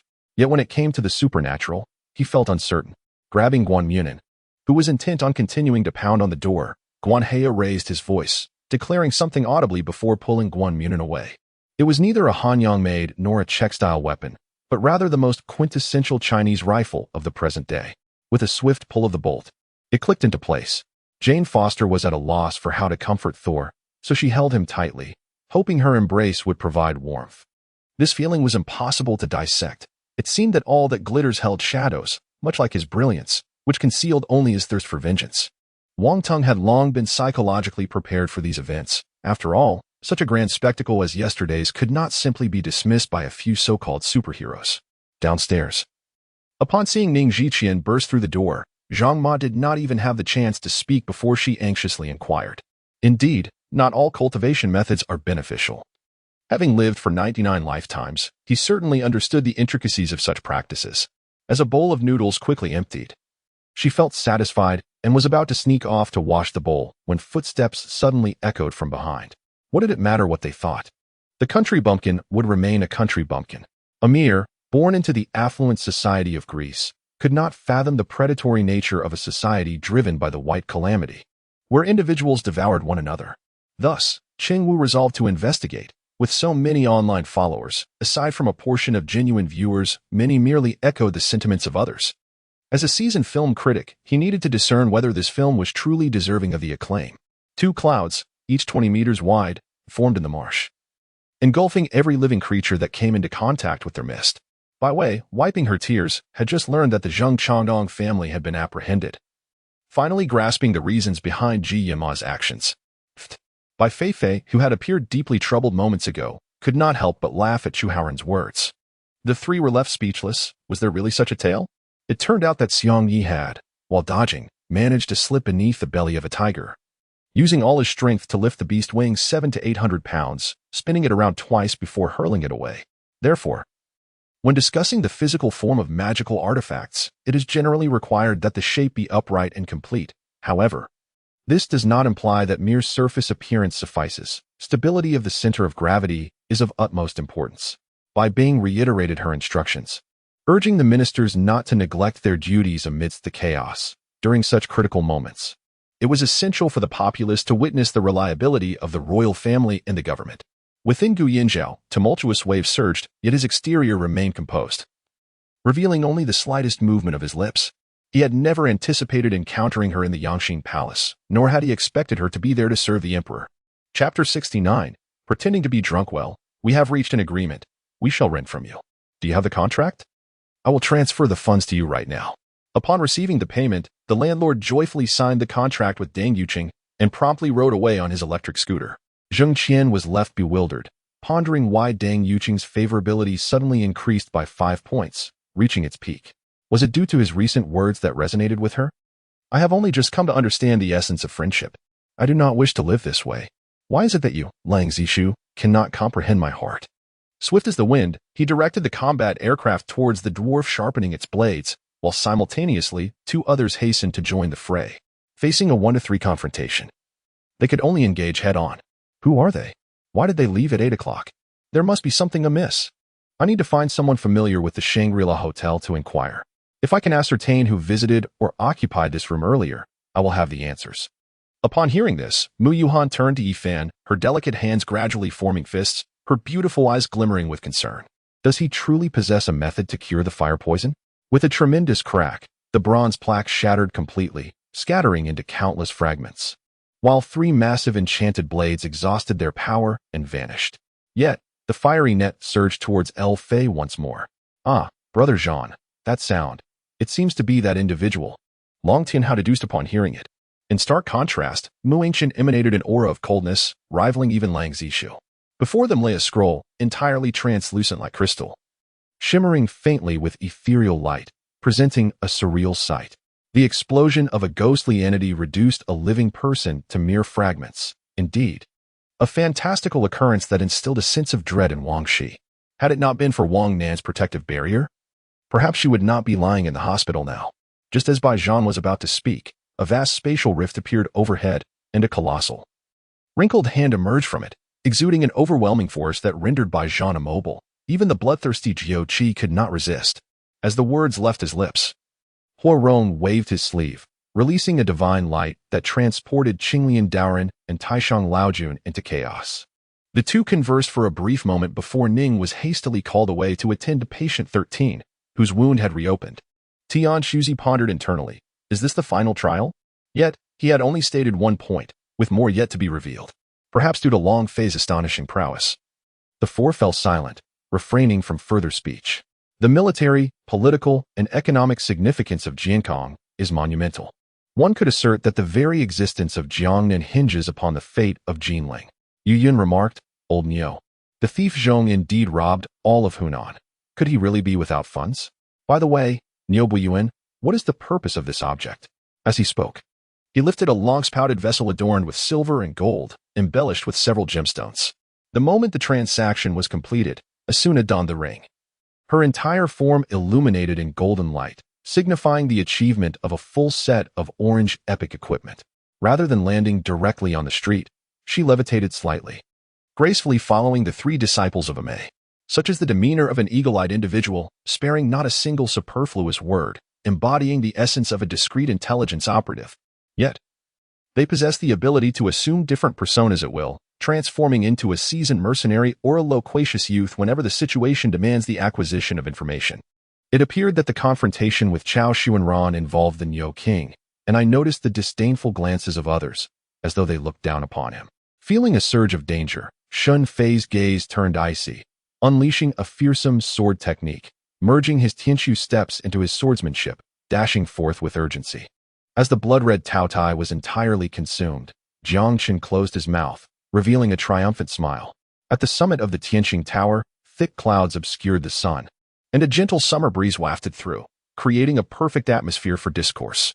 Seated centrally was Long Bingjue, flanked by Lei Long and Xiao Buoxuan, all bearing solemn expressions, as though preparing for a grim fate. How did you know? Tango inquired, somewhat astonished, for she had not heard Yang Aba mention the results of the autopsy. How could Qin Song have come to know this? Furthermore, if Yan Lifu were to be measured as an ordinary person, he would still be considered exceptional. Thus Tang's earlier admiration for him need not be diminished simply because he was not a paragon of perfection. She was aware of Jing Rong's ambitious nature and had always believed he sought greater power, yet she did not anticipate that he aspired to possess the world itself. Should she manage to leverage Jing Rong effectively, he would undoubtedly become her finest pawn. Chapter 70. Scoring. In light of recent events, Chen Weiqiang was absent from the company, leaving only her and Zheng Qian, the two vice presidents, to manage the situation. Let us feign ignorance and observe how that young man will respond. But President Liu, no buts, if he truly cannot handle it, we shall intervene and clean up this mess. At the Zhengxin Shipyard Company, Zheng Qian had barely settled into his office when Xia Qianqian approached him. Lord Zhao has faced the Yellow Turban rebels multiple times without a single defeat. How should we proceed in this situation? The county magistrate hurriedly bowed in greeting. Those who have strayed far from home cannot help but feel a surge of emotion upon seeing the word hometown, especially when a void has been created in the realm of the soul. A powerful pull akin to a tempest should sweep through the entire space, presenting the final trial for the sorcerers. Hong Yi hesitated, fearful that after giving the cold fragrant dragon vine to Shi Yao, he would be unable to counter the poison of Bai Li Ziqian. Staring at Shi Yao, he was at a loss for words, despite wanting to express his myriad feelings. Though Zhao Yi found it peculiar, he warmly welcomed Liu Bei into the camp, his face lighting up as he assessed Guan Yu and Zhang Fei behind him. With a lack of manpower at hand, he naturally intended to make the most of their presence. On the other end of the abyssal passage, a lord-level demon was firmly lodged at the entrance, unable to squeeze through despite its pride in its sharp claws and fangs, which proved ineffective against the barrier before it. As sounds echoed, Two streaks of light descended from the sky, gradually revealing the figures of Li Zhu and Yin Guangxiao. The last words she spoke were utterly unreserved, leaving Wang Qing with no doubt about their authenticity. "When will your family come to fetch you? How can we still see you?" Yu Yueshi said with a smile that did not reach her eyes. The creatures, which had just quieted, began to stir once more, with roars and the relentless sound of them crashing against their cages filling the air. Such a baron, who could be regarded as exceptionally noble, would never abandon those under his care. At the moment the call ended, Yu Yueshi suddenly burst into tears. Meanwhile, Lu Xian had just finished his shower and stepped out. As his phone rang, he glanced at Su Jian before moving to the other balcony to close the door. Yu Yueshi seldom employed the art of sound transmission. Yet her heart was now brimming with hatred, disregarding all else. Two bold exclamation marks made Shen Qingxiu's heart race. Just as she was about to privately message Chen Zidong for clarification, she felt movement at her pant leg. It was Ah Fu, who had climbed up her chair and into her lap, breathing warmly. Chen Juanxiang passed a cigarette to Xiao Yunfei, simultaneously catching the gestures of Xiao Yunfei's coded signals. Chen Juanxiang conveyed with his eyes that they would coordinate in a timely manner and give it their all. In dealing with others, one must accumulate virtue for future generations to earn respect, thereby ensuring blessings, glory, and prosperity for their descendants. In my lifetime in this city of Izhou, I have yet to encounter such audacious individuals, and judging by their attire, they must certainly be outsiders. Do you recognize them? The old man spoke with indignation. There is no need for additives like chicken essence or MSG. After marinating the lamb ribs, gently rub them with a hint of cumin and salt. Then sprinkle with minced garlic to infuse a garlic aroma. Once the rib soup is ready, it can be taken out for roasting. What are they up to? Morong Xiaohua shook his head slightly and turned toward the grand hall. Though it was a walk, he merely flickered like a shadow, crossing the Jinshui Bridge and entering the Yushu Shantian Palace. Tang Feng delivered a kick to Huang Shinsai's face, causing him to spit blood mixed with several teeth. Following that, Tang Feng stomped down forcefully on Huang Shinsai's groin, eliciting a harrowing scream. "Are they promising you a house? Have you really sold your faith so easily?" Chen Juanxiang exclaimed. "At the very least, let me find closure," Duoji Palin remarked, expressing the deep pain of heartbreak, particularly when an unrequited love ends before it even begins, leaving one feeling utterly shattered. "Oh woo." The earth bear howled, expelling a ball of earthy spirit energy towards Lin Yumei. "Master Jiang, we did not intend to disturb you so early, but there is a significant matter that requires my personal attention," he said, glancing at those surrounding him. Yet he planned to explain to old Yin after the exam why he needed to control the scores, to spare him any heartache. He leaped down from the city wall, biting his finger midair and forming seals with his hands to strike the sky. However, they were all absolute masters from various works, gathered together, and it was impossible to discern who was stronger or weaker. It was not solely to frame himself in collusion with the Death Eaters, but rather to create a more legitimate excuse to include Harry's name on the list, thus achieving two objectives with one action. At last, Chu Ling understood why Mobius had stated that upon seeing him again, they would only be adversaries. Dongling took out her phone, joyfully discovering that it had signal once more. Earlier, when they were trapped, there had been no signal whatsoever.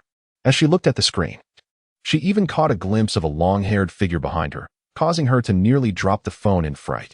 Chapter 71. The enemy's enemy is a friend. As the three emerged from the office, their emotions varied. Zhong Xiaoyao harbored a hint of disdain toward the other two. In terms of providing data and conducting background investigations, her contributions were unparalleled. Zheng Qian's expression revealed his utmost satisfaction with her performance, undoubtedly earning her a perfect score on this assignment. The other two, however, held a different perspective. Yao Manman and Qin Shuili believed that Zhong Xiaoyao was merely a shrewd opportunist, skillfully navigating her way through the tumultuous waters of the entertainment industry. The group bowed slightly to Liaoxi before commencing their preparations for the imminent defense against ambushes, aiming to create an impregnable web that would leave the enemy with no escape routes. In the midst of his unconsciousness, Liaoxi seemed to perceive something through the haze. He caught a glimpse of Luo Qing and his companions. Confusion filled his mind as he pondered why they appeared before him.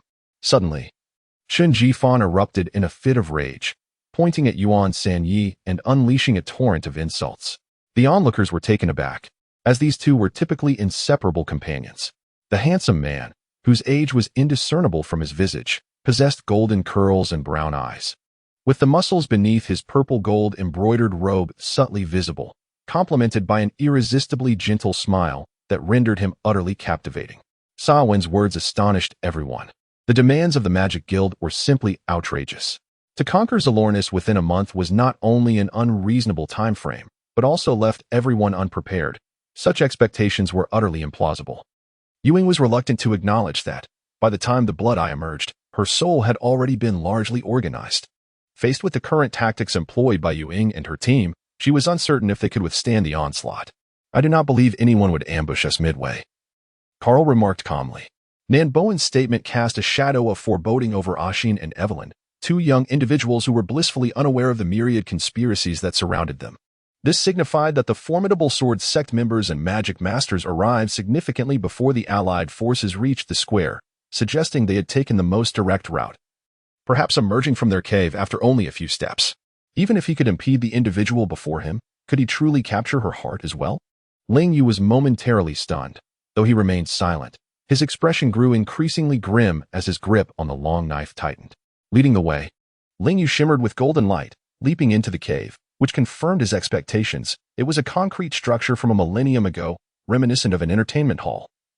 Surrounded by crumbling walls and several shattered concrete pillars barely supporting the ceiling. The auction at that venue had only fetched 30,000 gold coins. But the sudden announcement of 1,000,000 gold coins silenced many who had initially sought to join the fray. Guilin was taken aback, for the first time. He found himself questioning his master's words. In a moment of human survival, it was the duty of a cultivator to vanquish demons and protect humanity. The blood demon screamed in agony, and in an instant, he sprouted another leg, swatting away Jean Linger's attack. With golden light swirling at his feet, he swiftly approached Ling Yu. Yet another of Jean Linger's lethal strikes was already aimed at the blood demoness form. Had it not been for her sister's sudden heart condition, she would not have had to resort to selling herself. Once employed, she could have sought a bank loan. Yet, these scenarios remained mere hypotheticals. Ling Yu recognized this was a trap set by Chu Tianlan, but was uncertain of how to utilize it. Hundreds of armored vehicles congregated at the city gate, prepared for action. The leader of the judge hall, Dao Li, was a formidable figure. A second-tier expert of the Jade Mica realm, ranked 187th on the revered Huaxiao war god list, truly a testament to his strength. Lin Guanhai felt a deep sense of helplessness. She had been kidnapped. Fei Qin candidly divulged the abduction of Chen Shuang'er, without concealing any details. The former rubbed her eyes in disbelief, convinced she had misperceived the situation, only to find Li Yuan changed upon looking again. Huang Kuan was rendered speechless. Yifeng Tian stood proudly in the courtyard, leaping into the main hall of Nanzhu, shortly emerging with a piece of jade in hand. Under normal circumstances, such an event would prompt Yun Xiangxiang to seek out Song Mian directly for resolution, rather than requiring Mrs. Qin Si to negotiate with her. Having been wary of excessive interactions with men due to past experiences, she found Lin Ting to be unusually familiar, both in the hospital and now. Yin Qi, feeling a surge of irritation, cast a glance at Bai Ran, who appeared oblivious to the unfolding events. Upon hearing the words spoken, an air of unease settled among all present. Li Yu turned to see the cannon raised, its barrel directed at the four of them. Thus, I felt reassured. Continuing with my affairs. Should Lin Ran seek me out again, I would treat her as I always had, never prying into her sorrows. For I understood that a person as kind as she surely bore her own burdens. Let us dispense with pleasantries. We are colleagues, Brother Yuan smiled gently, his demeanor warm and brotherly. The media reporters possessed an acute sense of newsworthiness, swiftly realizing the event's potential to escalate, prompting numerous media outlets to dispatch journalists to Stone Village for interviews. Zhao Ming's efforts were met with approval from Xiao Tian, who recognized Zhao Ming's unwavering dedication. However, the apparitions I had previously encountered were those already subdued by the elders. These spirits were deferential in their presence, fearful of any malicious actions. Many at the Health Bureau were aware that Funing harbored several well-connected restaurants, particularly Zilin Restaurant and Jiazaiwai Restaurant, whose influential owners were formidable enough that even their director dared not provoke them lightly. Chapter 72. Unconventional means Hui Webin had just been grumbling about that scoundrel when, unexpectedly, Ma Wenxing inquired about Hu Yuebin's opinion and decided to summon Zheng Qian to see what tricks he could employ. Do you think he has come to seek peace, Mr. Hu? However, you certainly possess a certain masculinity, exuding a hint of mischief that is both irritating and endearing. After a heavy bout of drinking, Tian Dongdong began to ramble incoherently. He had not anticipated that Ming Feifei's fear of snakes was akin to an allergy. Upon sighting one, her body would go limp. And had it not been for the game's context, Yi Chong would have suspected she had fainted. Hua Yueling could not ascertain the situation clearly. They were observing from a distance, deliberately positioned at an angle to avoid detection. From their vantage point on the hillside, they could only glimpse the shoulder of the bull-headed demon. Zhang Qian was promptly taken to the infirmary for emergency treatment, while the assailant was confined to the military barracks. Chen Kushan squatted beside Zhang Qian, placing a finger beneath his nose and detecting a faint breath of life. Upon hearing those words, Yao Yu felt a blush creeping across her cheeks, her skin warming as she hurriedly covered her face with her hand, glancing around to confirm that they were alone before relaxing her guard. Gao Fu, sent by the Feng clan to participate in the chieftain's meeting, was evidently more aware of the implications of his public appearance in Baidi City than the other nobles who only learned of the news upon his arrival. Li Shishu's eyes lit up at the sight of the jade box. Without hesitation, he opened it gently to reveal a delicate herb emanating a faint red glow, its subtle scent of blood quickly permeating the air. The audacity of Ma Ming, daring to claim he would snatch Qi Sisi away to honor himself in front of Zhou Yu, was infuriating. Su Qing's heart raced at the sound, and just as she was at a loss, a pair of strong hands gently grasped hers. Consequently, Lin Hemming rebuked his unworthy son Lin Zhendong vehemently that night. In a fit of anger, he vacated the Lin residence and took refuge in the old Wang's savory duck industry, immersing himself in the study of, shunning worldly affairs. You refuse to let me leave? Quite reasonable of you, Qiansu, he replied, crossing his arms defiantly and reclining on the sofa as if to assert, I shall not budge unless you permit me. Yet, faced with this pretentious fool, Chen Xiubai was too weary to engage. His gaze fixed sternly on the sword thrusting toward him from the novice ghost swordsman. Now, aside from aiding Su Fan, Bai Er had no other means to secure his own life. The arrogance of the young scion of the Long family was intolerable. His demeanor was insufferably haughty, his speech excessively brash, and his actions altogether detestable. That unbearable arrogance had exceeded Yi Xian's threshold of tolerance. Nevertheless, Qin Gang, bearing the weight of Shen Youqing's mission, ultimately conveyed her instructions, albeit in exceedingly tactful language. My dear apprentice, how could I, as your mentor, wish you harm? Jin Maochen lamented. At that moment, even Yu Xian himself could scarcely articulate the emotions he felt upon unexpectedly encountering Yi Qiqing, who was, strictly speaking, a close blood relative. When Xuan Ning and her companions arrived at Starbucks, Yi Xian had already ordered a newly introduced cappuccino and had consumed more than half. Xiaowan sensed that the apparatus beneath her seemed uncontrollable. Her sword nearly grazed Ji Yuning's side, while Ji Yuning's gaze brimmed with familiar triumph. Eventually, unable to refuse their warm hospitality, she shared a simple meal at their home, which, given their circumstances, was perhaps the finest fare they could offer. All right. It was my fault. I agree to part ways. Is that acceptable? Please do not be upset. Qi Ting spoke softly, as if the unreasonable party was she. Inside Steel Bell City, Chu Hai glanced at Qin Yang's request and, without hesitation, approved the winter supplies. Yi Yiming remained silent, his gaze fixed intently on the imposing figure of Li Ma Xuan, pondering his thoughts. He had originally believed that even if he were captured, there would still be an escape route since they had not seized his physical form. This location was not difficult to find.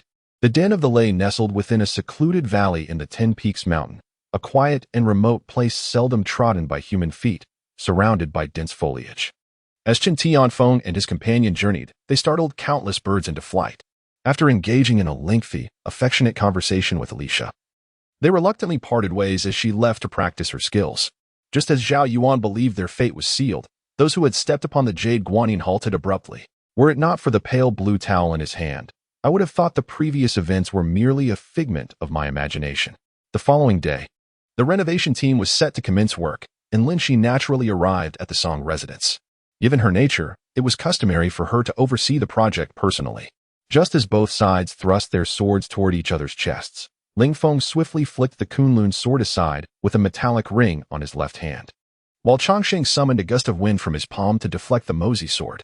Chapter 73, The Refreshing Individual to Enlist the Assistance of the Jinsi Group.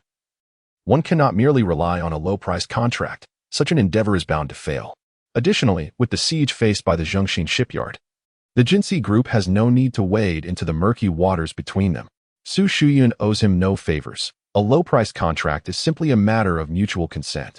Zheng Qian genuinely intended to foster a good relationship with Su Shuyun through the contract with the Jinsi Group. Yet his intentions were not to pursue her or harbor any ulterior motives. He merely held a straightforward belief. Ling Long, in a fit of anger, pinched the flabby flesh on Li Dongxun's waist, causing him to grimace in pain. Well struck. Well struck. Yun Juexiang tossed the firearm he had picked up onto the desk and immediately dialed the military hospital in Linzhou with the phone handed to him by the guard. As Yunqing sat alone at the computer, a figure approached from behind, wrapping their arms around him, their cool cheek brushing against his. Previously, one was accountable to voters, Congress, and political parties. Now, it has transformed into being accountable to the emperor. The new official's 3 fires of enthusiasm must be ignited. And Ao Guanhai urgently sought to spark a few flames to validate his worth. To my astonishment, as I stepped forward, 4 or 5 burly men suddenly emerged from the darkness, their expressions menacing, resembling bodyguards. Wang Chun retreated in one swift motion. Yet the recently wounded malevolent spirit train fixed its terrifying gaze upon him and emitted an excited roar. This situation left me perplexed. Upon closer inspection, I discovered that the copper bell had become enshrouded in frost, and the malevolent aura surrounding the girl in the red hat had ceased to flow, indicating that the bell had absorbed all the negative energy and could no longer assist in dispelling it. Much like my grandmother, that peculiar circular mountain might be a superorganism. The warship dispatched might also be a superorganism. Upon seeing everyone's comments, Lin Weiwei suddenly slapped her forehead, realizing she had forgotten that this world lacked the concept of shouting slogans. This implies that someone is cheating in the gambling game. Who would resort to such deceit? These businessmen are familiar faces, members of the same circle. They would undoubtedly suspect Park Sung-yan. With dirt on her, a search would pose a significant risk. Yang Ke, in a foul mood, consumed a mere 2 ounces of liquor and soon found himself somewhat inebriated, swaying as he meandered through the inn. Gu Xing gazed at his disciple and shook his head slightly, saying that since Elder Wang had joined his Lingxi Valley, it would be prudent to inform these disciples, providing them with a sense of reassurance. Saratobi Hiruzen held profound sentiments for Hashirama Senju and Tobarama Senju, but regrettably, Orochimaru disregarded these feelings. Watching the faces of my aging parents, I loathed my own impotence. When did I offend those classmates? When did I incur the ire of the one surnamed Qi? Was it from the moment they began to bully me that I should have refrained from resisting? Perhaps my resistance only fueled their anger further. What then should we analyze regarding his next moves? Does his avoidance of Gulu Mountain imply that we should neglect it? Cardi still harbored concerns for Gulu Mountain. He felt compelled to visit it, or else he would remain uneasy. Not only did he inadvertently witness his father's most embarrassing moment, but he also captured it on camera. The most troubling aspect was that this photo was used by Zhang Miao to extort 200,000 from his father. And now Zhang Miao had the audacity to ask him for another photograph. He cast a helpless glance towards Uchiha Fugaku. Nonetheless, he was truly intimidated by the power of the hidden sect and privately believed that this organization was nurtured by the state. With such thoughts, his loyalty to the hidden sect only deepened, for it is well known that those who betray the official government of Huaxia rarely meet a good end. Ah, I did not expect you to possess some skills. As soon as the words left his mouth, an elderly man with white hair appeared before Sun Tzu. The old man's primordial spirit activated, and a tremendous mental pressure surged towards Sun Tzu. Master Ishii had long been aware of Sun Tzu but had refrained from introducing himself, opting to observe from the shadows. As Yu Xiao entered, she meticulously scrutinized Lu Xingyo, whose overly friendly smile, enthusiastic tone, and lively gaze betrayed a certain eagerness. However, upon witnessing the recent actions of Roan Nu and realizing he could still be with her, he suddenly felt that this predicament was also a matter of fate. Upon seeing Mu Yunlan approach, the surrounding townspeople instinctively took a few steps back. The Grand Sorcerer looked at me, shaking his head in sorrow, then stepped forward, intending to assist me to my feet. He then casually produced a spatial ring as a gift. Its contents were unknown to everyone, including Zhang Yufei himself, leaving him utterly bewildered and lost in thought. Yu Xiao nodded gently, his demeanor unchanged, which relieved Mu Qinyao, who had been watching him closely. Tian Shu and the others knelt behind him, heads bowed in silence, afraid to speak. Zhang Yuan and his companions dared not speak up at this moment, silently waiting in the wings. Noticing Mu Yunlan feigning ignorance, Mu Wani smiled, as if she were not the one who had just stirred discord.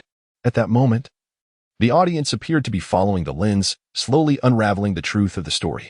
It was at this juncture that Eve made her entrance.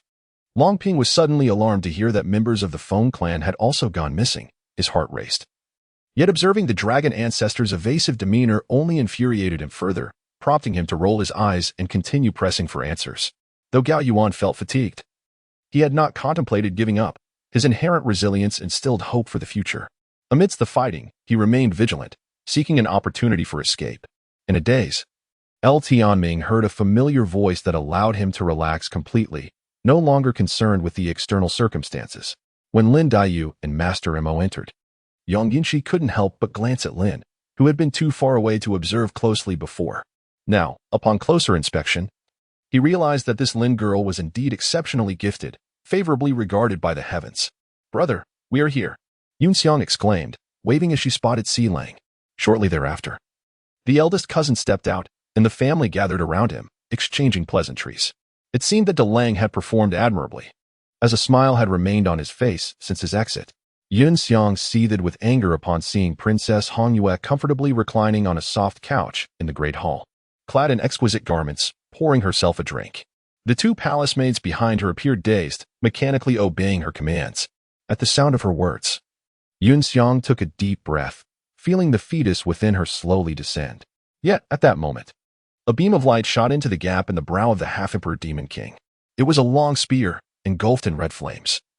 The most potent attack launched by Mo Lan, infused with all his strength in the spirit fire of the fire dragon. Chapter 74. Think of a way to conquer. Has he left? Mr. Ma has departed. He appeared quite enraged. Su Shuan remained unperturbed within, having left Ma Wencheng to stew for 2 hours. Who wouldn't be irate under such circumstances? The fact that Ma Wencheng refrained from erupting at the Jin Shou group indicated a commendable restraint on his part. Enough, this is no longer your concern. Ma Wencheng, a veteran in the industry, had far more experience than she did, even possessing a deeper connection to her father. As the saying goes, every tool has its strengths and weaknesses. Aside from her adeptness in dealing with the supernatural, her vulnerabilities were glaringly apparent. "Take it," she commanded, gesturing toward the items he held. The disheveled captain tilted a black gourd toward his mouth, pouring liquor inside. Two sword frogs, with their round eyes twirling, curiously observed for unfamiliar passers-by, unafraid, their mouths emitting cryptic sounds. Ning Hao felt compelled to offer some form of compensation to Tang Yu to prevent her from feeling abandoned after being left unattended for half a month. However, this time Yi Yanqing said nothing but unleashed a fractured dragon fist. A shadow of a dragon imbued with icy energy hurtled toward Wu Qingfeng. Wu Qingfeng scoffed disdainfully and retaliated with a punch aimed at the dragon's shadow. As he rounded a corner, Gao Jiqing straightened up upon noticing the absence of enemies, stepping onto the main street while casting his gaze around. The hour was still early, with few shops open. After turning down a couple of streets, he found no establishments related to disguise. He intended to pay a visit to El Rie, as her family had been startled during dinner today. This visit served as an apology. Had he not insisted on dining at a more upscale restaurant with El Rue's family, such an incident could have been avoided. "I fear you will not succeed," fractured dragon fist. Accompanied by a dragon's roar, Yi Yanqing swung his frost-laden fist. Zhang Daniu's intellect was indeed extraordinary. Zhong Tao exchanged glances with Lu Song, both aware of Zhong Tao's intention. Although Zhong Tao refrained from voicing it, Zhang Daniu's words were not denied by him. Bang! Wang Xiandong and Feng Shi struck simultaneously, their fists clashing and both being jolted back a step. "This represents 200,000 in debt. Return my belongings." Shuri pondered. "Why should my satisfaction with my phone concern you?" The man swayed unsteadily, unsure when he might collapse, and let out a furious bellow. Whether intentional or not, Dong Zhanyun glanced into the depths of the pit below, where he spotted a flicker of a lively flame. Initially, he assumed it was merely a remnant of his attack on the icy monstrosity, thus he paid it little mind. Shuri gazed at the potato in the corner, sighing in relief. Fortunately, his robust physique was advantageous. Had Lu Tong been tasked with the job, she would have likely fled in fright. Many of the sects from that era far surpassed the present, with numerous powerful beings capable of attracting countless pilgrims, their incense offerings abundant. Each of those formidable figures could command nature itself, wielding immense power. Continue with the previous policies. I grant you the authority to recruit soldiers, but ensure quality. Qin Ning responded. News from the Jin Wangfu reached Ping Mo daily, and as she listened, a subtle smile played on her lips. Cough. Spitting out a mouthful of dark, congealed blood, Xiach outclutched his pained chest, leaning against an old tree root in an attempt to rise, yet the weakness in his legs rendered him unable to stand. The stone decipherer, a specialist hired at great expense by various stone workshops, held a prominent position within the realm of stone deciphering. In these workshops, the decipherers focused solely on their craft, reaping all rewards from their efforts. After much effort, Lin Feng navigated around the central area of the Rage Blood Space, arriving at the western section, where he sat in meditation amidst a vein of Rage Bloodstone. Indeed, I have no regrets. Yadozi wiped away his tears and stated resolutely while gazing at his master. Shangman spoke nonchalantly, clearly unfazed that Lin Liang could deduce the situation. As dawn broke, Shen Feng and Su Qin arrived simultaneously. Before they could approach, Shun Tianqing eagerly inquired if there were any discoveries. The cloaked figure, having achieved victory with a single move, unleashed another punch aimed directly at Fang Jin's face, intent on delivering a fatal blow. Aware of the black-clad figure's formidable strength, Fang Jin dared not confront him head-on, shielding his head with both hands while retreating. His defensive stance risked severe injury, yet he was determined to create distance from his opponent. Yes, quite satisfactory. Indeed, far better than I anticipated, the master nodded, glancing at his wristwatch. Does he truly consider himself a rival to Lin Er? With her superior strength at the upper master level, he stands no chance, especially given his lack of attributes within his meridians, Sun Qi stated confidently, clearly assured of Tai Lin's capabilities. Now that I have witnessed this, I must intervene, Han Ku declared emphatically, striding toward the parking lot. Su Wai turned, feeling the sword's tip from Du Xian'er press against his waist, and the four of them proceeded, two in front and two behind, into the cave. Yet he understood that haste would not yield favorable results. Moreover, he was uncertain whether he could consume the profounding energy in one go. He feared that attempting to do so might overwhelm him, resulting in dire consequences. It would be wiser to approach it gradually. At night, the Walmart Mall bore no distinction from the daytime, as it was perpetually bustling with crowds. Miley and Yuan Shan were captivated by the dazzling array of jewelry displayed in the shop. Before them lay an endless expanse of the 10,000 Great Mountains, and they found themselves deep within its heart.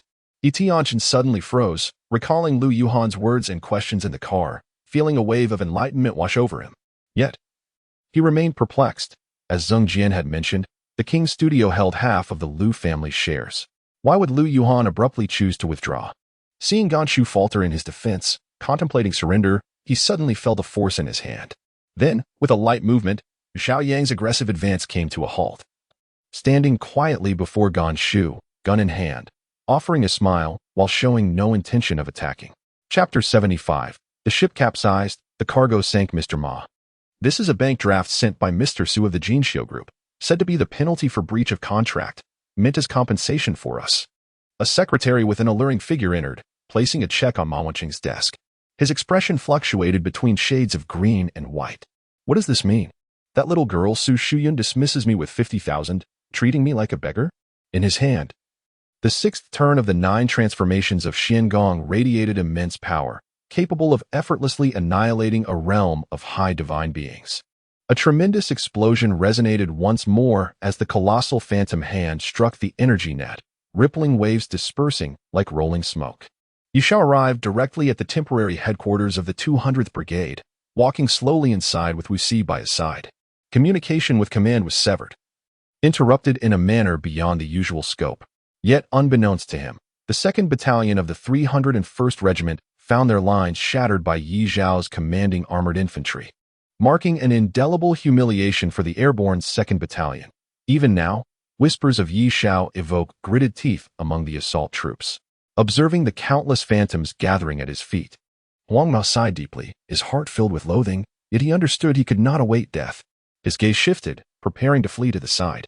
Meanwhile, in the hall, every burly man's eyes reflected uncertainty. They heard the sounds of shattering, but not the screams of Mo Yiming, which they found difficult to believe.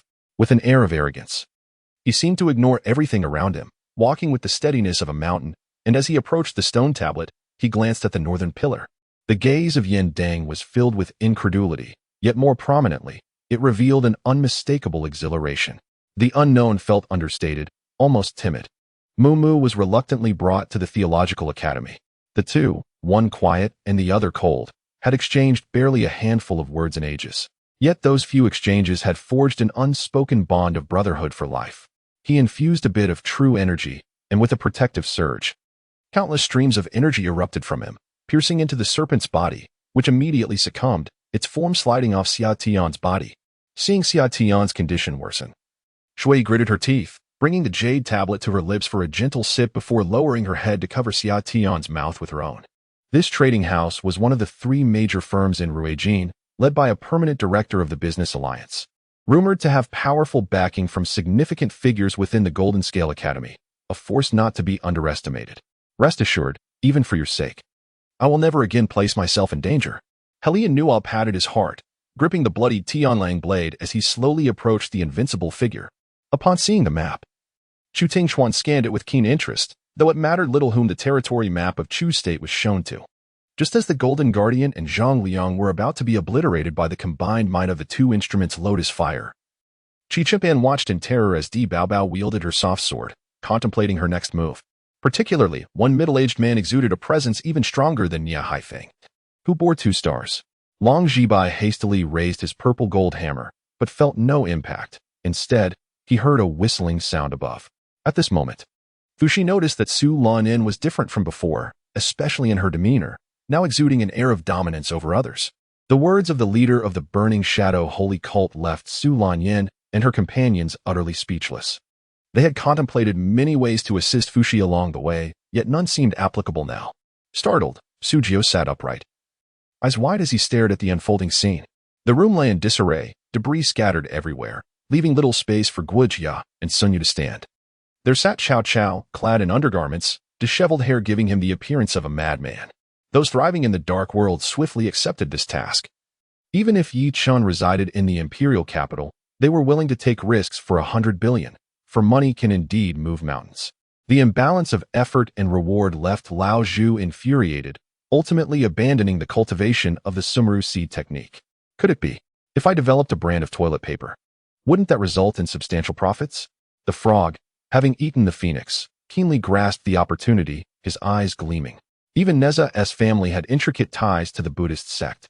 His own resurrection was attributed to obtaining the innate lotus from the Buddhist realm, while Mu Jia served under the Guanshi Bodhisattva, and his father, Li Jing, wielded the pagoda. Originally a Buddhist treasure.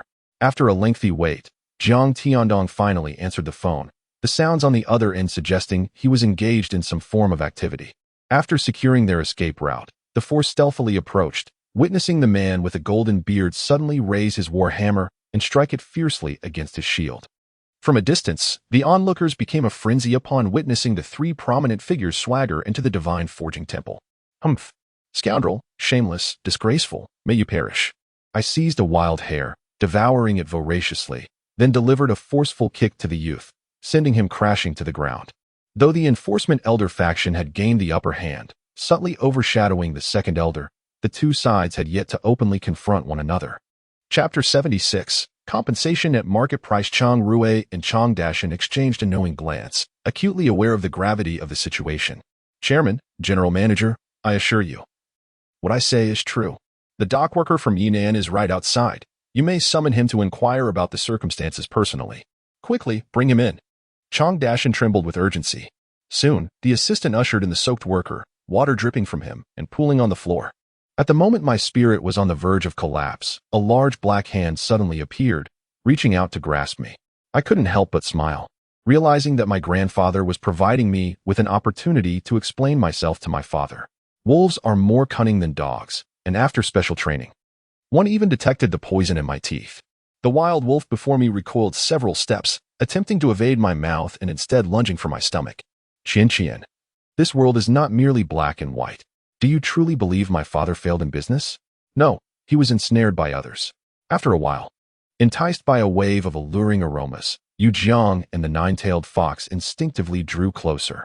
I sampled some fruit, categorizing it by sweetness and acidity, and began crafting refreshing sauces to accompany them. Wang Xing cast a dubious glance in my direction, confusion etched upon his brow. Upon witnessing my demeanor, he felt a flicker of doubt arise within him. After all, Wu Jing had previously insisted that I would meet the same fate as her, yet here I was, still flourishing. The lecherous old tortoise swiftly retracted its limbs and head into its shell, rolling away towards the mercenaries. No, that's not the correct phrase. I believe there is another.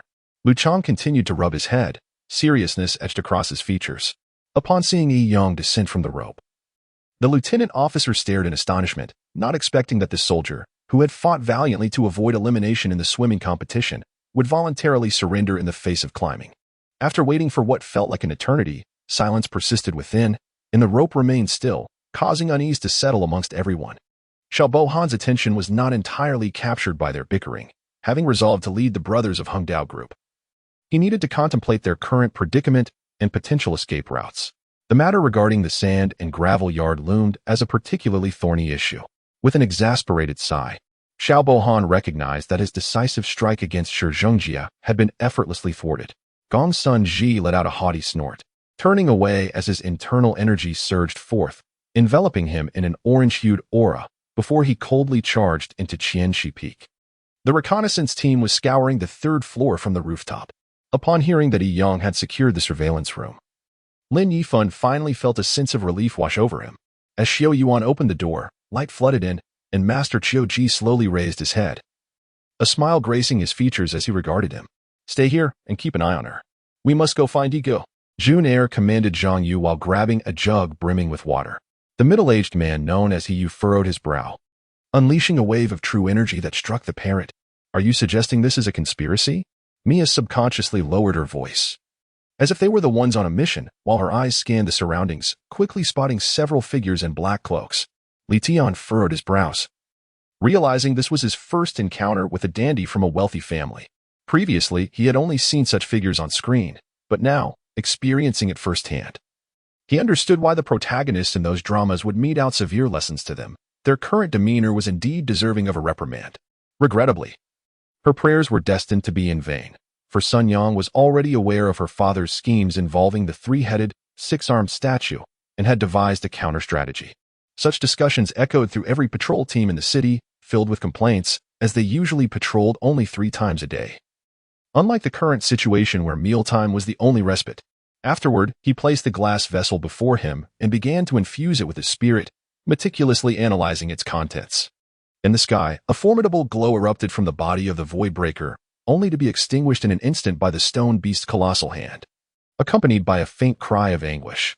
"Thank you, young Master Lin Luo. I shall treasure your signature for eternity," Tao Qin remarked earnestly. On the other hand, some believed that given Shun Xiaoyao's background from the eastern region, he could not possibly possess overly profound martial arts techniques, making it relatively easy for them to replicate. After gathering intelligence, Yang Tian was unwilling to be pursued without the slightest means of resistance, so he began to toy with numerous martial deities, utilizing his ability to completely conceal himself in the void.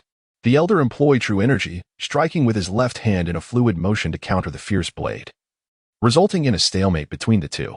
Eventually, she gradually realized her affection for him, yet at that time, she was traveling with her teacher and classmates, and that journey lasted a full year.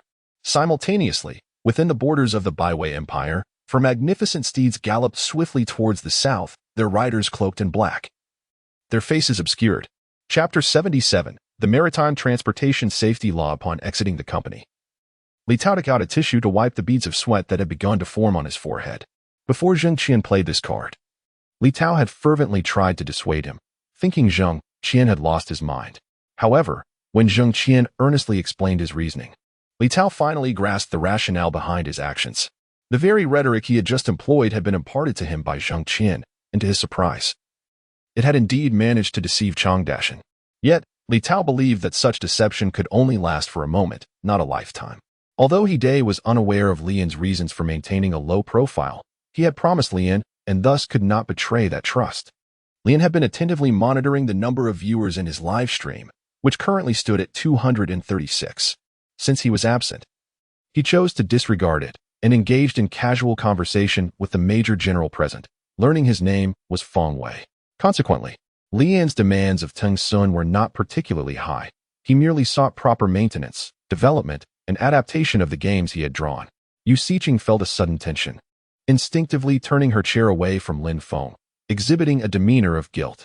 "Are you so sure I will engage in a transaction with you?" A flicker of doubt crossed Shangguan Qing's mind. The space was approximately 100 square meters, comparable to the average household, though its layout leaned more towards a circular form. Shuihao had not anticipated such a situation. He had merely accepted a recommendation letter and had no intention of appearing dismissive. He had only declined out of goodwill. Yet they had misconstrued his intentions. Han Feng observed everything, questioning whether they were truly a family, as it felt rather as if they were outsiders. The demonic sect attacked the revered true master of the 3567 generation. Had you not eradicated them completely, they would have reincarnated one by one, undoubtedly recalling their past lives upon the right opportunity. 8 of the 9 true ancestors of the mystic sect had their spiritual consciousness destroyed by you. Fortunately, few were aware of this, rendering it unnecessary to dwell upon. Unlike the mercenary groups, where most grievances were directed towards those who funded them, it was rare for individuals to bear animosity towards those who merely accepted payment for their services. Upon reaching the city gate, they were halted by the guarding soldiers. The commanding Zhao Wangxi, stationed at the gate, approached Pan Heng with a broad smile, to which Pan Heng responded warmly, stepping down from his vehicle to greet him. The group remained silent. After a prolonged pause, Xia Song, realizing he had indeed stunned them, smiled and declared the meeting adjourned. She remarked that her disciple had never genuinely cooperated with the Heavenly Mystic Palace from the outset. Furthermore, the transaction lacked equality. Had it not been for her mentor's orders to capture her disciple, how many could have succeeded in confining her within that demon lock tower? Thank you, kind sir. All these items were brought to me for sale by a seriously ill neighbor. I truly feared I might sell them at a loss and disappoint him. The young boy expressed his heartfelt gratitude. Meanwhile, he had already inquired about the ancestral lineage of the guards stationed at the city gate. How so many spies managed to infiltrate remained a mystery, particularly given they had entered the city with an abundance of crossbows. It appeared that those rascals had indeed become arrogant with wealth, showing no genuine interest in thorough interrogations. Upon hearing his willingness to acknowledge the matter, the North Mystic True Master relaxed his tone, yet still expressed concern, believing that the unfeeling True Master was well aware of the long-standing conflict between himself and his junior. Su Li Yanyu. She had originally departed for the Watchtower Palace, no longer concerning herself with North Mystic affairs, thus it was time for both parties to cease hostilities. After speaking, the man swiftly flew towards the purple extreme forbidden ship, leaving Xiao Wan and the others behind. However, it was unreasonable to remain crouched there indefinitely. Chun Mu, feeling he had exercised sufficient caution, decided to descend the rocky wall rather than leaping down directly using lightness skills. Who you are is of little consequence. At that moment, Lu Shang heard Long Juanzi speak with an unprecedented coldness and depth in his voice. Cao Cao scrutinized Liu Bei, pondering whether Liu Bei was genuinely as inept as he appeared. Let me test him once more, he mused, as he and his subordinates strategized on how to launch a surprise attack on Yanzhou or Shuzhou, while Lu Yu's focus was directed southward. Aren't you quite filial? At this moment, instead of tending to the ill, what purpose does it serve to point a gun at me? Xinglai remarked, propping himself up with one arm while covering his wound with the other. Bai Ling wanted to retort, who is your lady? But ultimately deemed such a response too petty when addressing a drunkard. Wu Di gazed fiercely into Huang Ming's eyes, causing Huang Ming to squint. Yet Wu Di still failed to perceive any energy forms, prompting him to rely on Huang Ming to articulate the world as seen through his eyes. I have heard that after today's morning court, your Majesty was extraordinarily furious, and I worry for your health, thus I have come to visit. Huang Dai would not disclose her assignment by Chun Gong and others. Meanwhile, Jin Shangyu's hunting endeavors were set aside. At this moment, Morong Yuyan, noticing Jin Shangyu's fatigue, voluntarily offered to tend to the horses. Understanding that the royal family and the Yongning Marquisate were related by marriage, the Duke's residence was adamantly opposing the Yongning Marquisate. Should the Yongning Marquisate wish to avoid putting their daughter in a difficult position, they would need to intercede with the Emperor to secure the life of the Duke's heir. Chapter 78. The Humiliating Contract. What did you say? Hu Yueben seemed struck by a bolt from the blue. The manager of the legal department had no choice but to repeat his earlier statement with trepidation, holding the notice from the Maritime Transport Bureau. Hu Yueben felt as though he had been hit by an unexpected thunderclap. The dock management department had approached him several times, indicating that a few ocean-going cargo ships required maintenance. However, upon hearing the exorbitant costs, Hu Yueben had vehemently rejected the maintenance and had berated the management personnel on multiple occasions. Indeed, the crew of this ship had been preoccupied with their own escape, leaving behind a considerable amount of luggage. After inspecting the bags one by one, Shinji was immediately disheartened, believing that aside from moldy clothing, there was nothing of value within the suitcases. With a mighty swing, stone fragments flew as Zhu and Enlan dashed like arrows towards the assailants. Enlan's sword glimmered, resembling a cascade of stars falling from the heavens. and Zhu unsheathed his long sword, its movements akin to a silver serpent weaving through the air. And Zhu brandished dual throwing darts, striking like lightning in all directions. In no time, the advancing assailants collapsed in droves. At this moment, after a period of contemplation, Dushi finally grasped the reason why Micah Yangma could not evade the situation.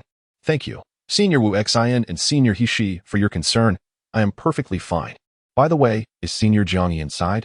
Mu Yi naturally understood that their concern was genuine. The Yang reverse gun was struck heavily once more, sparks flying in the torrential rain. Yet, the gun remained remarkably resilient, merely retreating 3 paces from the blow. 9 stone serpents hissed ominously, dancing like rattlesnakes. After a brief flight, the fiery bird perched atop the volcano, calling out to the lightning bird that hovered beside Shinji. In the task hall, where various assignments are distributed by the sect, it serves as a primary means for outer disciples to earn contribution points. As the cunning Tengu was defeated and Mushroom prepared to leave, a Chong emerged from the bushes, blocking Mushroom's path, which immediately put her on high alert. Moreover, Zhou Tian silently chanted within, his true essence responding as the primordial energy of the world was drawn to him, wisps of azure vitality streaming into his being. Gazing at the flames in Zhou Tian's palm, Nangong Ro's pupils constricted slightly, her voice carrying a barely concealed astonishment. Pointing to the circular tower in the water, she continued. These 3 stone towers are said to have been constructed by Su Dongpa while arranging Westlake in Hangzhou. Although I stood with my hands in my pockets, unaware of what an opponent was, it was better to avoid unnecessary trouble. For most 2nd and 3rd generation aristocrats, the trials they endured were insignificant. It is only natural that they cannot prevail. After an indeterminate amount of time, the voice of my second uncle resounded from outside the door, calling to Chun Anchuan within. Before me stood countless masked figures clad in cold, advanced armor, silently standing in one corner of the vast courtyard. Opposing them were a group of guards in distinctly black-edged dark green uniforms, unmistakably belonging to the Feng family. Yet, he still chuckled softly. Beads of cold sweat dotting his forehead, his complexion pale and ashen, with streaks of white appearing amid his dark hair. Evidently, the price he had just paid was not solely that of spiritual energy, but also of his finite lifespan and soul power. Others who broke through from the purple mansion to the myriad manifestations, even with a perfect divine body trained in the Red Ming 9 Heavens diagram, combined with celestial-grade refining techniques, could merely absorb 2,000 pounds of essence liquid, reaching the limit of the purple mansion's capacity for power, thus necessitating a breakthrough to the myriad manifestations realm. Though Qin Yushan had ulterior motives, Qiu Sherman believed that his thoughts indeed held merit. The experience of refining pills in this alchemical furnace was immensely gratifying. With practice, the success rate of pill creation significantly improved, and various techniques could be experimentally applied within this furnace. However, now that Bai Sha had actively sought him out to provoke and declare war, the nature of the encounter had fundamentally changed. Inside, Uchiha Obito remained, clad in his customary robe, his face obscured by a mask that revealed only his eyes. Whether he had not changed it or possessed several identical ones remained uncertain. Thus, chains of purple lightning dragons surged forth, tearing a path through the ice-encased space ahead, with the Qilin following in its wake. Chu Tian smiled, realizing that while Lu Dan's status as a pharmacist was inferior to that of Song Erzi, he was certainly not without support. Song Chingue nodded, unconsciously pulling out a cigarette to light, then realizing it was somewhat rude, hastily placed a pack of auspicious cigarettes on the table. Simultaneously, Chu Chu unleashed a tempest, while Qi summoned flames. As they struck the beast's limbs, they were ultimately reduced to ashes, causing the creature to lose its connection to the earth. However, it did not flee. Instead, its entire form began to levitate. At this moment, it was impossible for the two to contain their excitement. After all, entering the realm of the invincible sovereign made any further advancement exceedingly challenging. Even the slightest progress was formidable. When I was 5 or 6 years old, my elder sister would occasionally buy me snacks, the taste of which remains unforgettable to this day, particularly the flavor of M.Ms. The packaging seemed unchanged. Yet the price had certainly increased. Mom, Yin Zio protested, feeling aggrieved. She had spoken no falsehood and could not comprehend why her mother sought to silence her. Chapter 79. Unfilial Child. Kneel before Mr. Zheng. Unfilial child, why are you not kneeling before Mr. Zheng? Chang Dashan forcefully struck Chang Rui's knee, compelling him to kneel before Zheng Qian. Xia Qian could not help but cover her mouth in astonishment. the chairman and general manager of Dafeng Timber, kneeling directly before Zheng Qian? How ruthless. Yet, it also indicated that Zheng Qian had effectively seized control over Dafeng Timber's lifeline. Whenever he wished, he could bring Dafeng to its knees. Time passed, and Zifan suddenly opened his eyes, propping himself up. Seeing his mother still asleep on the bed, he felt a wave of relief. As his mother turned over, clutching the blanket, she continued to slumber, her complexion much improved. Zifan touched his chest. It still throbbed with pain, but he reassured himself it should be fine. This peculiar person had yet to strike, but given his ability to tame a venomous snake, he was evidently not easy to deal with.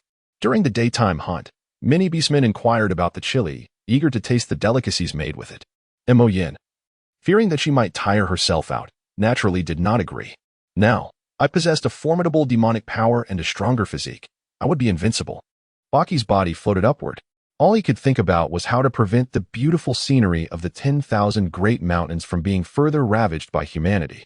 Zhao Yu expressed his gratitude and sat down, removing his shoes and socks, revealing feet that had turned pale and swollen from sweat. You can take a private plane. I will wait at the airport. If the vulture's master succeeds, I will not leave. If he fails, then I must depart. At the command of Jin Zhuling, the 6 demon-vanquishing spirits and Lung Shui charged towards Su Mountain with a death-defying resolve. He covertly signaled his son to plead for mercy from old Master Qin. Sun Yuehua's thoughts remained fixated on Chen Qingxue. Having had no opportunities before, he now turned his attention to Song Sini. Li Feng ignored him. Feeling a throbbing pressure in his forehead, internally lamenting that the Grand Priest was far from benevolent, attempting to push him to the brink of death. He was anxious and troubled, yet his body obediently slumbered on Gu Jinyu's bed for the entire afternoon, the long-lost sense of security enveloping him. When he awoke, an hour had passed, and Gu Jinyu sat by the bed, gently caressing his disheveled hair. By that time, any so-called traps would be utterly obliterated under the meteor's assault, leaving not even a trace behind. He meticulously marked the 7 crucial altars and 4 divisions on the map, while Su Minjia took a fresh sheet of paper to illustrate a condensed topographical map of the Qinji Tower, outlining the route from the eastern Divine Descent platform to the western Golden Jar Cave and the northern Forest Monument. Otherwise, fleeing in disgrace would lead to unimaginable consequences, inviting relentless pursuit. Qin Fan clapped his hands, sending a pair of figures tumbling into a pit, becoming 3 side-by-side humanoid radishes. Akiyuki pursued relentlessly, but Qi Feng matched his speed, the two mirroring the earlier chase where Qin Feng had pursued Akiyuki. There exist many places where one can thrive. Gandalf gazed at the villagers, pointing in a direction. The name Shinsing proved quite challenging for the ancient Greeks to pronounce. Naisha struggled to articulate it. The man bent down, preparing to sprint. Yet before he could take a step, he felt a kick on his backside. Shang-Qing was equally astonished, wishing to express gratitude, when a soft voice called out from the corridor outside the restroom. Upon returning, he also reconstructed the city gate, clearing away the stones that obstructed the path. Mother, what shall we do? Lin Qingshan dared not speak, unaware of the matters between his mother and the money leopard, as they had dined outside.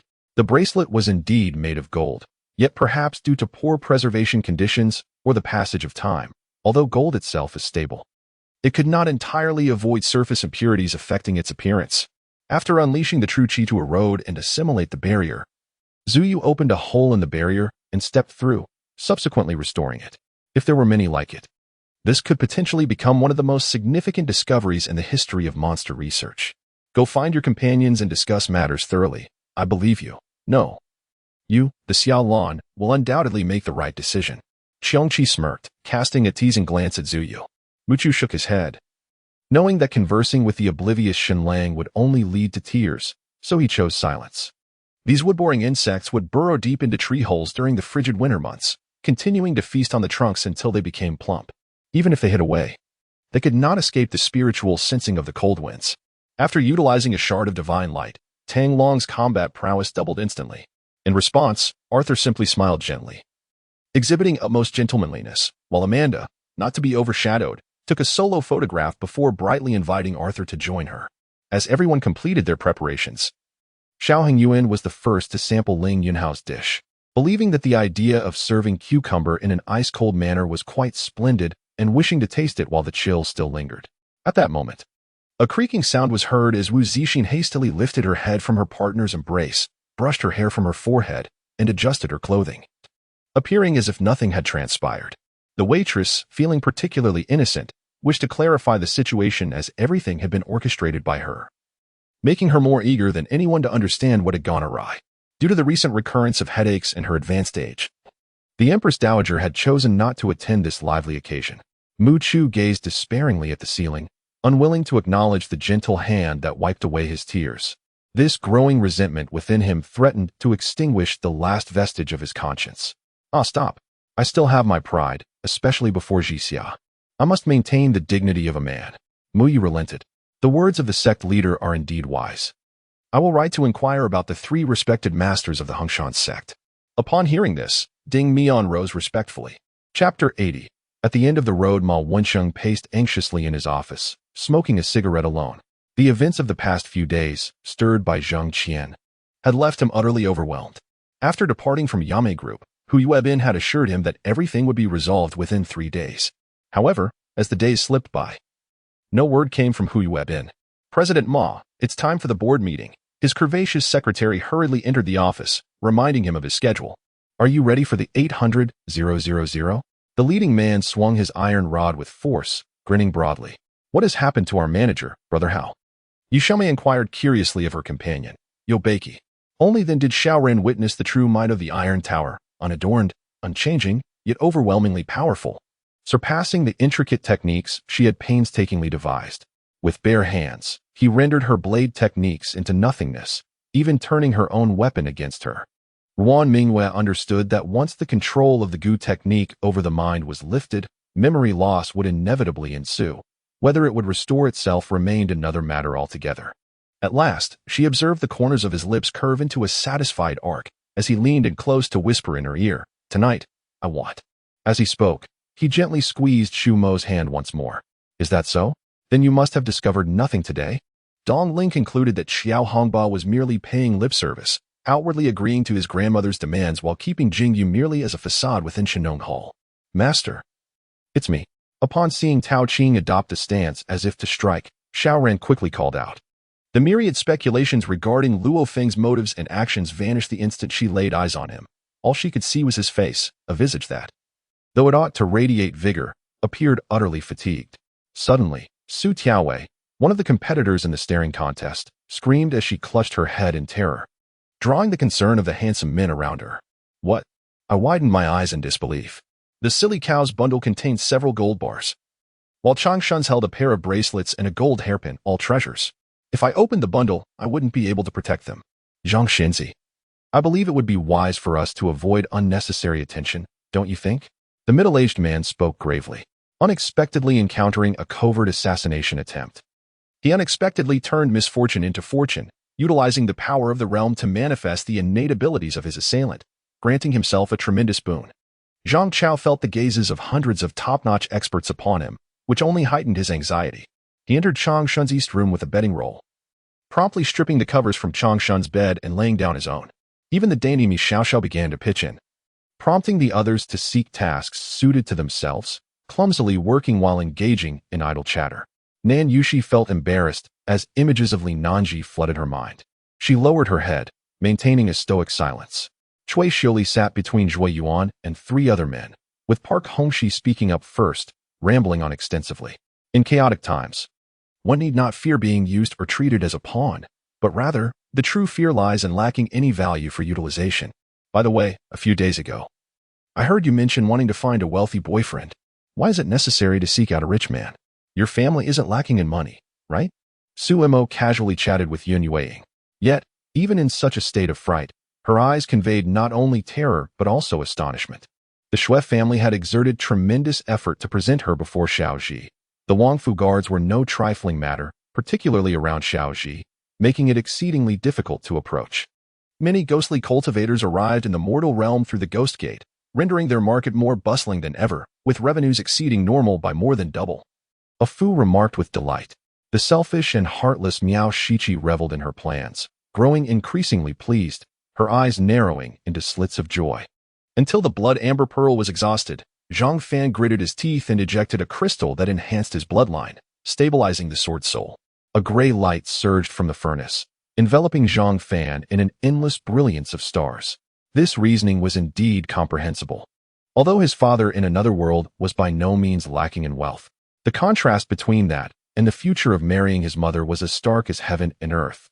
Meanwhile, Lu Yunj, resented by all and relentlessly pursued, strolled nonchalantly down the royal street.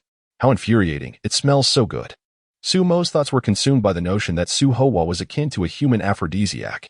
All right, Xiaoming is utterly clueless about blood collection and purification, so he would naturally defer to Jiang Mei. Paul retained the habit of calling her Sophia, despite Sophia changing her name to Su Nan after graduation.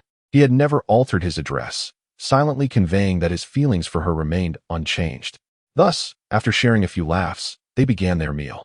When Chunwen noticed everyone had started eating, she descended to instruct the kitchen to bring out the lamb soup.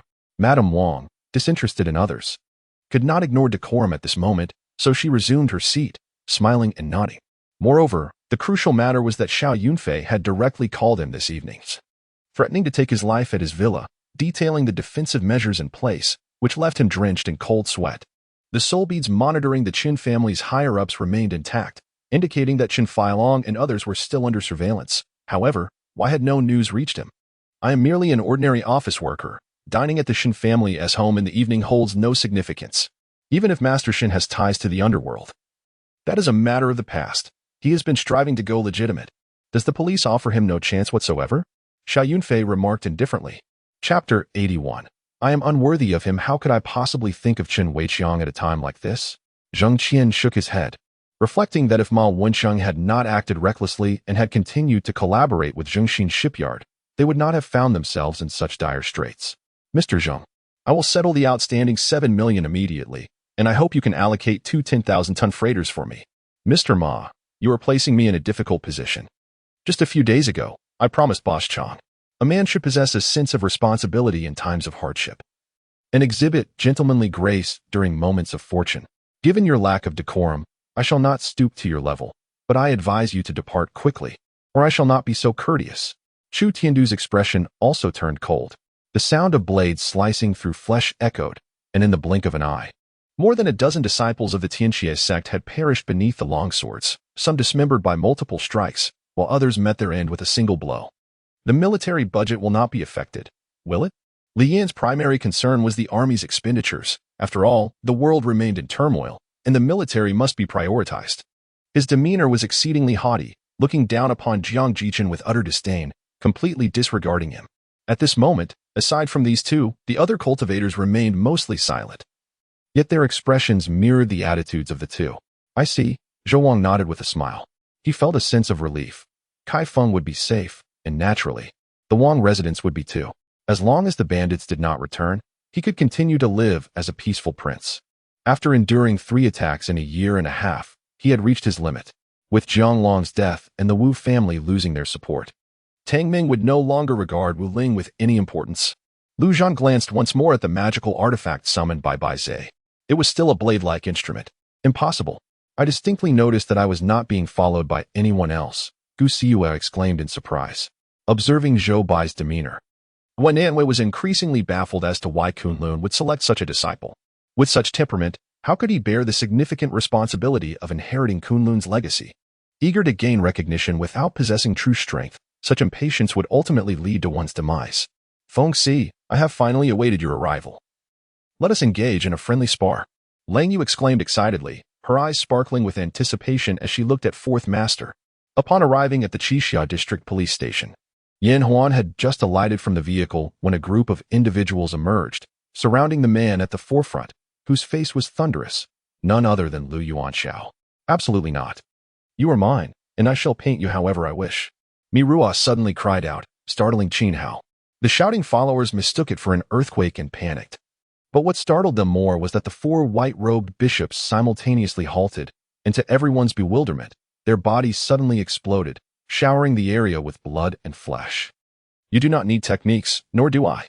Qin Hao frowned, waving his hand as 5 streams of black mist surged from him, rapidly expanding outward, creating an invisible force that repelled the approaching Wu Jian, maintaining a safe distance from Qin Hao. Her indifferent gaze pierced through the darkness and clamor.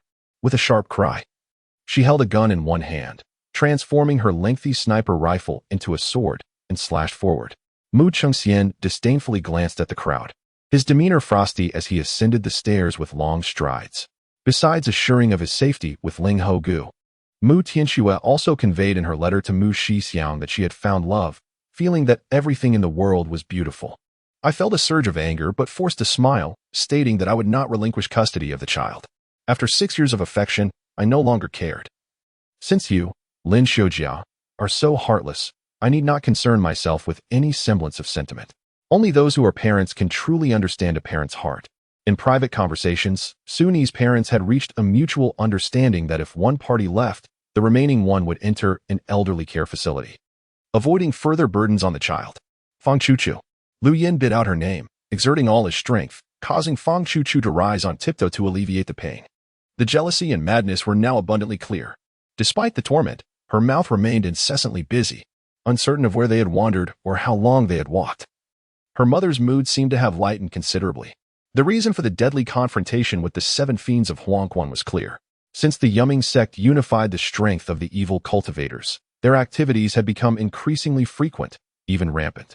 Now, the 3 major righteous sects had nearly dispatched all their disciples to continuously eradicate the evil sects from the realm of cultivation. As he stepped through the gates of the estate, the servant had just greeted him when Xiao Chuan hastily closed the door and locked it from within.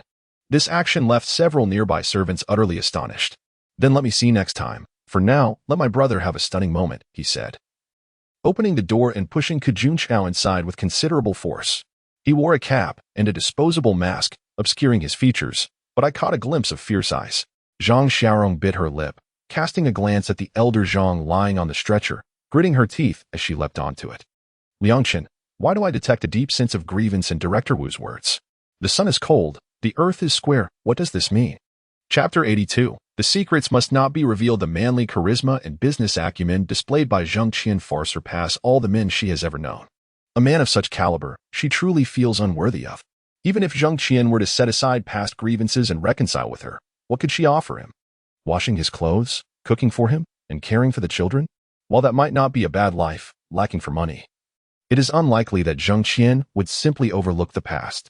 As she had contemplated a few days prior, that incident remains etched in Zheng Qian's heart. He is acutely aware that the 7 territories surrounding the great Yin Empire have long harbored covetous glances towards it. When Luo Changfeng first laid eyes on them, a rare smile graced his face. However, as he began to notice Jiang Melu's rather lackluster demeanor, his smile gradually faded. Was everything truly all right? Zhao Yun appeared to remain unconvinced, sensing an unsettling aura that left him restless, as if perched on the edge of a precipice, his weapon never far from reach. Is this the Mist Barrier Worm? Jiang Feng pondered. Having traversed 2 realms, it was his first encounter with the legendary creature, whose colossal form and fearsome visage matched the tales he had heard. Before he could finish his thought, the figure of Jin Yu the monk surged forward like a golden dragon, denying Giyu Changyong even the slightest chance to draw his sword. He subtly reminded Xiao Rua that Lu Yu's ambition to establish himself as a regional lord was almost effortless now. Behind the towering figure of the great blue elephant followed 2 squads of young monks clad in gray, performing Buddhist salutations with impeccable unity. Qiu Feng contemplated for a moment before adding, I believe I have heard my master speak of this before. It is said that many masters sought this item in ancient times. Thus, they generally preferred to avoid alerting the Gong family unless absolutely necessary. La Tiao initially intended to check on the meal's progress, only to inadvertently witness Mo Liang stealing a kiss, leaving him momentarily at a loss as to how to proceed.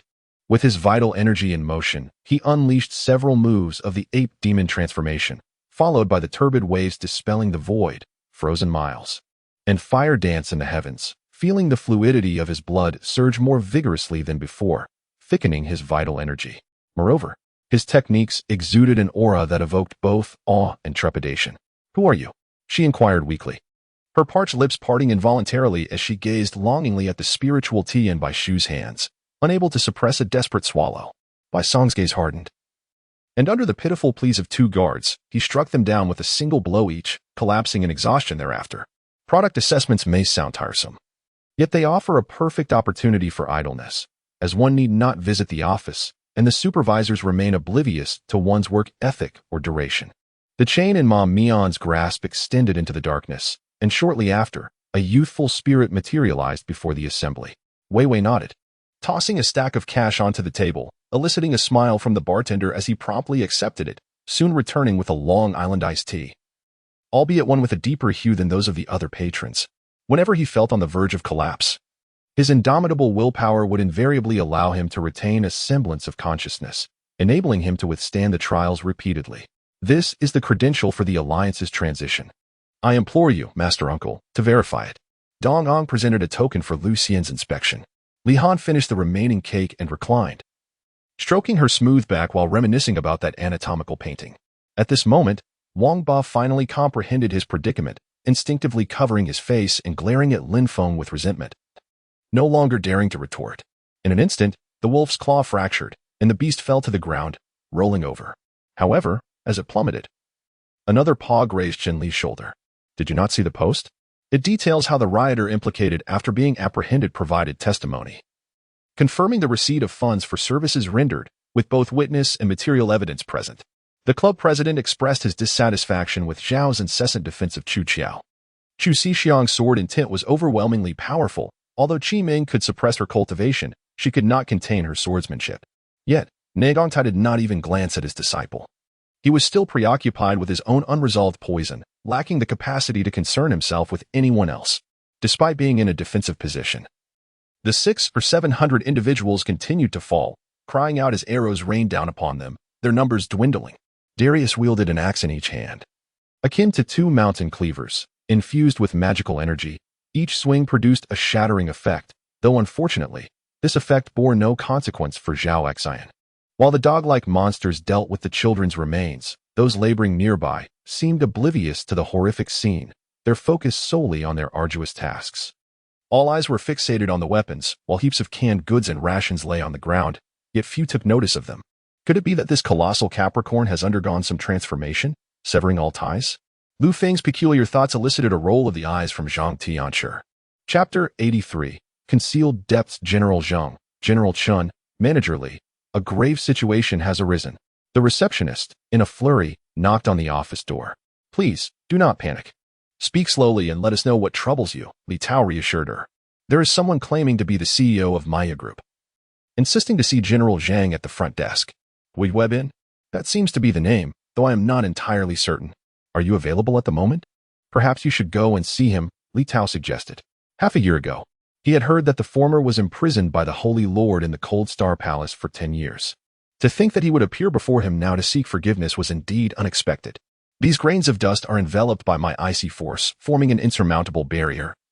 Chen Dongxian remarked with a faint smile. How could this be? Fat 3 picked up a jade pendant from the ground. It was a round, emerald green piece, intricately carved with a dragon, seemingly ordinary, yet the quality of the jade was exquisite. Now, coupled with the matter of Cui Wanshang, it appears that his grievances with the heavenly extreme demon sect have also become increasingly convoluted. The emergence of such a significant figure made even Xu Ruwei furrow his brow slightly. As a fellow peak practitioner of the 9th tier, he still held a degree of trepidation towards that living legend. Currently, aside from the three of us, everyone else has collapsed to the ground, including the leaders of the 3 major sections. Is Aunt Xiao and fourth sister in such a hurry to head to the lakeside? As the preliminary groundwork had seemingly reached its conclusion, Wan Xiao raised her head to glance at the weary duo, her lips parting slightly. What is his true background? Yet today, our relationship has progressed further, and I shall eventually uncover the secrets he harbors, Yang Su mused inwardly. Afterward, she disregarded them and walked directly to the kitchen, intending to prepare a meal for them. Upon opening the pot, she was taken aback. Not only was it unwashed, but there were also dead cockroaches around the rim. As the first song concluded, the fans were particularly restless, with shouts, cheers, and various support banners lighting up the atmosphere, creating a lively scene. The tears she shed were not from expelling a few unfortunate souls, but rather for the self she was about to lose, mourning the authenticity she was about to forfeit. Should they provoke this race, they would wager that the Panga clan would stop at nothing to obliterate the entire chaotic Star City. In the eyes of many, her victory in this matter had garnered the old emperor's newfound respect, even earning her a reward, yet only she knew that the old emperor's intentions were far from benevolent. Upon hearing the elder's voice, the ghostly army immediately ceased all actions, crouching down and lying prostrate on the ground. Did you not just say that your endeavor has only just commenced? Xiaji retorted angrily at Xiaoiqing's nonsensical remarks, wiping away an indescribable sweat. He resolved to continue investigating the peculiar circumstances that had led to such an electrifying change lately. The disappointed indigenous person sighed, turned around to disperse the onlookers, and led the youth away from us. "Let us go. I will accompany you," Wang Hohot declared without hesitation, striding confidently ahead of Zhu Zhaozhan and the others. In order to avoid drowning in her pain, every time Su Jinsi closed the door, she would meditate to cultivate her detoxification system in the other shore bracelet. As Guan Jinlin spoke, she placed Erda in the bamboo basket and bound his waist with a rope. Guan Jinlin and the monkey took turns operating the winch to lower Erda down the well. I chuckled at the thought. Indeed, we were at fault. Focusing solely on expelling the snakes to clear our path, while neglecting that thicket, which might also serve as a hunting ground for other creatures. As the words fell, Yin Feng and Luo Zhongyuan moved almost simultaneously, charging towards the center of the combat arena, and soon after, they collided, engaging in a fierce struggle. Li Shulai shot a glare at the two, who agreed to let you three handle the deliveries henceforth. You speak as if it were a matter of fact. Especially you. This he was pointedly directed at Li Sini. Do you not remember? Really, do you not recall? Rong Jin looked at Mu Jiujiu with disbelief. Weidel must surely have some ulterior motive for orchestrating such a grand affair, and perhaps the purpose of all this was related to the important task he had just mentioned.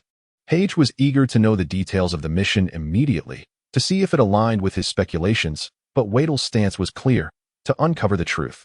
One must recount their experiences. Chapter 84, Maritime Trade Summit. At this moment, Chen Wei-chang gained a fresh perspective on Zheng Qian. His management skills could indeed be honed effectively. All that was required was for him to delegate authority to Zheng Qian, and significant improvements could be achieved within 6 months. Furthermore, Zheng Qian's innate business acumen was somewhat unexpected to him. In the face of the Yame Group and Jiyuan Woodworks, though he felt a deep reluctance, the considerate Mu Rongjin understood the necessity for his beloved to rest early, especially considering it was the early hours in China. Mindy became intrigued. This technique was merely something she envied about Wang Kai's Sisanu form, without any intention of developing it herself. However, upon her master's mention, her interest was piqued. Sam, upon seeing Natasha, felt a sudden headache. Her presence here implied that Wang Kai had also arrived, although this was conveyed to Scott Lang. He also informed others through the communicator that Wang Kai was present. "Father," Hu Kuan implored, gazing at his father. Seeing the cold expression on Hu Laotai's face, devoid of any room for negotiation, he turned his eyes towards Hu Deyi, who didn't even spare him a glance. Hu Kuan remained silent for a moment, then reluctantly agreed with a sorrowful expression. The resonating sound seemed to echo the ancient, wrathful roars of a primordial beast, carrying a heart-wrenching, ghostly wail, penetrating the very essence of one's being. Many in the hall, lacking sufficient cultivation, such as Qin Shuang and Feng Yun, were compelled to cover their ears in agony.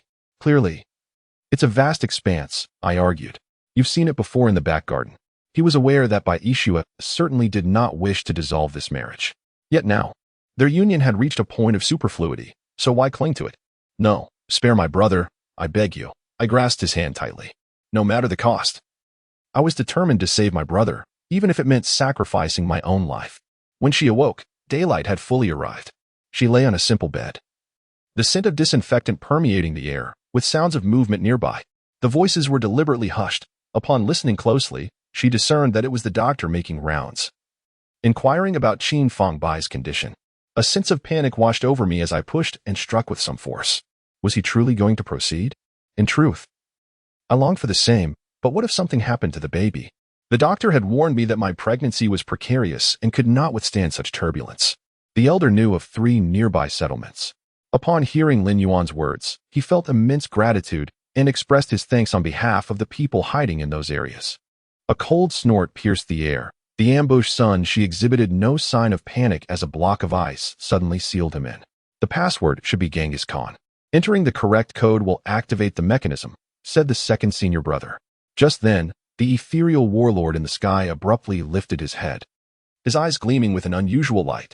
Simultaneously, among the battling troops below, a general clad in brown armor and mounted on a striped white horse also raised his gaze towards the dim sky, a smirk creeping across his lips. Had it not been for the punitive measures and the arrival of Dao Jingtian, Qin Changwei would likely have been groveling at the feet of the Jiuyang sect by now. He noticed Wu Zetian's overly confident smile, unaware of the hidden dangers lurking behind it. This is your territory, Tongtian City. You shall take charge. After a long pause, Ku Huili sighed, leaning on his cane as he approached Ji Xiaoxiao. In an instant, Anima's thoughts dissipated. She and Qin Xiaoyu were one, naturally filled with concern. All around, the celestial beings involuntarily retreated thousands of feet, their faces exhibiting shock. None could have anticipated that Wang Mo possessed such a terrifying technique. He felt thankful that Ji Xiaobei's slap had not landed on his heart's desire, gritting his teeth as he regarded Ji Xiaobei. Otherwise, most of the Witch Kings would have diligently executed their duties with the necessary demeanor. To be frank, I possess some knowledge of artifact crafting and can forge mystical-level weapons. Yet I have not delved deeply into formations. I seek to collaborate with friends knowledgeable in formations to attempt to unveil a portion. Now, a question arises. The tasks assigned from above require ideological reformation and critical education for landlords and wealthy households. Thank you, Your Majesty. Tang Guifei sobbed, nearly fainting from her emotional turmoil. Siyu was encountering Qing Yiho for the first time that night, although she only glimpsed his silhouette from afar. She could still sense the aura of danger emanating from him. The head courtesan of the Flower Tower, a paragon of beauty, was nothing but an object of amusement in Wei Li's eyes, merely a means of venting her frustrations. At that time, conditions were far from the impeccable attire he donned now. Some even had tattered pant legs, yet they wore them nonetheless. His sister-in-law's aunt was the Empress. She was notoriously overbearing, wielding her power to oppress others, and was known throughout the estate. Everyone dared not express their anger or opinions. After much effort to ensnare Wei Guo, this was not the moment to cause a rift, especially as victory was within reach. Now, the sister's ability to stabilize in such a short time was largely thanks to the pure spiritual energy of the spirit stones. There was a significant possibility, as Liao Han had mentioned, that those robbers were not to be trifled with. Jia Xiaodong had already dug a pit, waiting for him to leap in so he could stand by and watch the spectacle. Moments later, a young man gracefully descended onto the summit of a mountain, landing atop a weathered stone that resembled a towering pagoda. Chen Beixian concluded the meeting early and invited Chen Yi, Chen Shui, and several close acquaintances to enjoy the flowers and water. Chen Zhifan believed that the worry-free tree had already gathered the true essence of Yi Jiuchong, eagerly awaiting the essence transformed into pills to be handed over to him. Unexpectedly, the worry-free tree slowly began to speak with a smile. After 3 days of cultivation, Xian Mo's divine power had recovered 70%, and the divine energy infused into the sea god pearl had reached half its capacity. Chapter 85. A hint of ambiguity upon hearing Zheng Qian's words. Jean Lu realized that her expression management had faltered. Nonetheless, Zheng Qian was now her man, and before him, she felt no need for pretense or artifice. The essence of their relationship lay in mutual honesty. Jean Lu chose not to conceal anything. It's nothing much. I own a CAF, and recently, a new coffee shop opened nearby. Their business is quite good, so I decided to try a cup. Yihan grappled with his thoughts, ultimately finding it increasingly difficult to maintain coherence, his mind gradually weakening until it blurred and ceased to function. Everything around him fell into silence, and even the most tumultuous scenes before his eyes became still. A golden dragon thundered through the river of time, embodying the unyielding obsession of the demon emperor, Ziyuking. A myth of an era that could rival the heavens ultimately fell at the gates of the celestial domain. If mere gaze could inflict harm, you may firmly believe that her stare could slay Zhang Yi 1,000 times over. What the lady says is true, honestly. We could get by on half of what we normally spend. Wei Yuru glanced at Kai Yan, who nodded in agreement, confirming that they genuinely had little need for their wealth. Although the comments made by Qian Duo might seem slightly excessive at first glance, they were not entirely unjustifiable. At that moment, a figure emerged, the most trusted subordinate of the late Demon King, Elder Loent. Previously, when Lin Yifeng had assessed his health at the hands of her godfather, he had gained a preliminary understanding of the situation. Today, he returned simply to reaffirm his prior judgments and seek resolutions to the issues at hand. Yu Menghe's words took Lin Feng by surprise. It appeared that his mother had wholly accepted Met Xing and was now entrusting him with such serious matters. Feng Chen's expression stiffened slightly as he gazed at Lin Feng in astonishment. The will to kill emanating from Lin Feng, coupled with his extraordinary strength and talent, truly astonished him. Few in Tianfeng Kingdom could rival such prowess. A chorus of derisive voices echoed. Both Lu He and Huang Leigui's people expressed their disdain regarding Fan Pingyan as a madman. Zhao Lin, with a sinister smile, crushed the ground beneath him and charged at Fan Pingyan like a cannonball. I warned you long ago. Who told you not to listen? The system's cold, emotionless voice rang out. Luo Qiyu remained silent, casting a frigid glance his way. Yet she felt an overwhelming sense of unease. If she truly possessed any remarkable skills, it would be one thing. However, she knew she did not. Should this apprentice suddenly turn against her, her fate would indeed be sealed. Realizing Wang Huabao had transformed into an antelope spirit, Master Qianbao swiftly drew his sword and severed the horns atop Wang Huabao's head before binding him with the ropes of the immortal. Zhang Qian entered the dilapidated temple, instructing Kong Laozan to place the offerings within before unveiling the seals. A rich aroma of wine wafted forth from the urn. Mount Dai was the only notable elevation in the Linzi district, standing approximately 200 meters tall and covering around 20 hectares, situated over 20 kilometers from Zhengwang village. As for Ivan, he fell from his armored suit, seemingly lifeless, his vacant gaze fixed on the sky of the botanical garden, where the steel soldiers continued to battle Tony's Iron Legion. Infeng chuckled softly to himself, but just as he prepared to speak the truth, a sudden warmth enveloped his chest. Li Maicheng, witnessing this, charged forth with the Zhuiying sword, engaging in combat with Zhao Island Master, who wielded the Qinglong Yinhua blade. Zhou Xiaodian and Wu Shidong soon joined to encircle their foe. In summary, James's condition left me feeling perplexed, suggesting that the reality of the situation may be even more intricate than I had initially presumed. The madam was momentarily at a loss for words. After all, having operated her establishment for so many years, she had never encountered such a circumstance. Jiang Yifan was taken aback, yet elated. This timely persuasion came precisely when he was wavering on whether to attend the meeting. He had not anticipated that Miyazaki Longjing would arrive to counsel him. After extracting the container to capture the spiritual liquid, he brought it to his nose for a whiff. The scent resembled that of the previous concoction, and without hesitation, Nie Yuan consumed it all. The thunderous events benefited everyone involved: Nie Yuan, the black celestial thunder, and the colossal sword Tianwen. Suddenly, Jiang Axi felt a churn in her stomach and rushed outside, clutching her mouth as she leaned against the wall to expel bile. I have brought enough people. We do not require the Wang household's assistance. They only need to help Shenzi onto the carriage. Ling Ju was over there. Jiang Qiner turned her head, pointing a finger, only to fall silent, spotting Helianju, who was stumbling away in splendid attire. Yu Baifeng wielded a gun. As most members of the Tianhe Yu family learned to handle firearms, compared to swords, they were far more suited for the battlefield, wherever Yu Baifeng's long spear pointed. Darkness enveloped, with sparks igniting like a laser gun sweeping through the night. Gu Chenxi gazed ahead at the throngs of people, a mysterious smile playing on his lips. The subordinates of the Northeast King fled in disarray. How could they possibly rest easy here? How could they remain in Menla? Damn it! The stout man gritted his teeth, yanking the coin sword from his thigh with great difficulty. He stood with effort, snapping the sword in half and discarding the pieces to the ground. As Zhang Fan approached, a flicker of surprise crossed the man's eyes. He had not expected to be noticed while standing there. In an instant, Zhang Fan was standing atop the same rooftop as him. Chapter 86. Meeting the parents. Su Shuyun's unexpected politeness towards Zheng Qian left him rather astonished. After all, they were akin to family. Such formality seemed unnecessary. Zheng Qian felt that Su Shuyun was being overly distant. There stood the esteemed General Zheng, exuding vitality and youthfulness. At that moment, Zheng Qian noticed an elderly gentleman seated at Su Shuyun's desk. His hair is white as snow, yet his presence was commanding. The jade disc is right within your home. If your father is willing to assist, it will surely be found, Huang Fei asserted with conviction. Mo Jiuqing, however, chose to ignore the child. As silence enveloped the outside world, Mo Jiuqing initially thought the boy had learned to behave. Yet, moments later, the sound of stones striking the door echoed through the air. Chairman is far too occupied.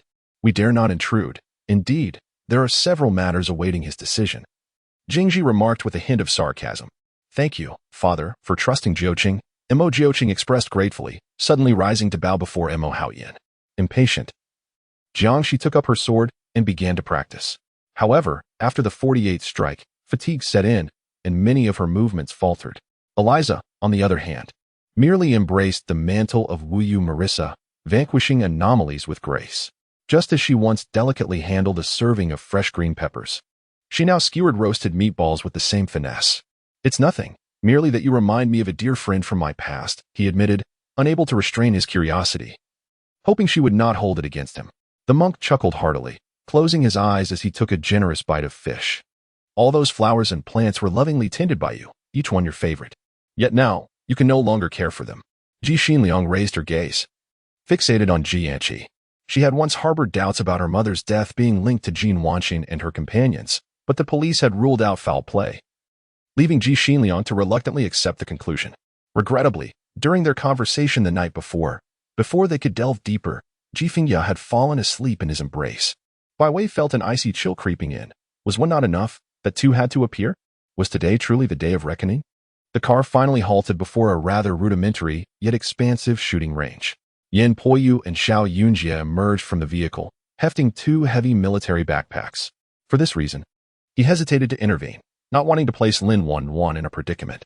He chose to observe, contemplating that if the situation escalated, he would step in.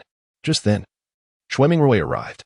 Nestled in Mingxi's embrace, I watched as Hu Hu and Ban Ruo departed, warmth blossoming in my heart.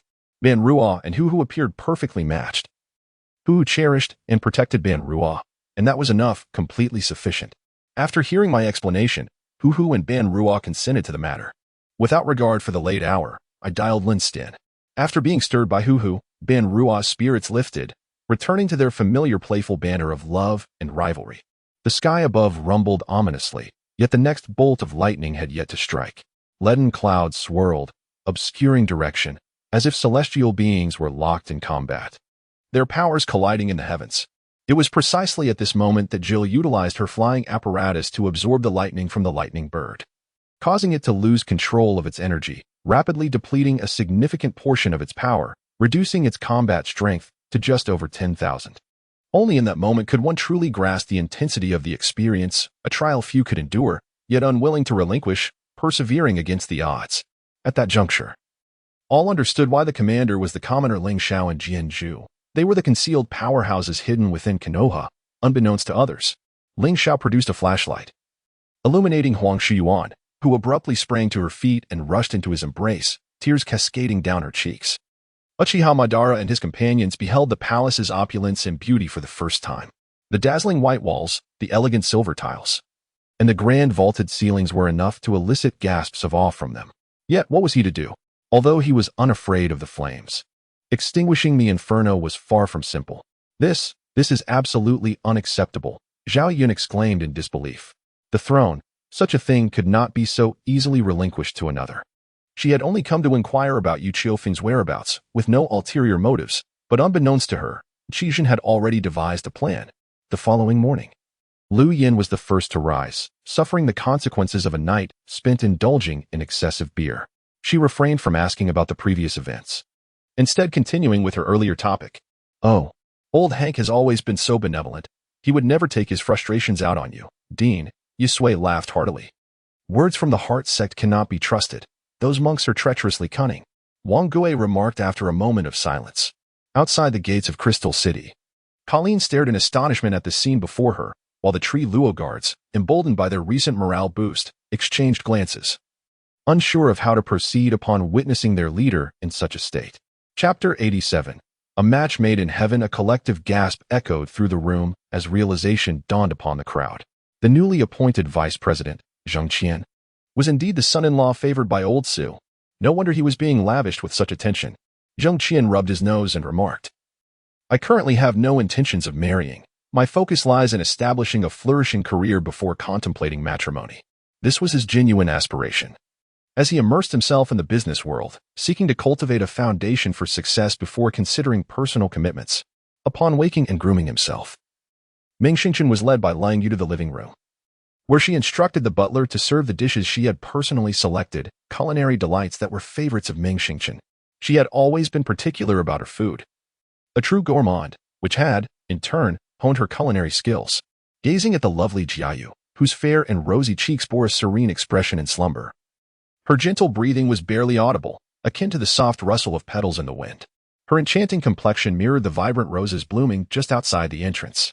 As Chun Junmei walked, her thoughts raced. The more agitated Li Hu Rong became, the more complex the underlying issues appeared to be. Yet, she remained oblivious to the specifics, akin to an ant incessantly scratching at her heart, causing a lingering discomfort. Meanwhile, a servant from Wang Qingfu opened a vial and poured out a single pill. Making their way toward the bedside, the young lady had slipped away from the company, undoubtedly eager to rendezvous with Wu Huan Shenzhen, as she was aware of their scheduled signing. UT Mountain embodies the glory of our Fox clan. Alas, 5 millennia ago, celestial flames descended, reducing UT Mountain to ashes, and the 9 palaces were nearly obliterated. Even now, wildfires continue to rage, leaving the land barren. Zheng Qian lamented, his face etched with desolation. The Yun Shou recognized the potential utility of her creation. She remained steadfast in her initial intention to craft the 5-colored smoke bomb as a means of apology to the 14th prince, the young imperial concubine. While inexperienced in managing palace affairs was not without wisdom, a saying goes that 3 cobblers can outsmart Zhuge Liang. Thus, it would be prudent for the 4 concubines to collectively oversee palace matters rather than burdening the young concubine with sole authority. De Fei spoke calmly. The reason he opted for the Soul Wyrm as his initial first-tier spell was due to its rarity among low-tier spells, capable of simultaneously attacking both body and spirit. As noted by Consultant Li, tomorrow marks the inaugural debut of Wagazu, £20,000, amounting to a staggering $100,000. Real money. Just the thought of it stirs excitement. Let's have another drink. After relaying the completed task to the front desk staff, the group headed home. A mere 300 meters away, taking a slight detour. Dressed in police uniform, Zheng Qian led the way, flanked by fellow officers, clearly on official duty. At that moment, Zhao Gang felt as if he had been struck by a colossal beast, his internal energy surging uncontrollably. In the shadowy corners, climbing vines swayed slightly. Faint glimmers of light flickering in the darkness. Could it be that spirits truly existed? Yet, this time, Dongwei did not direct his fury toward Mushi. Instead, he fell into a profound silence, his eyes reflecting sorrow, guilt, and an indescribable melancholy. As sharp sounds of slicing through the air echoed, figures and teams rushed eagerly toward the celestial ladder. Yaoyan found herself choking on the bitter medicinal concoction, gasping for breath. The elixir worked wonders, gradually warming her throat, allowing her to produce a raspy sound once again. Zhou Ming felt a twinge of guilt, yet Lin Muqing's next words left him utterly speechless. Everyone stood frozen, mouths agape, absorbing Wang Yuan's words, their minds racing with the impending scenario, rendered as if turned to stone. What? How could this happen? Is the Second Army truly abandoning the wounded? Hasn't the Third Army already landed on Kyushu Island? Why are they not advancing to Fukuoka? Major General Yu Yuan Wansong seethed with fury. Among the conservative titans of the former Southwest faction, Su Dongping was known for his composed demeanor and gentle temperament. Typically, he merely offered suggestions regarding his duties, rarely voicing explicit opinions. At this moment, Fang Dang re-emerged within the Huangjiao Gate. Observing the over 100 cultivators, he had gathered still engaged in fierce combat with the Fire Phoenix sect, both sides incurring losses. A glance was all it took for Fang Dang to assess the battlefield. One's life must be fought for, and one's destiny must be grasped firmly in one's own hands. Fang Dang understood that this extraordinary life form was a creation of the ancient god Zheng's miraculous powers. The complexity of the flower's structure was no longer the primary concern. No matter how intricate it was, it could never surpass the complexity of human anatomy. Yet, Fang Dang found himself unable to replicate it entirely. The life essence of the subterranean plants had reached the 5th gate of the Earth realm, and even if they were not adept in combat, they were far beyond the capabilities of these martial artists. The accompanying musicians were also acquaintances from Robert's company, having flown to Macau together to meet Guisu and commence rehearsals. Guisu had been exceedingly busy for several days, eschewing the leisure activities of other players, such as massages or gambling. Chapter 88. The absolute Empress Zheng Qian advised the 2 sisters not to disclose his financial support. Deng Yuqing and Deng Shuxin nodded in understanding. Although they were unaware of Zheng Qian's reasoning, his personal approach indicated a rationale behind his request. They assured him they would keep the matter confidential to avoid causing him any trouble. Zheng Qian nodded in satisfaction. Xiao Qian, you haven't had lunch yet, have you? It's not a problem at this moment. The best opportunity available to the original owner was this internet film, and to turn the tide, she must cling desperately to this lifeline, even if it were perilous. Li Yu's concerns were not unfounded. Shen Shijue had been shuttling between the studio and the Gu Corporation in recent days, often too busy to manage alone, necessitating assistance from her aide Wang. That evening, Yamamoto Hideki, filled with apprehension, reached out to Lu Yihui, the factory manager at the Hong Kong headquarters. His worry stemmed from the fact that he had not sold a single arcade machine and had even placed 3 machines at other gaming companies free of charge. He was uncertain how the headquarters would react to his actions. Shen Shijue glanced at the caller ID on her phone, pondering, What could Gu Yanqi want at this time? Although the general held the rank of second tier, such ranks were indeed scarce in the court of the Great Qin. She could relinquish a hunted rabbit to others, imparting a vivid lesson to the children, or she could add to the family's woes. Will you descend on your own, or shall I force you down? The cold tone bore no trace of emotion. Meng Yue quickly reacted, rushing downstairs in fear of his potential wrath. Regardless of any connection between Jiang Lili and Lin Shiran, she would not retain an assistant lacking capability. Vank Group is a colossal commercial entity in China, renowned within the real estate sector. Under such circumstances, Renda felt there was no need for concealment. He would speak openly about whatever was necessary. Xiao Mu extended her hand, gently lifting her fingers, causing a 10-story building to sway slightly, startling the residents above, many of whom screamed and fled down the stairs. Long Han was familiar with the Sinidan, not only because it was a celestial concoction but also due to most of its ingredients being closely related to their dragon clan.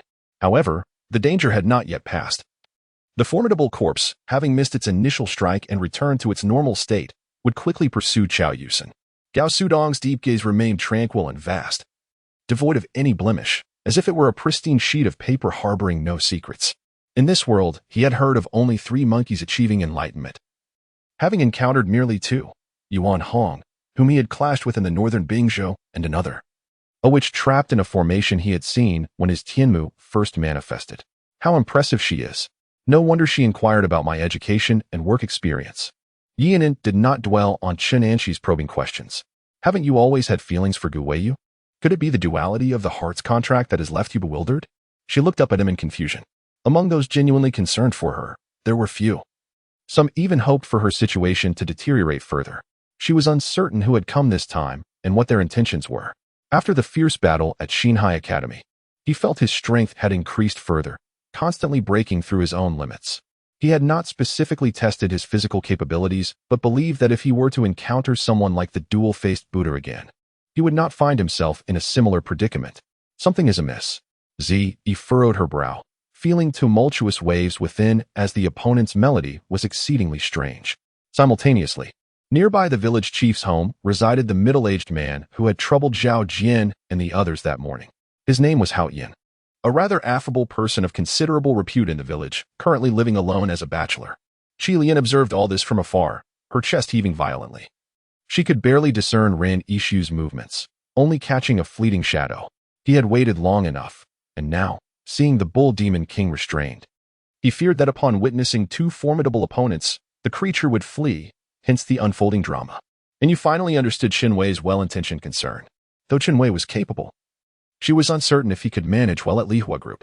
After hearing his words, the turmoil in her heart began to dissipate. It turned out Qin Wei had always been considering his situation. Amidst the eerie laughter, Yu Mingjun struck again, the black tiger formation completely shrouded by shadows, prompting despairing screams from Qiuxin and Mayer. Lu Chongsheng glanced back at the approaching Sun Fuhu, noticing his speed was not lacking, barely distinguishable from his own light wave steps. Yiling's expression remained unchanged, devoid of any hint of emotion, as if he were observing not beauties but mere skeletons. Here, it's asleep now. But something seems off about him. Just as Yin Jingwan reached the escalator, Ji Mu suddenly called out to her from the living room. How could he be so strong? Looking once more at Lu Chongxing, the gaze of the Hu Mountain warriors was filled with trepidation. Farewell. Zhou Ruishan approached the wall, leaping lightly over the top. Qin Mo focused his mind on this planet, sensing it, and after a moment, he exclaimed in astonishment, feeling as if this planet truly possessed the energy of a celestial body. The sect known as the Black Sand Gate had only been established a few years prior, following the call of a newly ascended practitioner who gathered countless lower-tier cultivators, thus leading to its formation. Chapter 89. Seeking medical attention. Zheng Qian, holding his speech manuscript, ascended to the second-floor living room and discovered that Jean Lu had already prepared breakfast, donning Bluetooth headphones while practicing yoga. Awake? What time did you stay up until last night? Around 3 or 4, she replied. Zheng Qian marveled at Jean Lu's discipline, despite sleeping so late. She rose early and made him breakfast, radiating vitality without a trace of fatigue. Indeed, Jean Lu was a remarkable partner. The celestial beings of the heavenly court, though burdened with duties, enjoyed a far more leisurely existence than mortals. Unless truly preoccupied with pressing matters, they ought to find time to check in occasionally. Roar. The ancestral god of the devouring spirit worms let out a series of deafening howls, merging with the surrounding chaotic energies, voraciously consuming the rampant forces around it.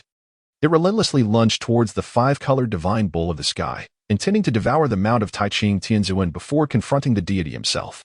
As for whether I think of her now, I honestly do not know. Moreover, I have committed a rather regrettable act towards her. Liu remarked with a bitter smile. The soldiers charged into the ranks of the British army, brandishing rifles as they advanced with fierce shouts. A soldier thrust his rifle forward, driving his bayonet deep into an enemy's chest. The British soldier spat blood, clutching the bayonet in despair as he collapsed, while the soldier swiftly withdrew the blade to strike at the next target. Prepare the crossbows. Target at a 30-degree angle ahead. No blind spots for shooting. Fire. Following 3 rounds of deadly cannon fire, over 1 million blood spirits vanished into thin air. Yet, General Bai Qi of the imperial court regarded this with indifference, his demeanor cold and ruthless as he swung his battle sword once more. Angel City, a majestic metropolis standing amidst the sea of clouds, where angels surveyed the world below. Safeguarding order. This was no mere rebellion. Their equipment surpassed even that of Germany's elite Wehrmacht. The British Empire's finest royal army could only look on in envy. General Reims had lost without cause. In such circumstances, failure was indeed foolish. The thoughts of the crowd were surprisingly unified. Overthinking it, how could he possibly serve under me? I would not accept such an executioner as my subordinate, Xiaobinghe mused, shaking her head slightly to cast aside her distractions before exiting the basement. Not to mention the reactions from various parties, when news broke that Fan Li and others had conquered the Black Wind sect and the Demon Cloud sect, compelling both to pledge allegiance to Tian Wang. Zheng Qian readily agreed to Bai Qi's request for battle, instructing them to prepare for departure. With a swift whoosh, the Land Rover transformed into a streak of blue lightning, vanishing without a trace. Regarding external commissions, official salary 96 taels, ship salary 144 taels. Both subject to additional deductions. Enough, this is not your classroom. Xiaojun gestured, prompting Kai Min to promptly fall silent. As for a Zhu and a Z, Li Wei chose not to push further, leaving them to his elder brother Qiaofeng, thus fulfilling a semblance of brotherly duty. The scene before him filled Pega with immense astonishment. What was happening? Were the Jin family and the individual before him not allies? How could they have killed Jin Shiji? No, this must be a deception, a mere illusion to mislead him, akin to the trick she had just performed.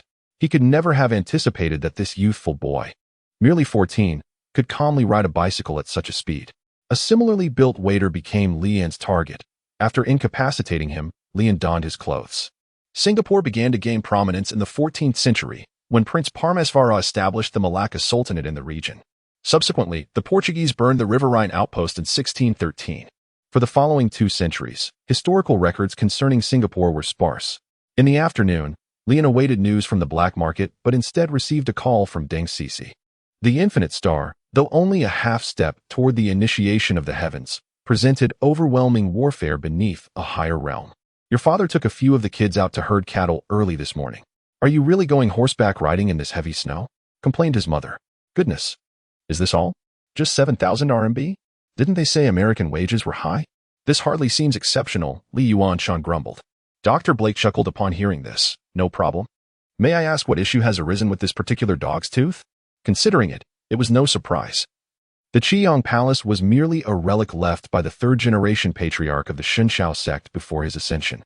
While the Shuyuan secret palace had once belonged to the former master of the old Kuei, a treasure that could not be equated. Wang Fan cast a dismissive glance at Juan, extending his middle finger towards him, then turning his attention to the window. At this point, Sarda still failed to grasp what his father was attempting to convey. The Loki family was renowned for its prodigious talents. What could this imply? Glancing at Lung Mo with a troubled expression, Yi Chi felt an unusual urgency. It was evident from Lung Mo's demeanor that he was genuinely impatient, suggesting that something had been troubling him lately, leaving him without the patience to wait any longer. What should she do? She had sent someone to assassinate her own boss. Should she be furious about it? Should she confront her? Engage in a fierce argument? Storm off? As the blueprints were handed over, the 5 individuals huddled together to examine them, their expressions turning gravely serious. Chen Dalong was drenched in sweat, for wielding the blade was exceedingly challenging. Unable to match Li Lin's speed, the Golden Lion Shurji resorted to his signature technique, causing the entire floating island to tremble under his control. as countless clumps of mud and dust swirled into the air, transforming into ferocious lion heads that lunged toward Li Lin. Chapter 90. We are colleagues, old classmate. What are you up to now? Asked Xiao Xinhao. Ah, I consider myself your peer. I am currently at Zheng Qian shipyard, Zheng Qian replied candidly. Zheng Qian shipyard? I have not heard of it. Is it also engaged in maritime trade? If so, then indeed we are colleagues. Are you here to attend tomorrow's maritime summit? Xiao Xinhao deduced, believing that since they were both from the same field and present in the bustling city at this time, it must be for the summit. Suddenly, a chilling cry pierced the air, causing every hair on Jiao Tian's body to stand on end. To his astonishment, the very descendants he had sought moments ago now materialized right before him. How was this possible? Qin Chuan was taken aback.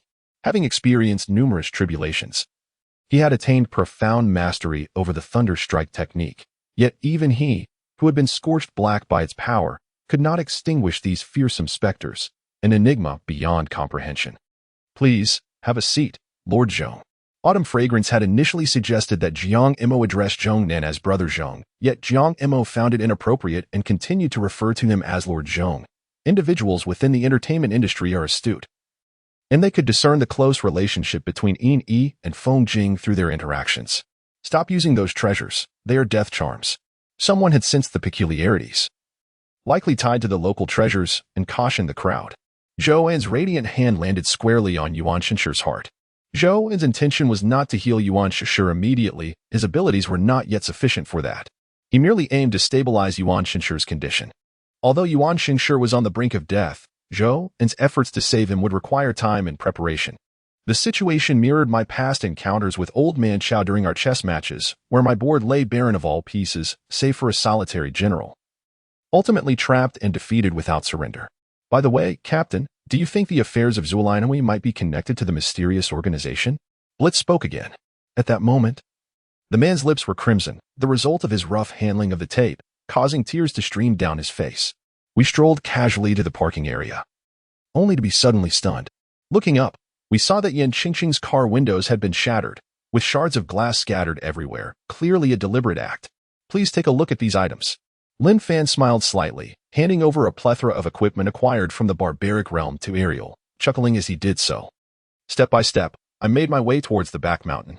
After experiencing many bizarre events, I no longer found myself surprised by the supernatural occurrences that once astonished me. Fire ring technique. A fiery ring enveloped me, effectively blocking the terrifying punch of the silver door beast. Subsequently, Lin Fan leapt into the air, continuously shifting positions to elude the beast's gaze, launching an aerial attack. Roar. As a multitude of players surged into the maze of demons, a furious roar erupted from within, casting a grave expression across Lin Fan and the others. Fortunately, observing that I had only lost 2,000 points of health, Lin Fan let out a sigh of relief. It seemed the ghost mist magic shield had absorbed nearly half the impact. Amidst the thick fog, I gazed at the recently cleared battlefield, my expression marked by insatiable greed. My eyes flickering with a black flame, as though I were a demon emerging from the depths of hell. Everyone, Yining Yuan patiently coaxed her, successfully eliciting a smile from Enshunua. The onlookers were astonished. Although Enshunua possessed a childlike disposition, she was quite peculiar, usually cold and unresponsive. She only cried and acted coyly in front of Yining Yuan, remaining impervious to others' attempts to cheer her up, let alone evoke a smile. Chu Tian coldly chuckled, unperturbed by the prospect of retaliation from these individuals. As he turned to leave, a head suddenly peeked out from a shop's doorway, scanning the surroundings before locking eyes with Chu Tian. These beings appeared quite amiable, yet not all shared this warmth. Some exuded a palpable aura of menace. One pup had nearly drained Cream's life force. If all were born, would that not mean Cream would vanish? Just as Brother Mao was on the brink of extinction, a terrifying consciousness emerged around him, akin to an ancient mountain, suffocating any chance for respite. Gazing at Gong Yusuru, who had regained consciousness yet lay motionless in the snow, Han Bing's heart was a tumult of emotions. He recognized that Zhong Ziming's current plight was entirely of his own making. Every misfortune he faced was self-inflicted. Subsequently, Stephen Strange was caught off guard by a surprise attack from Master Wang Yong, who forcibly extracted most of his essence, while the eye of Agamotto hanging around his neck was wrenched away, falling into the hands of the Ebony Maw. However, even with the bloodline of the 12 main gods present, they could not breach this void, for the earth had long since entered a period of decline, leaving everyone devoid of cultivation. One must admit, he was a commendable assassin, adept at seizing the opportune moment when vigilance was at its lowest. Yet now, observing those blood magic cultivators, each exuding formidable auras, it was evident they were all of the sacred realm, numbering over 100,000. Were it not for the public setting, Imo Wuchie would have confidently asserted that the fellow named Jibu Jingwu would undoubtedly charge forward and unleash a flurry of blows without hesitation. Having spoken, he did not bat an eye as he walked past Li Xiangjin. Li Xiangjin contemplated intervening but ultimately held his tongue. His face bore dark circles, and his chest was marked by whip scars and candle imprints. Although Zheng Qian had not truly intended to inflict severe harm the previous night, she had certainly shown no mercy.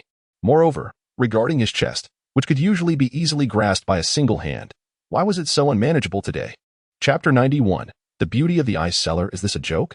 The demands are excessively stringent and harsh. In any other company, he would merely face a demotion.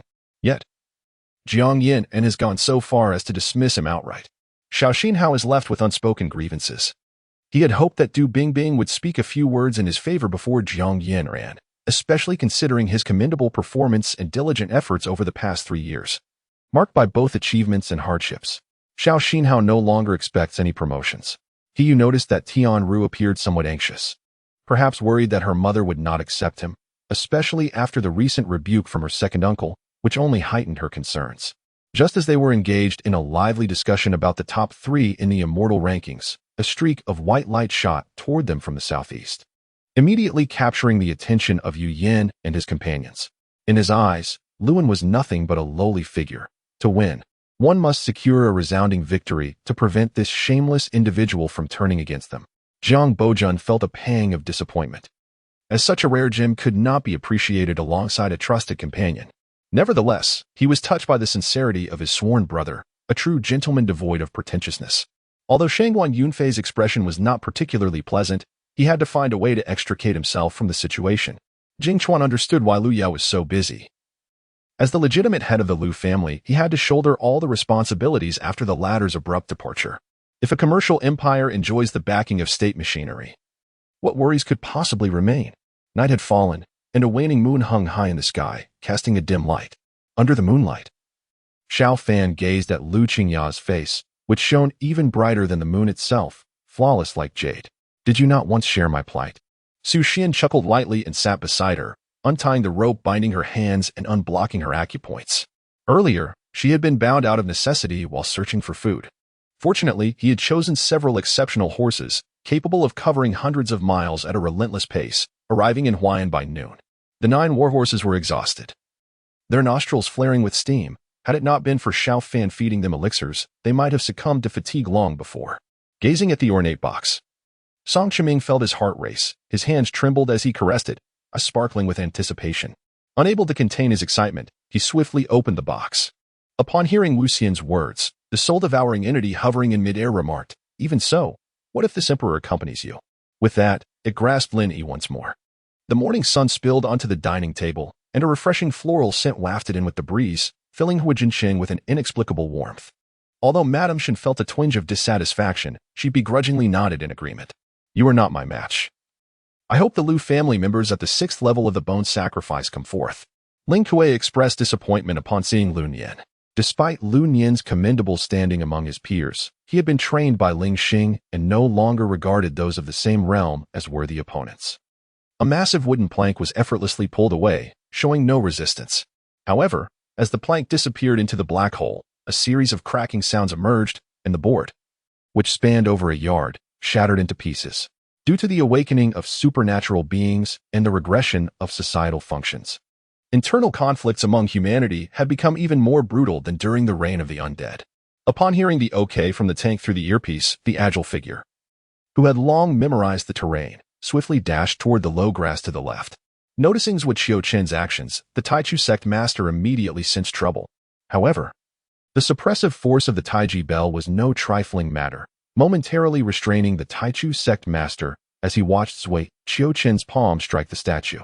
With enticing words, a stream of golden light emanated from Yu Zhao's mouth, instantly spreading across the battlefield. An anxious yet deliberately subdued voice came from within the carriage, where a certain individual was feeling quite tense. Moments ago, she had nearly rushed out to prevent a tragedy, only to see Mo Fei conjure a swirling mass of purple light. However, it now appeared to be more for show than substance. The monks were all taken aback, pondering, so this Du Zipping is indeed absent from the cloud sky continent, presumably having relocated elsewhere, thus gaining control over this yuan in calamity. Du Zipping sighed. Yin Chang's innate talent was indeed exceptional, yet fear of the Yuaning disaster had delayed his advancement, ultimately leading to his dwindling lifespan. Du Zipping countered. Do you dare to expose me in person? Are you so certain that I wouldn't eliminate you to silence you? He smiled as he spoke. Fortunately, Ying Taoyao had undergone training in the military, her driving skills proving adequate, and no dangers had arisen during their journey. The Heartbreak Flower was overjoyed and glanced at Bing Meng, saying, Your short-lived man is doomed. Bing Meng's face revealed a look of surprise. Songzhan Ganbu lifted his elegant foot and, with the speed of a cheetah, dashed toward the direction pointed out by Shuri Guang. A plainly dressed elder, over 70, descended from the carriage. His features suggested that he had once been a charming figure in his youth. Yi Zhiqiu couldn't help but confirm his suspicions. The image of the heavenly walker dominating the world lingered in his mind. Suddenly, the 2,000 archers behind Yuan Choufeng raised their longbows at a 30-degree angle, unleashing a rain of arrows upon the Chu army. Brother Yin instructed that these blind fools be dragged out. The security team leader commanded. In this era, many regions were undergoing road repairs, leaving only a single route open. With this in mind, Li Xiqing pressed further down on the accelerator. Chapter 92. Asian shipping. Upon learning about Xiao Xinhao's work experience and capabilities, Chen Weiqiang felt quite impressed by him. Moreover, he was not only a fellow townsman of Zheng Qian but also a university classmate of his, having served as a business manager at AirAsia and with Zheng Qian's endorsement. Chen Weiqiang found no reason to decline this individual. Brother Xiao, if you're willing, we have an open position for a business manager here at Zhengxin. Although it may not compare to the scale of AirAsia, we are a collective of scattered talents who often feel at a loss. And there are quite a few voices chiming in. Huang Shulang cast a deep glance at Shui, but said nothing, simply departing with a swift motion. Based on Huang Shitu's experiences and their encounters, Ruan Zhan had reason to believe that many of his supernatural techniques and sorcery were of his own creation. After all, Abaya was known for her benevolence and could never possess such malevolent skills, nor would she have had the time to teach them. He called out to Feng Wan. Speaking in a serious tone, I had not anticipated that the blue jade dragon pendant would be so precious. At this moment, Zhao Jun wore a frown. His thin lips pressed into a line. As Shang Hao turned his gaze toward Wu Ziqiu and Zhou Ti, he noted that both had only reached the 25th level of ascension. Fortunately, he paid no heed to my schemes, directly stowing away the 2 items I had named and sending a trade request. Time passed gradually, transitioning from day to night, with the moon rising high in the sky. Suddenly, a long howl pierced the air, and the vast waves vanished as if the countless blades had never existed. Bai Chaoga gripped the dragon horn, his eyes gleaming with an extraordinary light. The defeated foe lay unconscious at the cliff's edge. He retrieved a pair of purple gloves, donning them while Moon Lanner gazed in the direction of Du Lei's retreat, murmuring, What I owe you, I have returned. Then she transformed into a flash of purple light, vanishing from sight.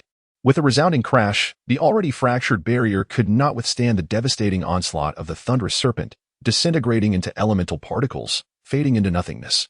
Afterward, she took out her phone, dialed her contacts, and sent her address before awaiting the arrival of the people from the throne. This marked the onset of a new era. Just after Colonel Rin's departure, the tides of this epoch had likely begun to surge. In this seemingly calm world, amidst the cacophony of various speculations and bustling eateries, they remained oblivious to the undercurrents that were quietly rising. At this moment, Lin Feng was overwhelmed with fear, looking at Chun Shi with wide, frightened eyes. Will my letter ever reach my father? Are you truly so kind-hearted? Aren't you afraid that a single letter from me could bring ruin upon your family? Wu Yi was unaware of his precarious situation, and his words inadvertently struck a nerve with Lin Zhuo.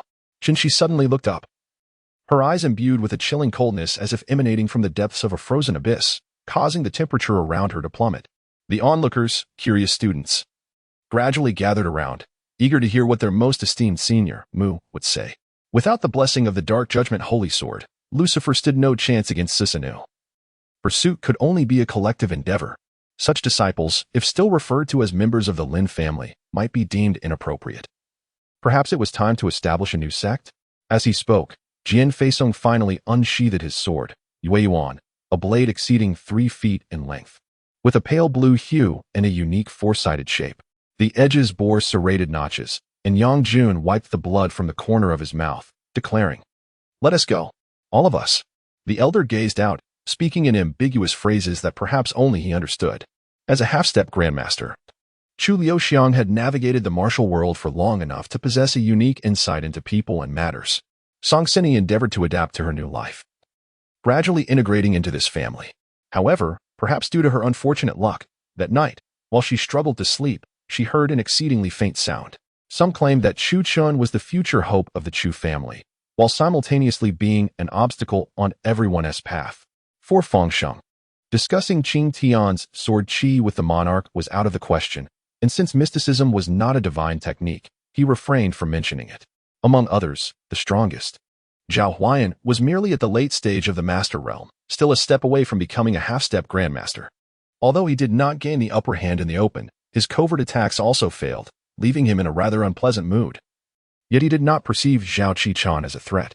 After a while, someone came to clear the plates, yet the door was still tightly shut. The elders smiled. At their level, unless they were consuming life-force-rich celestial herbs, it would merely be a waste. "Brother Su, what brings you here?" Bai Yu appeared before him, holding a glass of fine wine as she took a seat. Qingyan City truly stood as the military stronghold of the Sky Nation, with weapon and armor shops found in abundance. A grand structure in the distance caught Su Qianyang's attention. On this day, as people prepared to leave the office at the end of the day, the directors suddenly received a call from the county committee office. A fire had broken out in Beishan, Wanglu Township, and the county committee ordered all departments to rush to the scene to extinguish the flames. The sorrow in her heart surged like a dam bursting. She thought she had long forgotten, only to realize that facing her father amplified the pain and grievance to an unbearable degree. "Let her go. Perhaps your death won't be too unsightly." As he took a step forward, the smiling tiger seemed to see a faint blood-red hue enveloping Su Qianyang's eyes. The man, holding the wine bottle in silence, raised an eyebrow but dared not ponder too deeply, rising to exit. Before reaching the door, a loud crash echoed as the bulletproof glass of the bank shattered, revealing a robust figure crashing through, charging straight at the man. Though he sensed that the awakened Pimmer beast possessed extraordinary powers, he remained baffled as to the nature of those abilities. The crowd turned to look, noting that the great knife in his hand lacked a sheath, covered in intricate, obscure ray patterns, the significance of which could not be discerned until utilized. Yet the sheer number suggested it was not a trivial artifact. Chapter 93, Climbing the Heights. The entirety of Jiang Yinran's speech lasted approximately 40 minutes, surpassing the duration of all her predecessors. More significantly, she hinted at substantial developments for AirAsia in the latter half of the year, though she refrained from disclosing critical information. This was strategically intended to entice potential investors while simultaneously shielding against rival attacks. Her oration was a display of remarkable wisdom. Throughout her presentation, every gesture and movement of Jiang Yin and exuded an unparalleled grace. Zhao Yu was momentarily taken aback. After all, the supplies naturally included war horses. Should an incident arise, would the cavalry not be rendered incapable of battle? The formidable Death Realm magic crystal cannon struck the air barrier, creating several fissures without shattering it. Thanks to the collaborative efforts of multiple apprentice mages, the barrier exhibited exceptional durability, absorbing over 10 strikes from the Death Realm magic crystal cannon before finally fracturing. "Yes, I shall attend to it immediately." The bald man was keen to avoid reliving his previous discomfort. The terrain could indeed be utilized. The initial decision to use this location as a training ground stemmed from its defensible yet challenging nature. Just as Yang Hao was about to offer words of comfort, a sudden ringtone pierced the air. He glanced at his phone, gestured towards Lung Riyue, and stepped outside. With a loyalty rating of 70, it appeared that a considerable amount of time remained before acquiring the freshwater carbon turtle's dragon-patterned weapon. Through casual conversation, it was revealed that the venerable elder was named Lu Yuan, a renowned local scholar. Many dignitaries had sought to hire him at a high price to instruct their sons, but he had declined, choosing instead to teach a dozen impoverished youths. "This situation will require the assistance of Elder Hua. I had not anticipated being outmaneuvered." Ma Jun remarked with a hint of helplessness in his tone, yet this sentiment carried a different weight when it reached Elder Hua's ears. The first day was marked by a torrential downpour, with no expense spared, as the aim was to clear out inventory. The court's Zongjing had already conducted a review, and with the emperor's endorsement, he had been officially recorded in the family tree, establishing his legitimacy as a member of the Han royal lineage. "My husband is in the midst of a breakthrough.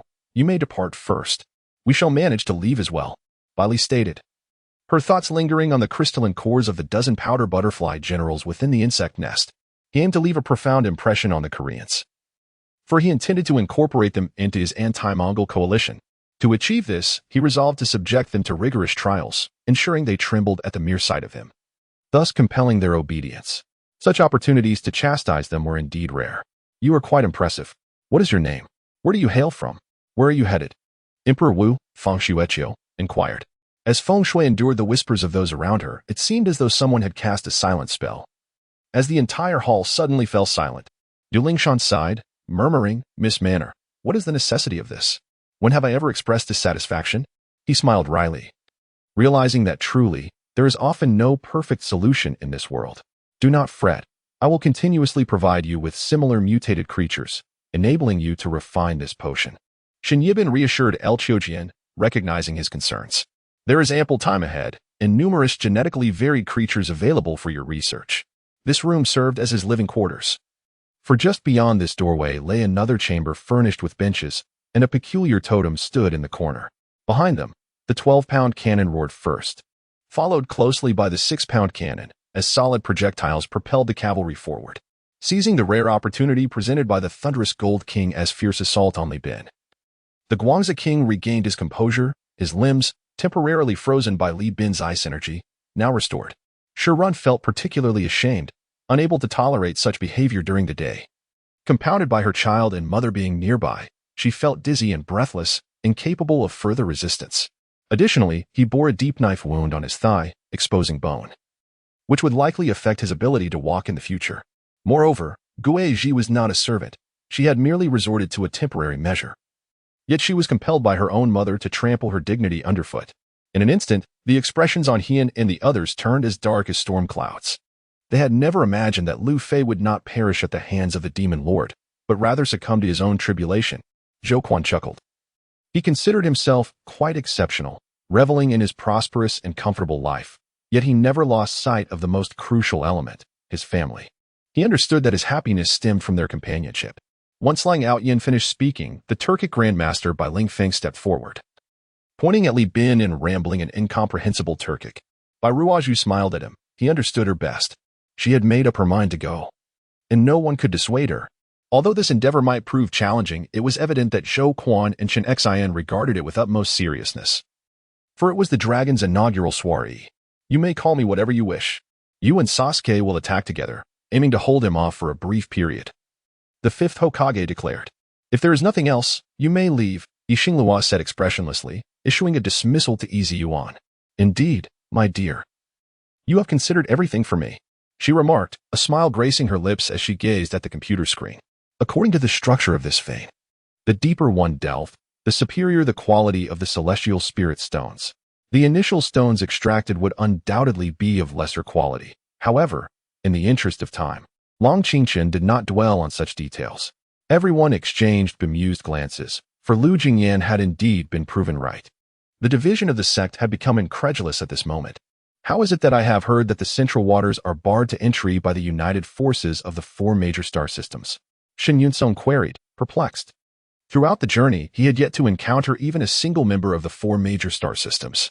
In such snowy peaks, one ought not to shout loudly, as it could trigger an avalanche. After all, since she had once suffered such a fate.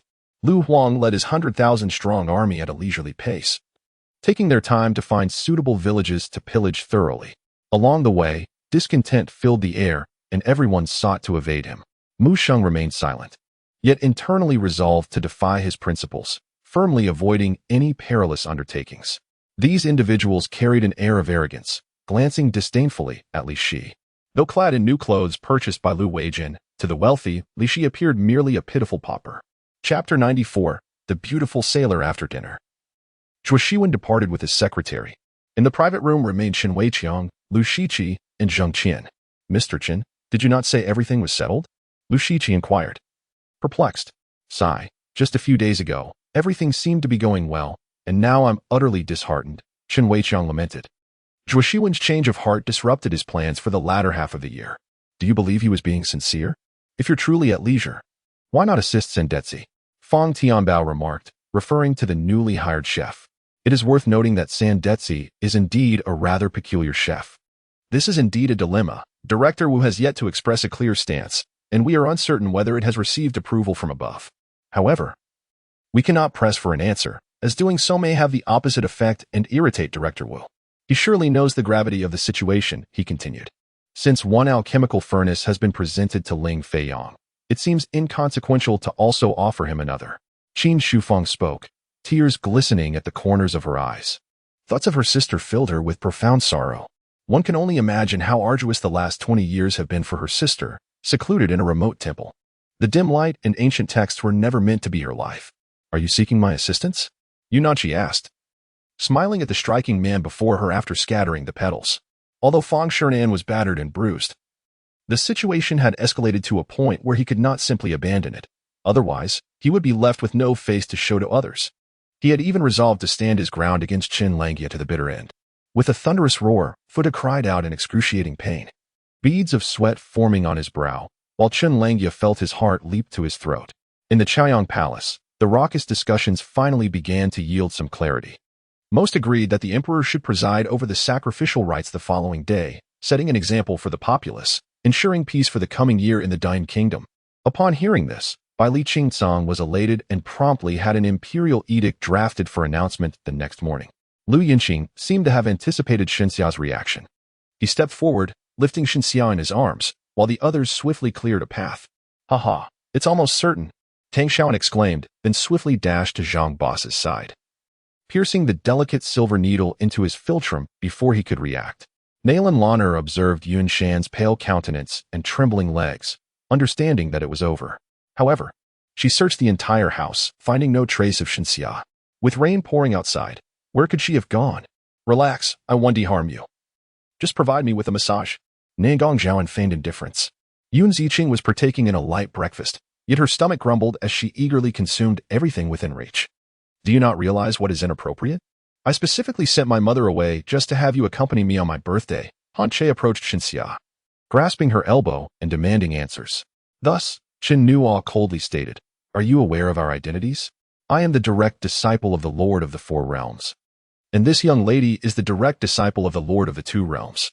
Do you intend to intimidate us?" Rickle scoffed at this, thinking to himself, "What is there to boast about? What shall we do?" The ghost doctor inquired, following Su Mu, who took charge without needing to think. However, regardless of the outcome, Li Bixia found moving the water basin considerably easier now, thanks to the mermaid's mystical powers. Suddenly, the brilliance within the yin ding surged, resonating with a profound hum. The yin ding trembled, and the air itself stirred violently, sending waves of light soaring into the heavens.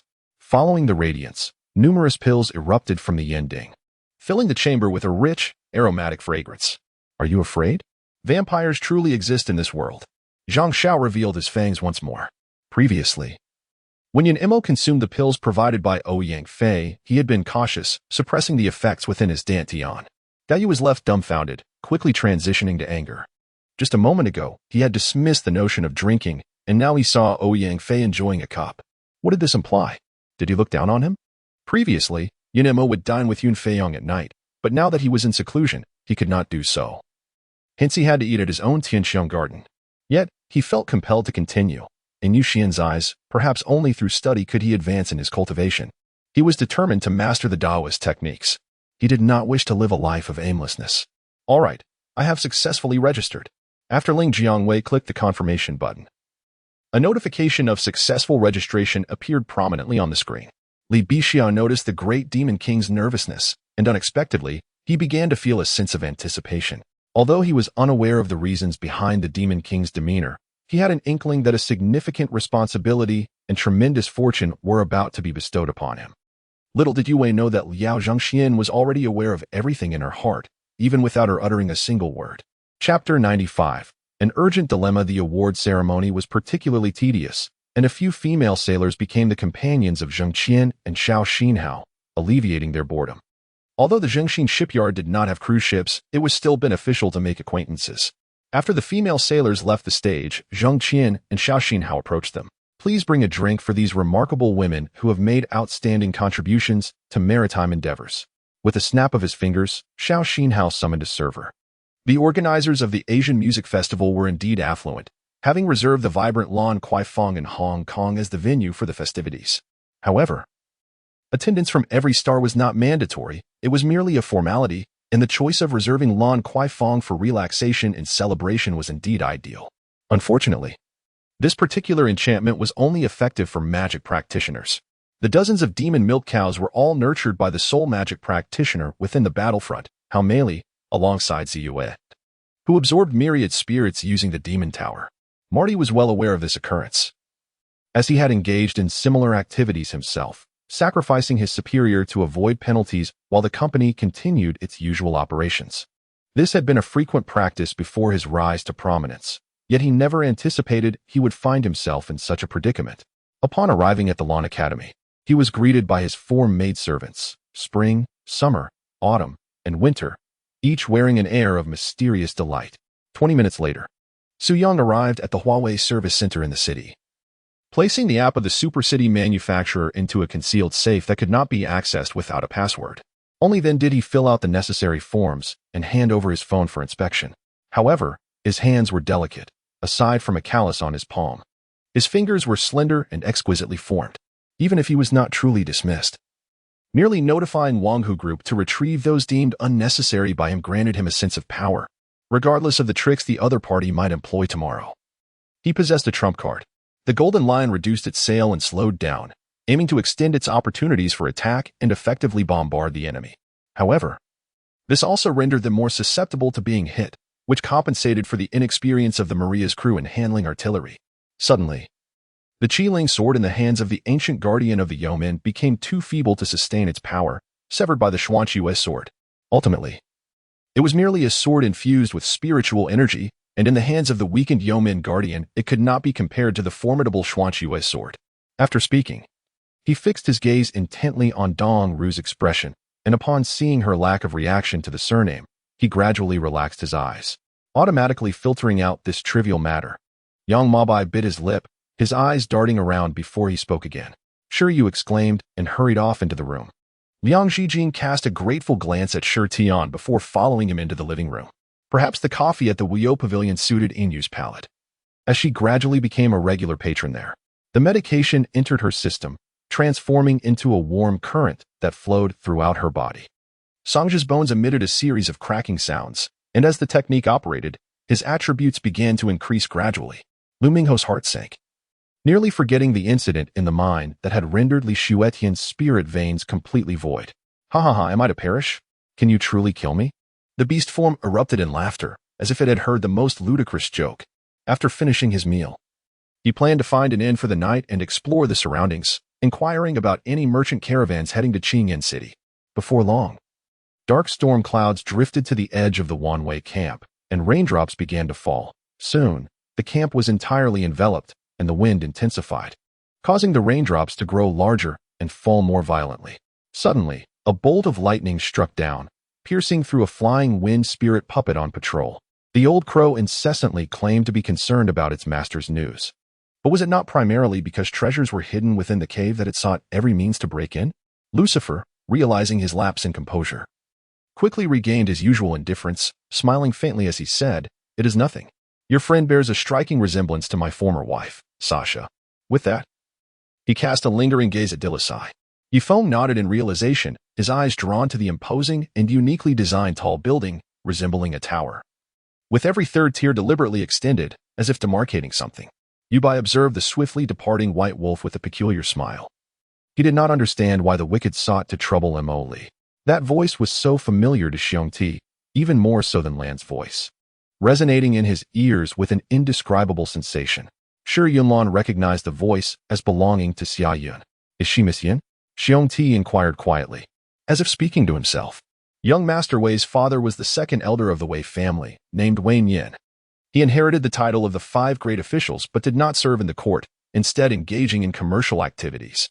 The Wei family's headquarters was located in Hedong, while their residence in Luoyang served as their liaison office in the capital. Chapter 96, The 5 Navigation Alliance. Forget it. Let us venture outside for a drink. Zheng Qian called out to Xiao Xinhao, departing from the Maritime Trade Summit. De Bingbing wished to follow, yet the two had vanished without a trace. On the 18th floor, at the Emperor's CAF, Zheng Qian, and placed a business card on the table.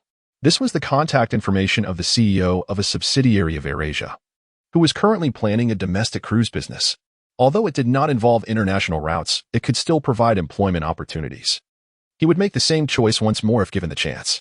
In this moment, he felt another choice was ripe for the taking. I shall end your life. No one here can stop me. A safe zone? I can simply cast you out of it, Fei said dismissively, shrugging his shoulders. Presently, Shenmu was in a state of severe distress, his internal organs likely shattered, excruciating pain relentlessly gnawed at his consciousness. And the potency of the qi condensing pill within him was about to dissipate entirely. Zheng Qian isolated the aura of this place with his spiritual sense, preventing any prying eyes. Shenmu, left with no alternative, had to resort to the extinction realm, doing his utmost to shield Shenmu from harm. Meanwhile, several foundational cultivators were locked in fierce combat, with Zheng Qian engrossed in his path of transformation, unable to lend assistance. There were no modern electronic billboards or colorful advertisements. A simple sign at the entrance displayed the room rates for the day, despite having just awakened and still experiencing slight visual blurriness. Yian struggled to discern Yi Chunning's face. However, the familiar fragrance emanating from Yi Chunning prompted a broad smile to break across his face. The young Wang cast a wary glance at the eighth ancestor, then down at the glass lamp in his hand, sensing something amiss. Those residing in the lower dimensional space found it exceedingly difficult to perceive high-dimensional existences through their own efforts. Jingyi was startled, her chopsticks slipping from her grasp and clattering onto the plate before her with a sharp sound. Mengyu, satisfied, made a promise with her, then sat upright, slowly extending his arms in response to her doubtful gaze. Next month, he would marry by Xiaoxue. I am getting married. Surely this brings you joy? At long last, you can be rid of this old and vexing man, he proclaimed, certain of her happiness. Are you certain? You feel cold all over. Do you not require my warmth?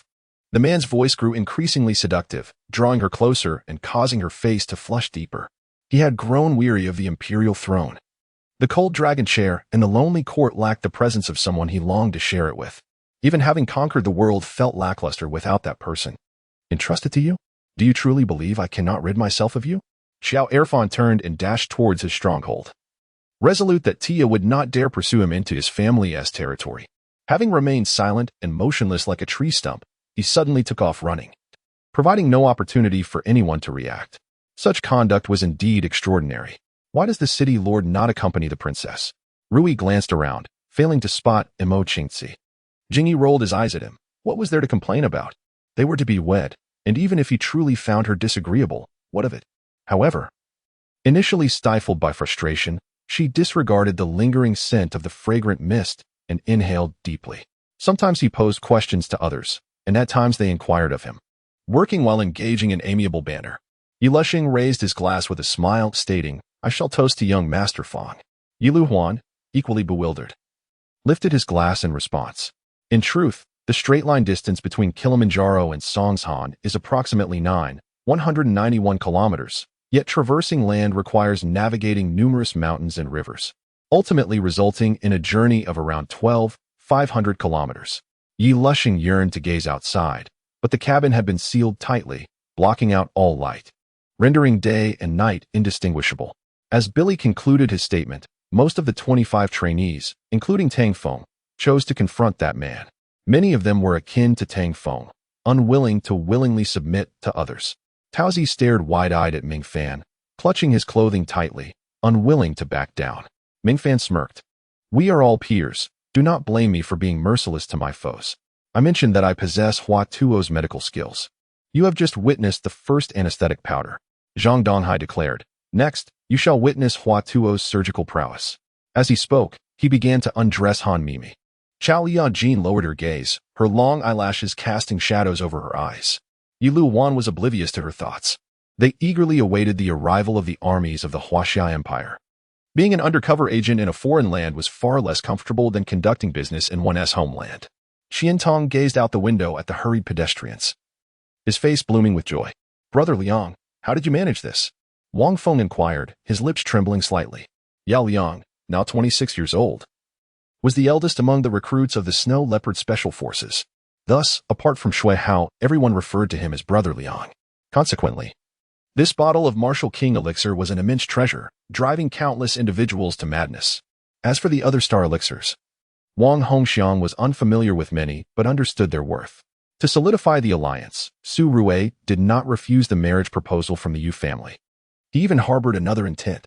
Hong Mei emerged from the workshop, removing her apron, and addressed Long Kuan, who was seated in the main hall. His words were unmistakable. You, Gui Yanlong, are the spy of Huan Xiao. Do you not find this question rather tedious? That cannot be. I recall the elder's daughter-in-law being slender and graceful, tall, and articulate. But you? A staff member inquired. He was overly optimistic. Su Qian confirmed everything was in order, rose, and bolted from Huan Zhao's room. Their relationship was merely that of superior and subordinate. For him to insert himself into her affairs required some justification, did it not? Chapter 97. Undermining Zheng Qian had been in the magical city for approximately 3 days, yet no one had reached out to him. Qian, check your phone, Xiao Xinhao said with a smile. Upon opening his phone, Zheng Qian discovered that Xiao Xinhao had shared a business card of someone with him. Who is this? Zheng Qian inquired curiously, wondering if it was a female DJ from a bar. His forging hammer was 2 sizes larger than those used by ordinary blacksmiths. After employing such a large forging hammer for the first time at the Stone 3 blacksmith shop, Tang San had not altered his choice since. A colossal stone was hurled through the air, yet the soaring white dragon effortlessly evaded it. At this moment, the methods of commerce among merchants undoubtedly differed from those in later times, predominantly characterized by a more rugged approach. For instance, inns were typically only 3 or 4 stories tall, necessitating one to look up to admire the heights of the structures. Rest assured, let everyone wait, I thought. As others looked at me in confusion, unable to fathom the purpose of my summoning a pile of green clay. Did they believe I would create a solid ground for them to traverse? Such passenger tricycles could be seen in many urban locales. They were considerably cheaper than taxis, prompting many to opt for this mode of transport to save money. Looking at him in puzzlement, I realized that after all this time spent in contact, I still did not discern his characteristics or how he attacked. Perhaps tomorrow would unveil the truth. This cat possessed 2 distinct traits. It was combative and fought ferociously. And it also imitated dog barks with remarkable accuracy. As some had noted before, many cats could instantly perceive whether one favored them or not. The truth was, they simply did not care. To my astonishment, Qian Yingui audaciously criticized the actions of Wuxi City, hinting at accountability for the local government and potential legal repercussions for Xinhu Company. It was uncertain whether to deem him reckless or to admire the ignorance that bred fearlessness. Gai Jin was in a state of desperation. He had been fleeing for 3 days, constantly facing ambushes and altering his course. Gu Qin directly engaged in battle with the Tianli Bear King, confronting him head-on. In a moment of oversight, his stance faltered, and he could no longer sustain the seemingly frenzied yet profoundly inherited stance that required immense strength. Thus, Lu Xian charged forward, golden light radiating from his forehead, vanquishing the blood demons within the minds of those around him before once again plunging into the battlefield. While his master spoke lightly, the Tianji sect was no mere marketplace. It would not allow him to take what he desired at will. Silence, do not disturb. Wang Yu, the lord of the Qinian Hall, gestured dismissively, closing her eyes to listen to the enchanting melody. Today, compelled to embarrass Yu Ting, I unexpectedly encountered the formidable Wang Yuan, whose combat prowess I had witnessed. 3 or 5 ordinary men were no match for him. Zhang Ge, it's all on you. The companions gazed at Zhang Si with eager anticipation, as this team had narrowly escaped death to reach the riverside, where they could board a vessel to their destination. The dawn of hope lay ahead. It was now contingent upon Zhang Si's ability to navigate the ship. Moreover, they possessed the extraordinarily convenient mustard seed pouch, ensuring that items within would not be lost, spoiled, or cause any inconvenience. So why seek a place to dig a pit to bury it? How about we make an exception this time and include him in the next assessment? Su Kuan tentatively suggested. Yin Bing also smiled, causing the 2 people beside her to feel uncomfortable, nearly breaking out in goosebumps. The wash basin was crafted from black marble, reminiscent of the cherished black pots often found in rural areas, gleaming with a polished finish.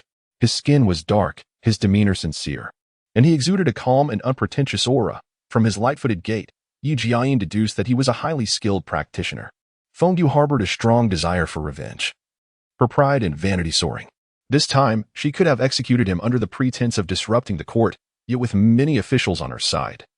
Failing to eliminate the old guard would likely lead to a talent shortage in the Dai Yong dynasty. Initially, both families were indifferent until the Dai family encountered operational issues that led to a financial crisis. Su Wanqing huffed in annoyance, casting an irritated glance at Li Muyun. Slightly embarrassed as she said, "Then let us get to work. I won't accompany you any longer." With that, she opened the door and exited, leaving a graceful silhouette behind. "Haha, the way you reacted is truly delightful," Kuma chuckled, covering her mouth. Having observed the responses in the scene, she was now convinced that the three functional boxes appearing in the memory space were manifestations of the auxiliary workstation's features. "Rest assured, big brother, I am well aware." Li Muyun replied with a grin, glancing at the molds on the ground. "It's about time. This should be cooled down now. Let us take a look." With that, he waved to a few workers nearby. To be honest, when I found Tan Xiang in the woods and heard her speak those words, Yin Xin felt profoundly touched. Within a minute, all the demons in the Svet living area were absorbed by the colorful vortex, leaving not a single one behind. "Yes, seize him. We must break his legs." Chun Dandan chimed in, her eyes flashing with intense hatred at the mere thought of Lin Yu. Shuidian Mountain Villa originally belonged to the Zhou Real Estate Company. It was a newly constructed luxury villa complex that had yet to be launched to the public. Chapter 98. On merits and rewards. Zheng Qian harbored a profound disdain for the treacherous act of undermining others, particularly when it concerned his women. Although Xia Qianqian was not yet his woman, she was nonetheless his secretary, and Zheng Qian held considerable affection for her. In the past, he had lavishly spent 10 million to ensure that the lawyer brought from the magical city by Jean Lu was dismissed from her side, treating him like a mere dog thereafter. Regardless of their relationship, Xiao Xinhao should not have acted behind Zheng's back.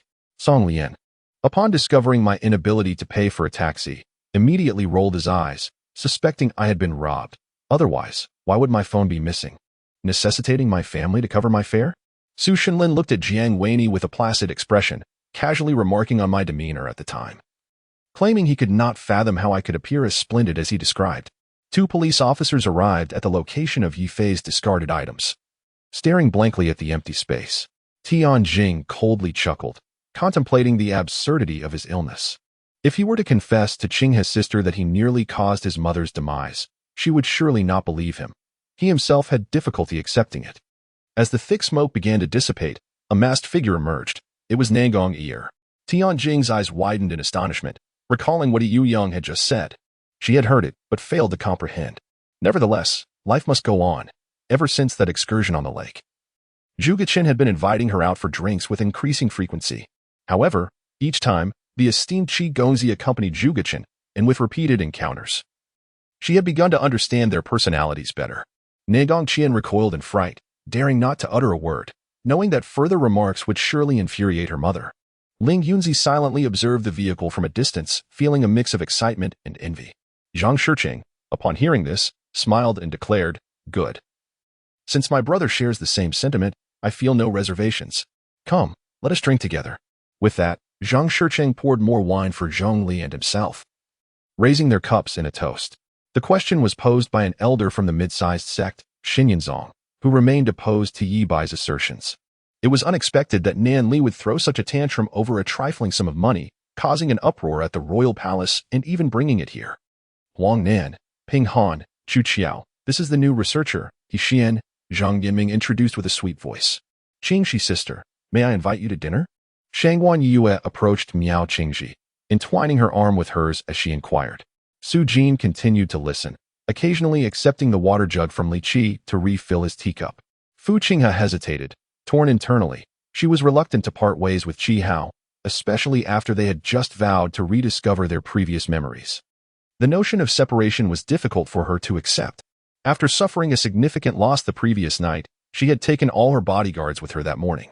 Wang Zuxian feigned a fierce expression, raising his hand to slap Cheng Weilong, who played the male lead, across the face repeatedly. Song Ruilong projected a red phantom hand, sending Sha Qiandao flying backward. Cheng Weilong clasped her slender waist, lowering his head to capture her soft lips in a deep kiss. Nodding, the sorrowful spirit's arm suddenly sprouted a chain like a serpent, binding He Yao. Though the chain anchored her firmly to the ground, it resonated with the earth, suggesting that without extraordinary force, He Yao would remain safe.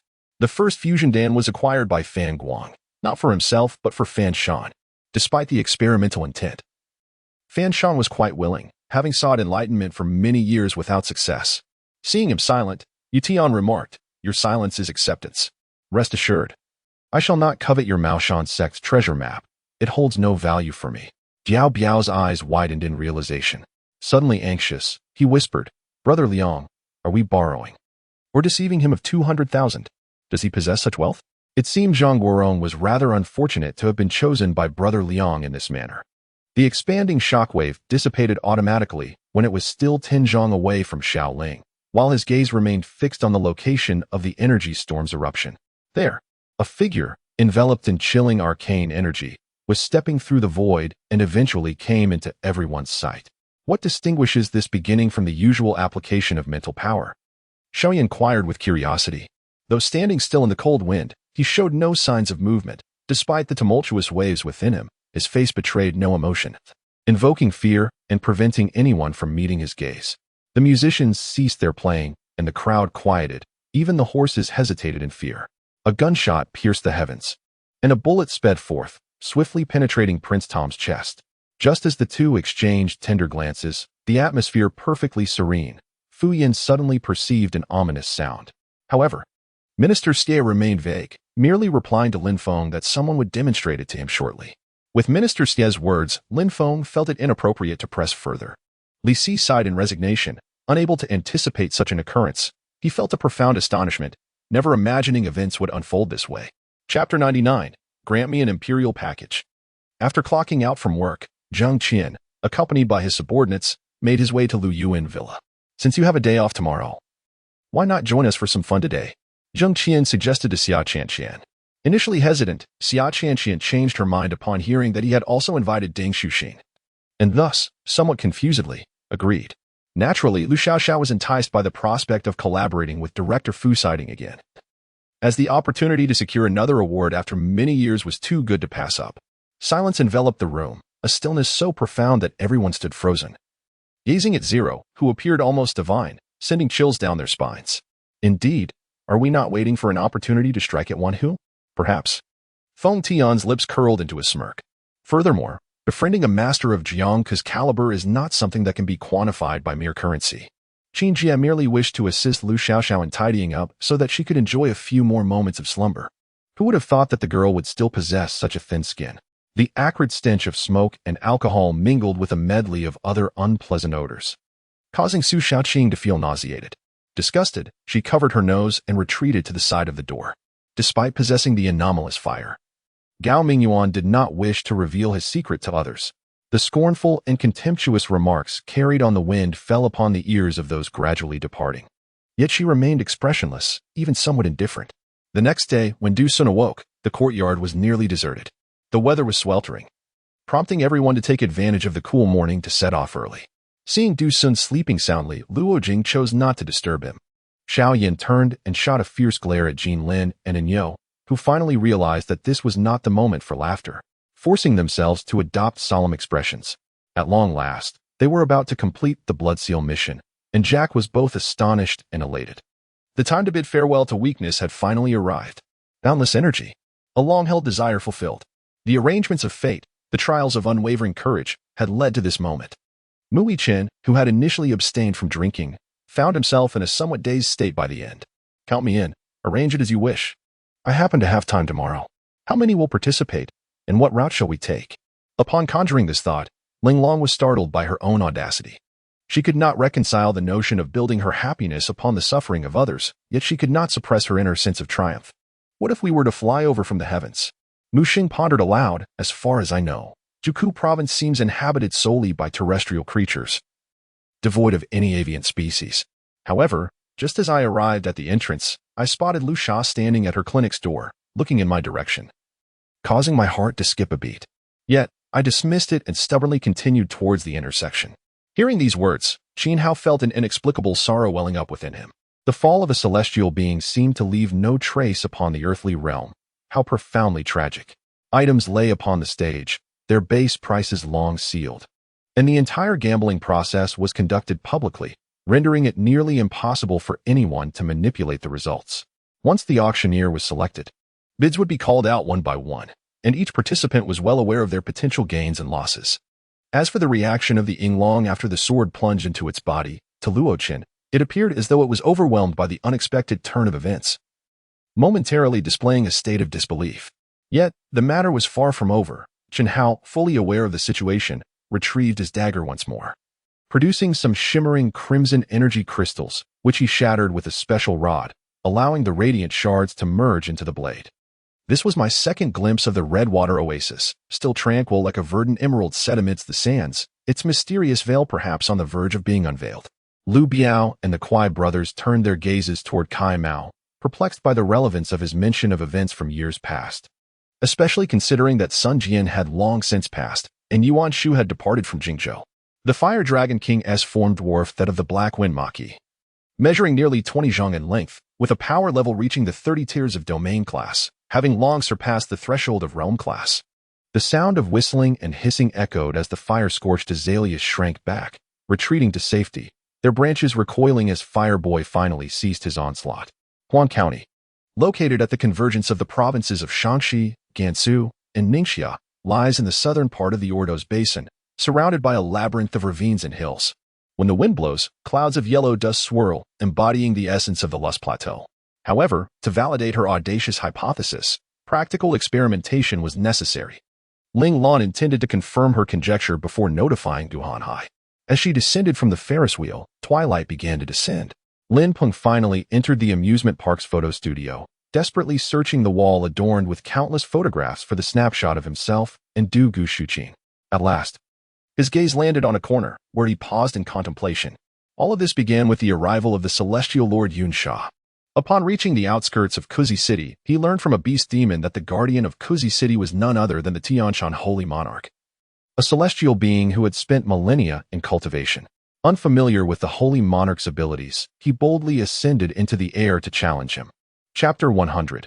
Greensource Villa. Seeing that no one spoke, Zheng Qian ultimately decided, Xia Shixia, it's your turn to choose. Xia Shixia was not embroiled in the disputes among these women, making her the most suitable candidate for the task. Without hesitation, she took the menu and ordered 2 bottles of distinct types of alcohol, whiskey and Hennessy. Very well, we shall proceed with her selections. Bring out those 2 chilled bottles first, and after 10 minutes, serve 2 more. Subsequently, every 10 minutes, present a bottle of whiskey. In the instant they drew near, the promise was ensnared within the spatial barrier, where a furious director, whom he had never encountered before, glared at him with intensity. With a violent thud, crimson blood began to circulate, and the pallid skin beneath the scales was once again suffused with color. Luo Yinglong's tragedy continued to unfold, after all. Confronting an adversary of the same tier, yet possessing overwhelming real strength, was truly a dilemma, much like a bronze warrior facing a king. Even when wielding the same hero and identical 6 divine artifacts, could their combat prowess truly be comparable? The enormous yellow diamond atop the ring had never been seen on the fingers of even the most glamorous stars. Upon hearing these words, the foolish youth was consumed with rage. He swiftly brushed aside old Lu's hand, then dashed towards Paul with fervor. It was hard to tell how many times he had endured such insincere, half-hearted feasts. After some back and forth, Teichi Junichiro guided them to a side hall. Xia Yino was unaware of how long she had slept. All she knew was that she seemed to have experienced a very sweet dream. After confessing everything to Hao Xian, she felt an immediate sense of relief. You are dreaming. Even if Incur were to perish, she would never allow the shameless to prevail. Brother Taisher would not deign to acknowledge such a scoundrel. Ingo glared fiercely at Jiang Qi, berating him without restraint, having momentarily forgotten the identity of her target. Now unburdened by any reservations.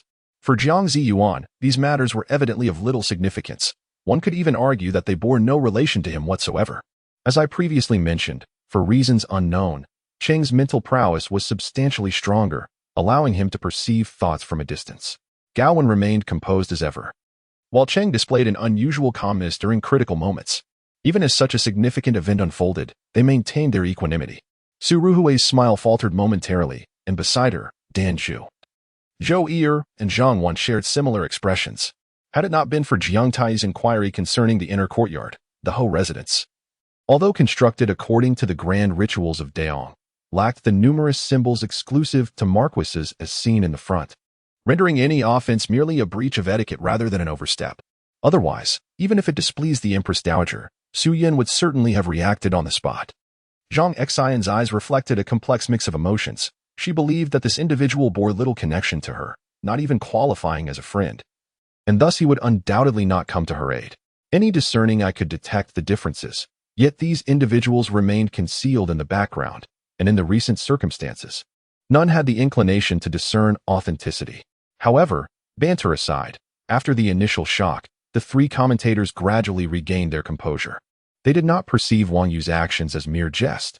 He must have had his reasons and intentions behind such behavior. Old Master Jean scanned the room. The teapot in Wang Hai's hands, while Fu Piyuan swept the teacup to the floor, and Zheng Qian cradled a dish of peanuts in his arms. I understand, my son. He lowered his eyelids and, after a moment, spoke softly before inquiring earnestly about the daily life and diet of the Hua family, before finally taking his leave. It could not be overly complicated, akin to a knight executing a straightforward kick regardless of the elaborate maneuvers preceding it. Cixi furrowed her brow, her gaze fixed intently ahead. While Qian, frightened, nearly retreated. Upon seeing Zheng Qian's placid countenance, she felt somewhat calmed, barely avoiding a lapse in decorum. Within a minute, the man vanished from the office. She closed her eyes, seated in her chair, spinning around to gaze out at the scenery, her emotions growing increasingly intricate. The director observed the hurried departure of the two individuals, shaking his head in resignation before redirecting his focus to the filming. Watching Zhao Li's agile and impressive performance, he nodded in agreement, silently endorsing her promising future. The tree had not fled. It was he who was running, using his legs to hasten away. He was not afraid of being tailed by the mysterious figure in black, but rather feared falling behind Yan Qi. Having spent 3 years with Wei Xiao, he had lived in stark reality, so impoverished that he could hardly be mistaken for a scion of a wealthy family.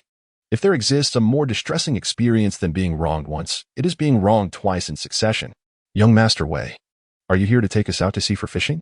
Old Man Qian was the first to inquire. Young Master Wei, we cannot catch this, to create it. We must employ casting methods, Master Ma added with a furrowed brow. Warm breath brushed against his face as she lifted her gaze, her eyes resting on his pronounced Adam's apple. She gently rose on her toes and kissed him. Unless one knows the path to the spirit realm, those without the proper methods would never find its entrance. The raging sandstorm abruptly ceased, leaving behind a single wing that trembled on the ground before becoming still. Bai Xiaoma's dagger sliced through her palm, and the blood that flowed was smeared upon her storage equipment. The power contained within her blood forced the storage item open, revealing a fiery red crystal and a scroll in her hands. She was covered in bruises, bloodied and battered, sitting on the ground and howling in despair. The members of King Summon retreated, while the elders of Zhaoyang Palace and Zuyishang appeared somewhat befuddled, with Cui Kongdu mockingly ridiculing them. Perhaps motivated by a desire to set an example, Lu Hai regarded the courtyard as a testing ground, directly taking down a few neighbors with whom he had a good rapport. Chapter 101. There must be a misunderstanding. This is too much to bear. I have accepted the friendship of Mr. N.I., and I shall personally settle today's bill. Zheng Qian quickly declined. Mr. N.I., you have crossed a line. Does Mr. Zheng truly lack such trivial funds? Han Huahao couldn't help but remark that the pairing of Deus Lin and Lu Qingzhou was despairingly harmonious. In truth, I am the silver feather lark, but due to my golden birth, my sister affectionately named me Golden Feather, or Jinyu for short, Jinyu explained slowly. Especially at the moment when Xia Jiqing threw herself into his embrace, Chu Luoyan felt his heart melting under her warmth. Because I have wealth. Yet money is merely a means of enjoyment. Why not utilize it for greater purposes? Qi Zitong smiled gently, under the sunlight. Her smile radiated like honey spread upon his bitter heart. Driving away from the scene, Bing Mo chose not to comfort Li Hanwei, sensing that she needed solitude to reflect on the mistakes made that day. Duan Mukin listened to Hua Cheng's grievances, his captivating gaze flickering with shrewdness, unnoticed by Hua Cheng. Su Jian was momentarily taken aback. Regardless, please have Ling Xiener relay my message. He then embraced Cheng Da's neck and descended the stairs. A close-up revealed 2 hands interlocked, adorned with a love diamond ring glimmering in the firelight. Hello, is this sister-in-law? The voice that came from the other end was not Bing Mo, but Luaniza. Do not waste your efforts. There is no one inside. Lin Xian's expression was frigid, realizing he had made a fruitless trip. No worries. Please enjoy your meal. Should anything arise, feel free to call upon me. I assure you, I will not disappoint. Though there was no immediate need for assistance. Cultivating a good relationship with this individual was undoubtedly wise. The third eye on the beast spirit's forehead could emit light, yet like the abilities of divine descendants. It required energy comparable to the summoning skills of the Yuanzi divine lineage. Ordinary beast spirits could typically unleash only one powerful strike, hence they were sparing in their use. Have you seen the order? Did you go on your own? or were you sent? Lu Kai seemed to inquire with a singular purpose. The crowd gathered before the county office. Ci began beating the drum to voice their grievances. Shortly after, a bailiff emerged to allow the crowd to present their complaints. Si Nanshao arrived, catching the keen eye of Yan Minjing, whose expression shifted as she swiftly turned and departed in another direction. It was merely a brief fainting spell caused by Yi Yan's frigid aura, yet Yi Yan was easily able to rouse him. In truth, one cannot fault Cheng Weilian. Having a chancellor for a father naturally negated the need to curry favor with others, as they would come to him instead. However, Cheng Weilian's temperament was not particularly conducive to such flattery. Yet, all things will eventually fade into the stream of time. Is nostalgia even meaningful? When we sought Yunxing, we were intercepted by several formidable figures. To protect me and Zihan, my sister bravely led the assailants away. Su Shuya spoke, tears streaming down her cheeks. Ian then retrieved various ingredients from his pack, including wild chickens, deer antlers, ginseng, bird's nest, and precious medicinal herbs. Lei Chen blinked in disbelief. Was there truly a spirit stone at the 19th district? Why hadn't he clarified this earlier? Would retracting his words now leave Huang Long Daoist with the impression of being fickle? After enjoying a comforting hot bath and changing, Lei Chun heard the clattering of dishes in the kitchen, discovering Lu Shishir preparing breakfast. The previous destruction of the base had inflicted severe losses on the Tianshi mercenary corps, and their funds for weaponry had been cobbled together, nearly depleting their reserves. Although backed by a financial benefactor, the overall monetary gap remained substantial. No, it is far crueler than you imagine. The first night entails a battle between you and the 99th. Jean Bally continued. Upon reaching the Letian supermarket, even before entering, the crowd's noise could be felt. Riding the elevator to the upper floor, the shelves towered, lined with a dazzling array of goods. He had indulged in pleasures for years, living comfortably. Claiming illness would be absurd, as he had been pampered. Yet, if that were not the case, how could his son possibly arrive? The clanging and clattering with the spirits persisted, as neither could harm the other. Thus, they merely thwarted one another, resulting in a stalemate. Tian Mayer was at a loss for words. She realized she had not checked the calendar before venturing out, only to encounter such a remarkable individual. He felt that he had undergone a significant transformation. Aside from his martial arts, he bore little resemblance to a secluded practitioner. Instead, he appeared akin to disciples engaging with the secular world. Begai Hong Qigong, the leader of the beggar sect, was known for his generosity and righteousness. He was a true paragon, gluttonous by nature, and had once allowed his appetite to compromise his duties, resulting in the loss of his right-hand finger, thus earning him the moniker of the nine-fingered divine beggar. This, therefore, could be seen as provoking a hornet's nest. Prior to this, the great Luo Golden Immortal represented immortality.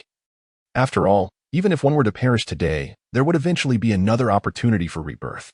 As long as they did not provoke those who wielded terrifying powers such as the four swords of extermination in the Taiji diagram, they would not face death. Thus, for ordinary beings, these circumstances were inherently inequitable, yet they still lamented the heavens' unfairness. Was that not a jest? However, as the saying goes, policies at the top lead to countermeasures at the bottom. Over millennia, many wise individuals have devised martial arts and internal cultivation paths that do not promise eternal life, thus passing down these teachings without disregarding the original stipulations. Not only the golden-winged roc, but also numerous fearsome beings surged forth from all directions, voraciously consuming the remaining 3 tribes. Clearly, these entities had been lying in wait for this very moment. I'm busy, said Li Xiaolu without a second thought. As a company president, it was inconceivable to answer a call so readily. That would be beneath his dignity. Of course, he would make the other party wait. Chapter 102. The deposit task. Mr. Zheng. Our gym has been established, thanks to your capable spouse. She has been tirelessly running to Longhu these past few days, dedicating considerable effort. Jiang Tao? And I Guodong? What is going on? Besides bringing the young lady from Luyuan Mountain Villa, does Zheng Qian have another capable partner at home? This is truly a testament to the unwavering support at home while the outside world flourishes. El Qian gestured with his fingers, commanding the group to split, and they promptly divided into 2 teams. Gu Sahan watched the hurried departure, scoffing softly. She raised her right hand, inspecting it for a while, finding no trace of the earlier burning pain, as if it had merely been a figment of her imagination. Is our romance not pure and unblemished enough? Shang Yuan raised an eyebrow, inquiring of me. In previous years, Liang Chuyue could forego palace visits. But But now as the designated future princess of Qi, her absence would seem inappropriate. The sect currently possesses some resources. Acquiring a large estate to sustain its members is not problematic. I knew she must have begun using Su Muao's consciousness to seek his soul, as the white mist emanating from the puppet indicated its quantified consciousness. As the reports echoed continuously, beads of sweat began to form on the foreheads of the decision-makers.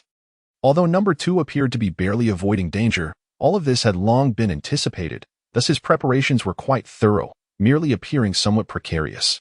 Currently, Ji Fengsu's condition was not optimal, hence Nalan Shixin refrained from engaging with her. Before the eyes of Shui Laozu and his companions lay only the crumbling debris of sand. A lifelike sand sculpture had been reduced to a heap of ruins. Lu Feng surveyed the surroundings. Apart from the endless expanse of yellow sand, the entire sealed space was dominated by a pair of serpent heads glaring with large lantern-like eyes. The shout from Changshan startled me. Previously, in my quest for revenge for Rongrong, I had resorted to dark arts to eliminate someone.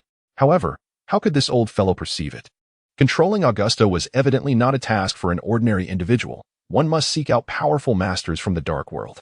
Huang Yu and Feng Daong possessed rich battle experience and had encountered various practitioners from the dark realm, making them quite suitable.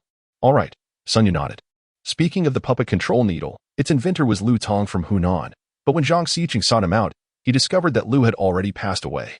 Regrettably, that Kiki had been close to Lu Shun for 3 years without any awareness. At this rate, it would only be a matter of time before disaster struck. Reaching out to remove the stopper, I noticed it was still somewhat muddy. I paused, pondering whether this could be the bottle used earlier at the grave. Though it was quite shameless, it was also human nature. If it were he would have acted similarly. What others say is merely hearsay. Who knows what is true or false, and if one falls victim, to whom could they cry for help? Upon seeing this, Zhang Yun let out a sigh of relief.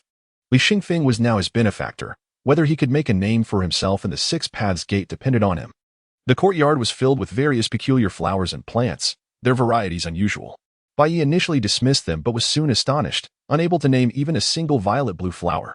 Surveying the surroundings, the walls and floor of this space were entirely composed of a translucent crystal, whose surface emitted a faint white mist, transforming into a chilling aura that enveloped the air. In a moment of desperation, Louis surprisingly leaped on one leg, executing a backflip while striking downward towards the grass chicken. It was precisely because of this innate talent that he miraculously blocked the advance of the formidable blue sky Yasin, astonishing all observers. Thus, in a public setting, Lei Zhan erased the president's insignia, and everyone watched in shock as the president's head suddenly exploded. By the way, the villa has been rebuilt. When shall we choose a time to move in? During dinner, Yi Sen Shao remarked with a smile, "This house is actually quite cozy. For an ordinary family of 3, 4 rooms and 2 halls are quite spacious. Indeed, I have heard that the projects you mentioned are merely standard training for ordinary special forces. The training for elite special forces includes even more formidable challenges. I hope the instructor will consider adding a few more." Wei Yang stated bluntly. "I have awaited this moment for far too long. Brace yourself." Yang Tianyan suddenly laughed maniacally, striking fiercely with his sword, unleashing a vast expanse of blue flames that surged forth like a tidal wave. Luo Hao piloted the flying vessel into Mission Star, where a vast primitive forest sprawled across nearly 100 kilometers. Longting listened to the trio's account, finding it rather strange. However, recalling his own eccentric temperament, he thought that should he provoke someone's ire, he might end up like Mr. Duanjiao. Noting the 3 trembling in fright, he decided this matter would not be resolved hastily. Instead, he contemplated finding an opportune moment to offer counsel later. In the next instant, he appeared behind Su Chen, and with a swift strike, aimed for Su Chen's heart. This night was destined to be sleepless. Chao Zhiwei too could not find rest, as she reminisced about Li Zhu's various kindnesses towards her. Chapter 103. I will contribute 30 million. 5 million is beyond my means, but 3 million is manageable. Zheng Qian expressed his willingness to assist Jiang Tao with this sum. Is it sufficient? Absolutely, it is more than enough. Jiang Tao was overjoyed. Initially, Han Huhao had clearly informed Zheng Qian that he had secured 20 million, hoping Zheng Qian would match that amount. The 30 million exceeded Jiang Tao's expectations and was entirely adequate. Subconsciously, she glanced up at Qin Yin. But Xinwan observed that Qin Yin continued walking with a serious demeanor, not resembling someone who intended to tease her. In truth, her discomfort stemmed from an excessively busy day, which left her without an appetite for lunch and still unfed for dinner. The combination of an empty stomach and the earlier shock intensified a vague pain that had now become more pronounced, prompting her to instinctively place a hand on her abdomen. Zhang Liao rode forth with his sword raised high, roaring as he charged ahead, his battle blade reminiscent of the Grim Reaper's scythe, ruthlessly claiming the lives of enemy soldiers. "You have worked hard." Mu Chuan nodded at Master Li, then gracefully waved her hand, summoning the purple jade cauldron to appear before her. In the past, how many wealthy landowners in the Magic City were willing to spend exorbitant sums to invite old Master Su to lend his expertise? Su Rongrong felt somewhat speechless. Just then, a CAF attendant approached to take her order, prompting her to casually request 2 cups of hot coffee. After a moment's thought, she also asked the attendant for 3 apples. "Wan Yang, this is the baked pancake I bought for you at the market today. Please sit down, and let us enjoy it together." Qin Yin placed the pancake on the table, taking one for himself before he had even eaten a proper meal. Xiaoyang recounted his change in mindset at that time in detail. Although he had since recovered, he still sensed some lingering differences. General Wei quickly interjected. "The Buddha says, it is not to be spoken of," and then smiled slyly at General Qiao. Ever since the sword master arrived, she had fallen deeper in love with her current pursuits, as everything seemed reminiscent of the past. "Xiao Tian," he silently recited, a glimmer of murderous intent flashing in his eyes, accompanied by a wicked smile reminiscent of Lu Huan. 10 minutes later, Fei Daoanjiao Xiaozi arrived at the door of Ao Zhao's chamber. Suddenly, a dragon's roar reverberated through the air, shaking the heavens, indicating that a dragon was soaring through the void. Subsequently, Ning Yi found himself bloodied and tattered, lying amidst a dense thicket, as though he had just survived a harrowing chase and was now hiding from grievous injuries. The silver-armored spirit exuded a formidable aura once donned by Yi Tianyu. Reporting to the authorities would only exacerbate matters, adversely impacting her career. However, privately, she could seek vengeance against the South and North for today's grievances. De Zhuang naively believed that Zhao Dehu would call him during this ordeal, but not once did that scoundrel inquire about his injuries. Even as he took a taxi to the People's Hospital. "Let us depart. It seems we must deliberate further." Lu Yu quietly led Yang Zhentian away. A group gathered to discuss whether they could construct additional strongholds outside the South City where skilled practitioners could reside together and look out for one another. "Our cultivation has reached its limits. We should seek an opportunity to ascend to the higher realms. The upcoming battle for the Divine List presents a perfect chance.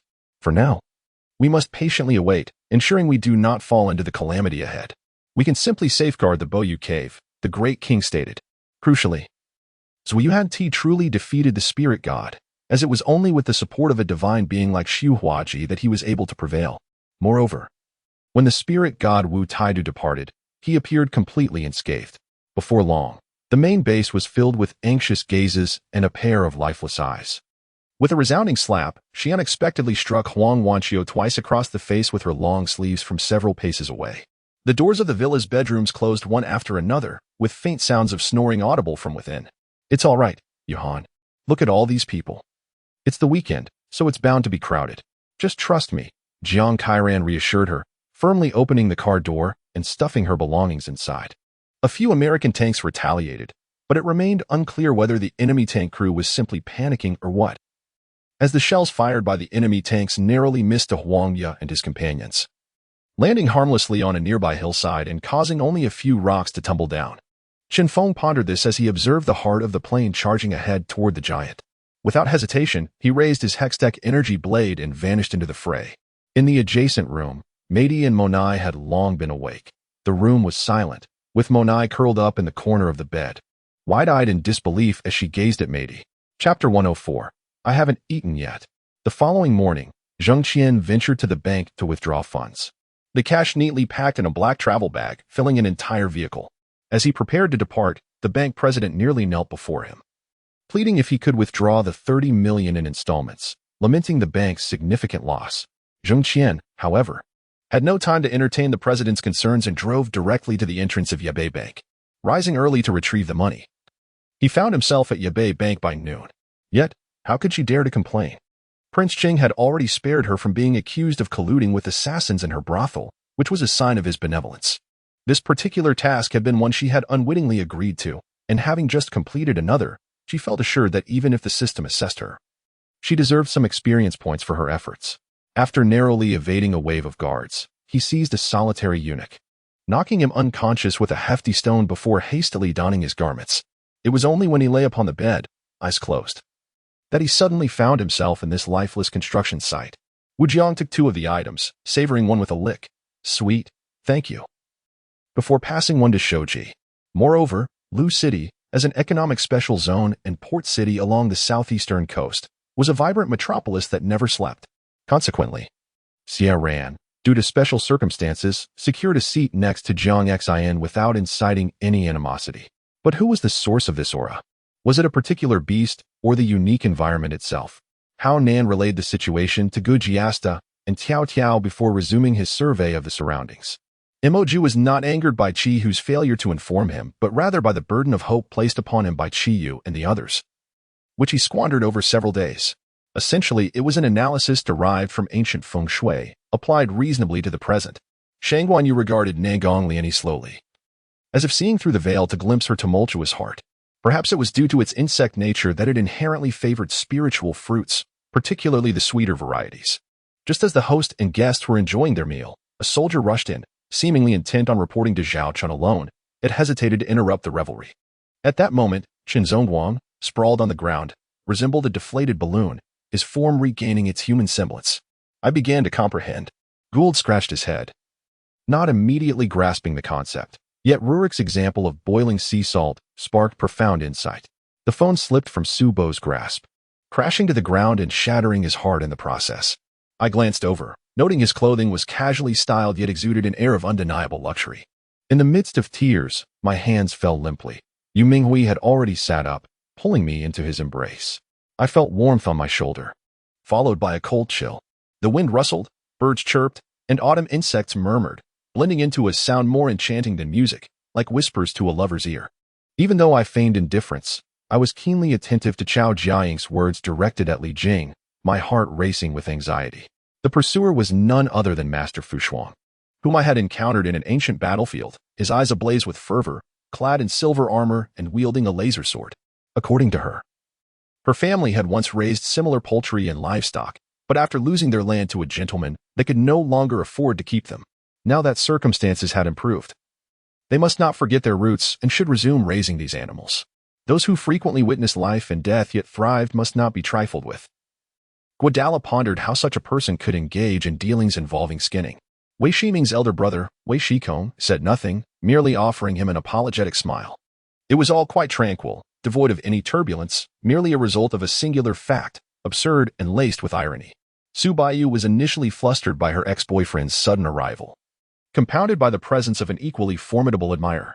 Clearly, Luo Tian had discerned this entire scenario, emboldened to pursue her alone. Upon discovering the absence of desired information, Junzi Yuji even poked at the 3000 glamour in the voice tool once more. However, Lu Ming remained silent, continuing forward until he reached the 4th fork in the road, where he finally halted. After approximately 45 minutes, Yu arrived at Qianfei town, near Wanqing. As directed by GPS, one must admit, in comparison to the rare beasts obtainable from system NPCs, the mounts were undeniably more temperamental, leaving one at a loss for words. The unexpected adversary did not slow Lu Ming's pace. He bellowed, "Eye of Thunderstorm," instantly entering firing mode and unleashing a barrage upon the two creatures. Yu clutched the heavy gold necklace, draping it around his neck. It was truly weighty, donning a Cloud Gang uniform complemented by the gold chain. He undoubtedly appeared quite the gangster. Si Shiwan, Shi Yin, and Deng Yin formed a triangle around him.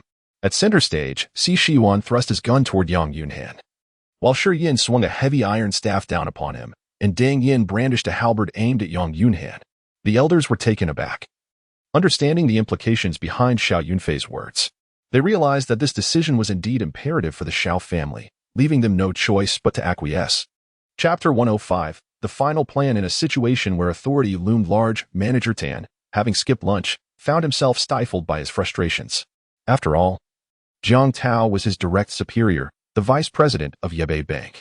Burdened by resentment, Tan could only summon a few colleagues to assist him in counting money under the scrutinizing gazes of Zheng Qian and Jiang Tao. He understood that this was a form of punishment from Jiang Tao, a consequence of his recent disrespect toward Zheng Qian. Alas, there was no recourse but to accept it. Jiang Tao's classmates, Zhou and Shun, were also present, a gesture of gratitude for their care of his sister. Su Ruo then turned her attention toward Zhou Mian and Shen Huijing. As she delved into her memories, she recalled that her previous incarnation had also shunned the throne. Otherwise, when her elder brother had passed, she could have seized power at any moment. The laborers secured the horses and ordered a lavish feast, indulging in food and drink while resting for the night before setting off the next day. There was little to organize. The garments of the two men were merely tattered rags, barely adequate for covering their bodies, and would likely go unnoticed if discarded in the streets. The crowd remained skeptical of Lin Feng's claims. Anyone could speak, but if such skills truly existed, they would not be relegated to such a vehicle. This time, following a lead to the Wulyo base, he fortuitously heard the name Guihai and sought it out, ultimately encountering an old acquaintance. To eliminate Lu Jinyuan, one must draw near him, for he had mastered an impenetrable martial art, and Jiang Yanwei fortuitously knew his vital points. Jiang Yan sighed, reflecting on his years of diligence. He felt no guilt toward the common people. Does this 50,000 include the construction team's wages? Does it cover the materials? Xiao Chuan inquired further. Including his group. Anren had safely descended the mountain, totaling 9 groups with 18 individuals. In a palace within the imperial harem, Xiaochen, Jin Yuer, Sun Simiao, the Grand Minister, Mei Dai, Yifeng Wang, Lin Wanqing, and Diao Chan were all present. Lu Qingzhou bit his lip in silence, leaping to the upper level, only to encounter a thick, foul atmosphere hanging in the air, which was too dense and infused with malevolence to penetrate. Holding onto the unreturning sword and channeling his energy, he prepared to force his way through.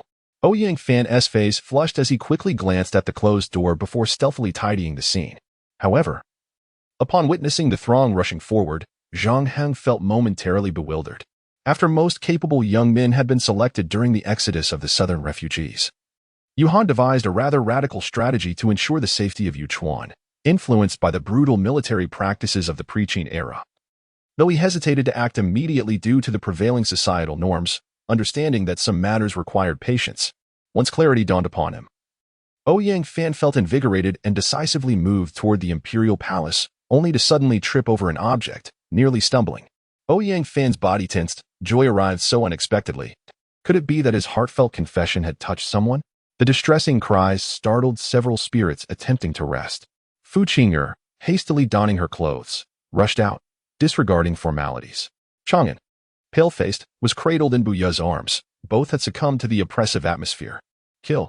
The Dragon Clan's Dark Guard uttered no further words, charging forth with lethal intent.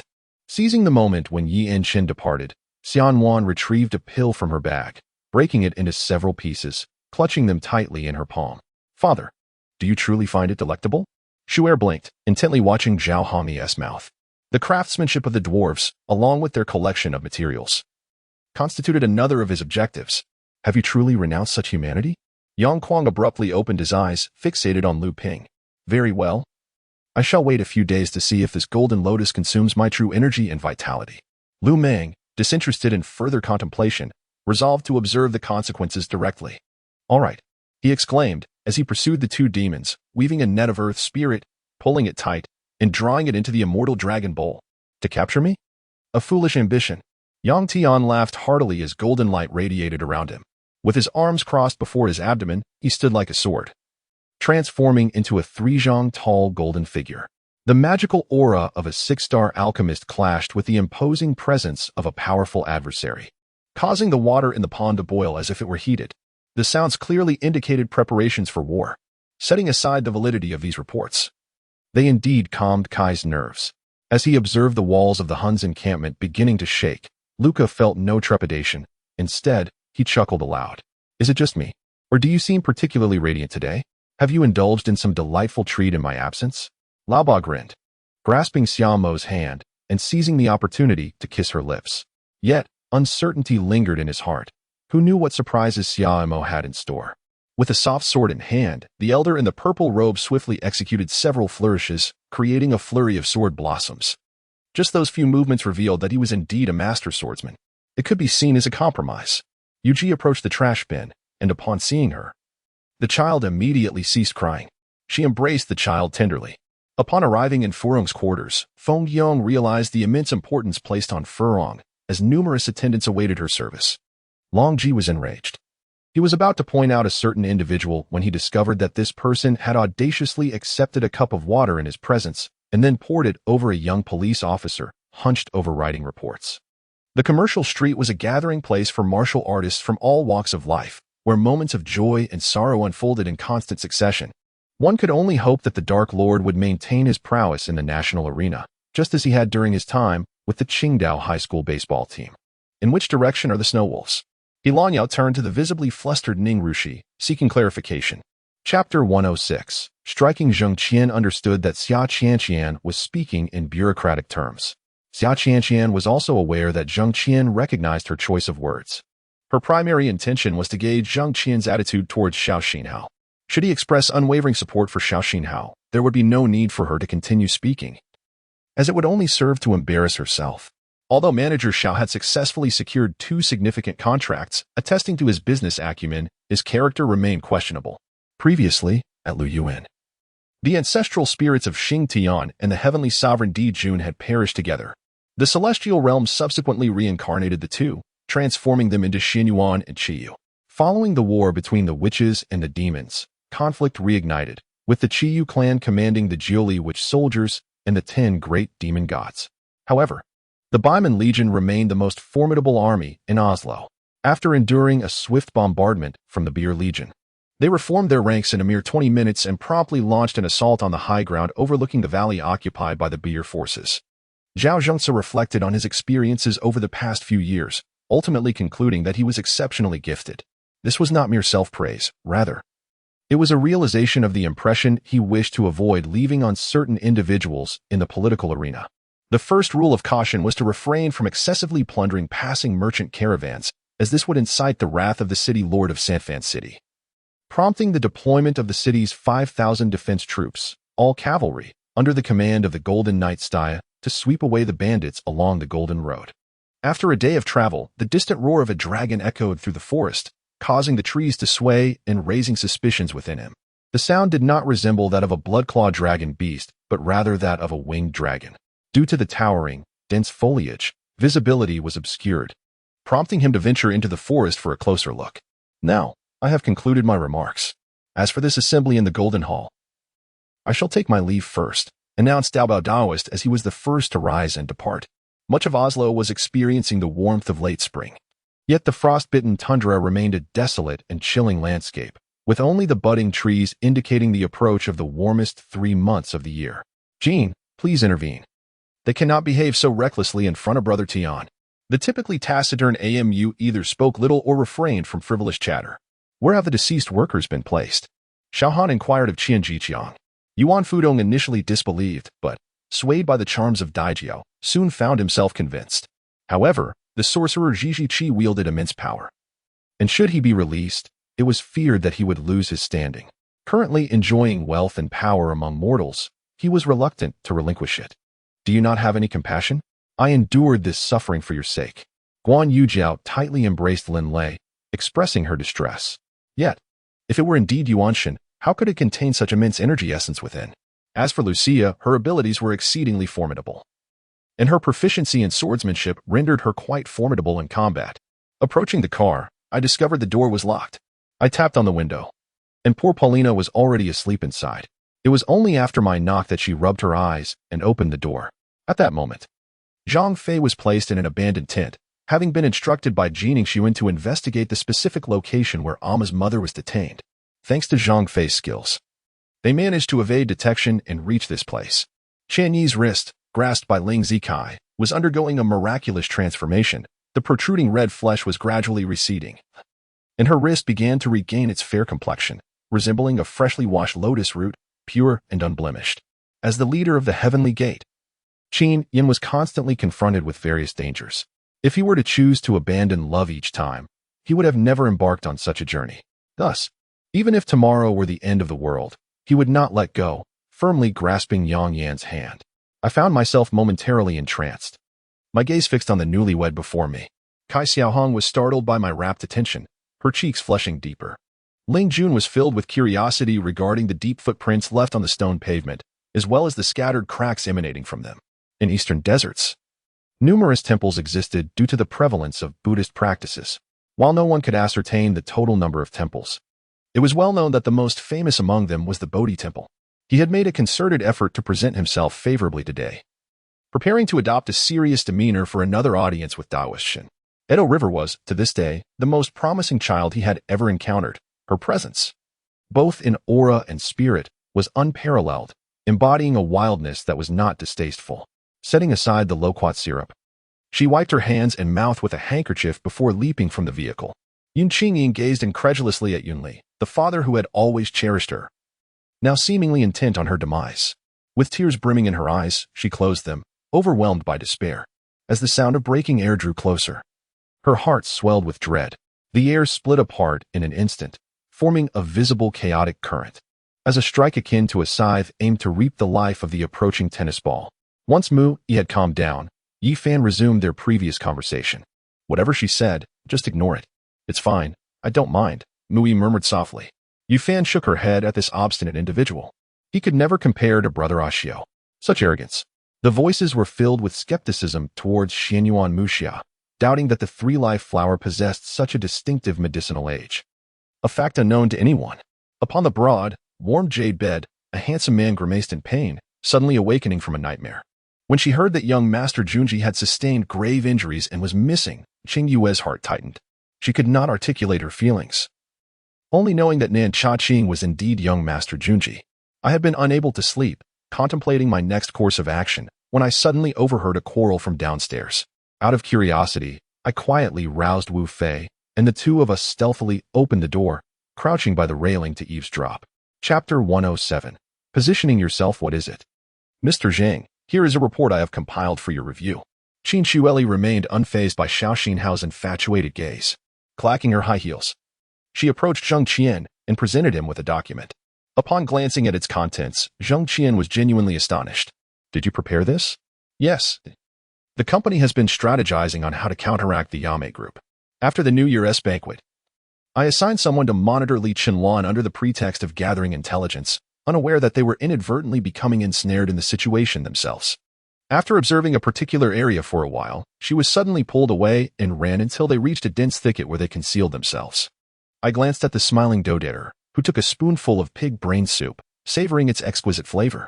Without hesitation, I sat down and devoured both the bear paw and the pig brain soup.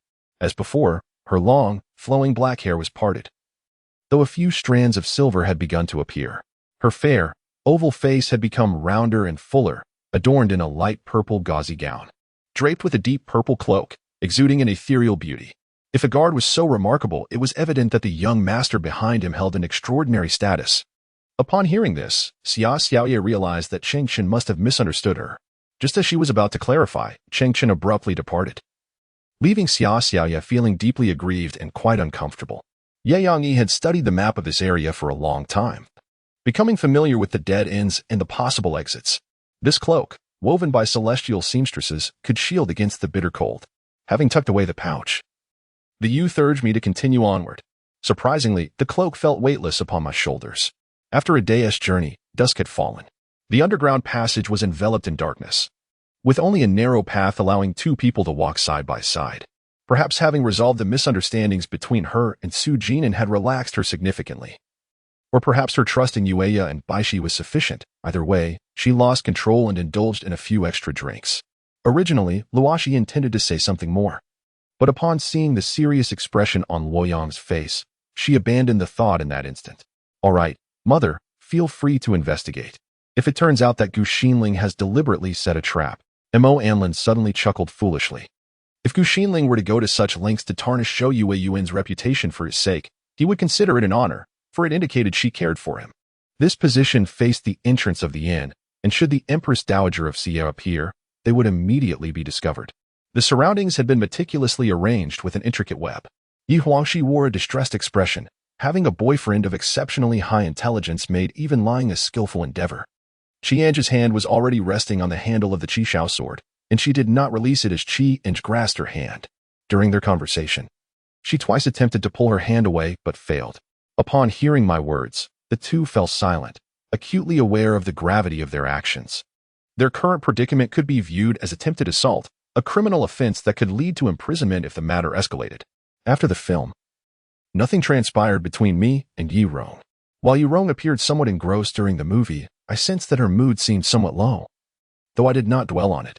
I spoke these words primarily to extricate Zhang Qian from an awkward situation, also believing that bringing her along when discussing matters with Yurong could mitigate any misunderstandings between Zhang Qian and us. A man should be this way, refusing to settle for mediocrity. Romance is a man's nature, chivalry exemplifies manliness, and ambition symbolizes both respect and dignity. The words added by Uncle Yin later became a guiding principle for Qin Hung in the business world. Meng Qi's excitement upon hearing that they were willing to join him was palpable, and his wariness towards them diminished somewhat, since his legs were rendered useless. He felt no sensation in them whatsoever, whether struck or pricked. There was no feeling, as if his legs did not exist. Through gentle friction and teasing bites, we both endeavored to ensnare the other in our kisses. Subsequently, Bumu Butai summoned the feast, and the rear hall was bustling with activity. Meanwhile, I awaited the moment of reuniting with Doran. I had rarely encountered beggars of such youth. Most seen on the streets were middle-aged or elderly. Third brother. Will I also participate in the martial arts competition at the school festival?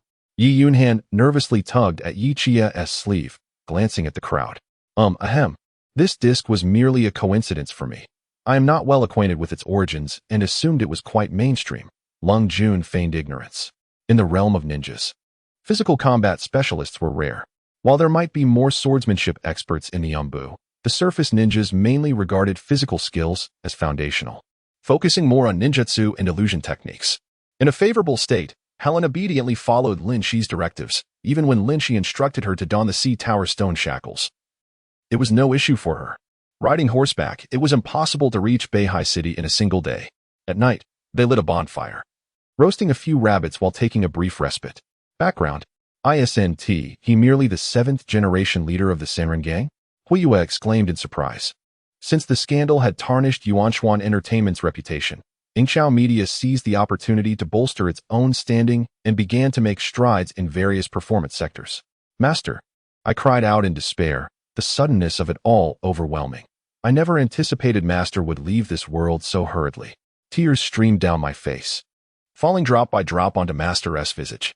Amidst the surging black mist from the exploded furnace, 2 lights, one purple, one green, flickered. As the mist gradually dissipated, their true forms emerged, 2 pills, each a 4-patterned elixir. Chapter 108, The Teachings of Elder Hu. Zheng Qian approached the vicinity of the public relations team's workspace. There was an unsettling tension in the air. Each individual was engrossed in their tasks, devoid of any communication. Zheng Qian clapped his hands. To the public relations team. In 2 days, Dust Shipping will be visiting our company for an inspection. This is a foreign enterprise. Who among you possesses strong English skills? I do. Both Zhang Xiaoao and Qin Xueli stood up in unison.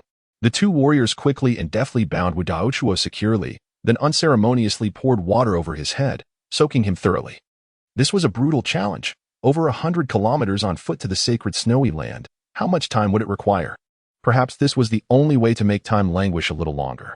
Upon introspection, Jian Shuiying realized the dark blood within her had already cleared. Yet, despite the passage of time, Tang Yi's lips remained pressed against her skin, not drawing in breath, merely adhering tightly, causing her to feel a rush of embarrassment, ultimately leading her to whisper under her breath. Li Chifeng, having received several slaps, roared and lunged forward. Ah Bai, with a calm demeanor and unblinking eyes, retaliated with a swift kick. Yi Lingsu recognized the voice belonged to Wu Yo Dao, and before she could react, Taimu Li obstructed her path, his right hand sweeping through the air, unleashing a forceful gust. Meanwhile, the martial sects entering the plaza were entirely focused on the explosive battle, completely disregarding the direction of Meng Qi.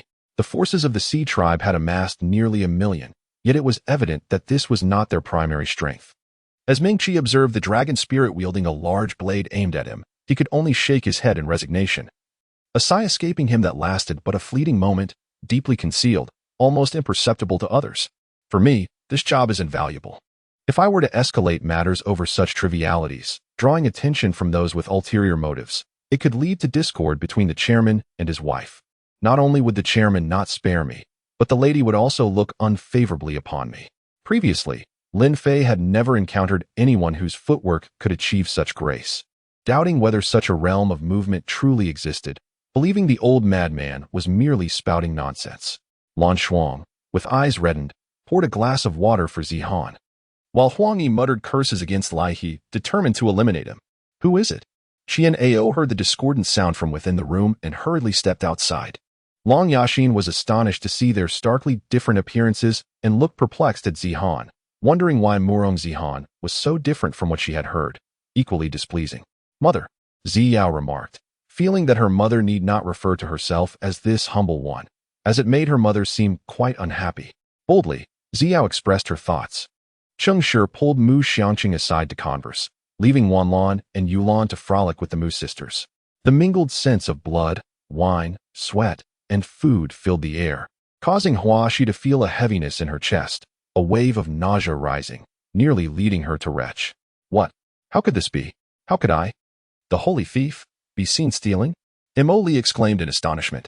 Qing Yuan recalled the resplendent flowers within the palace, while outside, the biting cold winds had already set in. The city of Jiangzhou faced a once-in-a-century flood, exacerbating the trials of existence for its citizens. Zhong Shuyang received a sharp blow from Jixie. Clutching his head and humming in discontent, Jixie ignored him, directly dragging him to find Chen Xiaoxian. Li Jixing, despite his reluctance, nodded in compliance with his wife's directives. After boarding the carriage, Qin Jinyu leaned drowsily against Su Hang's shoulder, not asleep but incessantly chattering. As they ventured further, Lin Cha's eyes sparkled with excitement as she insisted on having Qin Mo's and take photos of her with various fish. A group of about 10, among them 3 resembling scholars, and several servants, bolstered their spirits after a victorious encounter. The baby was not so cruel as to create trouble unless pushed to the brink, right? Yang Shi had 3 sons, and things were not going well. The previous day, she had hardly eaten, and on the day of her departure, dinner was barely touched. She was suffering from low blood sugar, and now, she was uncertain how long it had been, feeling quite unable to endure any longer. Meanwhile, Sun Shinan drove a military vehicle swiftly on the highway, her wireless earpiece conveying reports from her subordinates. He must have experienced similar tragedies in the past, for he was astutely aware of being the only one capable of assisting Shiza. Of course, you are also loyal viewers of the Clausen and Hyacinth shows. Xia Bayer grinned broadly, displaying the voting interface for architectural models on the screen.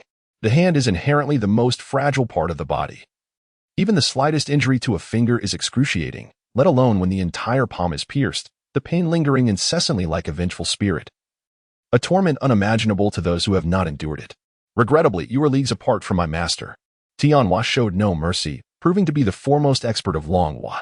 I seek your collaboration, Luo Shuihan stated, slowly lifting the cup of tea from the table, admiring the unfolding green tea leaves, exuding a rich aroma. Zhuo? Chu Tianling felt all his strength dissipate, collapsing onto the ground. In June and others waited in the restaurant for Fu Yiming and Detong, but their wait was fruitless.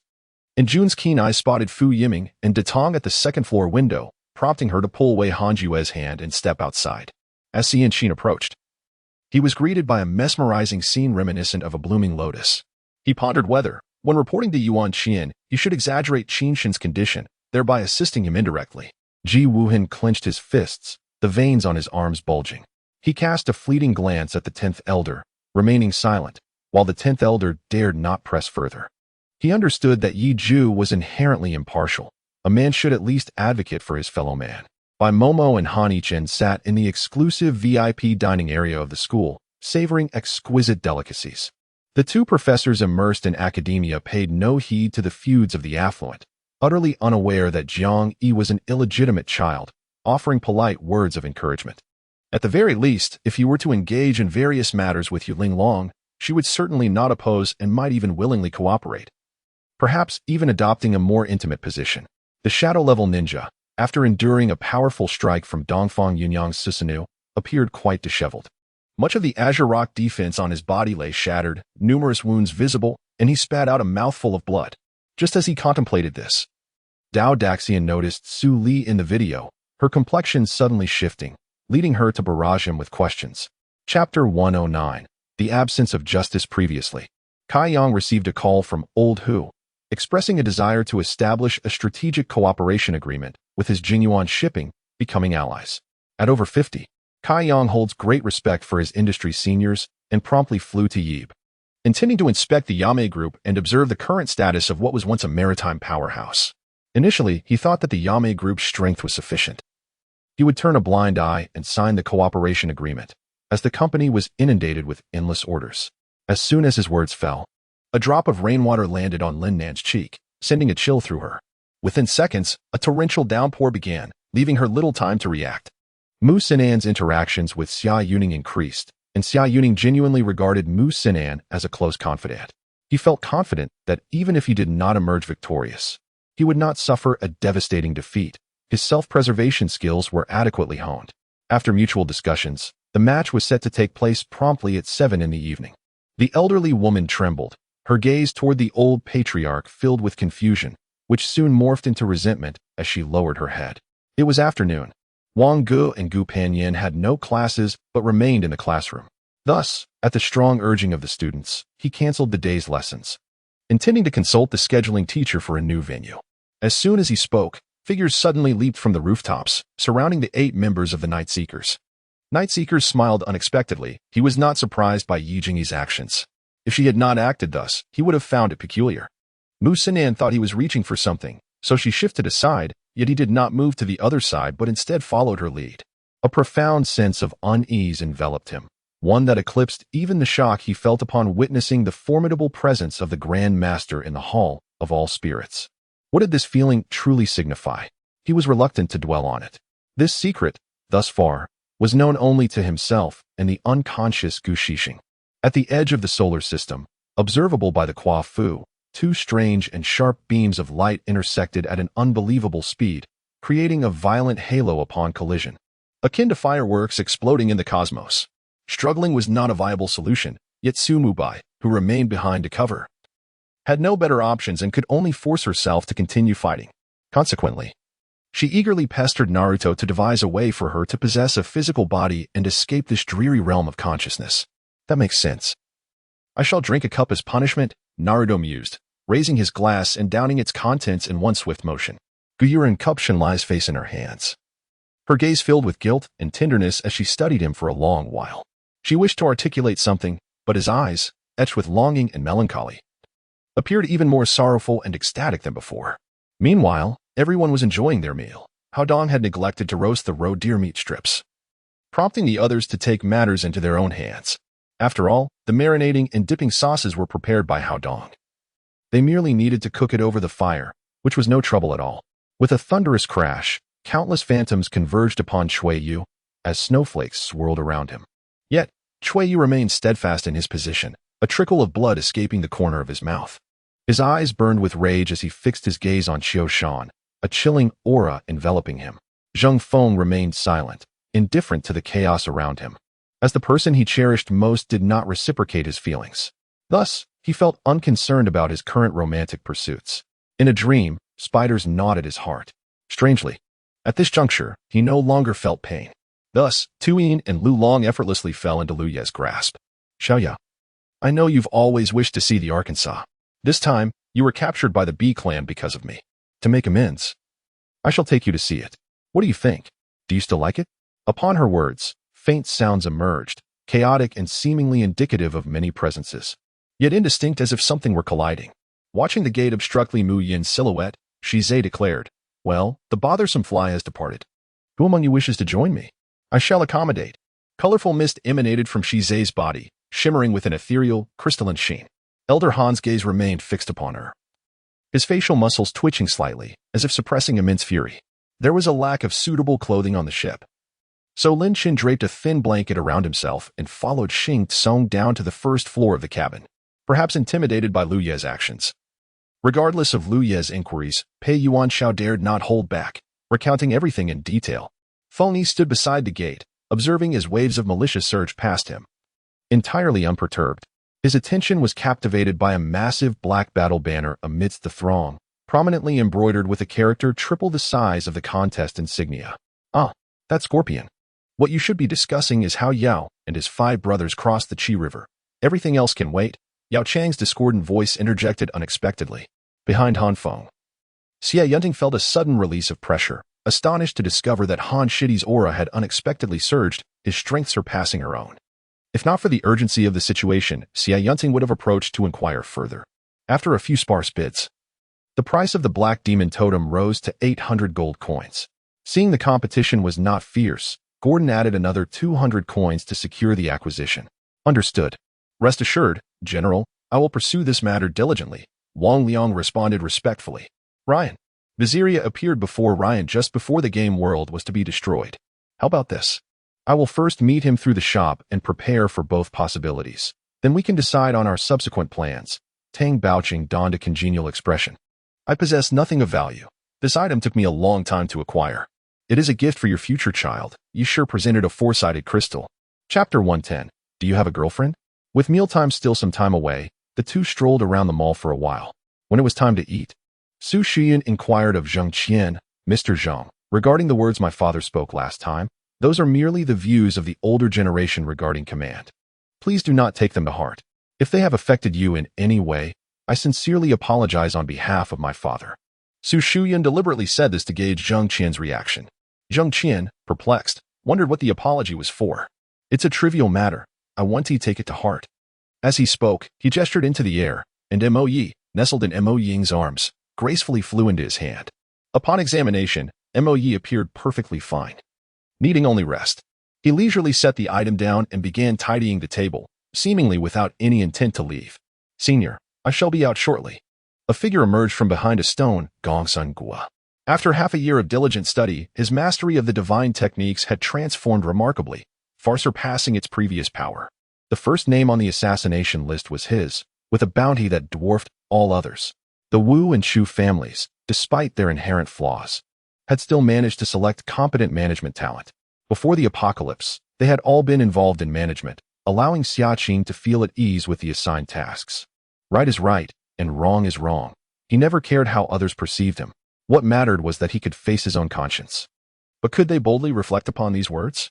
A truckload of solid gasoline? Xiaqing asked, astonished, knowing that energy sources were always in high demand. Following the previous instructions from the sales manager, Yi Yu approached the bar, intending to order a juice to moisten his throat. As he still needed to drive and could not indulge in alcohol, Pei Zhan gestured for no one to pursue. It was unnecessary. They were not lacking in these few extraordinary individuals, but once they left the base, life would not be as easy as it was now. Gazing into Sasuke's earnest eyes, Hizi was momentarily taken aback. She could hardly fathom that such words could come from a seemingly aloof child. Over the millennia, aside from the old man, only a monk named Finfu from the Sand Ninja village had spoken similarly to her. Children, I haven't seen them in ages. I miss them dearly, she said. Looking up at Qiuqian, with a powerful kick, Aiyu shattered the seemingly solid ceiling door, creating a force that sent the Nine Tails tumbling. Upon witnessing this, Luo Li smiled, radiantly pleased, for the starry palm truly lived up to its reputation as the extraordinary technique he had once created in a past life. The once gentle and kind-hearted Yao Er transformed into a furious matron upon seeing him, incessantly scolding and even striking him, which left Luo Yang at his wits' end, prompting him to separate the two to restore peace. Zhai Yalan drew a dagger from his robe, forcefully plunging it into the well wall, embedding the blade deep into it. He also utilized the silk from his protective wristbands, hoisting their bodies with it, as he stepped onto the dagger lodged in the wall. I'm not jumping anymore. You scoundrel Jing Jinhua, she shouted, rushing forward to engage in a heated quarrel with him. Under repeated temptations from Liang Meibao, she finally persuaded the family driver to bring her over, preparing to assist her sister in dealing with that novice. However, Jing Jinhua was acutely aware that the root of the relationship issues stemmed from Zhang Bilian's emergence. Otherwise, why would she succumb to depression? Changsheng smiled. He and Fan Dao could not be considered friends, as they were always scheming against one another. The Zhang family's greatest fears had come to pass. Initially, she had foolishly believed her escape from the palace was destiny, unaware of the trials that awaited her. With the combined efforts of Li Ying, Sister Yun, and Mei Liafu, there was little left for her to do in the kitchen. Thus, she joined Long Zhan and Lu Wei, two injured individuals, in light-hearted conversation. This national princess, encountered during the journey to the west, had inexplicably taken a liking to Ji Wushuang, whose flesh was as tender and fair as that of a monk. It was not merely death, but a cruel disembowelment, and the loss of a heart. Emperor Changren could only imagine the tragic demise of that princess upon hearing the news. However, Lin Zihan was a different story. His future was vast and unknown. Longjiu, come here. Unexpectedly, the immortal monk disregarded the corpulent Hong and beckoned to me instead. Huh? The ratings for the Easter egg have surpassed 40? Suddenly, Lu Xiaoyan's beautiful eyes brightened in astonishment. Shi Qinghuan chuckled. For after all this time, she had come to understand her brother to some extent. Shun pondered the words of Lu Ran, reminding himself to remain focused and attentive to his opponent's actions. Since his reactions were somewhat sluggish, he decided to begin assessing the opponent's preparatory moves to predict their next actions. However, given that Chun Yuxia was the direct disciple of the sect leader, it was indeed peculiar for such a prodigy to be dispatched to the front lines, leading a group of marginal inner disciples. What? That coward Tang Fei is over there?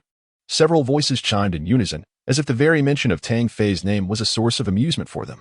They desired only what they sought, and every place was obliged to provide it, not for any particular reason, but simply because Tang Fei was the world's sole Eastern war dragon. The atmosphere in the car was unprecedentedly tense. Li Jing'e remained silent, lost in her thoughts.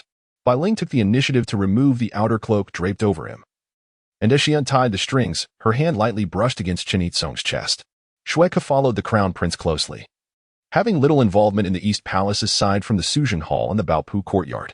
She was unaware that to the east lay a vast expanse of water, devoid of any marks of craftsmanship.